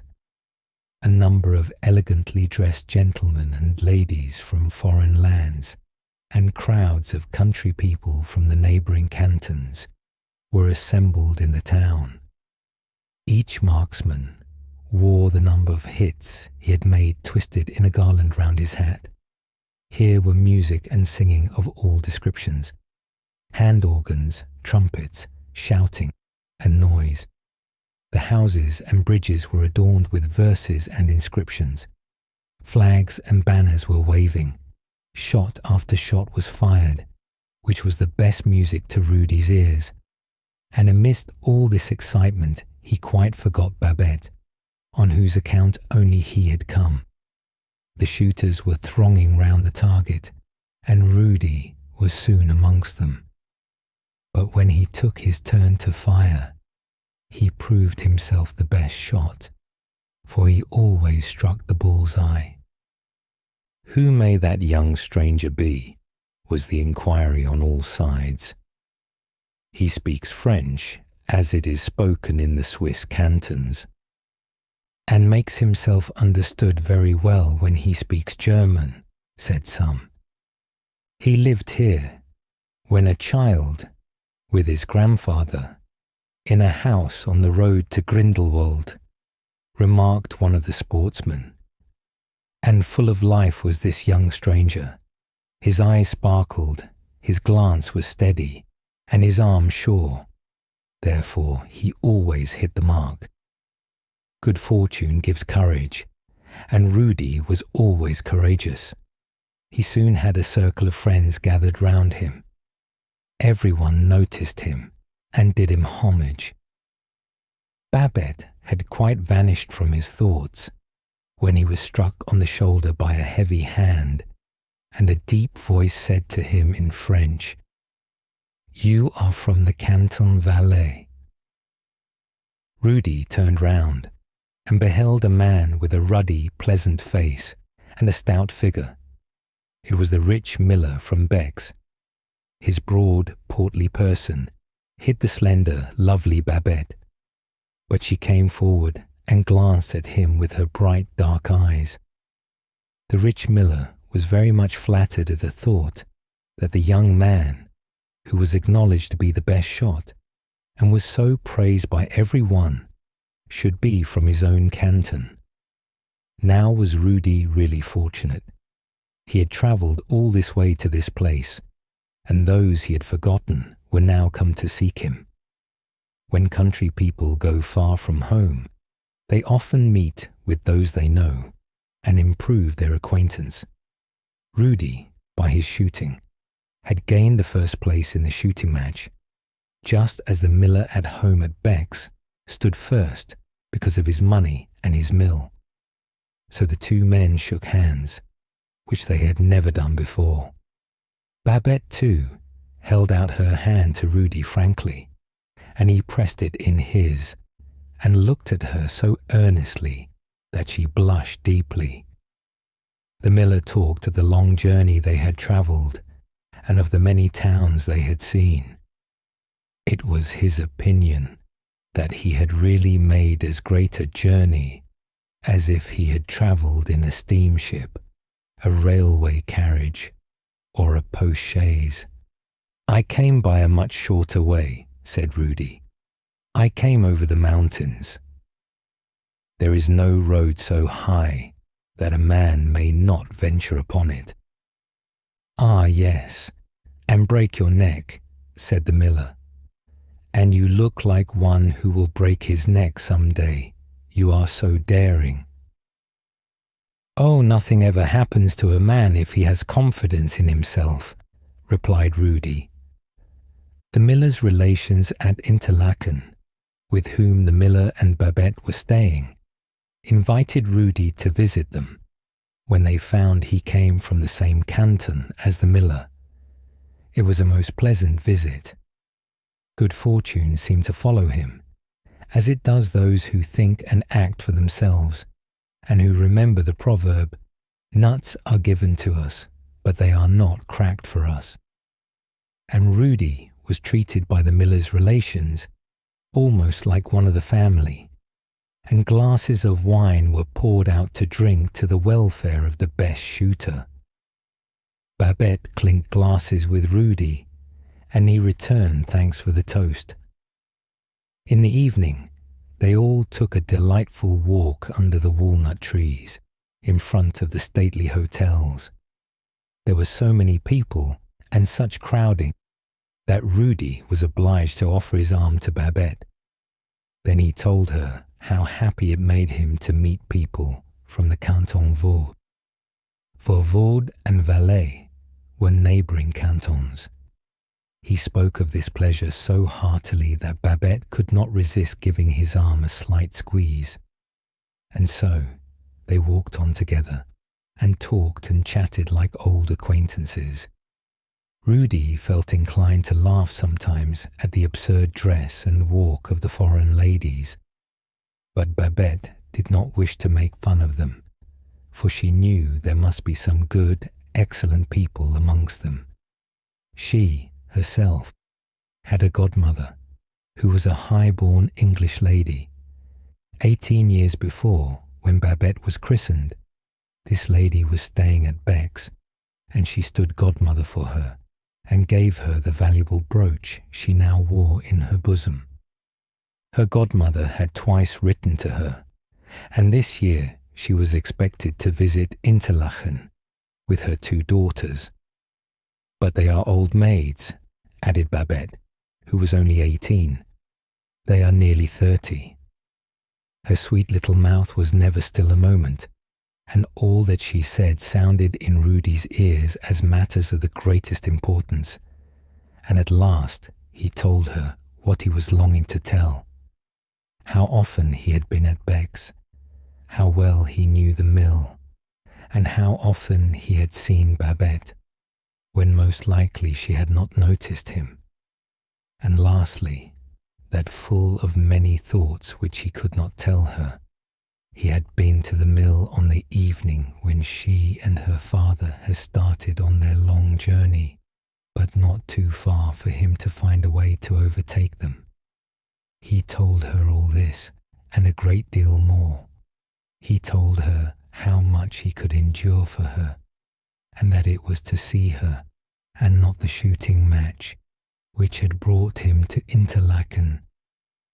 Babette became quite silent after hearing all this. It was almost too much, and it troubled her. And while they thus wandered on, the sun sunk behind the lofty mountains. The Jungfrau stood out in brightness and splendour, as a background to the green woods of the surrounding hills. Everyone stood still to look at the beautiful sight, Rudy and Babette among them. "Nothing can be more beautiful than this," said Babette. "Nothing," replied Rudy, looking at Babette. "Tomorrow I must return home," remarked Rudy a few minutes afterwards. "Come and visit us at Beck's," whispered Babette. "My father will be pleased to see you." 5. On the way home. Oh, what a number of things Rudy had to carry over the mountains when he set out to return home. He had 3 silver cups, 2 handsome pistols, and a silver coffee pot. This latter would be useful when he began housekeeping, but all these were not the heaviest weight he had to bear. Something mightier and more important he carried with him in his heart over the high mountains as he journeyed homeward. The weather was dismally dark and inclined to rain. The clouds hung low like a morning veil on the tops of the mountains and shrouded their glittering peaks. In the woods could be heard the sound of the axe and the heavy fall of the trunks of the trees as they rolled down the slopes of the mountains. When seen from the heights, the trunks of these trees looked like slender stems, but on a nearer inspection, they were found to be large and strong enough for the masts of a ship. The river murmured monotonously, the wind whistled, and the clouds sailed along hurriedly. Suddenly there appeared close by Rudy's side a young maiden. He had not noticed her till she came quite near to him. She was also going to ascend the mountain. The maiden's eyes shone with an unearthly power which obliged you to look into them. They were strange eyes, clear, deep, and unfathomable. Hast thou a lover? Asked Rudy. All his thoughts were naturally on love just then. I have none, answered the maiden with a laugh. It was as if she had not spoken the truth. Do not let us go such a long way round, said she. We must keep to the left. It is much shorter. Ah, yes, he replied, and fall into some crevasse. Do you pretend to be a guide and not know the road better than that? I know every step of the way, said she, and my thoughts are collected, while yours are down in the valley yonder. We should think of the Ice Maiden while we are up here. Men say she is not kind to their race. I fear her not, said Rudy. She could not keep me when I was a child. I will not give myself up to her now I am a man. Darkness came on, the rain fell, and then it began to snow, and the whiteness dazzled the eyes. Give me your hand, said the maiden. I will help you to mount. And he felt the touch of her icy fingers. You help me, cried Rudy. I do not yet require a woman to help me to climb. And he stepped quickly forwards away from her. The drifting snow shower fell like a veil between them. The wind whistled, and behind him he could hear the maiden laughing and singing, and the sound was most strange to hear. It certainly must be a spectre or a servant of the Ice Maiden, thought Rudy, who had heard such things talked about when he was a little boy, and had stayed all night on the mountain with the guides. The snow fell thicker than ever. The clouds lay beneath him. He looked back. There was no one to be seen, but he heard sounds of mocking laughter, which were not those of a human voice. When Rudy at length reached the highest part of the mountain, where the path led down to the valley of the Rhone, the snow had ceased, and in the clear heavens he saw two bright stars twinkling. They reminded him of Babette and of himself, and of his future happiness, and his heart glowed at the thought. 6. The visit to the mill. What beautiful things you have brought home, said his old foster mother, and her strange-looking eagle eyes sparkled, while she wriggled and twisted her skinny neck more quickly and strangely than ever. You have brought good luck with you, Rudy. I must give you a kiss, my dear boy. Rudy allowed himself to be kissed, but it could be seen by his countenance that he only endured the infliction as a homely duty. How handsome you are, Rudy, said the old woman. Don't flatter, said Rudy with a laugh, but still he was pleased. I must say once more, said the old woman, that you are very lucky. Well, in that I believe you are right, said he, as he thought of Babette. Never had he felt such a longing for that deep valley as he now had. They must have returned home by this time, said he to himself. It is already 2 days over the time which they fixed upon. I must go to Beck's.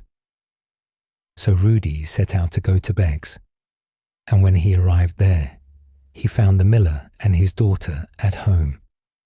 They received him kindly and brought him many greetings from their friends at Interlaken. Babette did not say much. She seemed to have become quite silent, but her eyes spoke, and that was quite enough for Rudy. The miller had generally a great deal to talk about, and seemed to expect that everyone should listen to his jokes and laugh at them. for was not he the rich miller? But now he was more inclined to hear Rudy's adventures while hunting and travelling, and to listen to his descriptions of the difficulties the chamois hunter has to overcome on the mountain tops, or of the dangerous snowdrifts which the wind and weather cause to cling to the edges of the rocks, or to lie in the form of a frail bridge over the abyss beneath. The eyes of the brave Rudy sparkled as he described the life of a hunter, or spoke of the cunning of the chamois and their wonderful leaps, also of the powerful fawn and the rolling avalanche.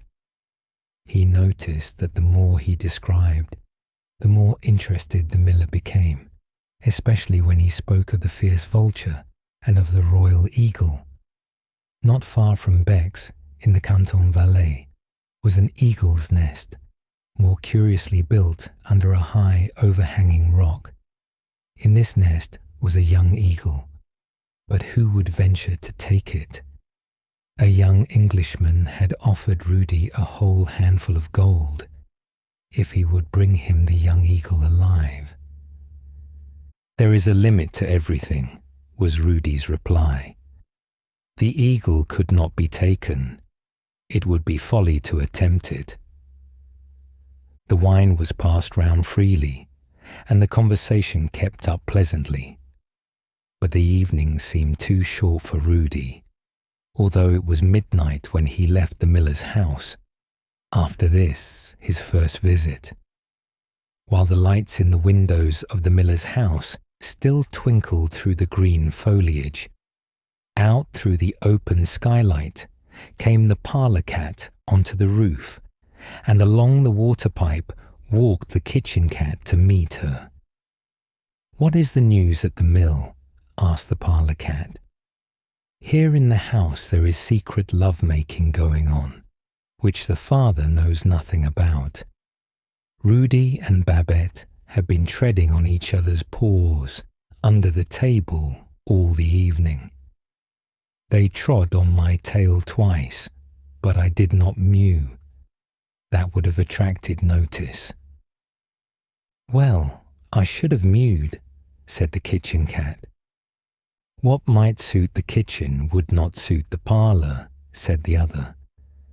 "I am quite curious to know what the miller will say when he finds out this engagement." Yes, indeed. What would the miller say? Rudy himself was anxious to know that, but to wait till the miller heard of it from others was out of the question. Therefore, not many days after this visit, he was riding in the omnibus that runs between the two cantons, Valais and Vaud. These cantons are separated by the Rhône, over which is a bridge that unites them. Rudy, as usual, had plenty of courage, and indulged in pleasant thoughts of the favourable answer he should receive that evening. And when the omnibus returned, Rudy was again seated in it, going homewards, and at the same time the parlour cat at the miller's house ran out quickly, crying, "Here, you from the kitchen, what do you think? The miller knows all now. Everything has come to a delightful end. Rudy came here this evening, and he and Babette had much whispering and secret conversation together. They stood in the path near the miller's room. I lay at their feet, but they had no eyes or thoughts for me. 'I will go to your father at once,' said he. 'It is the most honourable way.' 'Shall I go with you?' asked Babette. 'It will give you courage.' 'I have plenty of courage,' said Rudy. 'But if you are with me, he must be friendly, whether he says yes or no.' So they turned to go in, and Rudy trod heavily on my tail. He certainly is very clumsy. I mewed, but neither he nor Babette had any ears for me. They opened the door and entered together. I was before them and jumped on the back of a chair. I hardly know what Rudy said, but the miller flew into a rage and threatened to kick him out of the house. He told him he might go to the mountains and look after the chamois, but not after our little Babette. And what did they say? Did they speak? Asked the kitchen cat. What did they say? Why, all that people generally do say when they go a-wooing. I love her, and she loves me. And when there is milk in the can for one, there is milk in the can for two. But she is so far above you, said the miller. She has heaps of gold, as you know. You should not attempt to reach her. There is nothing so high that a man cannot reach if he will, answered Rudy, for he is a brave youth. Yet you could not reach the young eagle, said the miller, laughing. Babette is higher than the eagle's nest. I will have them both, said Rudy. Very well. I will give her to you when you bring me the young eaglet alive, said the miller. And he laughed till the tears stood in his eyes. But now I thank you for this visit, Rudy, and if you come tomorrow, you will find nobody at home. Goodbye, Rudy. Babette also wished him farewell, but her voice sounded as mournful as the mew of a little kitten that has lost its mother. A promise is a promise between man and man, said Rudy. Do not weep, Babette. I shall bring the young eagle. You will break your neck, I hope, said the miller, and we shall be relieved from your company. I call that kicking him out of the house, said the parlour cat. And now Rudy is gone, and Babette sits and weeps, while the miller sings German songs that he learnt on his journey. But I do not trouble myself on the matter. It would be of no use. Yet for all that, it is a very strange affair, said the kitchen cat. 7. The Eagle's Nest. From the mountain path came a joyous sound of some person whistling, and it betokened good humour and undaunted courage. It was Rudy, going to meet his friend Vezino. You must come and help, said he. I want to carry off the young eaglet from the top of the rock. We will take young Ragley with us. Had you not better first try to take down the moon?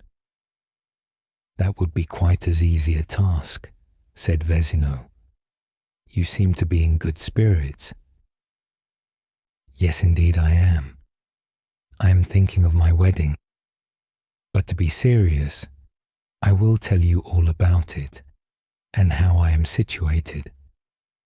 Then he explained to Vezino and Ragley what he wished to do, and why. You are a daring fellow, said they, but it is no use. You will break your neck.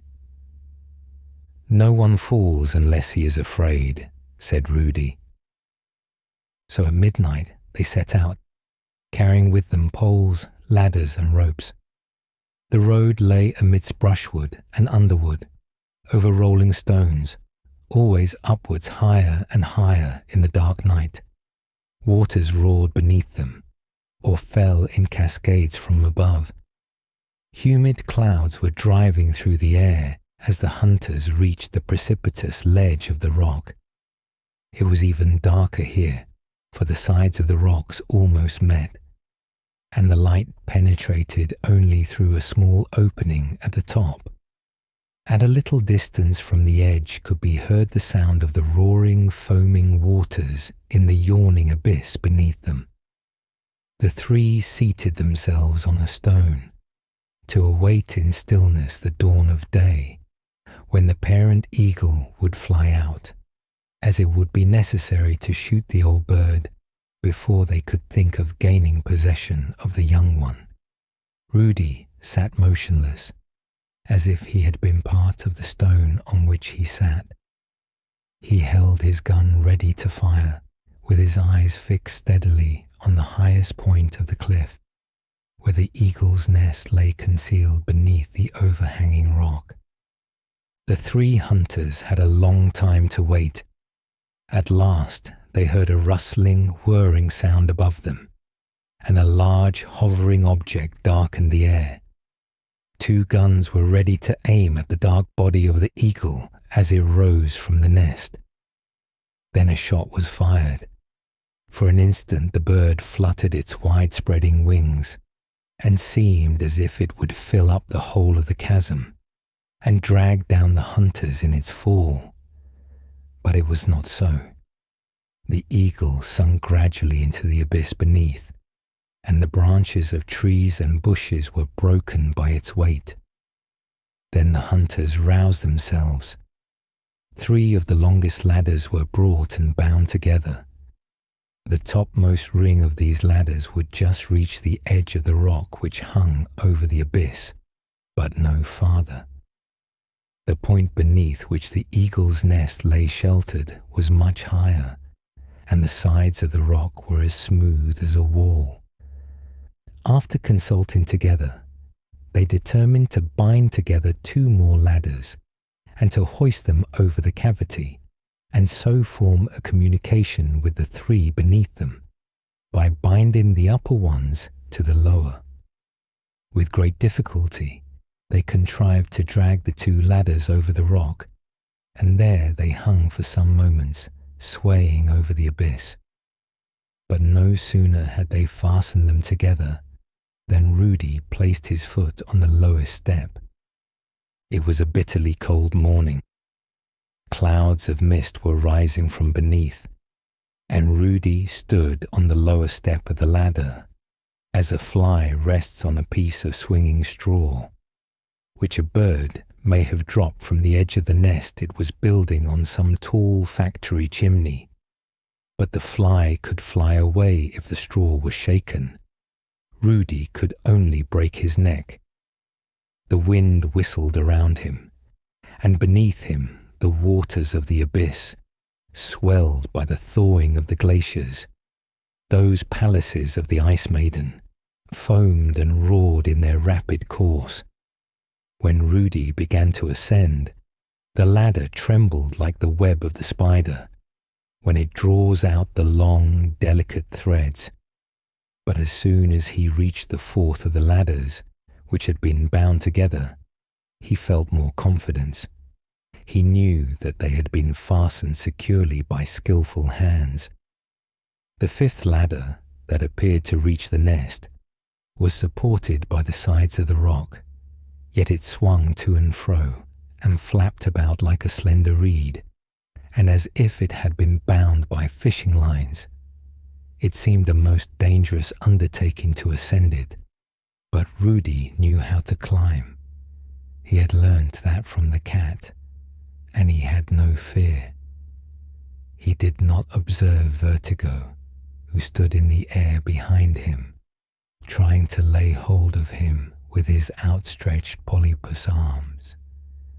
When at length he stood on the topmost step of the ladder, he found that he was still some distance below the nest, and not even able to see into it.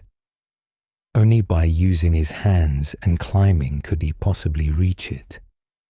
He tried the strength of the stunted trees and the thick underwood upon which the nest rested, and of which it was formed, and finding they would support his weight, he grasped them firmly, and swung himself up from the ladder till his head and breast were above the nest. And then what an overpowering stench came from it, for in it lay the putrid remains of lambs, chamois, and birds. Vertigo, although he could not reach him, blew the poisonous vapour in his face, to make him giddy and faint. And beneath, in the dark, yawning deep, on the rushing waters, sat the Ice Maiden, with her long, pale green hair falling around her, and her death-like eyes fixed upon him, like the 2 barrels of a gun.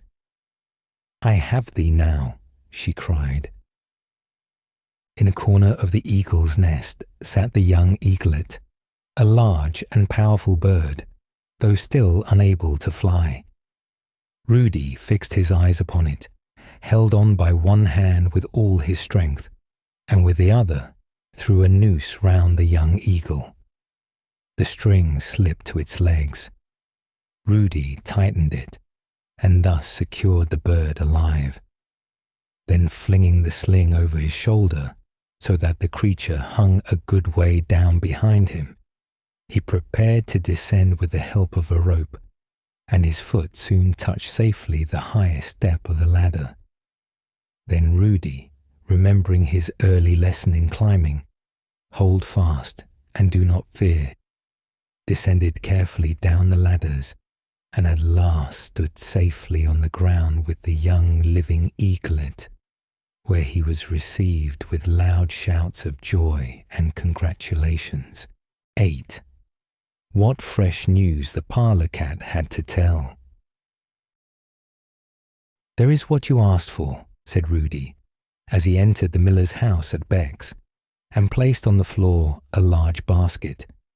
He removed the lid as he spoke, and a pair of yellow eyes, encircled by a black ring, stared forth with a wild, fiery glance that seemed ready to burn and destroy all that came in its way. Its short, strong beak was open, ready to bite, and on its red throat were short feathers like stubble. "The young eaglet!" cried the miller. Babette screamed and started back, while her eyes wandered from Rudy to the bird in astonishment. "You are not to be discouraged by difficulties, I see," said the miller. "And you will keep your word," replied Rudy. "Each has his own characteristic, whether it is honour or courage." "But how is it you did not break your neck?" asked the miller. "Because I held fast," answered Rudy, "and I mean to hold fast to Babette." "You must get her first," said the miller, laughing. And Babette thought this a very good sign. "We must take the bird out of the basket," said she. "It is getting into a rage. How its eyes glare!" "How did you manage to conquer it?" Then Rudy had to describe his adventure, and the miller's eyes opened wide as he listened. "With your courage and your good fortune, you might win 3 wives," said the miller. "Oh, thank you," cried Rudy. "But you have not won Babette yet," said the miller, slapping the young Alpine hunter on the shoulder playfully. "Have you heard the fresh news at the mill?" asked the parlour cat of the kitchen cat. "Rudy has brought us the young eagle, and he is to take Babette in exchange." They kissed each other in the presence of the old man, which is as good as an engagement. He was quite civil about it, drew in his claws, and took his afternoon nap, so that the two were left to sit and wag their tails as much as they pleased. They have so much to talk about that it will not be finished till Christmas. Neither was it finished till Christmas. The wind whirled the faded fallen leaves. The snow drifted in the valleys as well as upon the mountains, and the Ice Maiden sat in the stately palace which, in winter time, she generally occupied. The perpendicular rocks were covered with slippery ice, and where in summer the stream from the rocks had left a watery veil, icicles large and heavy hung from the trees, while the snow-powdered fir trees were decorated with fantastic garlands of crystal. The Ice Maiden rode on the howling wind across the deep valleys. The country, as far as Beck's, was covered with a carpet of snow, so that the Ice Maiden could follow Rudy and see him when he visited the mill. And while in the room at the miller's house, where he was accustomed to spend so much of his time with Babette, The wedding was to take place in the following summer, and they heard enough of it, for so many of their friends spoke of the matter. Then came sunshine to the mill. The beautiful alpine roses bloomed, and joyous, laughing Babette was like the early spring, which makes all the birds sing of summertime and bridal days. "How those two do sit and chatter together," said the parlour cat. "I have had enough of their mewing." 9. The Ice Maiden.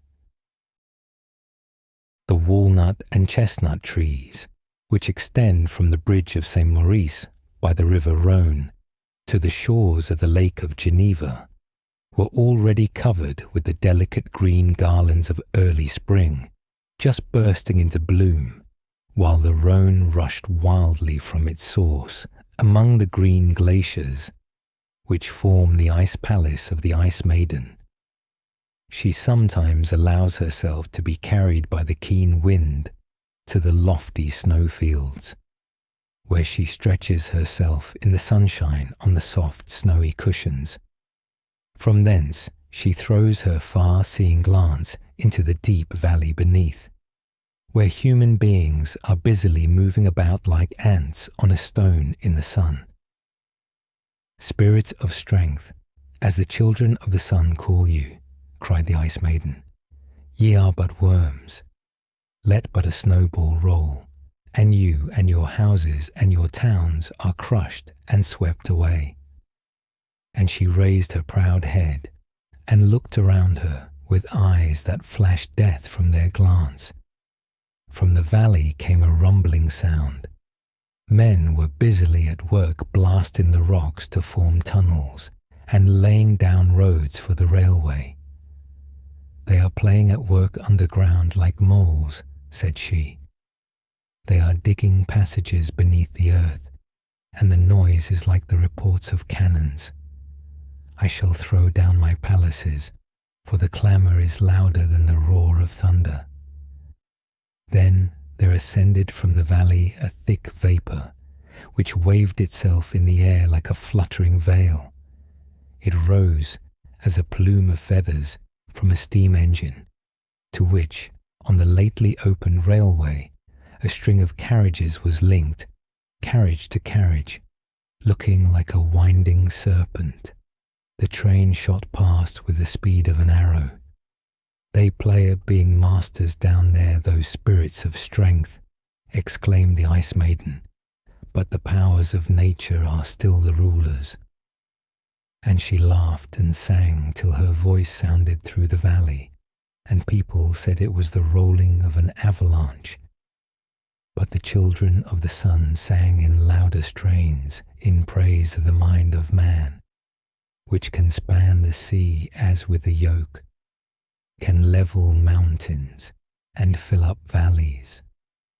It is the power of thought which gives man the mastery over nature.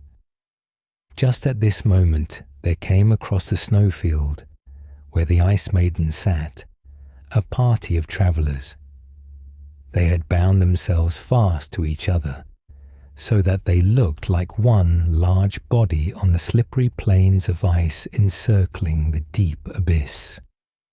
"Worms!" exclaimed the Ice Maiden. "You, the lords of the powers of nature." And she turned away and looked maliciously at the deep valley where the railway train was rushing by. "There they sit, these thoughts," she exclaimed.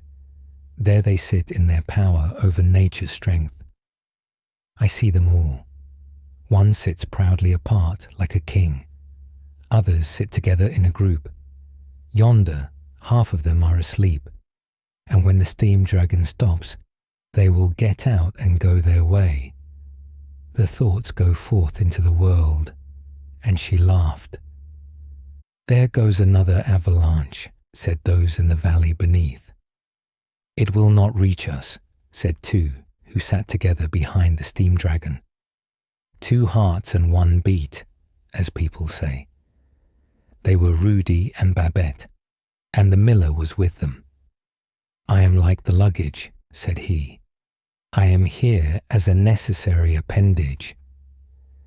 "There sit those two," said the Ice Maiden. "Many a chamois have I crushed. Millions of alpine roses have I snapped and broken off. Not a root have I spared. I know them all, and their thoughts, those spirits of strength." And again she laughed. "There rolls another avalanche," said those in the valley. 10. The Godmother. At Montreux, one of the towns which encircle the northeast part of the Lake of Geneva, lived Babette's godmother, the noble English lady, with her daughters and a young relative. They had only lately arrived, yet the miller had paid them a visit and informed them of Babette's engagement to Rudy.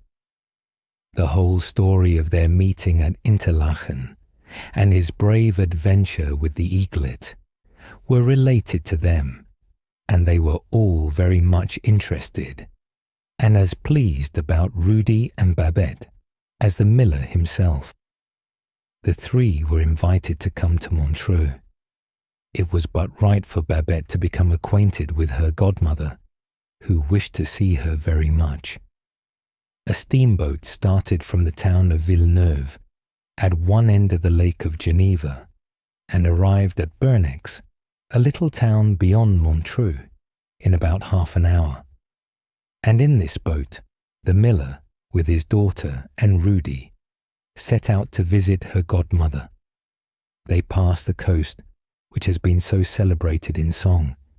Here, under the walnut trees, by the deep blue lake, sat Byron and wrote his melodious verses about the prisoner confined in the gloomy castle of Chillon.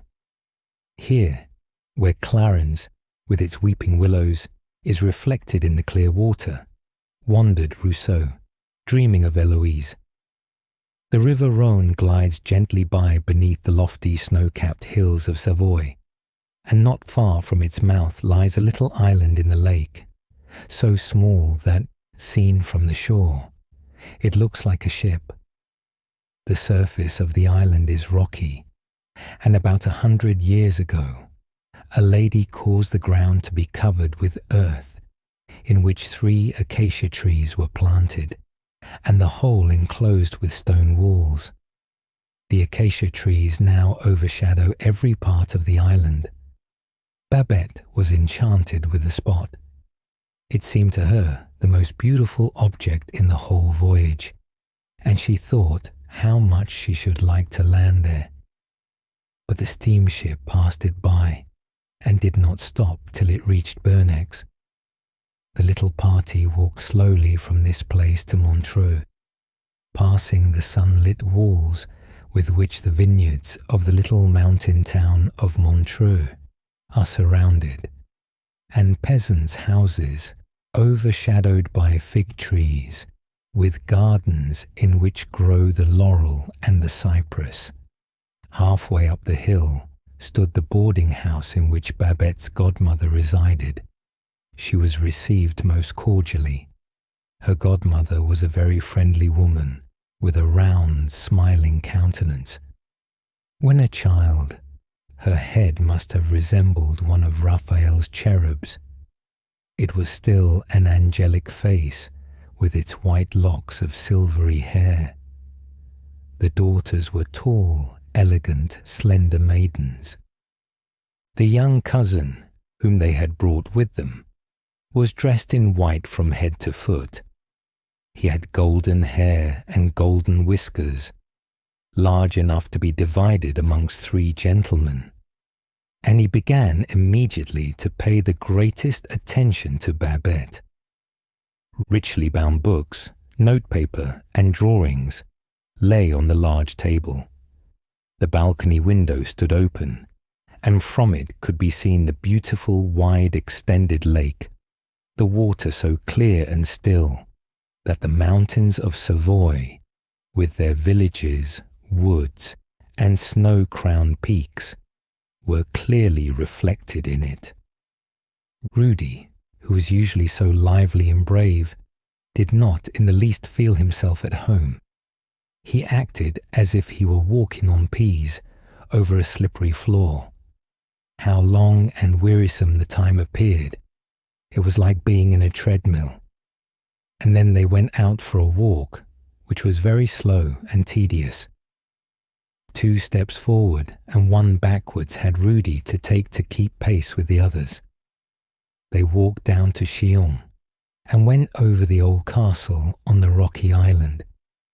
They saw the implements of torture, the deadly dungeons, the rusty fetters in the rocky walls, the stone benches for those condemned to death, the trap doors through which the unhappy creatures were hurled upon iron spikes and impaled alive.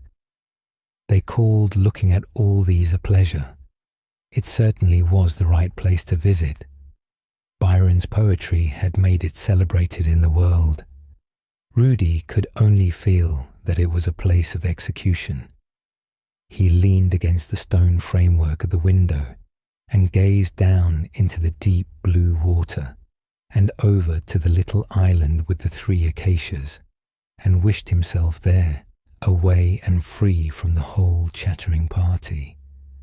But Babette was most unusually lively and good-tempered. "I have been so amused," she said. The cousin had found her quite perfect. "He is a perfect fop," said Rudy. And this was the first time Rudy had said anything that did not please Babette. The Englishman had made her a present of a little book in remembrance of their visit to Chillon. It was Byron's poem, The Prisoner of Chillon, translated into French so that Babette could read it. "The book may be very good," said Rudy, "but that finely combed fellow who gave it to you is not worth much. He looks something like a flour sack without any flour," said the miller, laughing at his own wit. Rudy laughed too, for so had he appeared to him. 11. The cousin. When Rudy went a few days after to pay a visit to the mill, he found the young Englishman there. Babette was just thinking of preparing some trout to set before him. She understood well how to garnish the dish with parsley and make it look quite tempting. Rudy thought all this quite unnecessary. What did the Englishman want there? What was he about? Why should he be entertained and waited upon by Babette? Rudy was jealous, and that made Babette happy. It amused her to discover all the feelings of his heart, the strong points and weak ones.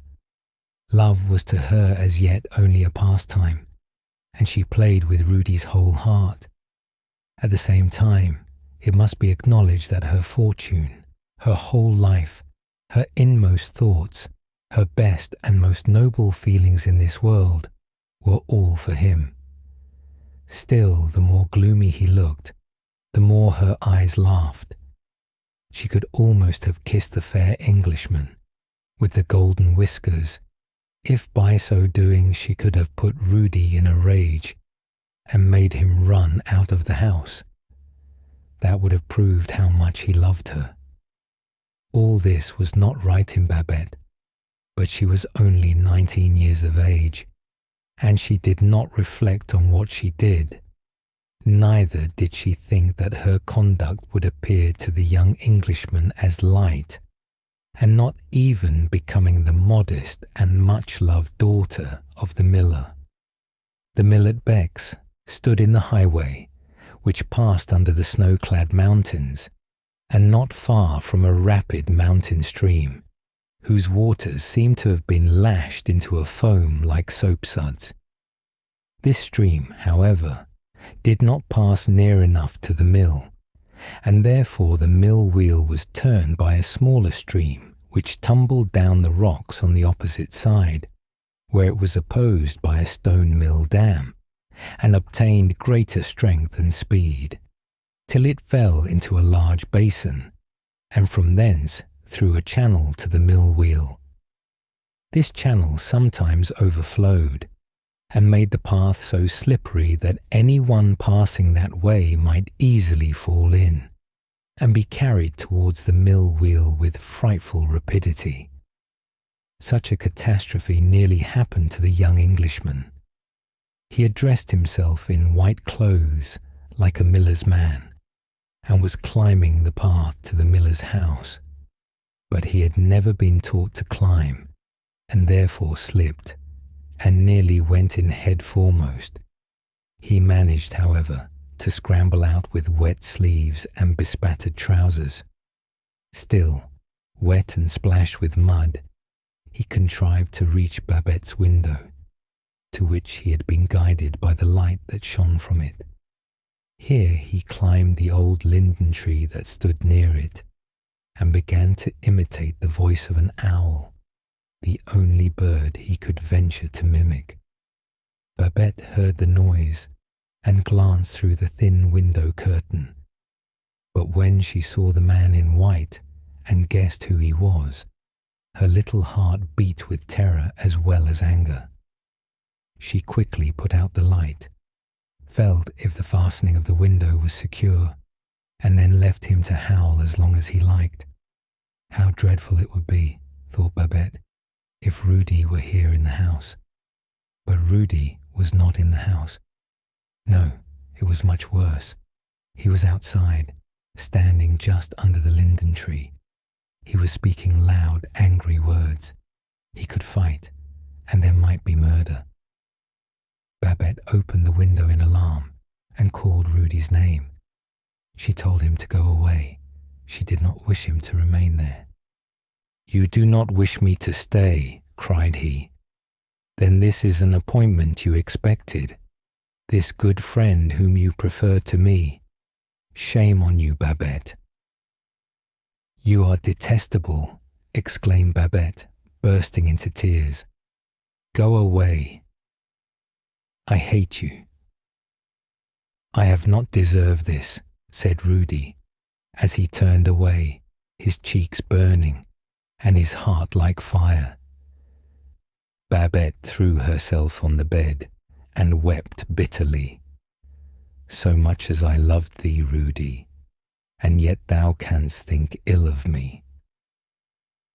Thus her anger broke forth. It relieved her, however.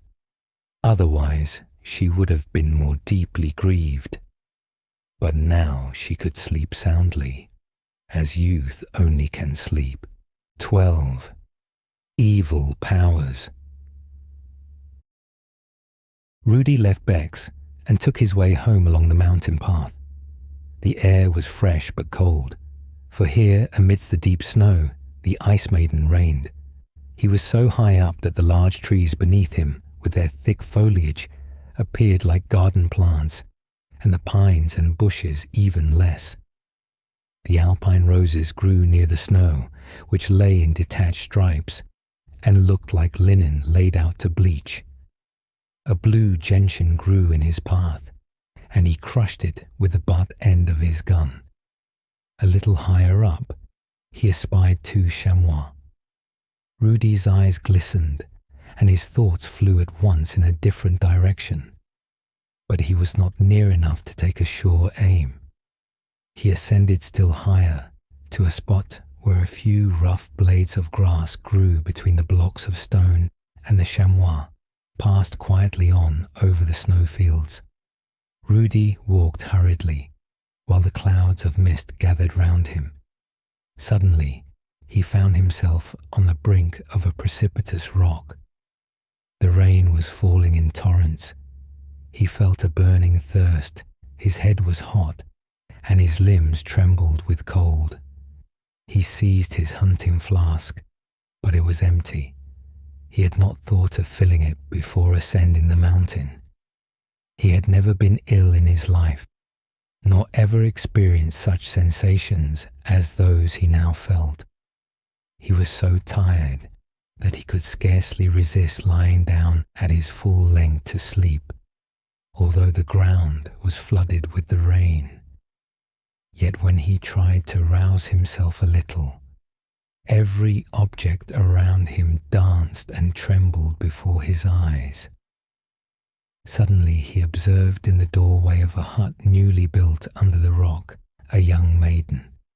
He did not remember having seen this hut before, yet there it stood, and he thought, at first, that the young maiden was Annette, the schoolmaster's daughter, whom he had once kissed in the dance.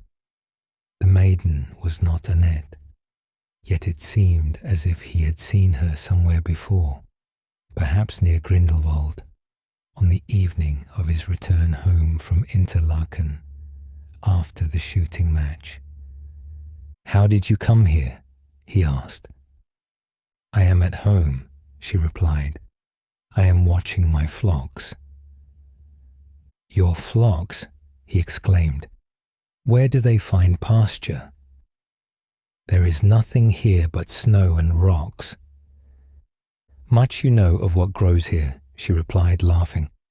"Not far beneath us there is beautiful pasture land. My goats go there. I tend them carefully. I never miss one. What is once mine remains mine." "You are bold," said Rudy. "And so are you," she answered. "Have you any milk in the house?" he asked. "If so, give me some to drink. My thirst is intolerable." "I have something better than milk," she replied, "which I will give you. Some travellers who were here yesterday with their guide left behind them half a flask of wine, such as you have never tasted. They will not come back to fetch it, I know, and I shall not drink it, so you shall have it." Then the maiden went to fetch the wine, poured some into a wooden cup, and offered it to Rudy. "How good it is," said he. "I have never before tasted such warm, invigorating wine."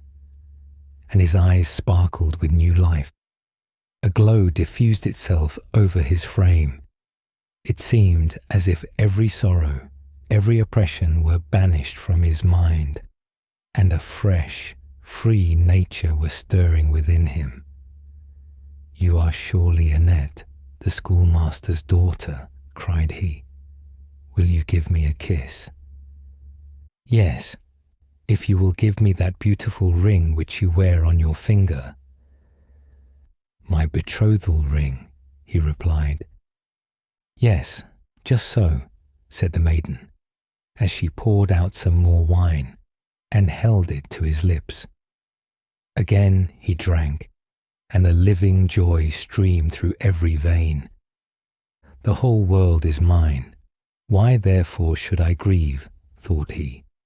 "Everything is created for our enjoyment and happiness. The stream of life is a stream of happiness. Let us flow on with it to joy and felicity." Rudy gazed on the young maiden. It was Annette, and yet it was not Annette. Still less did he suppose it was the spectral phantom whom he had met near Grindelwald. The maiden, up here on the mountain, was fresh as the new fallen snow, blooming as an alpine rose, and as nimble-footed as a young kid. Still, she was one of Adam's race, like Rudy. He flung his arms round the beautiful being and gazed into her wonderfully clear eyes, only for a moment. But in that moment words cannot express the effect of his gaze. Was it the spirit of life or of death that overpowered him? Was he rising higher, or sinking lower and lower into the deep, deadly abyss? He knew not, but the walls of ice shone like blue-green glass. Innumerable clefts yawned around him, and the water drops tinkled like the chiming of church bells and shone clearly as pearls in the light of a pale blue flame. The Ice Maiden, for she it was, kissed him, and her kiss sent a chill as of ice through his whole frame. A cry of agony escaped from him. He struggled to get free and tottered from her. For a moment all was dark before his eyes, but when he opened them again it was light, and the Alpine Maiden had vanished. The powers of evil had played their game. The sheltering hut was no more to be seen. The water trickled down the naked sides of the rocks, and snow lay thickly all around. Rudy shivered with cold. He was wet through to the skin, and his ring was gone, the betrothal ring that Babette had given him. His gun lay near him in the snow. He took it up and tried to discharge it, but it missed fire. Heavy clouds lay on the mountain clefts, like firm masses of snow. Upon one of these, Vertigo sat, lurking after his powerless prey, and from beneath came a sound, as if a piece of rock had fallen from the cleft, and was crushing everything that stood in its way or opposed its course. But at the miller's, Babette sat alone and wept. Rudy had not been to see her for 6 days.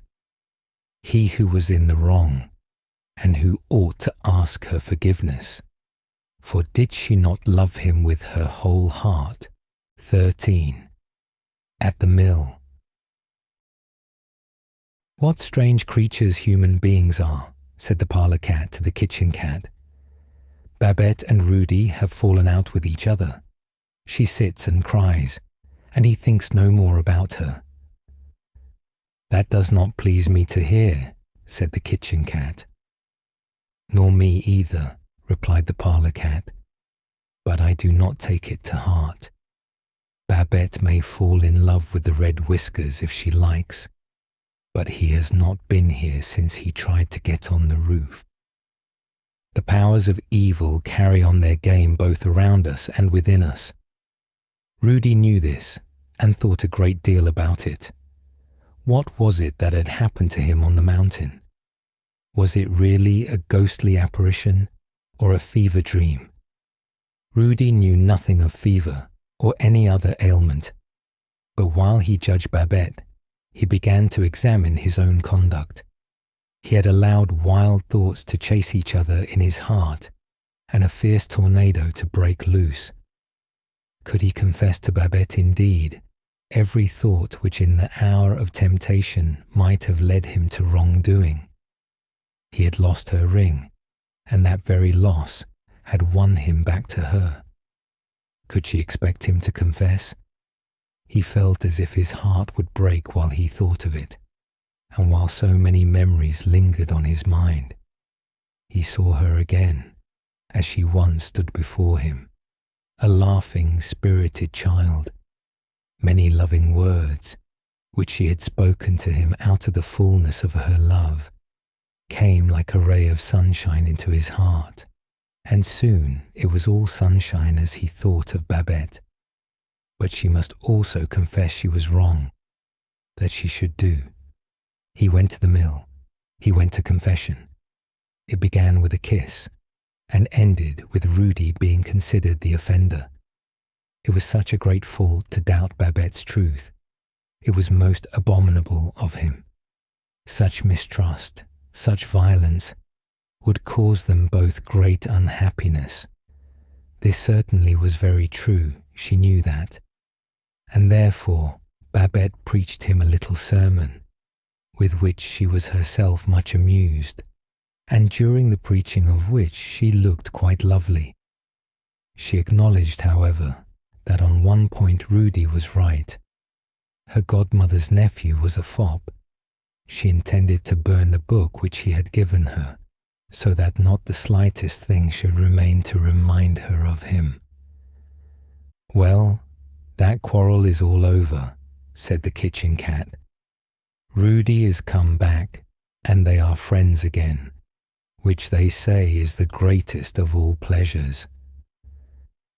I heard the rat say one night, said the kitchen cat, that the greatest pleasure in the world was to eat tallow candles and to feast on rancid bacon. Which are we to believe, the rats or the lovers? Neither of them, said the parlour cat. It is always the safest plan to believe nothing you hear. The greatest happiness was coming for Rudy and Babette. The happy day, as it is called, that is, their wedding day, was near at hand. They were not to be married at the church at Beck's, nor at the miller's house. Babette's godmother wished the nuptials to be solemnized at Montreux, in the pretty little church in that town. The miller was very anxious that this arrangement should be agreed to. He alone knew what the newly married couple would receive from Babette's godmother, and he knew also that it was a wedding present well worth a concession.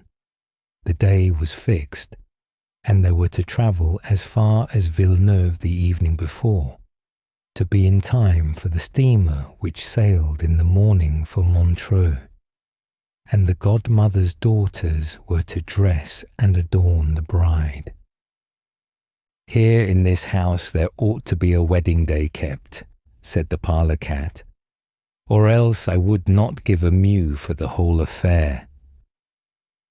"There is going to be great feasting," replied the kitchen cat. "Ducks and pigeons have been killed, and a whole roebuck hangs on the wall. It makes me lick my lips when I think of it. Tomorrow morning they will begin the journey. Yes, tomorrow. And this evening, for the last time, Rudy and Babette sat in the miller's house as an engaged couple. Outside, the Alps glowed in the evening sunset, the evening bells chimed, and the children of the sunbeams sang. Whatever happens is best. 14 night visions. The sun had gone down, and the clouds lay low on the valley of the Rhone. The wind blew from the south across the mountains. It was an African wind, a wind which scattered the clouds for a moment, and then suddenly fell. The broken clouds hung in fantastic forms upon the wood-covered hills by the rapid Rhone. They assumed the shapes of antediluvian animals, of eagles hovering in the air, of frogs leaping over a marsh, and then sunk down upon the rushing stream and appeared to sail upon it, although floating in the air. An uprooted fir tree was being carried away by the current and marking out its path by eddying circles on the water.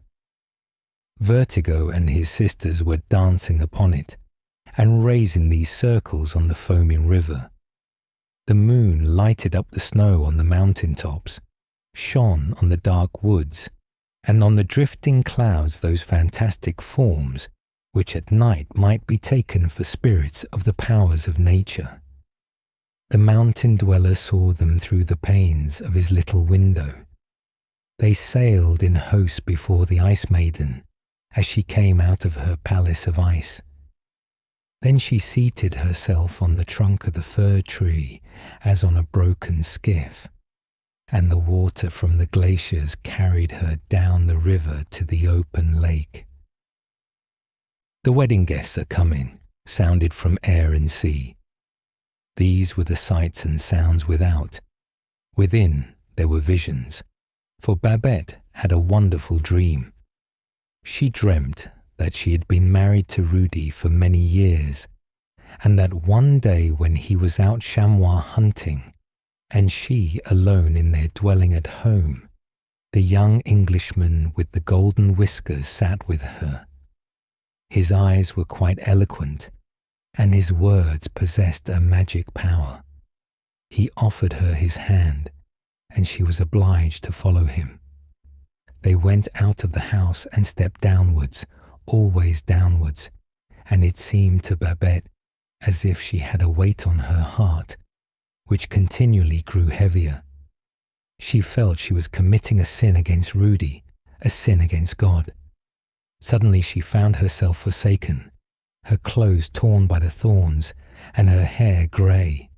She looked upwards in her agony, and there, on the edge of the rock, she espied Rudy. She stretched out her arms to him, but she did not venture to call him or to pray. And had she called him, it would have been useless, for it was not Rudy, only his hunting coat and hat hanging on an alpenstock, as the hunters sometimes arrange them to deceive the chamois. "Oh," she exclaimed in her agony, "oh, that I had died on the happiest day of my life, My wedding day. Oh my God, it would have been a mercy and a blessing had Rudy travelled far away from me, and I had never known him. None know what will happen in the future. And then, in ungodly despair, she cast herself down into the deep rocky gulf. The spell was broken. A cry of terror escaped her, and she awoke. The dream was over. It had vanished. But she knew she had dreamt something frightful about the young Englishman. Yet months had passed since she had seen him or even thought of him. Was he still at Montreux? And should she meet him there on her wedding day? A slight shadow passed over her pretty mouth as she thought of this, and she knit her brows. But the smile soon returned to her lip, and joy sparkled in her eyes, for this was the morning of the day on which she and Rudy were to be married, and the sun was shining brightly. Rudy was already in the parlour when she entered it, and they very soon started for Villeneuve. Both of them were overflowing with happiness, and the miller was in the best of tempers, laughing and merry. He was a good, honest soul and a kind father. "Now we are masters of the house," said the parlour cat. 15. The conclusion. It was early in the afternoon and just at dinner time when the three joyous travellers reached Villeneuve. After dinner, the miller placed himself in the armchair, smoked his pipe, and had a little nap. The bridal pair went arm in arm out through the town and along the high road, at the foot of the wood-covered rocks, and by the deep blue lake. The grey walls and the heavy, clumsy-looking towers of the gloomy castle of Chillon were reflected in the clear flood. The little island, on which grew the three acacias, lay at a short distance, looking like a bouquet rising from the lake. "How delightful it must be to live there," said Babette, who again felt the greatest wish to visit the island, and an opportunity offered to gratify her wish at once, for on the shore lay a boat, and the rope by which it was moored could be very easily loosened. They saw no one near, so they took possession of it without asking permission of anyone, and Rudy could row very well. The oars divided the pliant water like the fins of a fish, that water which, with all its yielding softness, is so strong to bear and to carry, so mild and smiling when at rest, and yet so terrible in its destroying power. A white streak of foam followed in the wake of the boat, which, in a few minutes, carried them both to the little island, where they went on shore, but there was only just room enough for two to dance. Rudy swung Babette round 2 or 3 times, and then, hand in hand, they sat down on a little bench under the drooping acacia tree and looked into each other's eyes, while everything around them glowed in the rays of the setting sun. The fir tree forests on the mountains were covered with a purple hue like the heather bloom, and where the woods terminated and the rocks became prominent, they looked almost transparent in the rich crimson glow of the evening sky. The surface of the lake was like a bed of pink rose leaves. As the evening advanced, the shadows fell upon the snow-capped mountains of Savoy, painting them in colours of deep blue, while their topmost peaks glowed like red lava. And for a moment this light was reflected on the cultivated parts of the mountains, making them appear as if newly risen from the lap of earth, and giving to the snow-crested peak of the Dent du Midi the appearance of the full moon as it rises above the horizon. Rudy and Babette felt that they had never seen the alpine glow in such perfection before. "How very beautiful it is, and what happiness to be here!" exclaimed Babette. Earth has nothing more to bestow upon me, said Rudy. An evening like this is worth a whole life. Often have I realized my good fortune, but never more than in this moment. I feel that if my existence were to end now, I should still have lived a happy life. What a glorious world this is. One day ends, and another begins even more beautiful than the last. How infinitely good God is, Babette. I have such complete happiness in my heart, said she. Earth has no more to bestow, answered Rudy. And then came the sound of the evening bells, borne upon the breeze over the mountains of Switzerland and Savoy, while still, in the golden splendour of the west, stood the dark blue mountains of Jura. God grant you all that is brightest and best, exclaimed Babette. He will, said Rudy. He will tomorrow. Tomorrow you will be wholly mine, my own sweet wife. The boat, cried Babette suddenly. The boat in which they were to return had broken loose and was floating away from the island. I will fetch it back, said Rudy. Throwing off his coat and boots, he sprang into the lake and swam with strong efforts towards it. The dark blue water from the glaciers of the mountains was icy cold and very deep. Rudy gave but one glance into the water beneath, but in that one glance he saw a gold ring rolling, glittering and sparkling before him. His engaged ring came into his mind, but this was larger and spread into a glittering circle in which appeared a clear glacier. Deep chasms yawned around it. The water drops glittered as if lighted with blue flame, and tinkled like the chiming of church bells. In one moment he saw what would require many words to describe. Young hunters and young maidens, men and women who had sunk in the deep chasms of the glaciers, stood before him here in lifelike forms, with eyes open and smiles on their lips, and far beneath them could be heard the chiming of the church bells of buried villages, where the villagers knelt beneath the vaulted arches of churches in which ice blocks formed the organ pipes, and the mountain streamed the music. On the clear, transparent ground sat the Ice Maiden.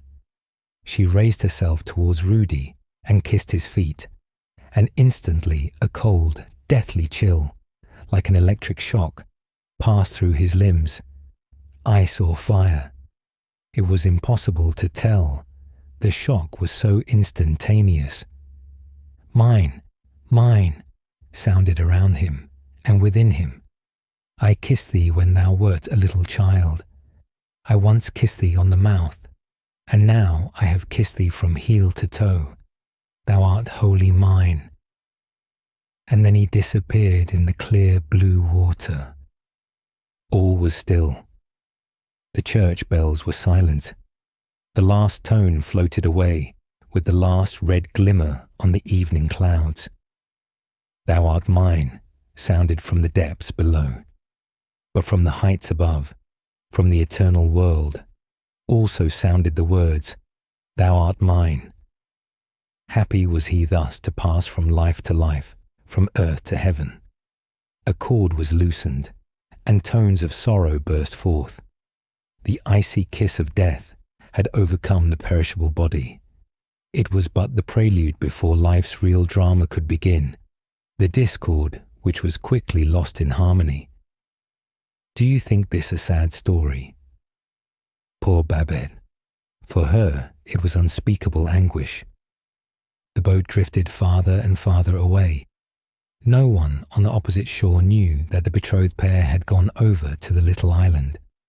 The clouds sunk as the evening drew on, and it became dark. Alone, in despair, she waited and trembled. The weather became fearful. Flash after flash lighted up the mountains of Jura, Savoy, and Switzerland, while peals of thunder that lasted for many minutes rolled over her head.